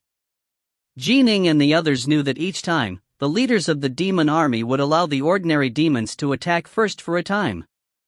Only later would the demon commanders and demon king attack. Thus, the initial period of time when only the ordinary demon soldiers were attacking was extremely critical. They had to seize that period of time to wipe out as many of the ordinary demons as they could. It was a wild, berserk battle. Boom! Every so often, Ning would ram forwards, relying on his tough divine body to smash into the demons and knock them asunder. At other times, he would use a sword art that would transform his swords into a black hole, guiding the demons off to one side. In short, he used every method he could think of to ensure that the demons would not be able to completely surround and restrain him. Intriguing. The Demon King pointed towards the distant Ning with a slender, knife-like claw. Look at that new Empyrean god. His sword arts are quite powerful, and he's killing the fastest. This divine body is quite tough. Our children's weapons and attacks are negligible to him. His sword arts are quite odd. The Demon King and the dark red demon commanders chatted amongst themselves. According to what Purgatory said, this new Empyrean god is named Dark North. The Demon King chuckled. Number 3, go and play with him a bit. All right. Instantly, a muscular demon commander who was wielding a shield in each of his 2 hands charged forward towards Ning. The ordinary demons all parted before this demon commander, clearing a path for him. Soon, he closed in on Ning. Ning, be careful. Brother Darknoth, be careful. It's the Twin Shield Commander. The other 9 Empyrean gods hurriedly sent mental messages over to Ning. Ning felt a sense of shock in his heart as well. Because Feyo and the other Empyrean gods had experienced multiple battles against the Demon King and his commanders, they had naturally memorized the appearances of quite a few of them. Each of the commanders had their own unique traits, and this one, the Twin Shield Commander, possessed enormous strength and was extremely skilled in defense. Of the Demon King's commanders, the Twin Shield Commander is probably the best counter to me. This thought flashed through Ning's mind as the dark red Twin Shield Commander came charging towards him. Die! Twin shields in hand, the Demon Commander rammed towards Ning. These 2 shields protected almost every single inch of his body. No matter how formidable Ning's sword arts were, there was no way for him to touch this foe. Heaven Breaker stance. Ning charged forward as well, his twin swords becoming as heavy as mountains. He sent them smashing downwards with an aura of power like Pango cleaving apart heaven and earth. Boom! The 2 swords smote down upon the shields, but the demon commander was still able to maintain his charge towards Ning with shields raised. Clearly, Ning didn't have any advantages in terms of strength. The many ordinary demons around him also joined in the fight, wildly assaulting Ning and causing his movements to turn chaotic. Now, he truly understood why the demons he had so easily killed were said to be truly deadly. While Ning was forced to concentrate on the demon commander, the ordinary demons continued to launch stabbing strikes against him, making his life miserable. 3 heads, 6 arms. Ning's body momentarily blurred as he executed the 3 heads, 6 arms divine ability. Instantly, 6 streaks of swordlight began to fly about, sweeping the area around him clear of lesser demons while completely stalemating the twin bucklers. Number 4, you go as well, the distant Demon King instructed. Yes. The dark red demon commander referred to as number 4 also had 6 arms. Each of his 6 arms held a whip, and he let out a howl as he charged towards Ning. His arrival instantly put Ning into an even more dangerous situation. If Ning was just fighting against this number 4 by himself, he would be able to easily defend against him. In fact, he would even hold the advantage. But right now, the twin shields were the primary threat, while the 6 whips of number 4 coiled about his swords, making it difficult for Ning to execute his sword arts. At the same time, the lesser demons continuously charged forward, trying to trap and constrict Ning. Aruu! The two demon commanders and many lesser demon furiously assaulted Ning like a wave that was about to drown him. Not good. I'll go. The person nearest to Ning was the most muscular of the 10 Empyrean gods, Empyrean God Jinbu. Letting out a mighty roar, he slaughtered a path through his opponents and charged straight towards the Twin Shield Demon Commander. The Twin Shield Commander had been in the middle of launching an attack against Ning, and so was only able to use a single shield to defend against the valiant Jinbu. F***ck off. Jinbu's long spear pierced out, and a mighty whirlpool appeared at the tip of it. It latched onto the bottom of the shield, tugging it straight into the heart of the whirlpool. Jinbu then gave the spear a mighty tug. This attack contained a strange force that was both upwards and downwards. Even the Twin Shield Commander was unable to withstand it, and he was sent flying into the air. Perfect. Sword light flashed. Star seizing hand. Sword force. Heart force. Bright moon, sword art, blood drop stance. This was Ning's fastest sword of all. As the Twin Shield Commander flew into the air, an opening was revealed in his defenses. Ning saw it and immediately stabbed his sword into the Demon Commander's chest. Arg! The Twin Shield Commander glared furiously at Ning, then vanished into thin air. Even his shield vanished with him. Well struck! Excellent! One down. The other 9 Empyrean gods instantly celebrated. They had never imagined that Ning, forced into such dire straits, would actually be able to slay the Twin Shield Commander. In truth, as soon as he'd been forced into that dire situation, Ning had immediately prepared to unleash his full power. However, in a situation like that, he would at most be able to force the enemy back a bit. Fortunately, Jinbu had also charged over, forcing the Twin Shield Commander to reveal a flaw in his defenses and giving Ning the chance to launch a full-strength attack to kill him. Beautiful. Jinbu looked towards Ning, laughing loudly. Even if I didn't intervene, a puny demon like that wouldn't have been able to do anything to you, Brother Dark North. Ning, however, felt a complicated feeling in his heart. In truth, ever since he had arrived at Myriad Mountains Island, Ning had felt lumps in his throat whenever he looked at these 9 Empyrean gods, especially Jinbu and Autumnwing, who belonged to the Seamless Gate. This was because he knew very well that their 2 alliances had already entered a deadly war in the outside world. But here in Under Moon Lake, none of the Empyrean gods knew of the war. These 9 Empyrean gods in particular had undergone many calamities together. They had long ago begun to view each other as brothers for life. It doesn't matter. They might be of the Seamless Gate, but they are both my brothers, Ning mused to himself as he stared at the heroic Jinbu, who had been so concerned about him. After the Twin Shield Commander was slain, the 6-armed Demon Commander hurriedly retreated. The distant Demon King frowned upon seeing this happen. The Demon King ordered with a frown, attack. The 8 Demon Commanders instantly grew excited. The Demon King gently stroked the golden gourd by his waist, then hoisted his black longstaff with a cold smile and strode towards Ning. The rest of you can deal with the other 9. Leave this Empyrean God Dark North to me. Understood. Empyrean God Dark North is doomed. Doomed. The Demon Commanders all charged towards their respective targets. Aside from Ning, whom they weren't familiar with, they knew the Empyrean gods quite well.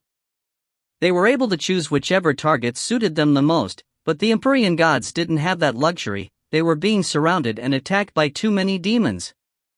They were also far slower than the Demon Commanders in movement speed.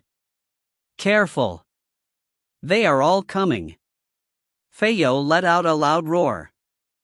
This was the critical moment. When the Demon Commanders all attacked in unison, the Empyrean gods would easily be at risk of death or injury. Boom! Boom! Boom! The Demon Commanders battled furiously against their respective Empyrean god opponents, with crowds of lesser demons assisting them. As for Ning, However, he was under the attack of the most terrifying demon of them all. The Demon King. You actually killed number 3. The Demon King wielded the long black staff in his hands, filled with an overpowering aura that caused even Ning to feel pressure. The Demon King strode forward with wide steps, causing the earth to shake. I want to see exactly how strong you are. All of you, step aside. Whoosh! The surrounding demons all gave way. The Demon King suddenly leapt into the air, soaring straight towards Ning with both hands around his staff, delivering a mighty, smashing blow towards Ning's head. Clang! The three-headed, six-armed Ning sent all 6 of his swords into an upwards block. Boom! A deep hole appeared in the ground, with Ning having been smashed straight underground. As for the Demon King, he held the long black staff in a single-handed grip as he charged towards that hole with an aura of astonishing power. Boom! A streak of swordlight flew out from the ground, with Ning ensconced within it. What an incredible aura! Ning's heart was shaking. This Demon King was far too powerful, much stronger than Ning himself. Ning had used all 6 swords in order to block a single strike from the enemy, and one of the swords had been reinforced by heart force. But it was useless. He had still been smashed underground. Clearly, the difference in power between them was enormous. The Demon King leapt high into the sky, soaring through the air as he chased after the fleeing Ning. In terms of power or speed, the Demon King was definitely superior to Ning. Boom! Bang! Ning was knocked everywhere, high, low, left, right, but thanks to the 8-9 arcane art protecting him, the Demon King remained unable to harm Ning. What Ning had to do was to use every tool available to him to ensure that his foe wouldn't be able to trap or bind him. Ning's sword arts were still quite formidable, and thanks to his 6 arms the lesser demons were unable to even move close to him. This made it so that the Demon King didn't have a chance to use the golden gourd to absorb Ning. Being dominated and trampled like this pisses me off. This Demon King is way too strong. Suddenly, Ning's face changed. Attack! Shit! Faced with attacks from 9 demon commanders and many lesser demons, Feo, Jinbu, and the rest of the 9 were trapped in a quagmire. Even Ning, when facing off against 2 demon commanders and many lesser demons, had been in a dangerous situation. Although the Demon King seemed powerful, he was simply very fast and very strong. As long as one was able to withstand his attacks, one would only be knocked flying. There was no risk of dying to him. During the last calamity, it had been Feo who had withstood the Demon King's attacks. In terms of defensive techniques, he was actually far superior to Ning, and so he was able to withstand even the Demon King.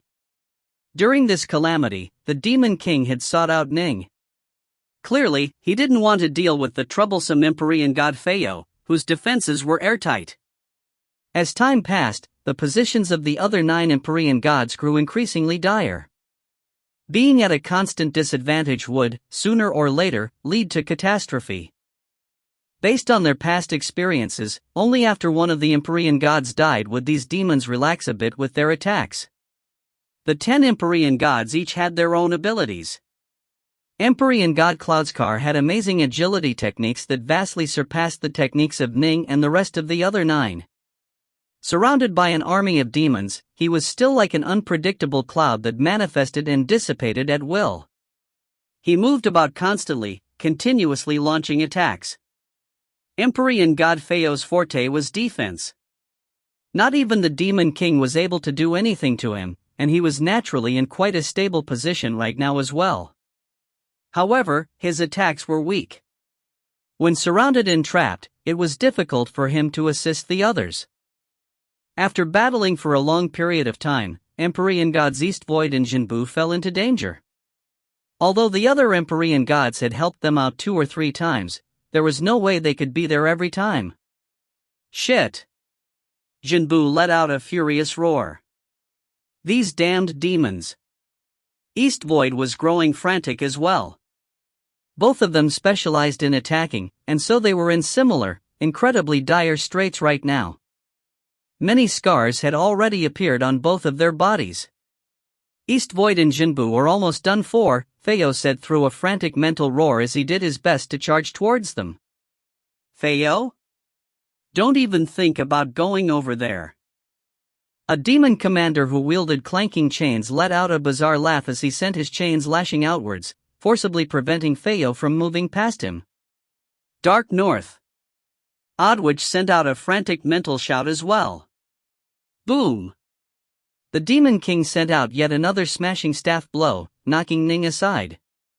Ning grew frantic as well. There's no way for me to move close to them. He was barely able to keep himself safe from the Demon King as it was. Slash! A blade scraped past East Void's waist. A gaping wound instantly appeared, and fresh blood came spurting out from it. Moments later, a wave of divine power flowed over the wound and quickly healed it. My divine power is almost depleted, East Void sent mentally.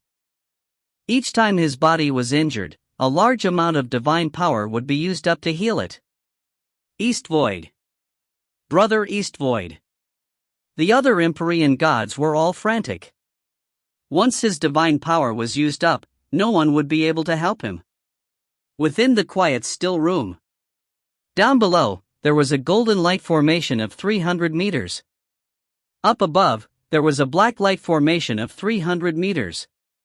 Ning was seated in the meditative position between the two. Spheres of 9 fire lava and ice heart pith were floating in front of him, and a large amount of the essence of the two was flowing into the two diagrams.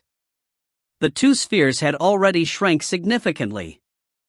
I'll have to halt for now. Ning willed it, and both great formations slowly vanished into thin air. As for the two spheres of 9 fire lava and ice heart pith, they flew back into their respective jade bottles. As for Ning, he landed on the ground. Although my pure yang Jindan still needs upgrading, I have no choice but to halt for now. After the battle, I'll continue the upgrade process. Ning took a look inside his body. The gleaming, spinning golden pellet Jindan within his body had an aura that was already tens of times more powerful than it had been previously. The Jindan region inside his body had also dramatically expanded, and a torrent of powerful and pristine pure yang energy was flowing through it. The Icefire Jindan smelting technique was a process that was extremely slow and extremely gentle.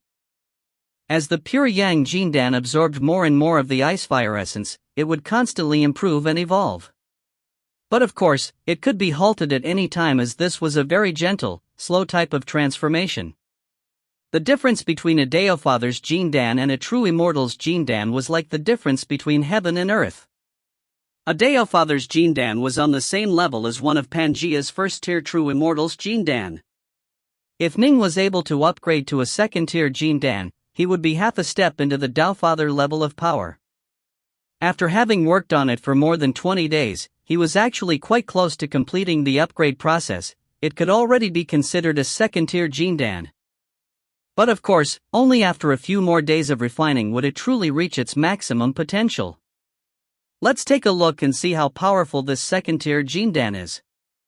Ning willed it, and he instantly vanished from the Immortal estate, appearing within Myriad Mountains Island in the world outside. Myriad Mountains Island.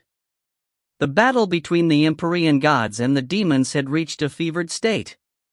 Ning had just been knocked flying away, and suddenly, a second Ning appeared out of nowhere. The sudden appearance of a second Ning caused all of the Empyrean gods present, as well as the many Empyrean gods watching from far away, to gawk in amazement. Two Empyrean god Dark Norths? If you find any errors, ads pop up, ads redirect, broken links, non-standard content, etc., please let us know. Report chapter so we can fix it as soon as possible. Book 20 Chapter 21, That Sword. Chapter 21, That Sword. When the two Genings appeared in midair, the only one who wasn't surprised was the Demon King. He had learned from Snowfiend long ago that Ning had two clones, and this was actually the reason why he had given Ning this special treatment. Your clone has finally appeared. The Demon King laughed loudly. I've been waiting quite a while. Whoosh! He charged straight towards Ning. One of the Nings flew straight towards him with 3 heads, 6 arms, activated. 6 streaks of swordlight lashed out as this Ning engaged the Demon King in close combat. As for the other Ning, the Ning who had just appeared, a total of 729 top-grade pure yang swords appeared around him, slowly undulating up and down. His pure yang energy, far more pure and powerful than the energy of the true immortals of the 3 realms, flowed outwards through his body, filling each and every one of those immortal swords. Ning's energy was simply too pure. The solidified energy sword that was created by the Re20-Vol16 swords formation was thus improved dramatically as well. All of the energy from the many swords levitating around Ning flowed towards his chest, merging into a single jade sword that appeared before him. Eh? The Demon King, who had just knocked aside the other Ning, suddenly felt a feeling of shock in his heart. He turned to take a look and saw the jade sword. He immediately sensed an invisible aura of menace coming from that sword, causing him to feel stunned. That flying sword actually makes me feel as though I'm in danger. How can this be? How can he be so powerful? That flying sword. The power of that sword formation. The lesser demons, the demon generals, Theo, and the rest of the Empyrean gods, everyone last one of them was stunned. There was no way to suppress or retract the aura of a sword formation, and the jade sword was the crystallized essence of Swordkey itself. Waves of power emanated outwards from it. This caused all of the demons and Empyrean gods to feel a nameless fear. Ning had already reached a qualitatively higher level of existence than they had. Go! Ning pointed. Whoosh! The jade sword left behind a solitary, arcing scar in the skies. It transformed into a crescent streak, and the jade sword, covered by black swordlight, turned to strike at the Demon King. All of the demons and Empyrean gods present could sense the solitary, desolate beauty of the crescent streak, and could also sense the terror that it brought. Ning had both 4th stage sword force and 4th stage heart force, and both gave him power comparable to the most supreme of Empyrean gods. Ning's star-seizing hand also gave him power that was close to that of a supreme Empyrean god by itself. And prior to his Jindan evolving, when Ning used 729 top-grade pure yang swords in the 9th level of the Greater Thousand Swords formation, he similarly was capable of unleashing power that could only be matched by the most supreme of Empyrean gods and true immortals. 4th stage sword force, 4th stage heart force, the star-seizing hand, and the 9th level of the Greater Thousand Swords formation, all of them were on the same level. Although the star-seizing hand and the Greater Thousand Swords formation were slightly weaker by comparison, they were still on the same general level as the other two. But now that Ning's Jindan had begun to evolve, his pure yang energy had become tens of times purer than before. Without any question, the jade sword formed through the crystallization of this pure energy via the Greater Thousand Swords formation was now tens of times more powerful than before as well. It had already surpassed the apex of power possible Empyrean gods. It had stepped into the Taofather level. In fact, in power and presence alone, it was a bit more powerful than Retsno's 7 planets god or even Sword Immortal Evergreen's Taofather Golem. It was comparable to Ning using the perfect Heaven Punisher. Fast. The Demon King's face changed dramatically. The jade sword shot towards him at incredible speed. After Ning's energy had been upgraded and purified, his jade sword's speed had been greatly enhanced as well. The Demon King hurriedly brandished his longstaff, seeking to block, but the jade sword covered by black swordlight was quite bizarre. It slashed out in a strange, ghostly manner, arcing past the longstaff and scraping through the Demon King's body. Swish! The Demon King, longstaff in hand, just stood there blankly. And then, his body began to fall apart. He had already been bisected by that sword attack. I lost. The Demon King's bisected body quickly reformed, but he still stared blankly at Ning. In fact, the entire battlefield turned completely silent. Those frantically attacking lesser demons and demon commanders had come to a halt as well. They all raised their heads, staring at their Demon King in disbelief. They also stared at the white-robed youth who was surrounded by a countless cluster of levitating swords. The 9 Empyrean gods raised their heads to stare at Ning as well. Dark North, they all felt stunned. The 7 dragon gods and the many other Empyrean gods off in the distance were all completely dazed as well. They were only able to watch, not fight, and they all stared at the white-robed youth. We lost. I lost. The Demon King looked at the 2 Nings. One of them vanished, leaving behind the other one. The attack of the demon army could indeed be described as a calamity or as a tribulation. To survive it, there were 2 options. The first was to endure for long enough and wait for the Demon King to order the retreat. The second was to slay the Demon King. In this case as well, the demon army would disperse. However, during all of the previous tribulations, they had relied on the first method to succeed. They had supported each other and had managed to endure the deadly calamity with difficulty. Normally, 1 or 2 Empyrean gods would die. This was because so long as a single one died, the demon army would slowly begin to lower the pace and power of its assaults. The creator of Undermoon Lake's goal was to temper Empyrean gods, after all, not to wipe all of them out. In the past, they had relied on the first method, but this time, Ning had slain the Demon King. Empyrean God Dark North. Ning. The Demon King looked at Ning. After entering Undermoon Lake, you made it all the way here in one try, and, from what I can tell, even the countless demons under my command who guard the demon ice pass won't be able to hold you off for long. You should already have the power to make it to the 4th island.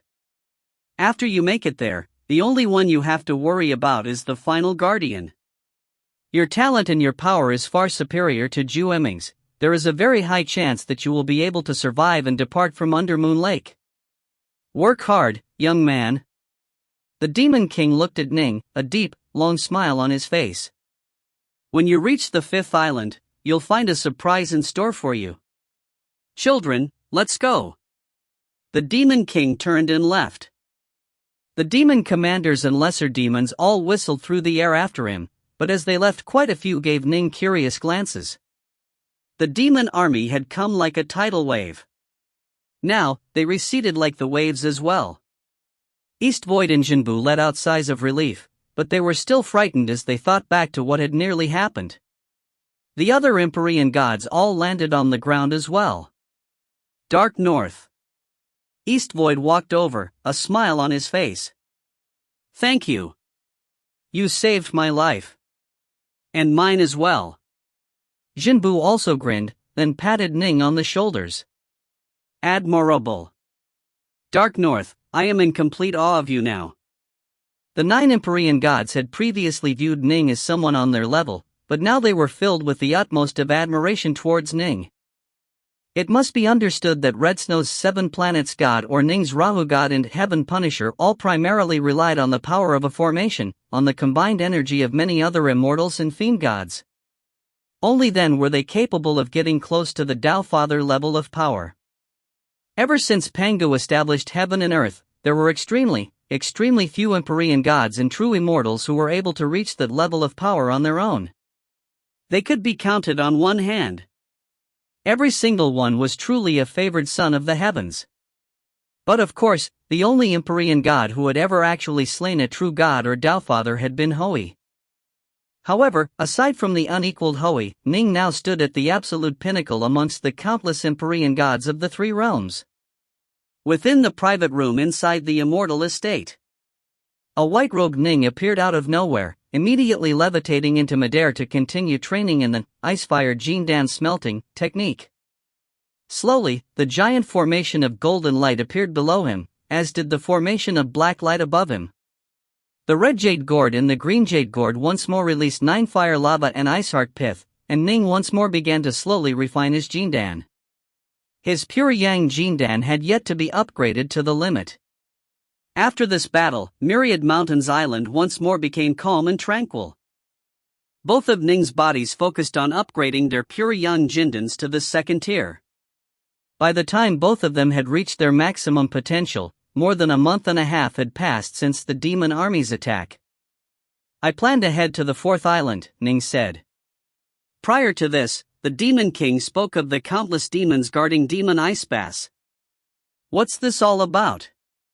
Upon hearing his words, the other 9 Empyrean gods all laughed. So you are finally heading out? Given your power, Ning, it is indeed true that you have a chance of traversing Demon Ice Pass. We've been waiting for you to say these words for a long time now. All of them laughed as they spoke. Feo hefted his gourd of wine, then said, "On the other side of Myriad Mountains Island is yet another floating wooden bridge. This floating wooden bridge passes through an endless chasm of ice, which has countless demons hidden within it. The number of demons in that place are far more than the number you saw in the demon army that attacked. What you need to do is continuously fight your way through them, to do your best to wipe them all out. You have to fight for 100 years. After doing so, the Demon King will decide whether or not you are qualified to enter the 4th island, based on how many demons you have slain." Fight for 100 years? Ning was surprised. The last 3 times, he merely had to defeat the respective guardians. But this challenge, the 4th challenge, actually required him to battle for 100 years? If you find any errors, ads pop up, ads redirect, broken links, non-standard content, etc., please let us know. Report chapter so we can fix it as soon as possible. Book 20, Chapter 22, I don't regret it. Chapter 22, I don't regret it. Right. Empyrean God Oddwitch said in his hoarse voice, "Because you need to constantly battle, there's no way you can just use up all your divine power as you please, you need to conserve it and use it sparingly. Dark North, when you challenge the pass, you'll have to rely on your sword force when you fight. Sword force comes from the very essence of the sword itself, and so it is endless and inexhaustible." Ning nodded. If he truly did have to fight for a century, then most of his key refining techniques would be useless. This was because the amount of energy consumed by the 9th level, Greater Thousand Swords formation, was quite high. Although his second-tier Jin Dan gave him far more pure yang energy than he had before, far more than any ordinary true immortal had, it still wasn't possible for him to inexhaustibly release jade swords. He would only be able to unleash them for half a day at most, much less a century. To battle for extended periods of time, he would have to rely on sword force. As for divine abilities, Ning wouldn't even dare to use 3 heads, 6 arms, much less the star-seizing hand, that would use up divine power at far too fast a rate. The only way Ning would be able to fight for a century would be if he was able to ensure that the amount of divine power he used up was no more than the amount he was able to naturally replenish. So challenging Demon Ice Pass means overcoming an endless swarm of lesser demons? Ning asked. Almost all of them will be lesser demons, Empyrean God Autumn Wing said. A demon commander will only spawn on occasion, and the Demon King will appear once towards the end. However, when the commanders or the king appears, they will appear by themselves. The lesser demons, however, will come in an endless horde. There simply is no way you can possibly massacre them all. No matter how many you kill, more will be reformed and manifested. Ning nodded. Actually, aside from battling for a century, there's one more method, Eastvoid said with a laugh. The Demon King once told us that if you can fight your way all the way to the end of Demon Ice Pass and step onto the other island, that would of course be considered success as well. Yeah, but how? Right, that's simply impossible. With so many demons attacking you, you wouldn't be able to make it there in even 1,000 years, to say nothing of 100. They all chimed in with their opinions. Ning agreed with their opinions as well. Each of the islands was separated from the others by an enormous amount of distance. Even the Rui Soul Snake shuttle would have to fly for a long period of time when unimpeded. When battling countless demons, one would only be able to advance at a very slow pace. 1,000 years? Not even 10,000 years would necessarily be enough. Ning, Feo said with a laugh, battling for 100 years is actually quite beneficial to us. I've undergone more than 1,000 of those 100-year battles, but each time I didn't kill enough to proceed, but those wild battles caused me to continuously improve and perfect my short halberd techniques. In fact, I was even able to develop my technique, Woji Birth's Taiji, and merge those 2 types of force together. I trust when my Taiji force reaches the third stage, I'll be able to make it past. Feiyo's Infiniforce had reached the fourth stage, whereas his Taiji force was only at the second stage. Right. It is of tremendous benefit. The first 100-year battle is particularly helpful. The later ones become less and less helpful. You'll know when you give it a try. After chatting with the 9 for a period of time, Ning learned quite a few things about challenging Demon Ice Pass. After making it past the gorge, only one step would remain before he could leave. Dark North. Empyrean God Eastvoid suddenly spoke out. Eh? Ning looked towards him. He could sense that Eastvoid seemed to be hesitating. What is it? Eastvoid hesitated for a while, then finally said, I very nearly died during this demon invasion. I now see the truth of things. My talent and my abilities were fairly ordinary for Empyrean gods of the primordial era. Even though my time in Undermoon Lake has increased my power dramatically, I'm still at risk of dying during every single demon invasion. As for Demon Ice Pass, I have no hope of making it past it. My current level of power is a limit for me. Just now, the Demon King himself said, and I myself believe, that you are the first person after Jueming to have an extremely high chance of making it out of this place. I want you to help me out, and take me out with you. You are going to give up? Ning was surprised. Everyone who made it to Myriad Mountains Island had been allowed to choose a treasure. But anyone who gave up would have to give up the treasure as well. And since they were indeed quite close to being able to leave, there weren't many who were willing to give up at this point. I've seen through to the truth of things, past the allure of treasures. If Undermoon Lake wishes to retake those treasures, let it. I really want to leave. I want to see my master, my fellow disciples, my own apprentices. A reminiscent look appeared within Eastvoid's eyes. In the past, when he lived surrounded by all his loved ones, he didn't realize what a pricelessly wonderful life he had. But now, after spending countless years here in Undermoon Lake, he deeply missed his master and the others. Dark North, help me out. Eastvoid looked at Ning. If you've made up your mind, Eastvoid, then I'll naturally agree to your request. It won't cost me anything at all, Ning said. I'll leave as well, Empyrean God Cloudscar said. I can understand how Eastvoid is feeling. Like him, I've been trapped here for far too long. It's been a long, long time since I've improved in power at all. Although my agility techniques are good, my attacks are indeed fairly weak. I'm far from reaching the level of power necessary to go through Demon Ice Pass, much less the final Guardian. Dark North, you have a good chance of escaping this place. I'm willing to follow you. My dear, old brothers, all of you want to leave this place? Feiyo was rather saddened. Big brother Feiyo. We simply see no hope for us at all. Of the 9 Empyrean gods present, there were actually 5 who were willing to follow Ning. They were Eastvoid, Cloudscar, Oddwitch, Skyriver, and Jinbu. They no longer saw any hope for success for themselves. Given that even the Demon King had said that Ning had an extremely high chance of leaving this place, and with the Jade Sword attack Ning had revealed filling them with trust in him, they truly wished to follow Ning and escape this place, reuniting once more with the loved ones that they hadn't seen in so long.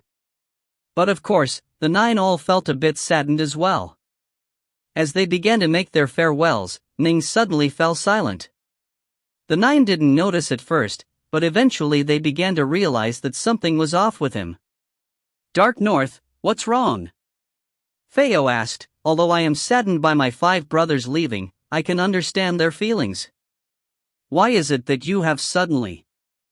Jinbu. Ning suddenly spoke out. Eh? Jinbu looked towards Ning. I cannot take you with me, Ning said. Jinbu was stunned, as were the other 8 Empyrean gods present. What about the other 4? Jinbu looked at Ning. I can take them. I can't take you. Ning gritted his teeth, forcing the words out. But why? Jinbu wasn't angry, only puzzled. Dark North, what the hell are you saying?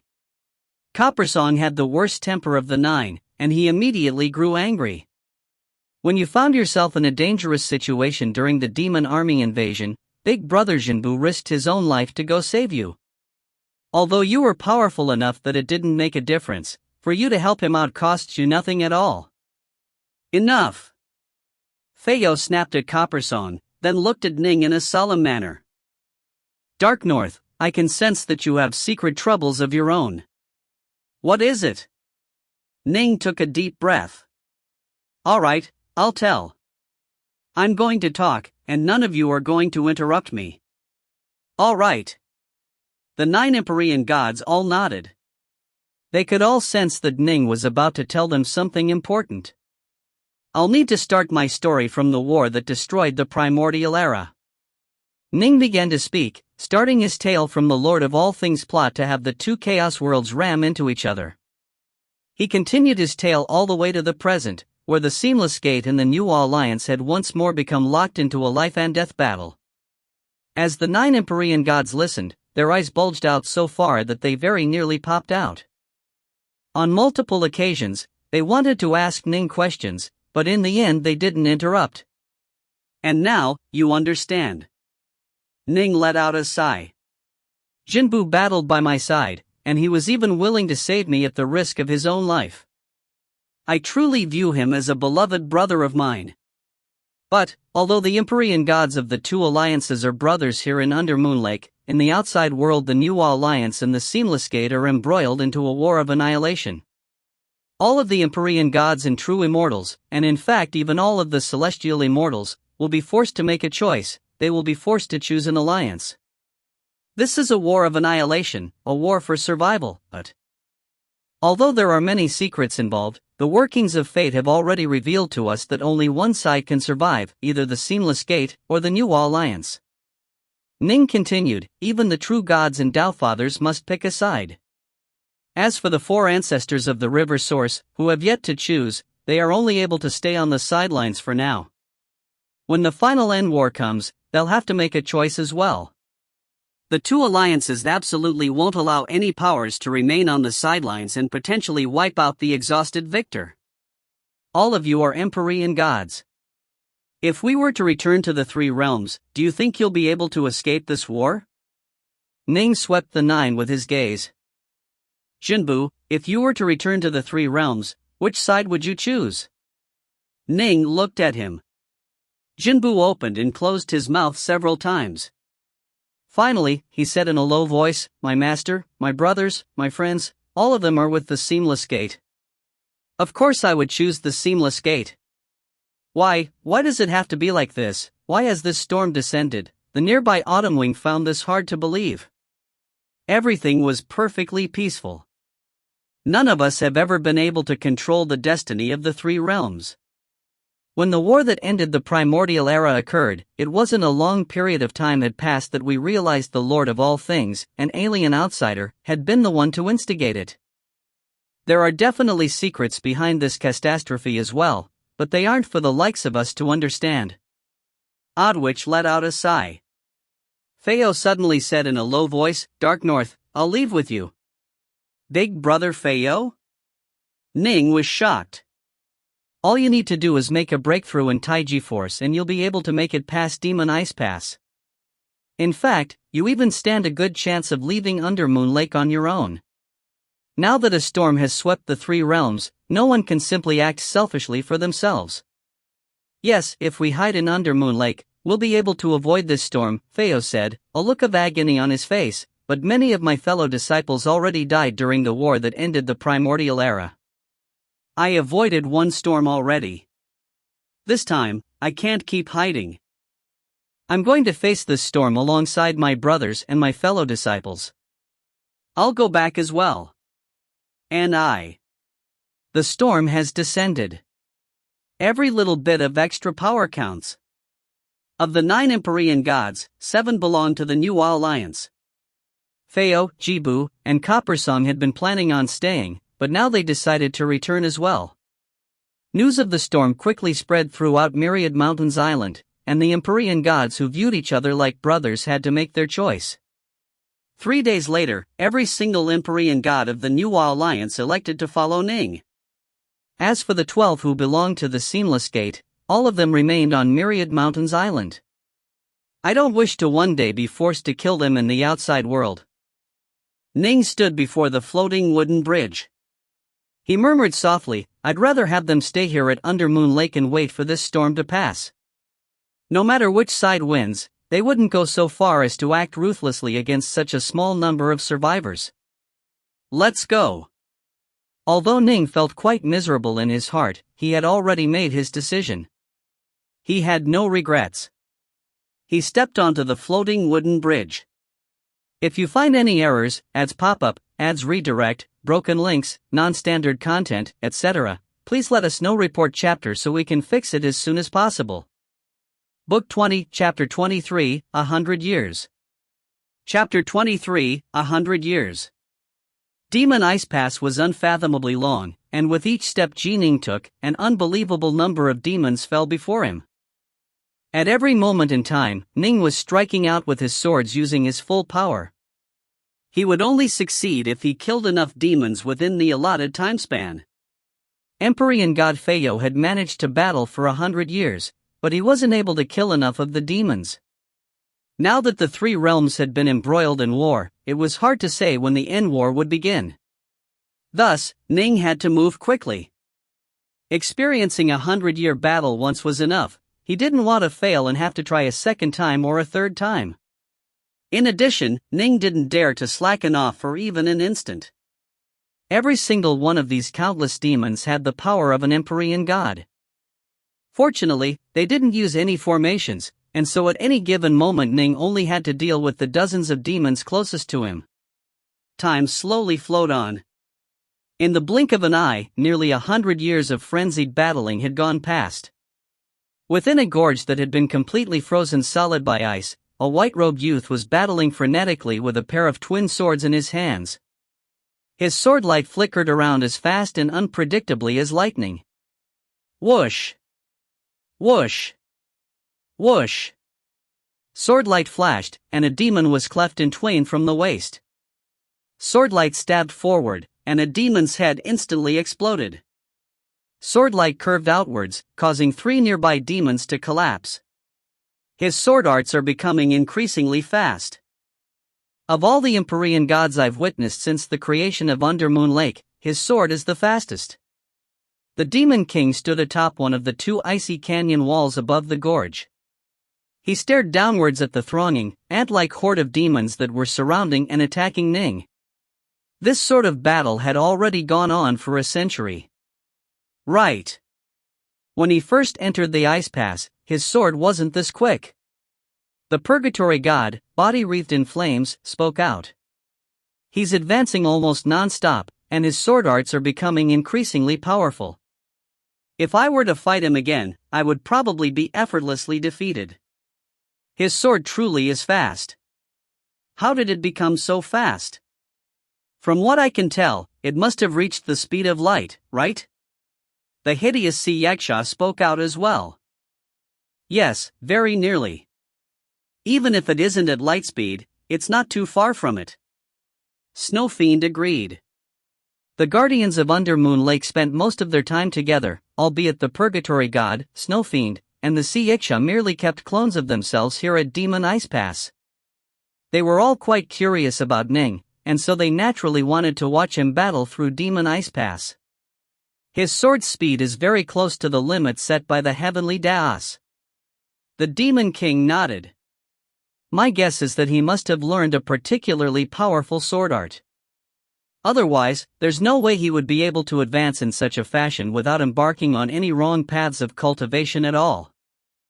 Normal Empyrean gods, no matter how powerful they are and no matter what weapons they wield, are quite far from the limits of the Heavenly Daos. Agreed. Snow Fiend, the Purgatory god, and the Sea Yaksha all nodded in agreement. The Golden Sunstreak and the Nine-Horn Lightning Serpent had both reached the limits of the Heavenly Daos, allowing Ning to move 300,000 kilometers in an instant. Normally, even major powers were much slower than this. However, experts were naturally capable of wielding weapons much more quickly than they moved. Generally speaking, their goal was to do their best to close in on the limits of the heavenly dais. Ning's sword speed, however, had already come very close to those limits, but of course, it was also possible to go faster than the limits of the heavenly dais.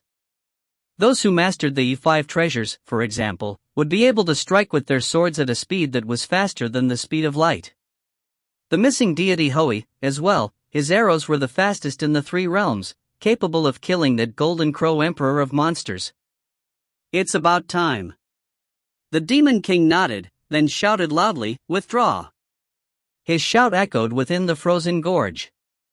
All of the demons heard it, and with a series of whooshing sounds, they all withdrew in unison like the tides. They all parted in 2 directions, entering the frozen mountain walls. Eh? Ning was a bit surprised. They withdrew? He had been battling for 100 years. This was the first time the demons had withdrawn, and he wasn't quite ready for it. Whoosh! A figure flew down from the skies. It was the Demon King, that golden gourd still on his waist. The Demon King landed on the floating wooden bridge. He shook his head, the 2 enormous curved horns shaking as well. Demon King. Ning looked at the Demon King. The century has concluded. The Demon King rested his long black staff over his shoulders and said lazily, "You've really killed quite a few demons." Am I permitted to pass through Demon Ice Pass? Can I go to the next island? Ning asked. The Demon King looked at Ning. "Chortling," he said, "although I really would like to play with you a bit longer, you really have killed quite a few demons. Your sword is too fast." Ning blinked, then laughed. His sword was fast? This entire time, he was worried that the number of demons he killed wasn't enough, and so as he fought he repeatedly told himself, faster, faster, faster. The faster his sword was, the more he would be able to kill. And given that Ning was training in the U5 treasures, sword art, a sword art that surpassed the limits of the heavenly dais, he had made numerous breakthroughs during the past century of slaughter. He had gained repeated insights, and thus he had gained a deep understanding of the extremely esoteric 4th chapter of the 5 treasures. As Ning learned more, his sword became faster and faster. "You may pass through Demon Ice Pass and reach the 4th island, Kilo Star Island," the Demon King said. "But before you do so, I'll lead you to a place to choose a treasure." Ning nodded. Upon reaching the 3rd, 4th, and 5th islands, there would be a chance to choose a treasure. "And those Empyrean gods you are carrying with you, since they are going to give up, have them hand their treasures over to me," the Demon King said calmly. "Empyrean gods who give up are not qualified to obtain any treasures." "All right." Ning nodded. He knew this all along, and Feo, Oddwitch, and the others had long ago handed their treasures over to Ning, letting him hand it over on their behalf. A day later. Kilo Star Island was also divided into 2 islands, a small island and a larger island. The small island was the place where the treasures were placed, while the larger island was the place where the Empyrean gods lived. "Go ahead. Your talent and your sword art are both quite impressive. The only thing standing between you and freedom is the final challenge." The Demon King smiled as he looked at Ning. "It's been countless years, but Jueming was the only one to leave. I hope you will become the second." Ning nodded, then turned and walked onto the floating wooden bridge towards the larger island. Just now, Ning had chosen 3 treasures and, thanks to his strenuous negotiating, acquired 8 of each. However, these 3 treasures were not of much use to Ning, at least for now. For example, if Ning hadn't acquired the Ice-Fire Gene Dance Smelting technique, he wouldn't have known how to use Ice Heart Pith and 9-Fire Lava. Right now, he didn't know any techniques that could make use of these 3 treasures. Kilo Star Island. Ning walked towards the larger island, unable to hide the excitement he felt. This was already the 4th island. He was very close to reaching the exit. Once he reached the 5th island, he would be able to leave. "Senior apprentice sister, wait for me." Ning felt a deep desire to be reunited with her swell up in his heart. Ning immediately calmed himself down, then proceeded into the island. He chose a random boulder at the borders of the island, then sat down in the lotus position.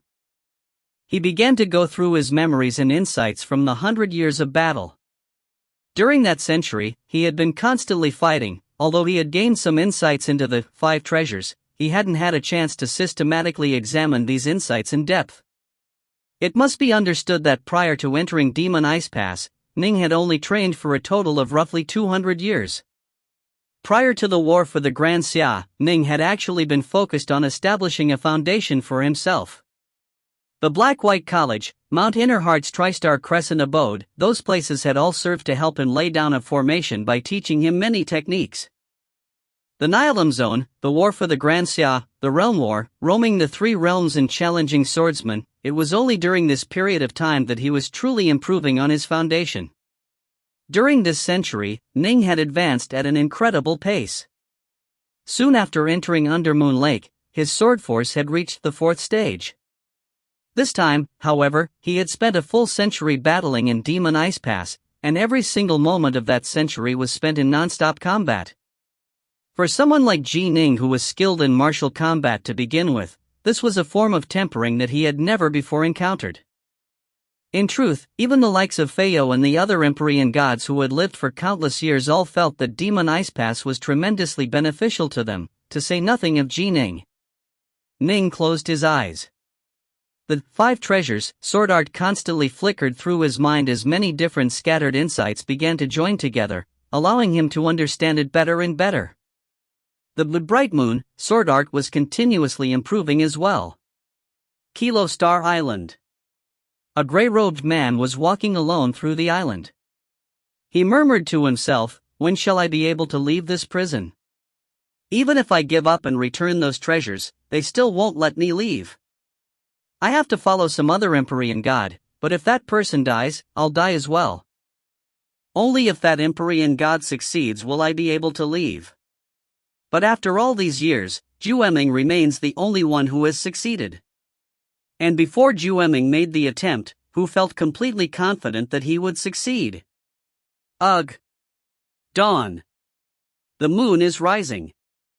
A powerful desire to leave could be seen in the gray-robed man's eyes. Suddenly, he blinked and turned to stare off into the distance. Far away, atop a boulder covered with gouges and marks, was a white-robed youth seated in the lotus position. If you find any errors, ads pop-up, ads redirect, broken links, non-standard content, etc., please let us know. Report chapter so we can fix it as soon as possible. Book 20, Chapter 24, Kilo Star Island. Book 20, Gene Dan Upgrade, Chapter 24, Kilo Star Island. The gray-robed figure instantly felt puzzled. Who is he? I know all the Empyrean gods on Kilo Star Island. Hell, I know most of the Empyrean gods of the entire 3 realms. But this white-robed youth, although quite puzzled, he knew that here in Undermoon Lake, there were only 2 possible reasons for Empyrean gods to be here. The first was they had fought a path through the challenges. The second was that they had followed someone who did. He's new. Does this mean he just made it through Demon Ice Pass? The gray-robed man felt shock in his heart. He watched as Ji Ning sat there meditatively, not daring to disturb him.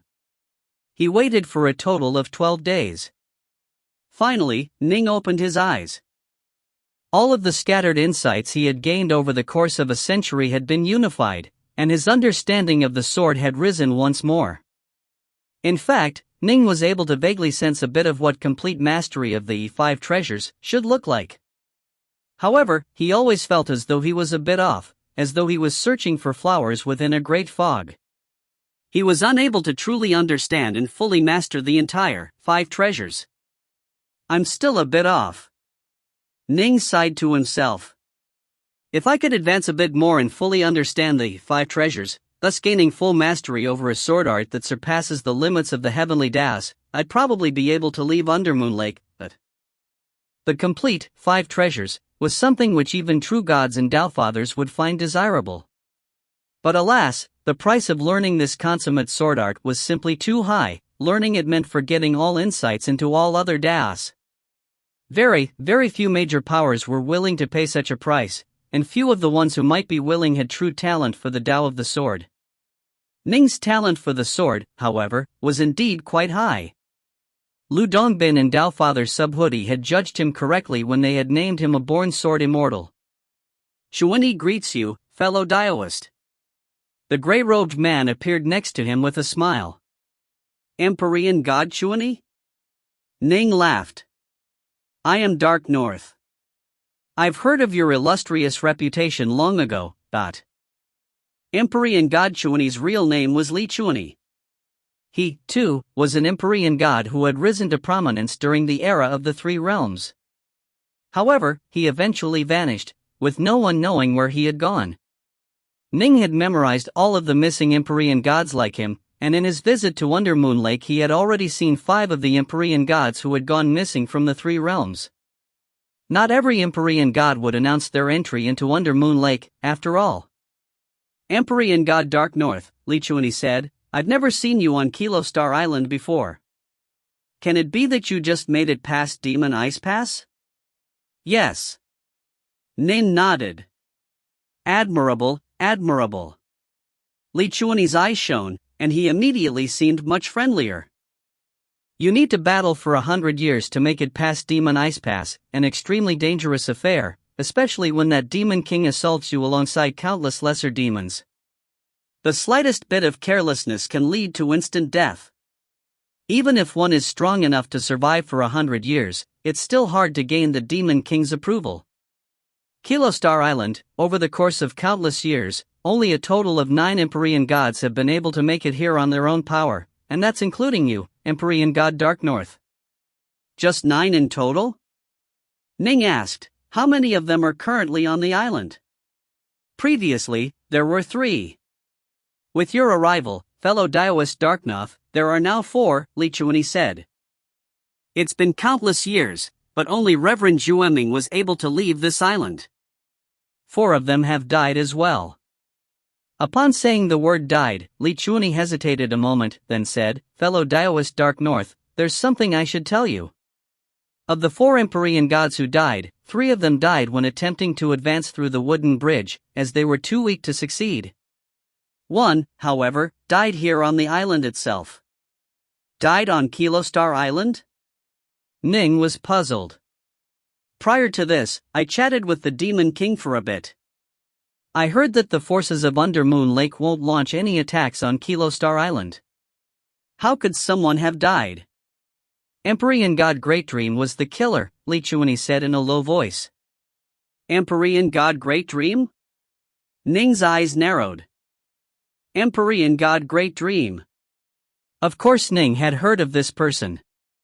One of the Empyrean gods who had gone missing but actually entered Undermoon Lake was Great Dream. The reason why Great Dream had given himself the sobriquet of Great Dream was because he was the personal disciple of the Seamless Gates God King. The God King was extremely harsh and cruel when training disciples, and Great Dream was filled with tremendous ambitions. Upon hearing that Zhueming had become a Buddha, he had made up his mind to enter Undermoon Lake.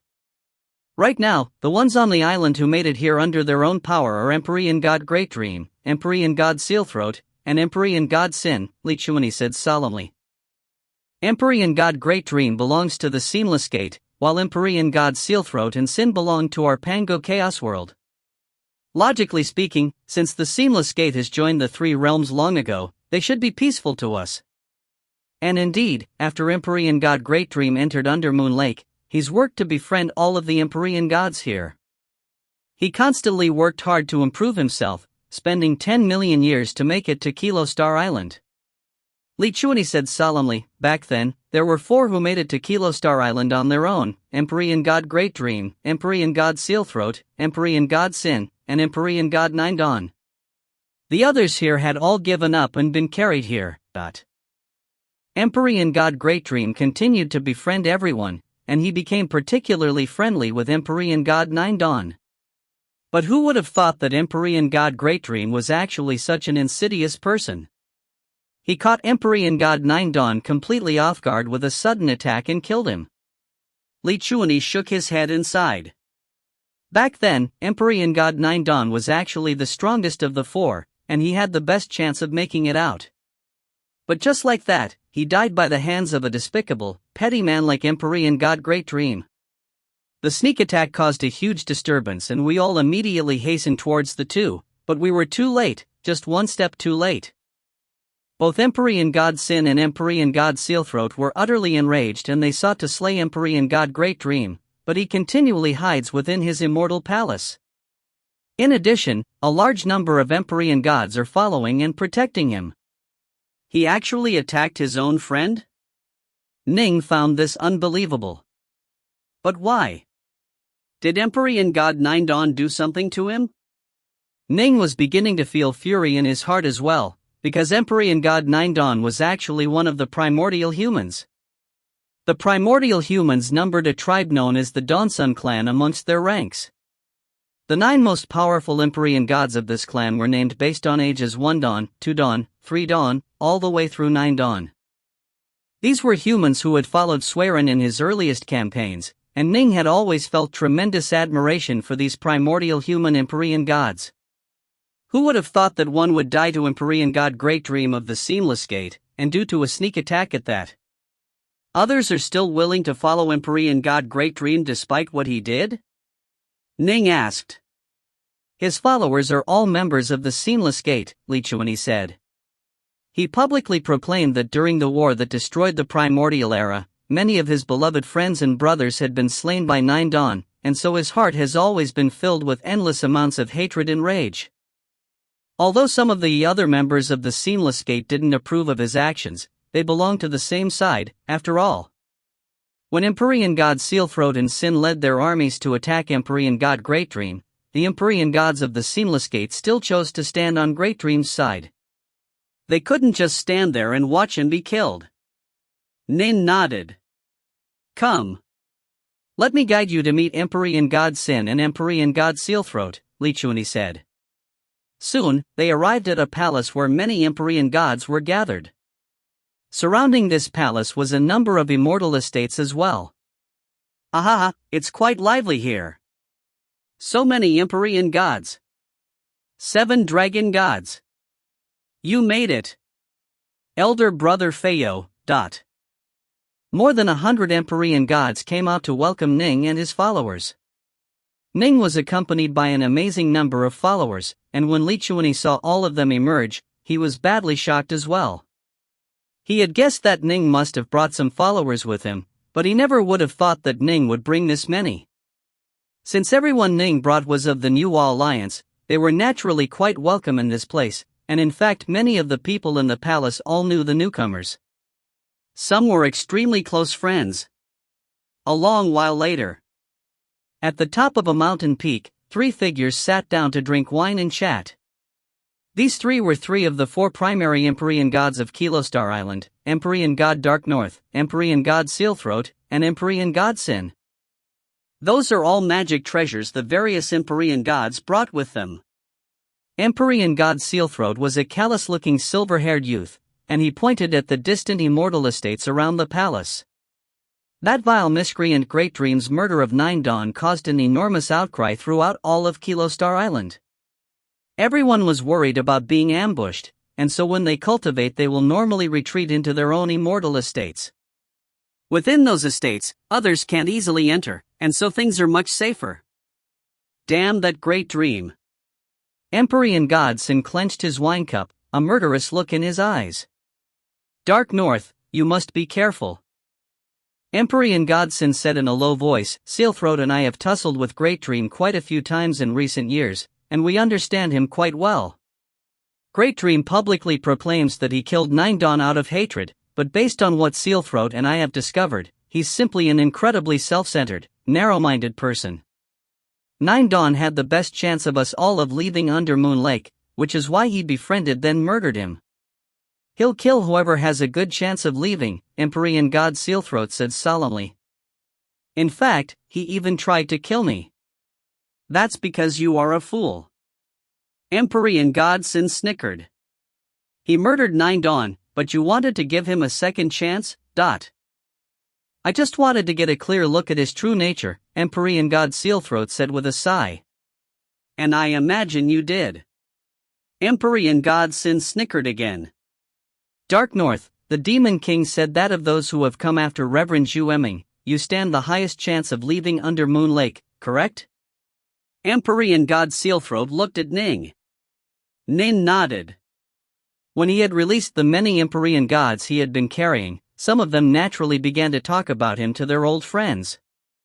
Feo and the others had actually asked Ning for permission to talk about him, and Ning had given it as he had felt that there was nothing to hide. Thus, Feo and the others had naturally bragged and boasted quite a bit about Ning, allowing the other Empyrean gods here to learn a bit more about him. You stand a high chance of leaving, and so it is very likely that Great Dream will act against you, Empyrean god Sealthroat said. Although he doesn't know exactly how powerful you are yet, I imagine that he'll hear of you in time. In fact, as more time passes, he'll probably get a clear sense of how formidable you. You have to be wary of him. He's quite insidious and very powerful. He was very close to 9 Dawn in power, and is a bit stronger than the two of us. Over the course of all these years, he's continued to improve in power. Perhaps in the future, it'll be possible for him to escape Under Moon Lake as well. You have to be on your guard against him, Empyrean god Sealthroat warned repeatedly. Oh? Ning's eyes narrowed. There's something I haven't told you yet. What is it? The two both looked towards Ning. A storm has already descended upon the three realms, Ning told the tale to the two Empyrean gods, and upon hearing it the two became both furious and frantic. I knew that the Seamless Gate was a pack of untamable savages. They all deserve to die. Empyrean god Sin roared angrily. Is the situation outside really so grim? Empyrean god Sealthroat was worried as well. Ning said calmly, Empyrean god Great Dream has slain Senior 9 Dawn, and there's a chance that he might be able to escape Under Moon Lake.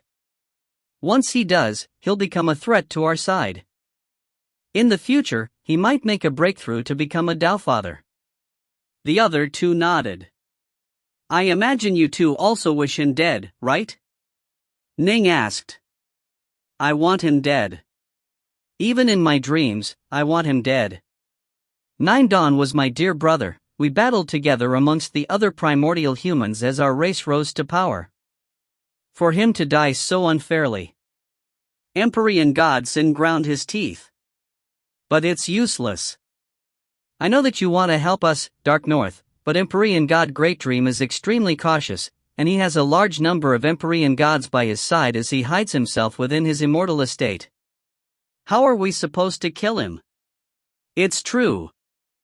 Although you've brought a group of new Empyrean gods, giving us an absolute advantage in numbers, they are hiding within their immortal estate and relying on it to defend against us.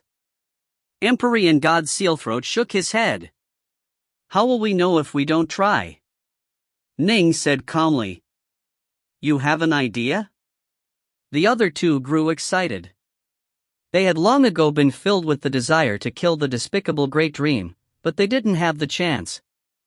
I'll give it a try, Ning said. We can't force things, though, we'll have to use a softer method. Dark North, Great Dream isn't easy to deal with. Don't try to use a soft method and end up losing your life to him, Empyrean god Sin warned nervously. He was afraid that Ning would deliver himself up for slaughter. Don't worry, Ning said. Prior to this conversation, Ning felt detestation towards Great Dream and would have killed him without hesitation if the opportunity came. However, he wouldn't have gone out of his way to hunt Great Dream down. But upon hearing that Great Dream was very powerful and stood a good chance of escaping Under Moon Lake, a killing intent entered Ning's heart. If Great Dream left and broke through to become a Doubtfather, he would become yet another powerful general for the Seamless Gate. Although it wasn't guaranteed that he would become a Doubtfather after escaping, Ning wasn't willing to take the risk. The people trapped within Under Moon Lake were outside the confines of the three realms and so couldn't sense the heavenly Daos. Thus, their only choice was to work on other types of force, mastering the likes of Taiji Force, Infiniforce, Thunder Force, and more. However, upon leaving Under Moon Lake they would be able to once more sense the heavenly Daos of the three realms. There truly was a good chance of breaking through to become a Doubtfather. Zhu, the only person to escape, had succeeded.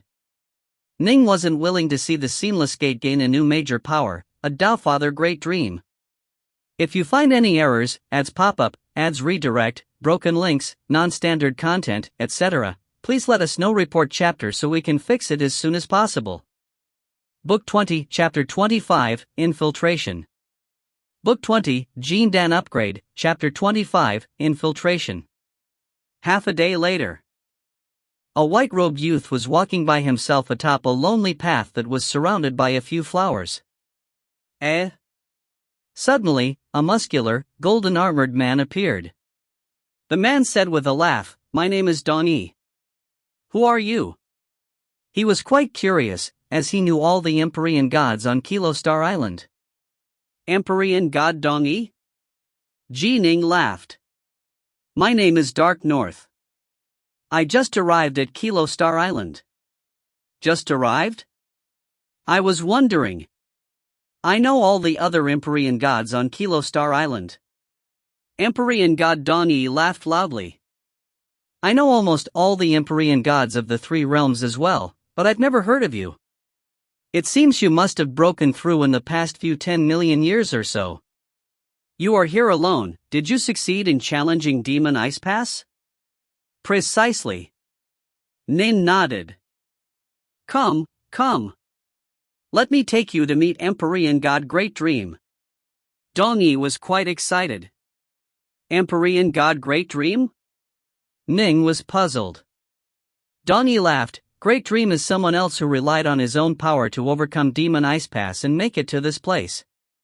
He's quite powerful. He continued to chat with Ning as they walked, while Ning put on a show of knowing nothing at all. There was a black immortal estate located halfway up a mountain. A black-robed man emerged from it, staring downwards. A second Empyrean god Dong-yi appeared next to him as well. Dong-yi had many different clones that were on watch in many areas in order to prevent Empyrean god Sin and Empyrean god Sealthroat from launching a sneak attack. What is it? The black-robed man said with a laugh. Great Dream, Empyrean god Dong-yi said hurriedly. I ran into an Empyrean god that I've never seen before and do not recognize. After chatting with him, I learned that he just recently became an Empyrean god in the three realms.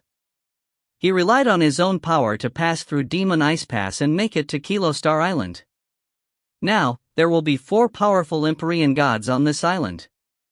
Most importantly of all, this Empyrean god is a human.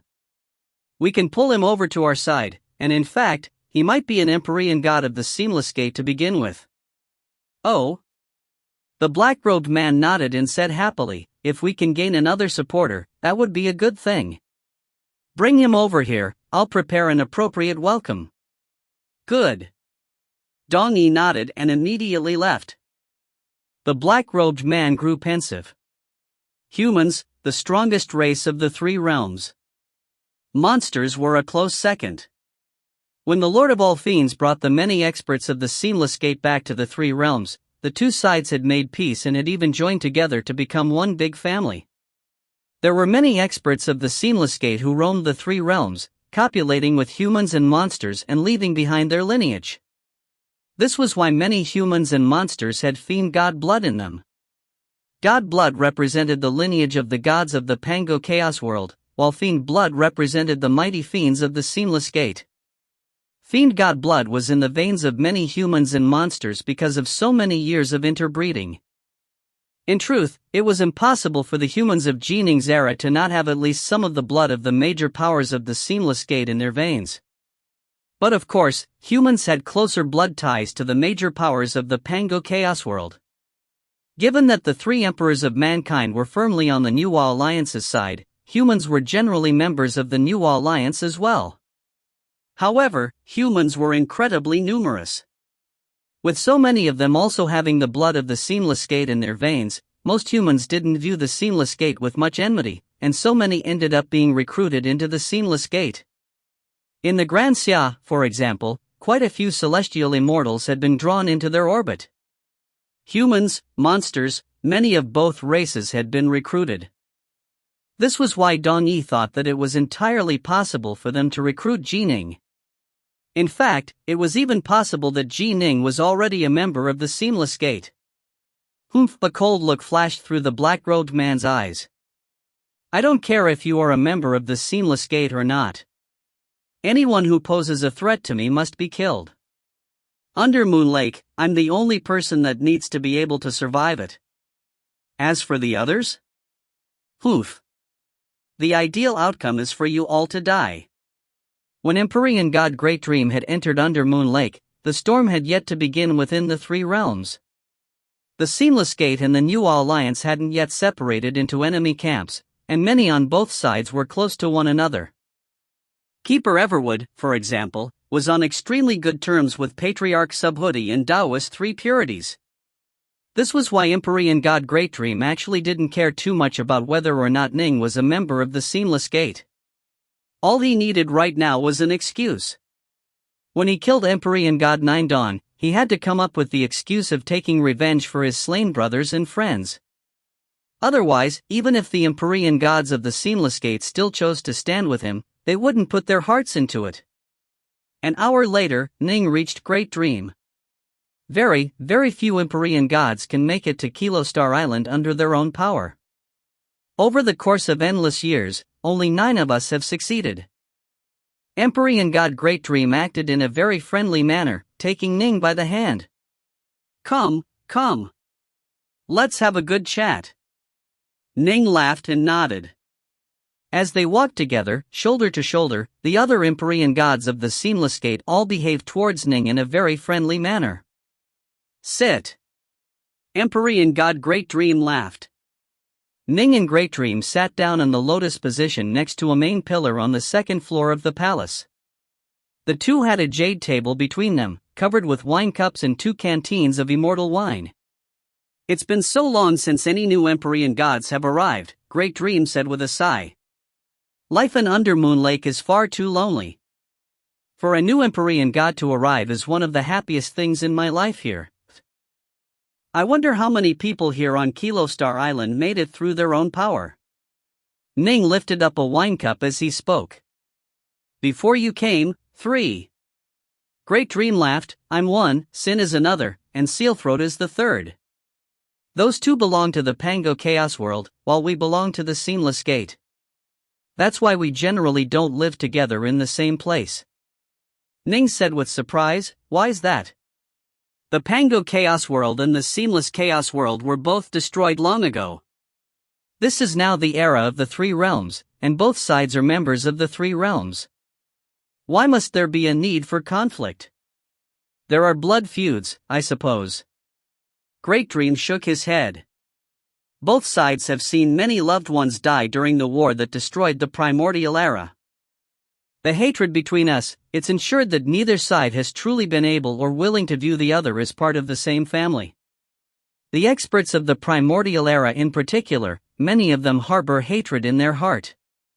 The only reason there is peace is because both sides are very powerful. If one side was to weaken, the other side would soon move to destroy them. Ning nodded. Great Dream's words made some sense. Don't be fooled by the long peace. The number of major powers on both sides who have truly become close friends, lifelong friends, can be counted on one hand. Only the likes of the Keeper of the Everwood is capable of becoming extremely good friends with the major powers of the Pango Chaos World. Great Dream shook his head. A gulf continues to remain amongst most of the major powers. Things aren't so bad for you. You made your breakthrough in recent years, after all. Both the Seamless Gate and the Pango Chaos World would view you as their progeny, Great Dream said with a laugh. In the eyes of the New Alliance, the denizens of the 3 realms were the progeny of the Pango Chaos World. But in the eyes of the Seamless Gate, the denizens of the 3 realms were also the progeny of the Seamless Chaos World.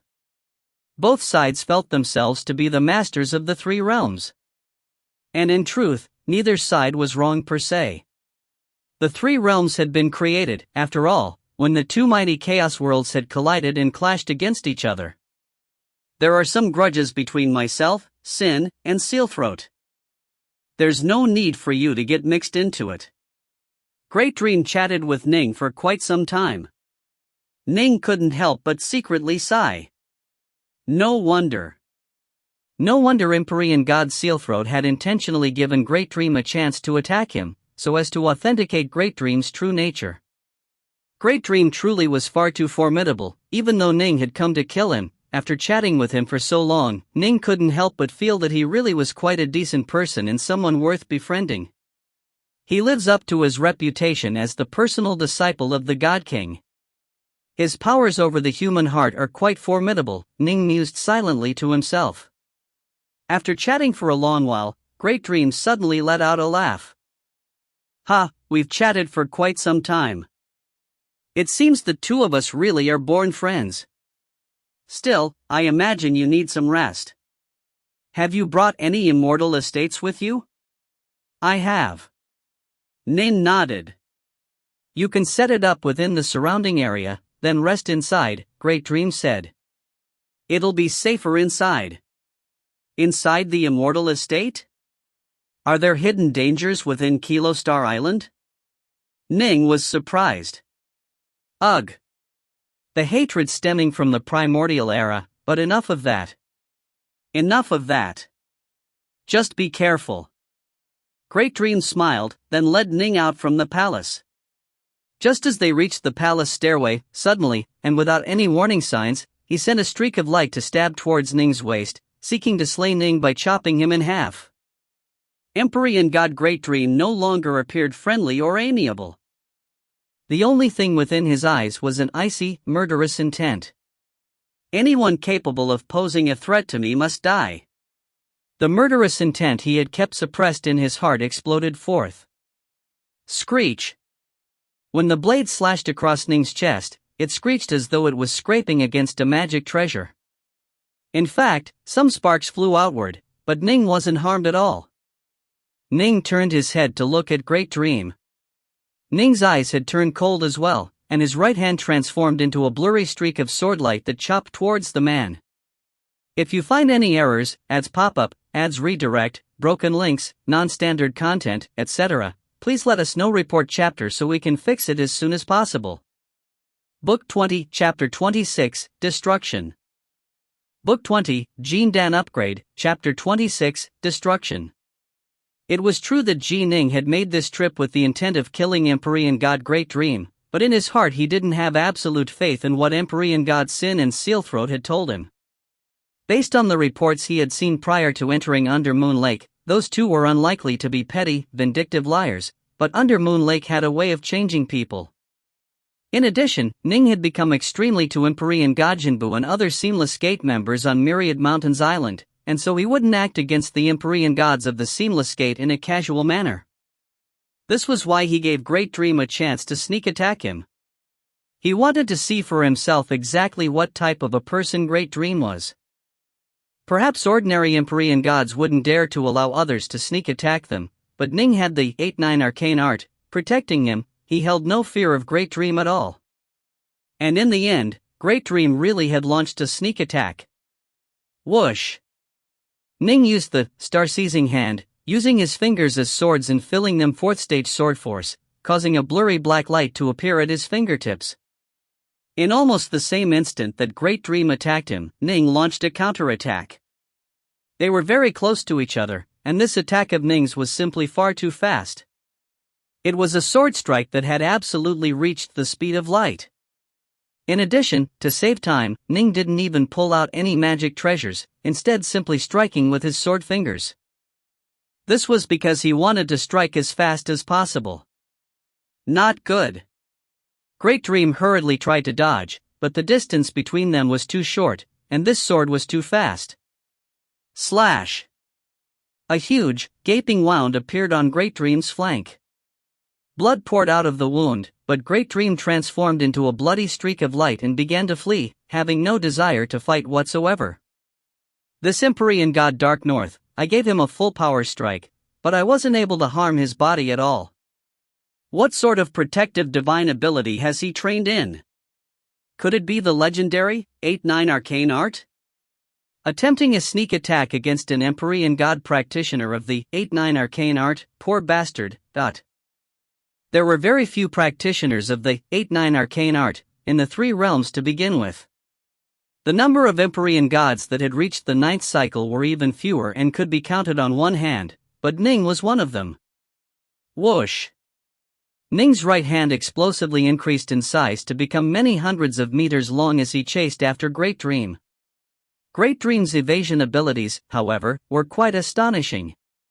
He managed to escape Ning's attack. Although Ning's sword was very fast, the rate at which his right hand could increase in size was, comparatively speaking, much slower. With a boom, Great Dream evaded Ning's attack as Ning's sword fingers slashed past the pillars and walls of the palace. Instantly, a pillar collapsed, the walls shattered, and half of the entire palace began to collapse. What's going on? A group of Seamless Gate members were outside the palace in small groups. All of them turned their heads to stare. They saw Empyrean god Great Dream fleeing from the palace, soaked in blood. Filling his voice with divine power, he shouted out frantically, "Dark North ambushed me. He came to kill me. Empyrean god Sin and Empyrean god Sealthroat sent him here to kill me." He had decided to first shift the blame to Ning, then worry about the rest later. Ambush? Kill? These Empyrean gods of the Seamless Gate all knew that their side had been tussling against the other side for quite some time now.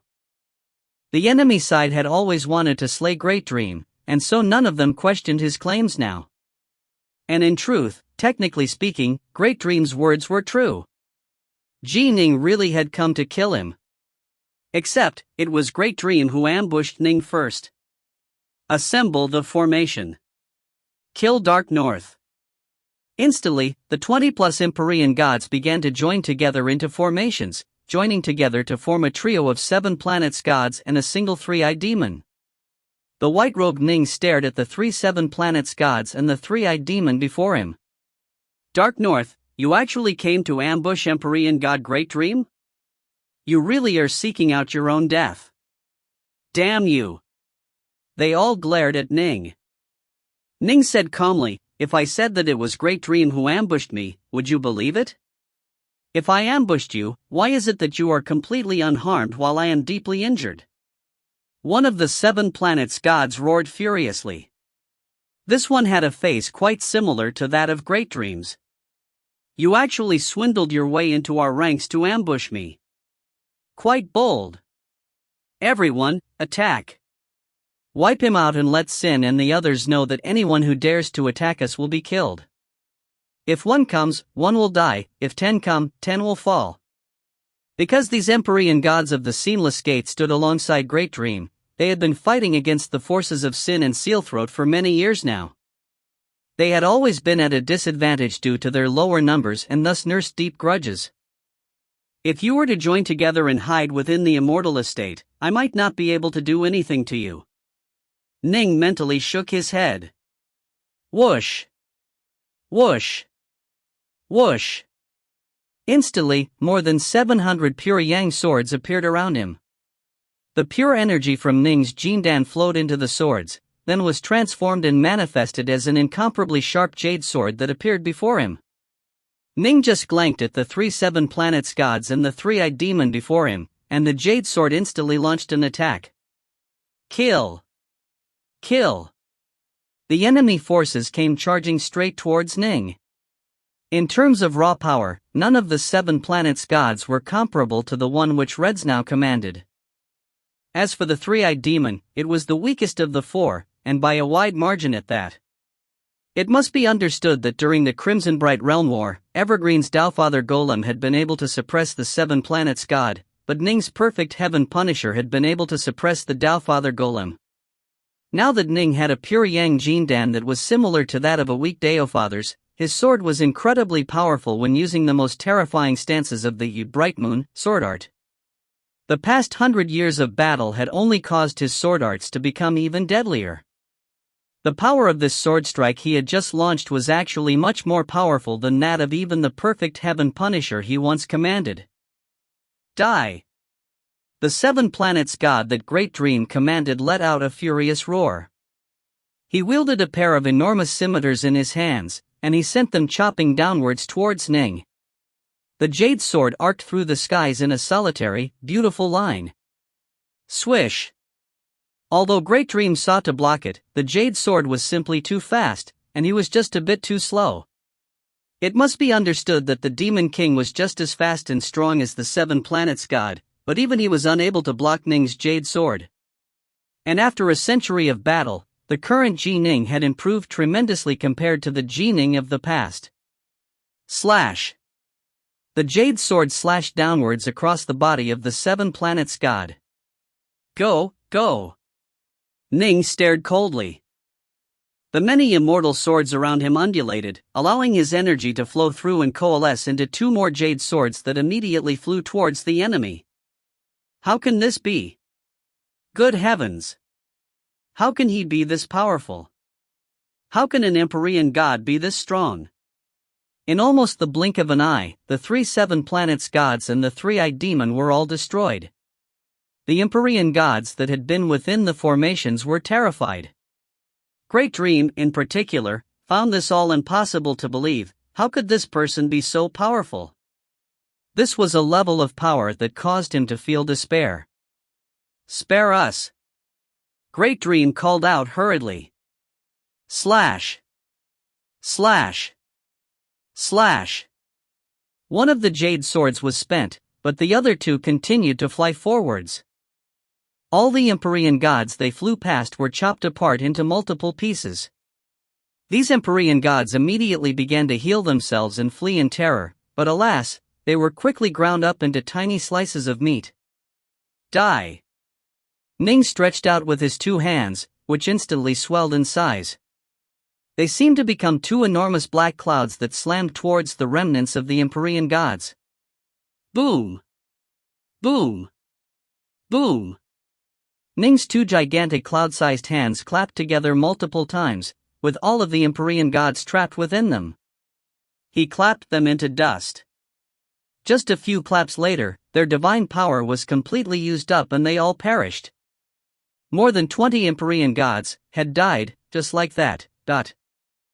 In truth, if all of them had hidden themselves within their immortal estate and relied on the formations of the estate to protect themselves, there would have been nothing that Ning could have done. Perhaps Ning's Rahu formation was capable of breaching the combined defenses of more than 20 Empyrean gods who were jointly resisting him within a formation, but Ning didn't have any other immortals following and assisting him at present. All he had was the pure Yang Jindan within his body, and so Ning was only as strong as a perfect heaven punisher, with his sword arts being more profound than before. But they had instead chosen to exchange attacks with Ning? That was suicide, and so they really had died. The person who killed you was me, Ji Ning, Ning murmured softly to himself. At his level of heart force, Ning knew exactly when to kill and when not to kill. He had already made the decision in his mind. After killing Great Dream and the others, Ning only let out a sigh and shook his head. He remained as calm and collected as ever as he began to return to the others. That's Empyrean God Dark North over there. Isn't Dark North supposed to be with Sin and the others? Quite a few of the Empyrean gods were confused. Ning had only informed Sin and Sealthroat of his decision to attack. Whoosh! Whoosh! Soon, two more figures appeared. They were Empyrean God Sin and Empyrean God Sealthroat. It's good to see you back. The two of them both felt relieved upon seeing him. I told you I'd be fine, Ning said. He had the power to defeat all of the enemy's Empyrean gods at the same time, of course he would have been fine. How'd it go? Sealthroat immediately asked. Dead, Ning said. Sealthroat and Sin both revealed looks of wild joy on their faces. Sin mumbled to himself, wonderful. No matter what we tried, we weren't able to do anything to him. He was simply too crafty, but now, he's dead. Wonderful, wonderful. All dead, Ning elaborated. All dead? Sin and Sealthroat revealed looks of disbelief on their faces. They really couldn't believe what they had just heard. In fact, that very day the two of them paid a personal visit to the place where the Seamless Gates forces had gathered. They stared at the collapsed palace, at the shattered ground, at the scars of battle, but there wasn't a single enemy Empyrean god in sight. Only then did they truly believe that Ning had done what he said he had done. More than 20 Empyrean gods. All dead. How? Sin was filled with confusion. There were so many of them. Most were comparatively weak, but they had the absolute advantage in raw numbers. Even if they just joined together into simple 7 planets gods, they would become incredibly powerful. If you can't understand it, don't bother trying to. Dark North had his own methods for succeeding. All we know and need to know is that he is very powerful. No wonder the Demon King said that he is very likely to succeed in leaving Undermoon Lake. Sealthroat couldn't help but sigh and smile in amazement while praising Ning. This is perfect. If Great Dream was the only one to die, the other Empyrean gods of the Seamless Gate would have posed a headache as well, forcing us to constantly be on our guard. Now, however, we have nothing to fear. Agreed. Sin nodded as well. Great Dream had already become a person of the past. What Ning cared about the most right now was the final challenge. He was just one step away from leaving Undermoon Lake. The 3rd day since his arrival on Kilo Star Island. The dawn moon had risen into the skies. On the other side of Kilo Star Island, Ning was standing with the other 2, staring off into the distance. Sin pointed towards the distance. Look, over there. That's the Path of Blades. It is the final challenge. If you are able to walk the Path of Blades, you'll make it to the 5th island and be able to leave.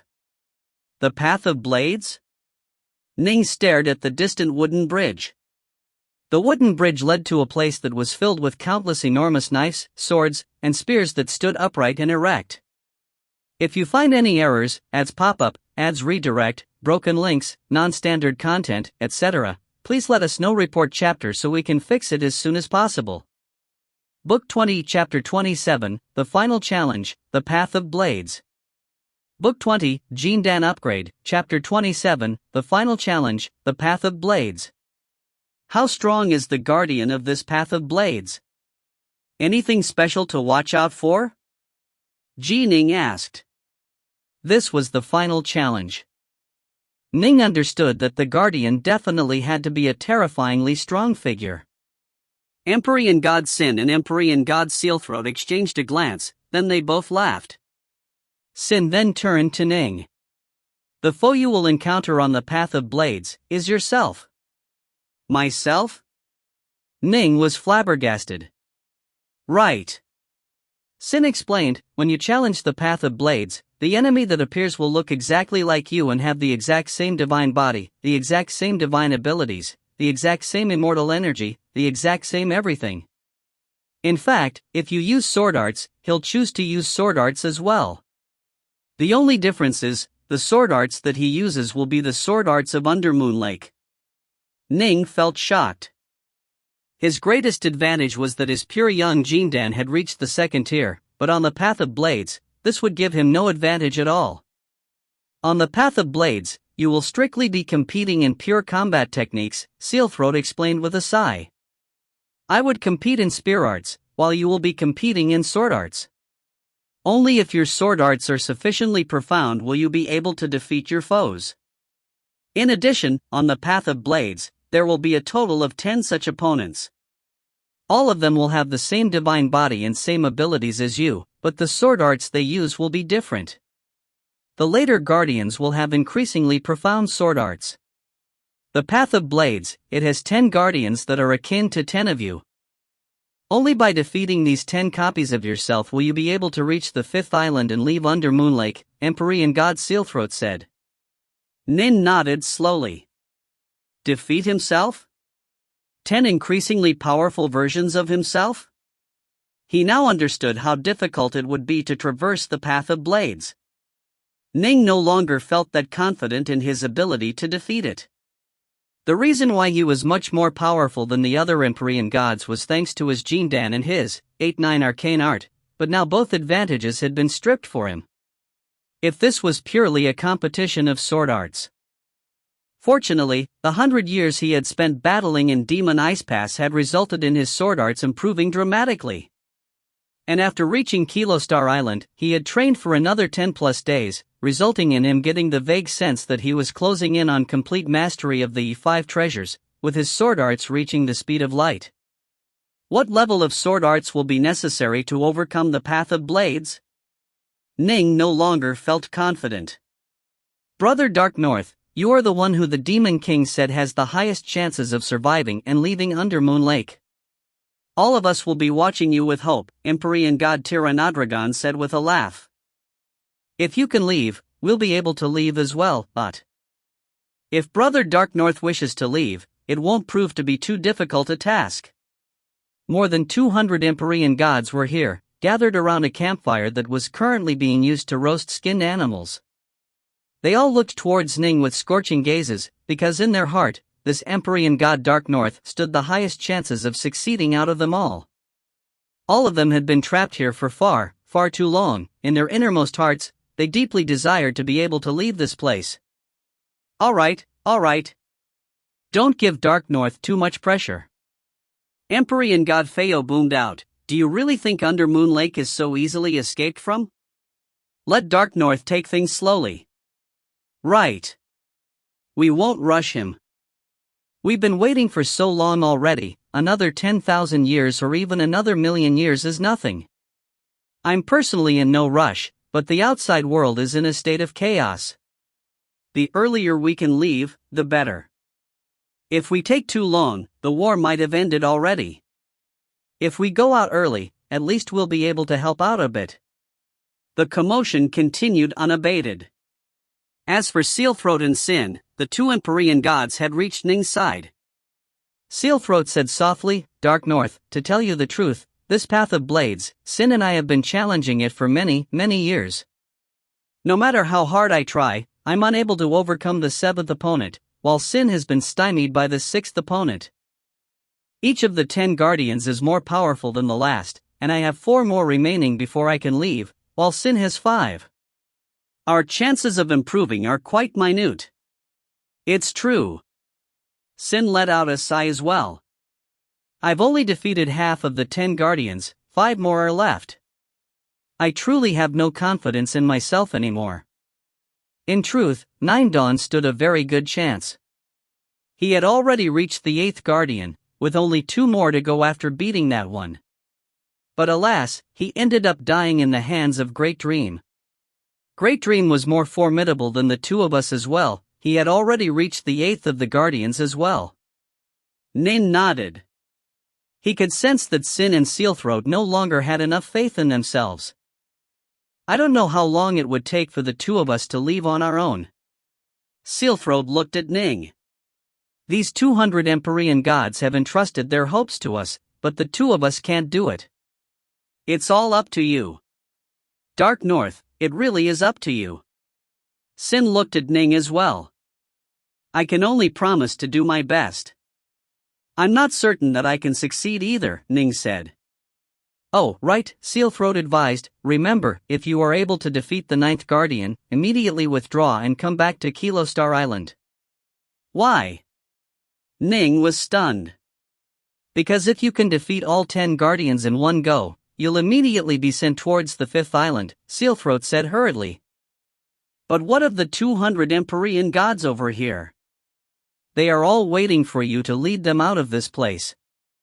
If you can defeat the 9th guardian, you should take them all with you when you go challenge the 10th guardian. Right. It said that Jueming gained a sudden insight when challenging the Path of Blades, and so made it all the way past the final 3 guardians without giving anyone advance notice. He immediately left without being able to take a single Empyrean god with him.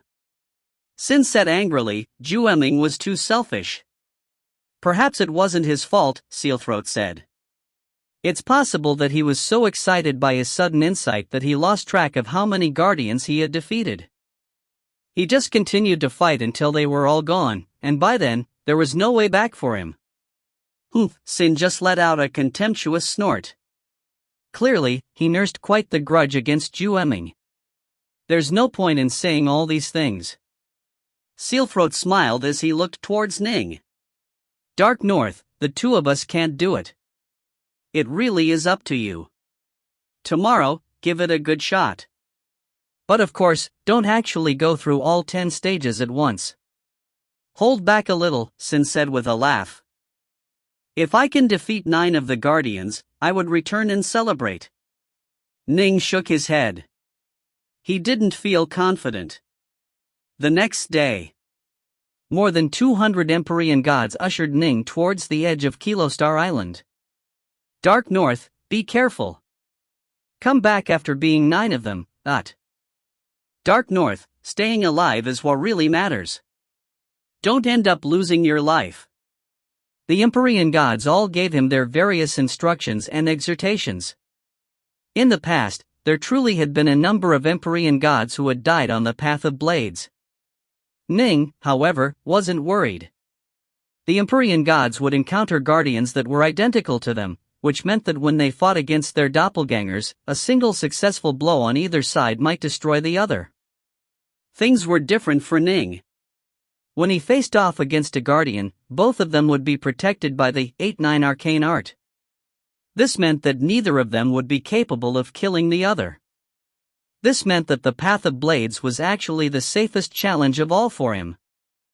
However, although it was safe to actually defeat all 10 guardians, this would be a very, very hard task. I'll go now. Ning waved at them, then stepped onto the floating wooden bridge by himself. More than 200 Empyrean gods watched as Ning walked through the wooden bridge and vanished into the distant Path of Blades. The 3 realms have been swept into a storm. I really want to get out as soon as possible. It's all up to Dark North. The Empyrean gods all began to grow nervous. Prior to this, they had all been joking around loudly with each other, but that was just for the sake of keeping the mood relaxed. Now that Ning had actually gone forward to challenge the Path of Blades, all the Empyrean gods felt the pressure. If Ning was only capable of defeating 5 or 6 of the Guardians, then it would probably be difficult for him to succeed within the next 10 million years. Dark North. The eyes of the Empyrean gods were filled with hope, desire, nervousness, and uneasiness. They weren't afraid of death, but they simply couldn't stand knowing that their masters, brothers, loved ones, and family members were facing a terrible war while they were living safe lives here at Kilostar Island. They wanted to leave. They truly wanted to leave. The long wooden bridge led directly towards the Path of Blades. The Path of Blades was filled with enormous upright swords, spears, sabers, and other edged weapons. They were planted into the ground and pointed upwards towards the heavens. A white-robed youth suddenly came to a halt midway through the path, because in front of him had just appeared a golden-robed youth that looked just like him. Is that me? Ning was slightly startled. I'm the first guardian. Take a look at that sword over there. The golden-robed youth pointed towards a nearby sword that was at least 30,000 meters tall. Phantom illusions actually began to appear on the surface of the sword, illusions of a humanoid that was executing a complete set of profound sword arts, going from simple to profound, from start to finish. The sword arts that appeared on that sword are the sword arts that I will use. The golden-robed youth looked at Ning. You can view these sword arts 3 times. After doing so, the sword arts will vanish and we shall fight. Oh. Ning felt delight. This really was an unexpected surprise. He was actually being given a chance to view the opponent's sword arts? Sin and Sealthroat hadn't told him of this. Most likely, the two had wanted to give him a pleasant surprise. There was no point telling him in advance, after all, and letting him find out on the spot would bring a bit of joy. Ning carefully stared at the enormous sword that had been plunged into the endless ice around them. The sword arts appearing on the sword were continuously being displayed. 3 sessions took nearly 12 full hours, at which point in time it all came to a halt. What a curious sword art! Although Ning sighed in approval, he didn't panic in the slightest, because this first guardian's sword art posed no threat to him at all. Don? The golden-robed youth asked. Yes. Ning nodded. Then receive my attacks. The golden-robed youth's body suddenly blurred, manifesting a total of 3 heads and 6 arms. 6 swords appeared in his hands as well as he pounced towards Ning. A strange feeling was in Ning's heart, because this sort of battle tactic was quite similar to his own, and this person looked identical to him. Whoosh! Whoosh! Whoosh! His sword arc moved at the speed of light, and it was overwhelming superior. Although Ning's opponent had increased his power with the star-seizing hand, his sword was still knocked flying by Ning's swordlight chop. However, thanks to the 8-9 arcane art, the doppelganger's body was completely unharmed. Your sword art is far superior to mine. The golden-robed youth landed on the wooden bridge and nodded. I am thoroughly convinced by my defeat. Whoosh! The golden-robed youth disappeared into thin air. Ning continued to advance forwards, making his way deeper into the path of blades. Each time he encountered a new guardian, a nearby sword would begin to display a set of sword arts for him to view. Each time after he viewed the sword arts, Ning would feel somewhat inspired, and he was able to further perfect his Bright Moon sword art. However, his Bright Moon sword art was already incredibly powerful, as it had incorporated the essence of the 5 treasures within it. Swordlight that struck at light speed was incredibly formidable. The word fast, all by itself, could be superior to countless tricks and techniques. Ning was able to battle all the way to the 8th guardian on his first try. If you find any errors, ads pop up, ads redirect, broken links, non-standard content, etc., please let us know. Report chapter so we can fix it as soon as possible. Book 20, Chapter 28, The Mournful Sword.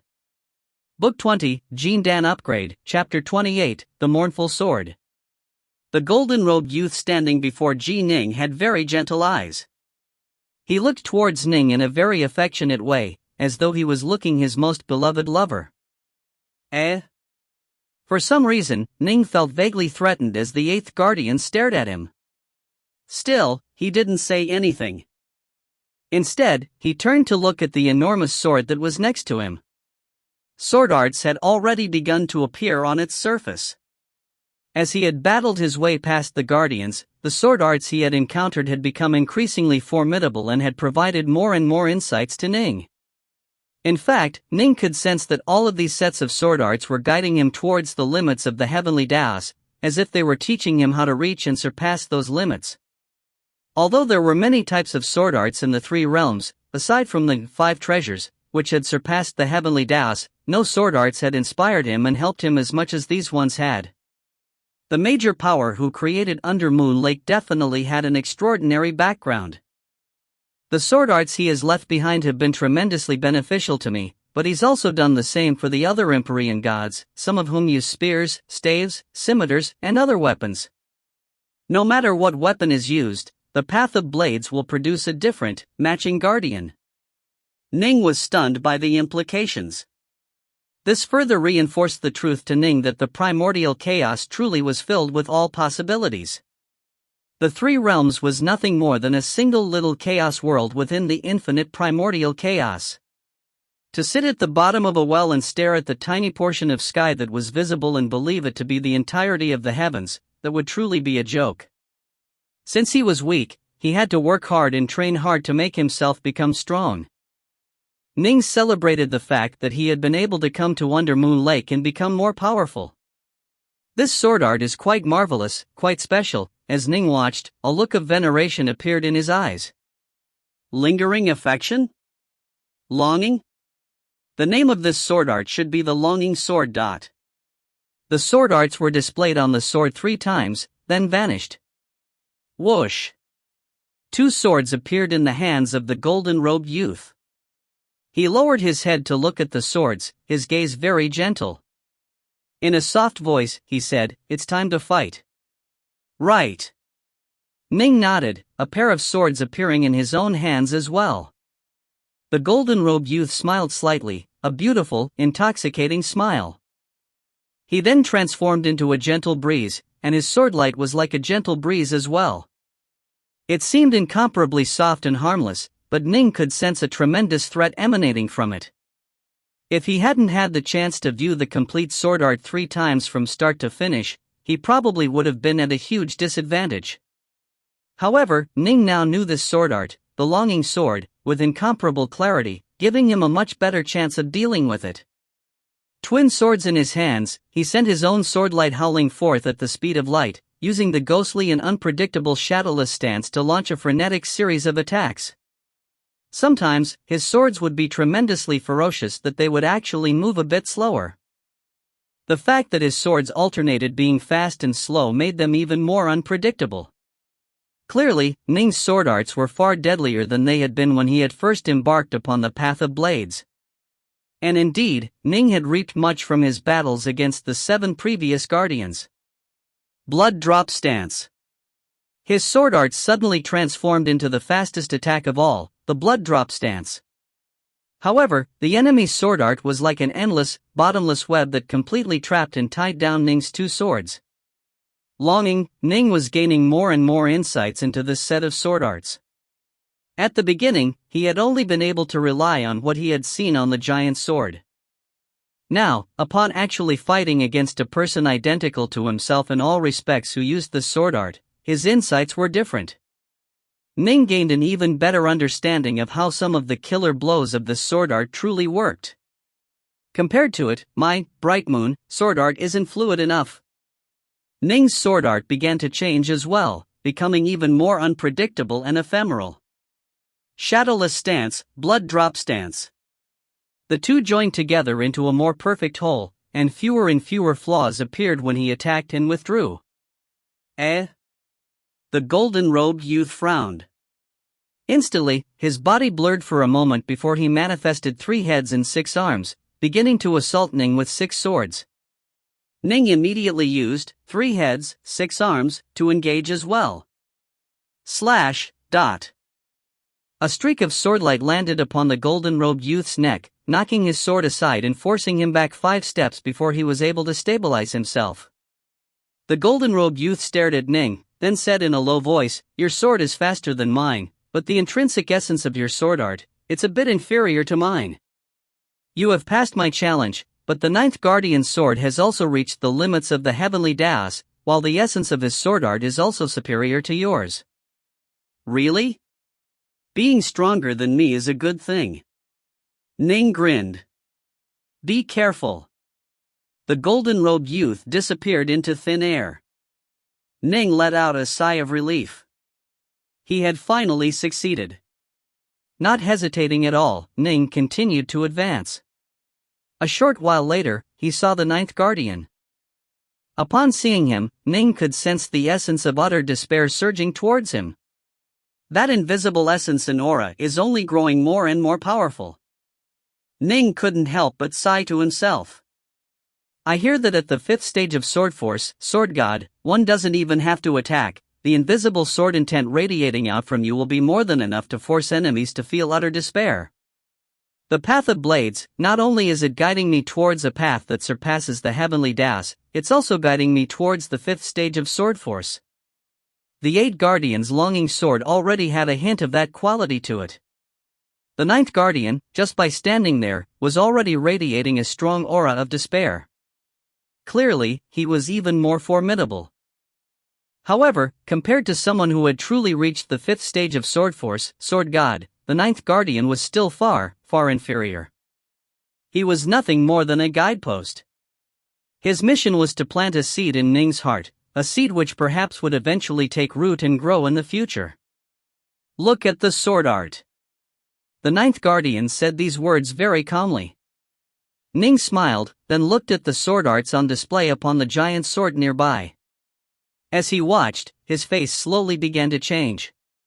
Every single stance, every single stroke, it all caught Ning's full attention, tugging on the deepest, innermost thoughts in his heart. The more he analyzed this sword art, the more powerfully Ning was affected by it. Why? In his past life, Ning was tormented by illness. His heart had been filled with resentment. In this life, after being reborn, his father Ji-Ichuan and his mother Yuchi Snow had filled Ning's heart with love, warming it. Father.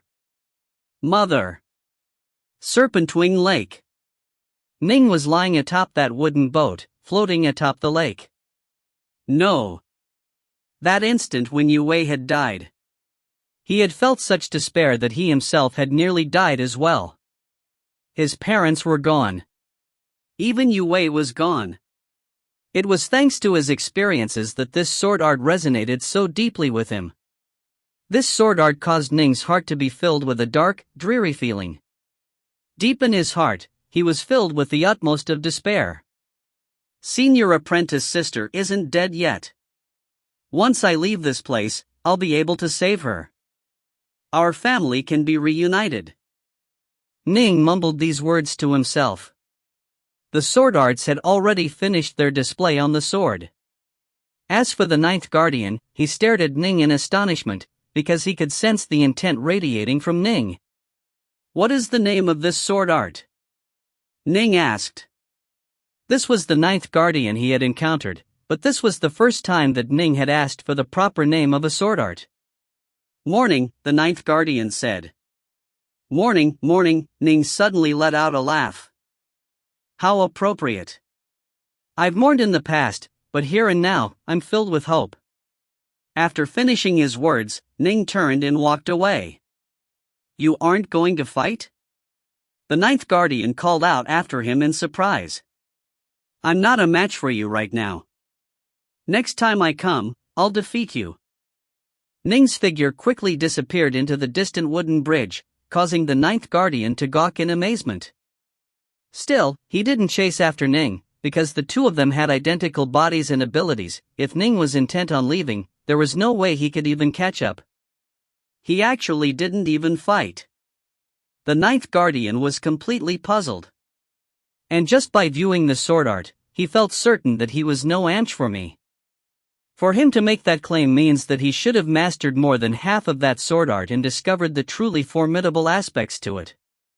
But despite all that, he shouldn't have chosen to completely avoid fighting me, unless, there's only one possibility. After viewing the sword art, his heart was inspired and so he wanted to go back to calm himself down and meditate on his insights. This was the ninth guardian's guess. He knew very well that given how formidable Ning's protective divine ability was, even if Ning lost the fight he wouldn't have been in danger of dying. This meant that the only reason Ning would refuse to fight would be if he simply didn't want to.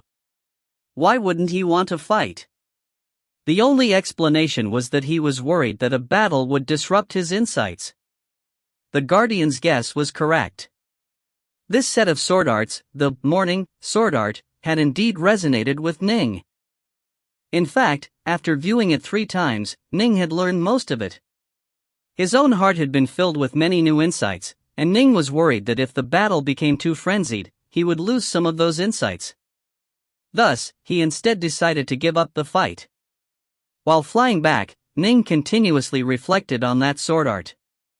This was the first set of sword arts on the path of blades that had truly resonated with him.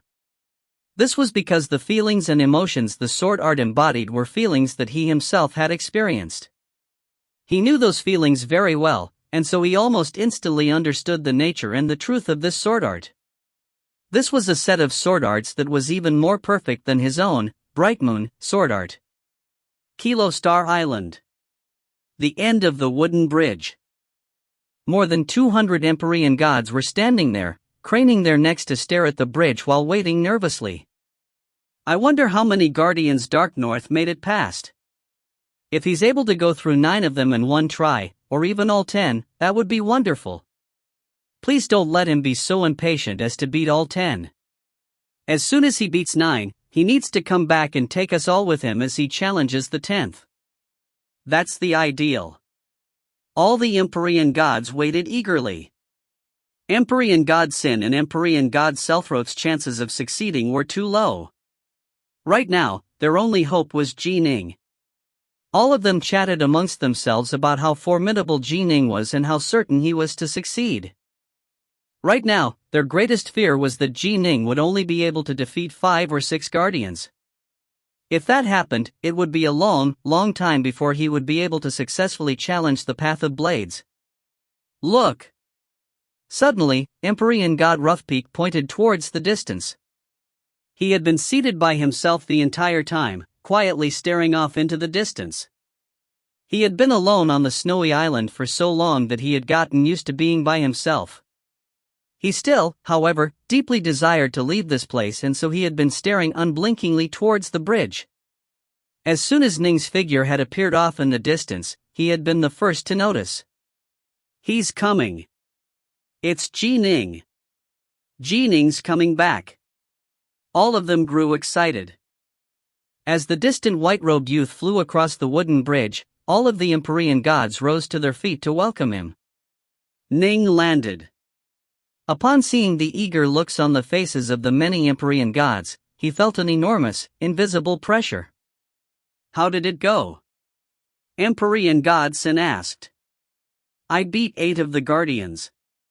For now, I'm not a match for the 9th guardian, Ning said. He knew very well that every single guardian was capable of perfectly executing their respective sword arts. Since the 9th guardian was able to perfectly control Morning, at present Ning truly wasn't a match for him. You beat 8 of them? 2 more remain? All of the Empyrean gods present were dazed. To tell the truth, deep in their hearts, the Empyrean gods all felt at least slightly disappointed. Beating 8 meant that there were still 2 more to go. Those final 2 guardians were like a pair of tigers that blocked the road. Ning would probably need quite a bit of time in order to overcome them. Although they were slightly disappointed, they were still fairly calm. In fact, they all secretly let out sighs of relief. Thank goodness that Ning was more powerful than Great Dream and Nine Dawn, at least. Ning's utter domination of the 20-plus Empyrean gods of the Seal Mesgate had stirred all of their imaginations, causing them to fantasize a bit too much about his strength. You beat 8 of them? Not bad, not bad. Great Dream and Nine Dawn only defeated 7 of them. Only 2 left. Soon, you'll be able to make it out. All of the Empyrean gods said words of encouragement.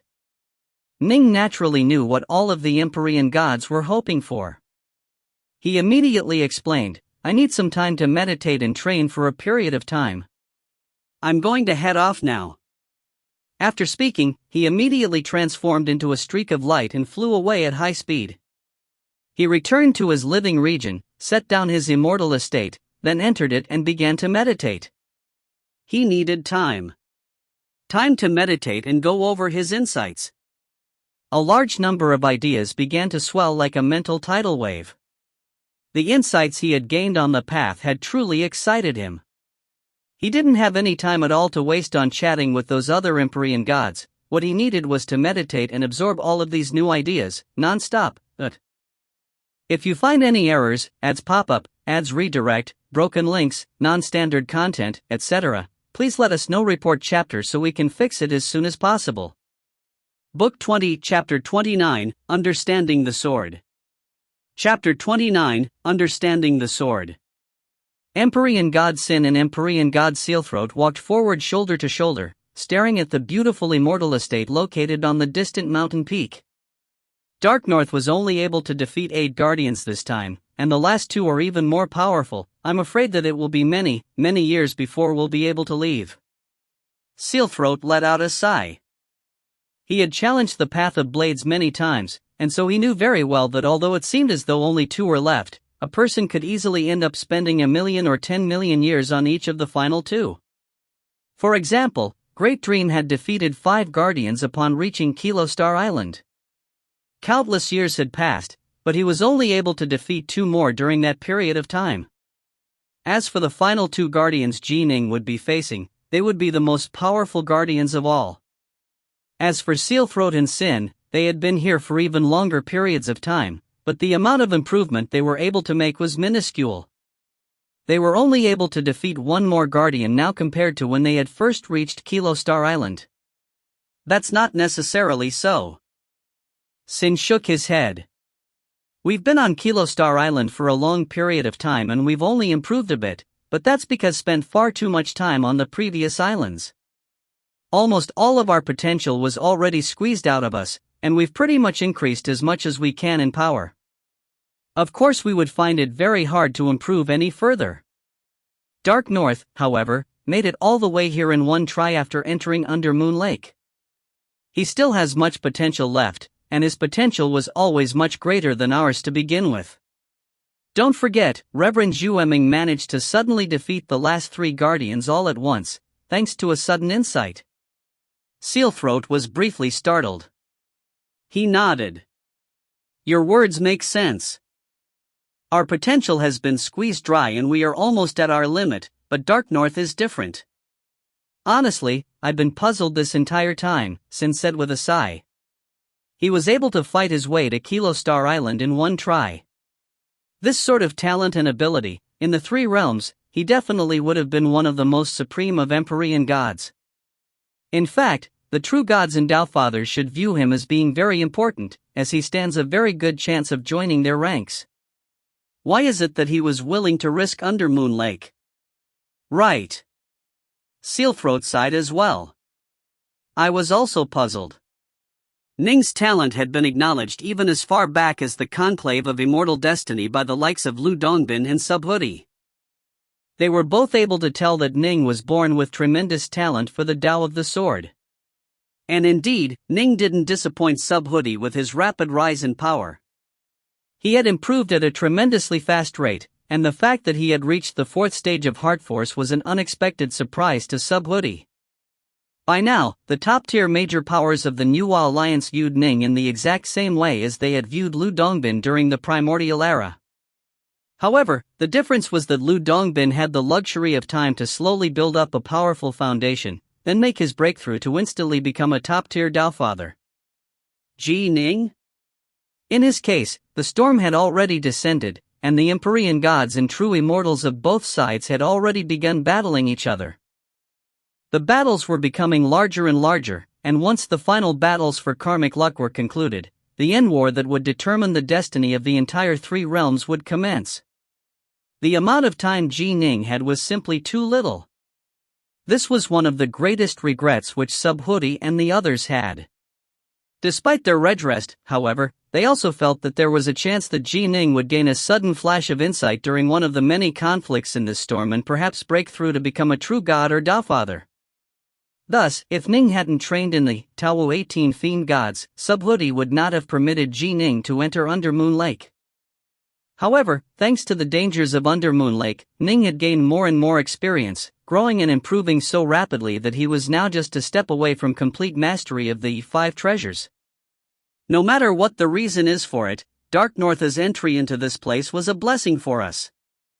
Sin sighed with emotion as he looked at the distant immortal estate. We now have a chance of leaving. Right. When Dark North returned from the Path of Blades, he barely said anything to us. He immediately went into seclusion. As I see it, he probably gained quite a few insights, Sealthroat said. Even I reaped great gains from my first attempt at the Path of Blades, to say nothing of Dark North. Right. Hopefully, he'll be able to improve enough that he can complete the Path of Blades, but wait and see. The 2 Empyrean gods were both filled with hope. They truly had no faith in their ability to overcome the Path of Blades. After countless years, they remained trapped at the midway point. They were still far from being able to escape. Brother Dark North is in secluded meditation. I hope he'll be able to improve dramatically as a result. The 7 dragon gods stared at the distant immortal estate as they chatted amongst themselves. All the Empyrean gods on Kilo Star Island were focused on that immortal estate and the person meditating within it. These Empyrean gods had all given up long ago. Even Sin and Sealthroat, who were qualified to attempt the Path of Blades, were far from being able to succeed. All their hopes rested with Ning. They did not, however, dare to give Ning too much overt pressure, and so they simply hoped silently. They dreamed of returning to the 3 realms and once more seeing those colorful, varied worlds. They dreamed of seeing and reuniting with their loved ones. Even though returning meant that they would be in danger of dying, they felt no fear. This was because there was something they feared even more than dying, living without hope. To these Empyrean gods who had given up, life in Undermoon Lake was almost zombie-like. There was no hope at all. The beautiful Immortal estate was quite spacious inside. Ning's sword training pavilion was many kilometers in circumference, and the pavilion was studded with many lustrous gems that gathered in the light and energy of heaven and earth, making it dazzling to behold. The white-robed youth, Ning, was wielding his sword in his hand and executing sword arts with it. Push! His sword light drifted forward gracefully in an ephemeral, unpredictable manner. As a sword art that had reached the speed of light, the sword light created by the art was nothing more than afterimages. The sword itself was in front of those blurs.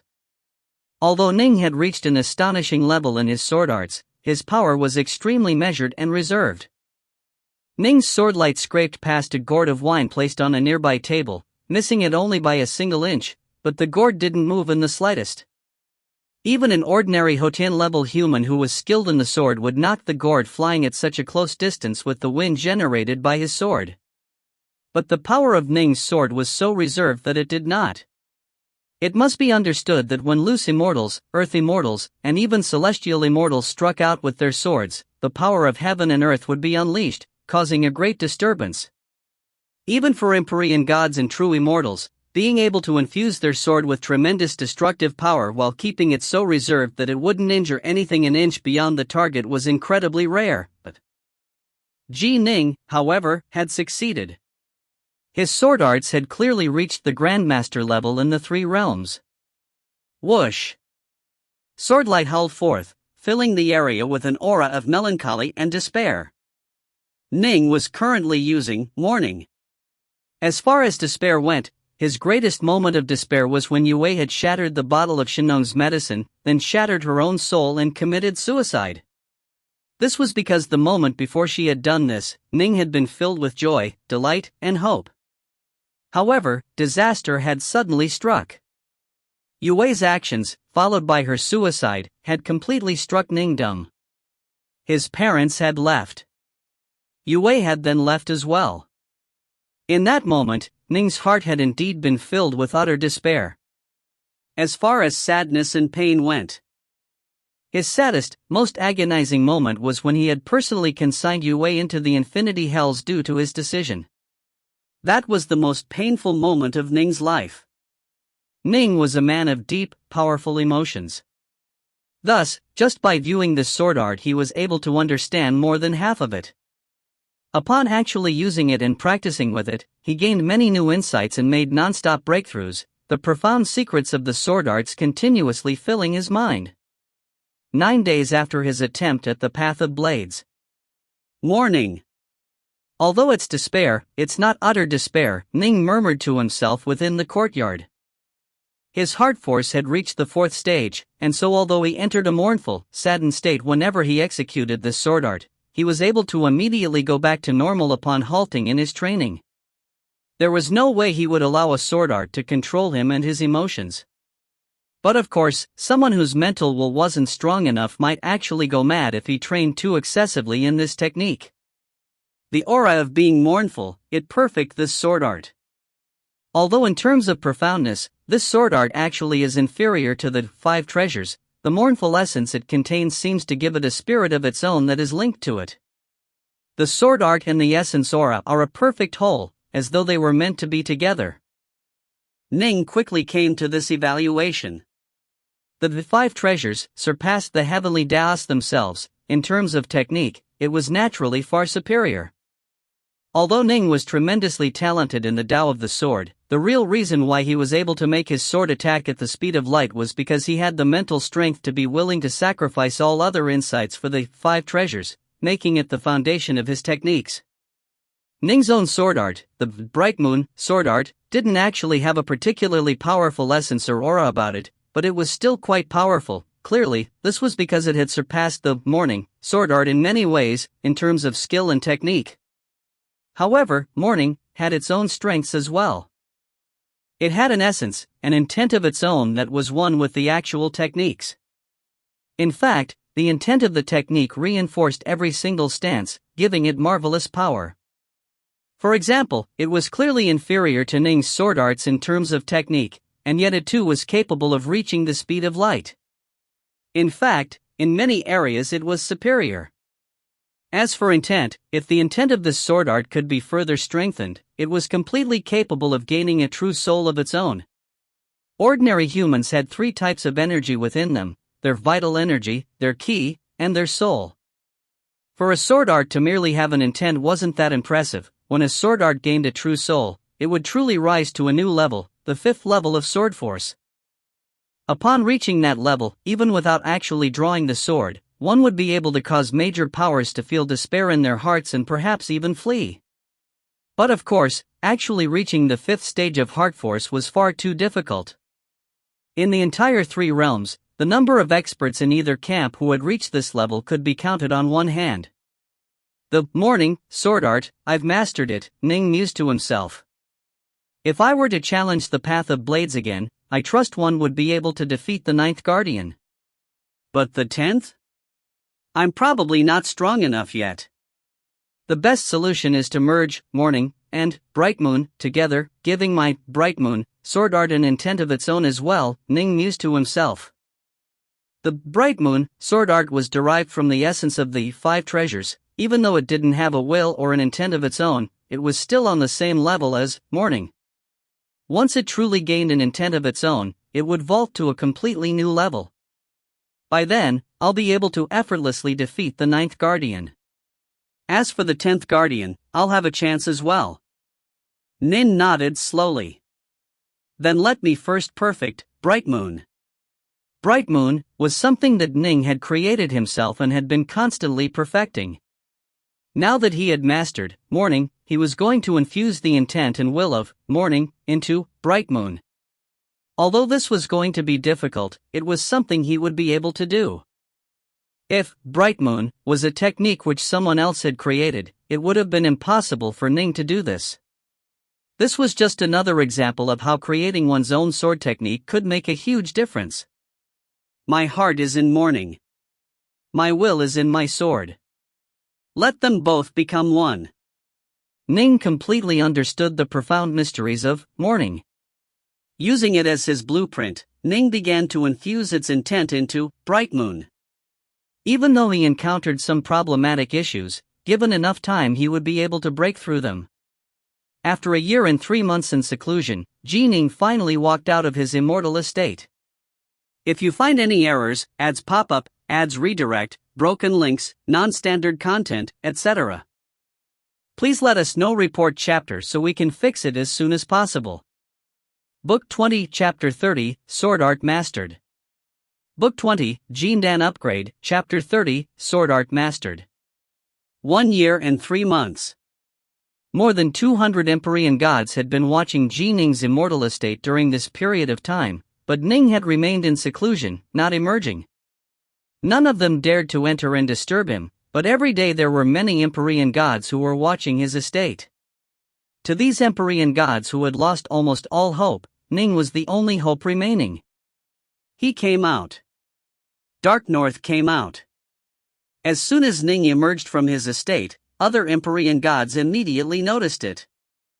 Ning first waved his hand to collect his immortal estate, then walked towards the group of Empyrean gods and used his divine power to say mentally, "Fellow Empyrean gods, there is something I would discuss with all of you." Instantly, Empyrean god Sin, Empyrean god Sealthroat, and the others all emerged from their own immortal estates. Soon, all of the Empyrean gods were gathered here. My fellow Empyrean gods, I gained certain insights during this meditation session and improved significantly, Ning said. Instantly, all of the 200+ Empyrean gods grew excited. In fact, some even began to softly mumble to themselves. To them, escaping this place was more important than life and death. I am completely confident of being able to defeat the 9th Guardian. However, I can't make the same claim when it comes to the 10th Guardian, Ning said. However, I will definitely make it to the 10th Guardian on this attempt through the Path of Blades. Are you all willing to join me on this trip? Of course we are. Willing. Fellow Daoist Dark North, you truly are formidable. It's only been a year, but you've improved so dramatically. We're all willing. The Empyrean gods all hurriedly assented in unison with excitement. Ning wasn't surprised that all the other Empyrean gods were going to accompany him. They had chosen to give up long ago, after all. But when Sin and Sealthroat actually spoke out as well, Ning couldn't help but ask, Sin, Sealthroat, are the two of you sure you want to follow me? You've already made it this far in Kilostar Island, you are only one step away from freedom. That step is simply too long a step to take. Sealthroat shook his head. Right. Both of us gave up long ago, Sin said with a laugh. We couldn't even match up to Nine Dawn and Great Dream, and it's been a long, long time since we've improved at all. Based on our experiences during the primordial era, for us not to improve at all despite the passage of so many years means that we've probably reached our limit. There's no way for us to improve any further. If we don't go with you, we will probably be trapped here forever, unable to escape. Sealthroat nodded as well.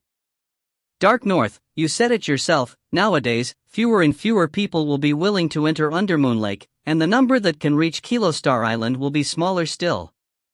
If we don't go with you, we probably won't see another new Empyrean god here at Kilostar Island for the next trillion years.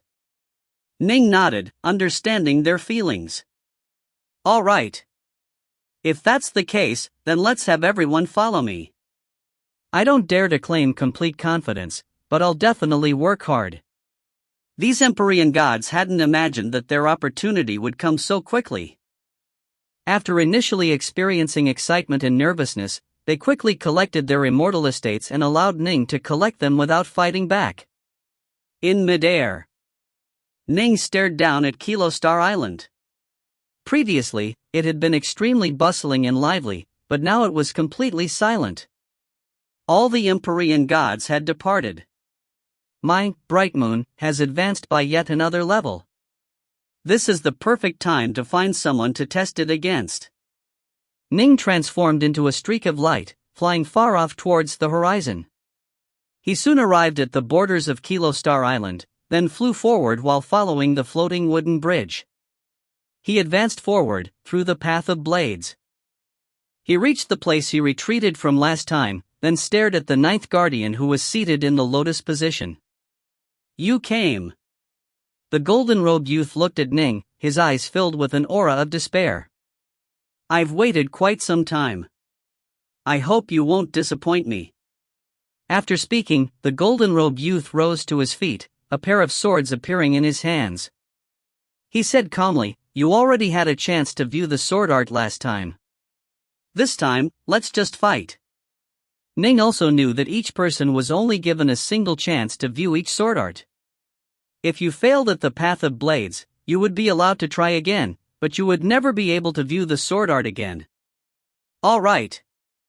A pair of twin swords appeared in Ning's hands as well. Whoosh. Whoosh.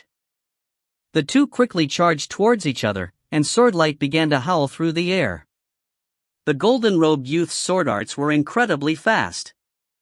Although they seemed to be filled with endless mourning and despair, they were also incredibly deadly and vicious. As for the two streaks of swordlight in Ning's hands, they transformed into a pair of black holes that completely blocked out the golden-robed youth's attacks. Every so often, Ning was even able to launch a counterattack or two. Is defense the only thing you can do? While attacking, the golden-robed youth barked at Ning. First break through my defense, then talk. Ning was very calm. To him, the ninth guardian was merely someone he was going to gain further experience from. Ning wanted to see what the differences were between his own mastered, mourning, and mourning, as wielded by the ninth guardian. This battle went on for a full hour. The ninth guardian revealed all of his abilities for Ning to see, and as a result Ning was able to discover a few imperfections in his own mastery of mourning. When cultivating in a type of sword arts, every person would put their own distinctive twists on it, after all. Time to finish it. Ning's swordlight suddenly changed as he went from defending to attacking. Whoosh! Whoosh! Whoosh! Swordlight howled forth with incredible, extraordinary speed, seeming to cover the skies with its might. The ninth guardian was so startled he immediately used 3 heads, 6 arms. Ning, however, did the same. An infinite amount of swordlight seemed to blast forward like an inexhaustible, seamless flow of water, carrying an aura and intent of mournfulness within it. In but a single breath's worth of time, the ninth guardian was knocked flying backwards. He fell onto the ground, rolling over several times before managing to clamber back to his feet. You win. The ninth guardian grinned. Dark North, the only one standing between you and escape is the final guardian, the 10th guardian. Be careful. After speaking, he vanished into thin air. Ning grinned as well. When he used full power, his opponent had only been able to just barely hold on for a breath's worth of time. Ning was quite satisfied with this result. Swoosh! He advanced deeper into the path of blades at incredible speed. The sky was completely dark in this part of the path. The countless titanic spears, blades, and swords that were jutting out from the ice on each side of the wooden bridge were glowing with dim light. Without their light, it would probably be completely pitch black here. How odd, Ning mused to himself. Soon, a black-robed youth appeared in the distance. He was seated in the lotus position, and when Ning arrived he opened his eyes to look towards Ning. Those eyes. They contained a deathly silence within them. They seemed to have no life within them at all, just utter despair, enough to freeze one's heart. View the sword art, the black-robed youth said calmly. Ning turned his head to look at the sword art which had appeared on the nearby giant sword.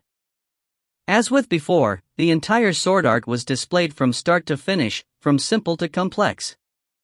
As Ning watched, he began to feel stunned. Even after watching 3 times, Ning didn't recover from his dazed state. Enough!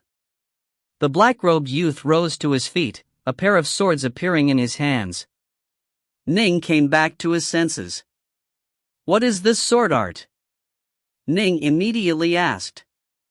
The name of this sword art is Seversoul. The black-robed youth replied. Seversoul? Seversoul. The name is just like the sword art itself, it really does sever the soul. Utter agony filled Ning's heart when he just visualized that sword art. He knew, however, that there was no way for him to truly master this sword art, because the essence and intent of this sword art was the ruination of the soul that would come when one experienced true, absolute, eternal despair. Ning, however, had no way of forcing himself to feel this sort of absolute despair.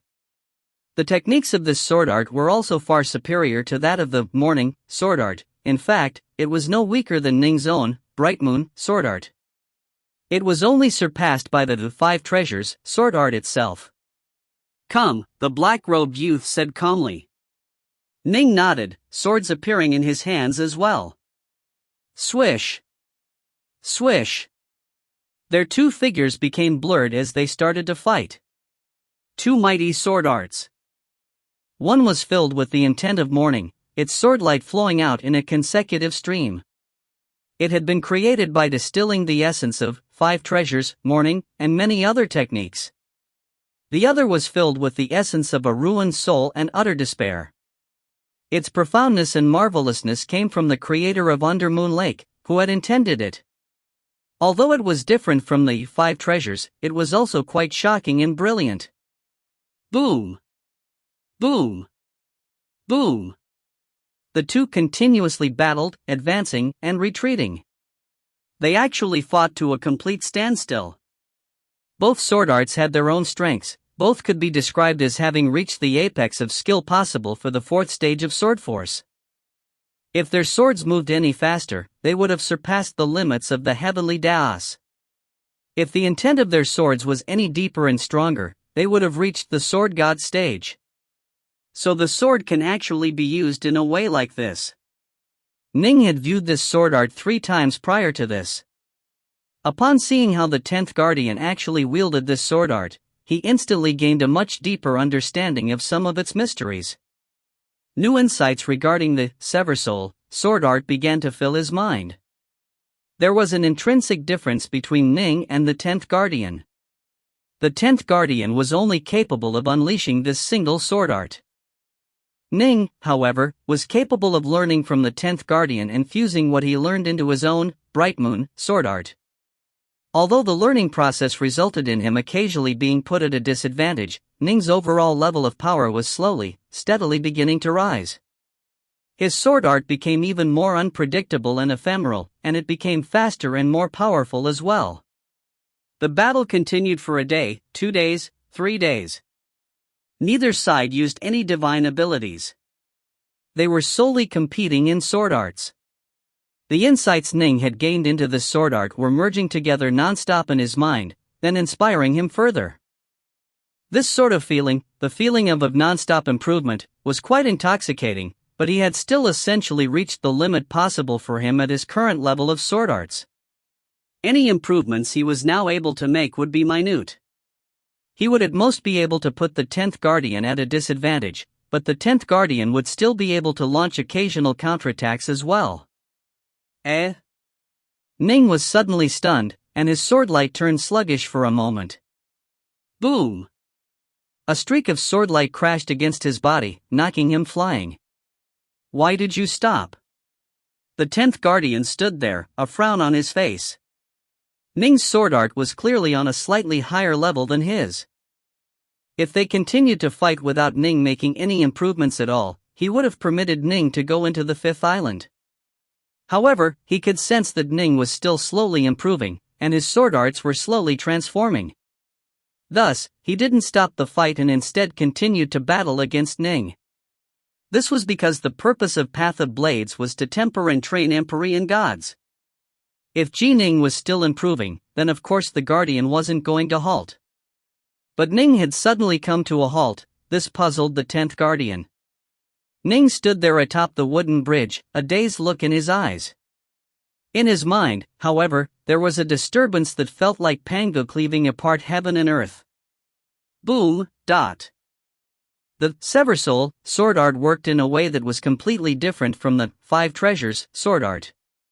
Ning's Bright Moon was derived from the essence of the 5 treasures, and so as Ning gained more and more insight into Seversoul, and began to fuse it with the essence of the 5 treasures, within Bright Moon, with a boom, he suddenly understood.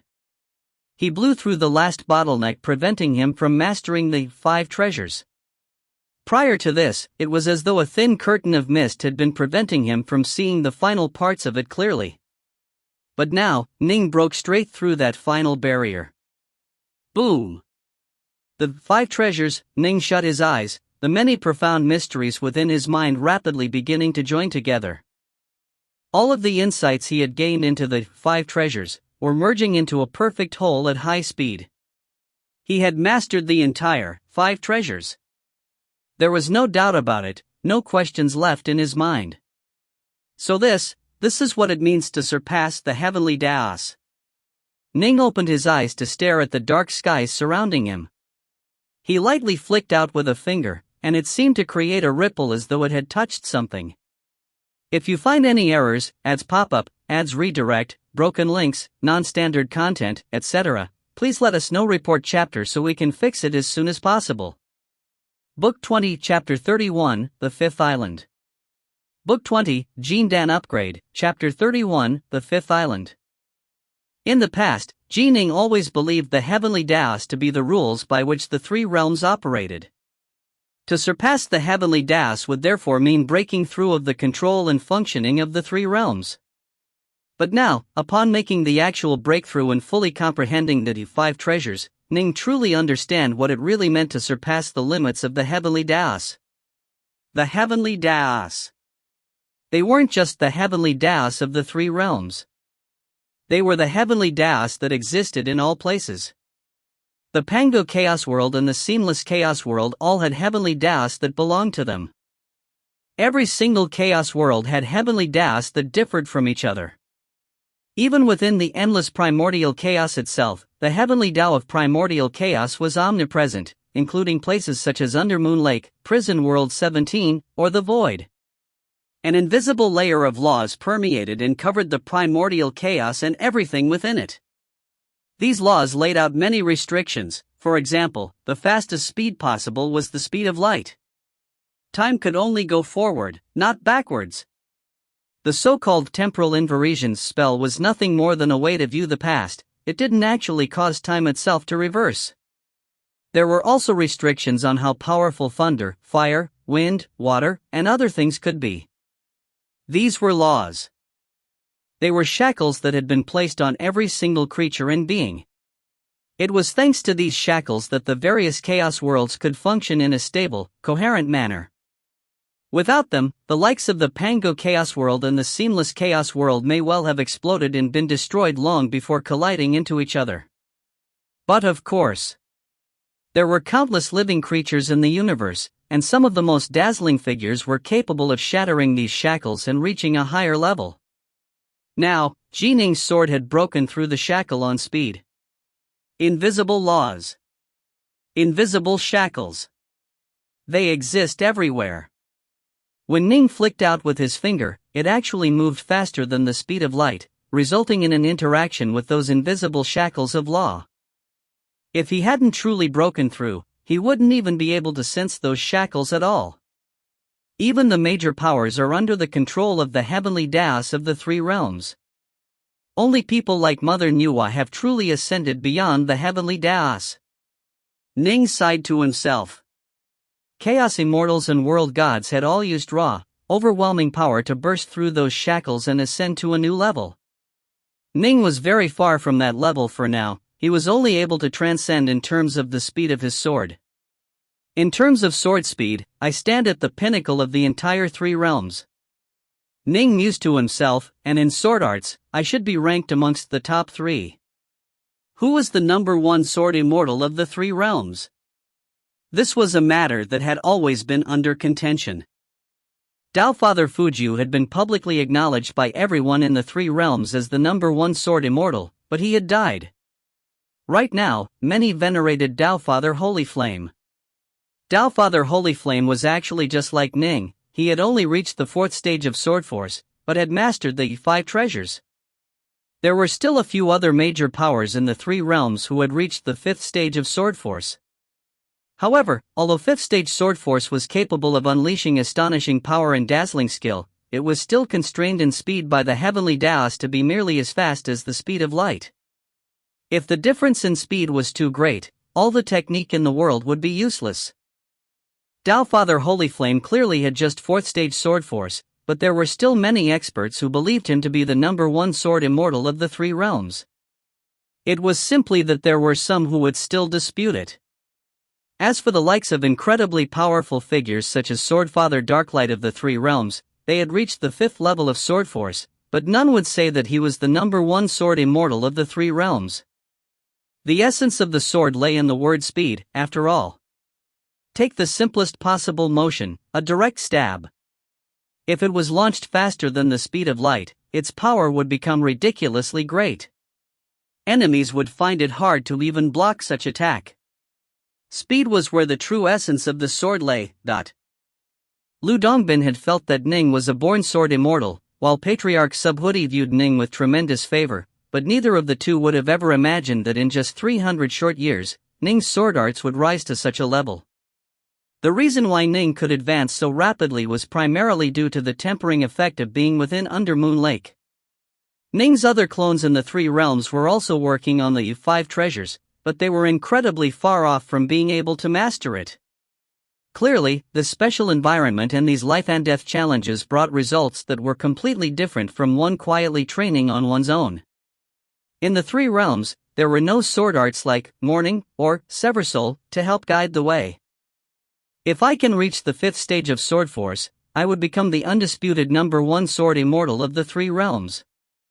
Ning's heart was filled with excitement, but he also knew that reaching the 5th stage of sword force would probably not be much easier than reaching the 5th stage of heart force.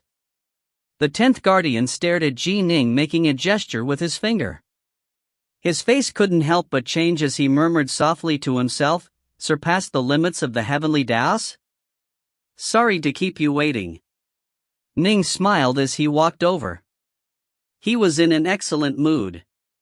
He had increased in power dramatically, which meant that he would be able to better steer his own destiny within this great storm. In addition, he would be bringing out more than 200 Empyrean gods with him, and Ning knew exactly how badly they all wanted to leave this place. "Let's see how powerful you've become." With a swoosh, the 10th Guardian transformed into a streak of light and attacked Ning. Ning continued to amble forward slowly, seeming to feel that he had matters under perfect control. No matter how marvelous his foe's sword art was, its speed was still constrained by the heavenly Daos. When the enemy streak of swordlight closed in on him, Ning simply reached out with his right sword, sending it forward in a viper's strike. This was an extremely simple but incredibly fast stab. Bright Moon, Sword Art, Blood Drop Stance, ... The 10th Guardian attempted to block, but Ning's swordlight still managed to scrape past the defending sword and stab the 10th Guardian's forehead. The 10th Guardian's head was pushed backwards as he was knocked into the air before stabilizing himself and once more landing on the ground. A very complicated look was on the 10th Guardian's face, and he mumbled to himself, "He surpassed the limits. He has indeed surpassed the limits. A sword as fast as this, how are you supposed to block it? There's no way to block it at all." Once one's sword force reached the 5th stage, one's sword arts would also become incredibly marvelous, and yet, compared to 4th stage sword force combined with the 5 treasures, it was still inferior. This was due to a single word, speed. This word was enough to cause countless experts to feel despair, enough to cause even major powers to be willing to abandon all their other Daos to train in the U5 treasures. You've won. The 10th Guardian looked at Ning, a hint of anticipation in his dead eyes. This sword art, is it the 5 treasures of your 3 realms? You've heard of the 5 treasures, as well? Ning was surprised. Those Empyrean gods in Under Moon Lake often spoke of it. The 10th Guardian looked at Ning.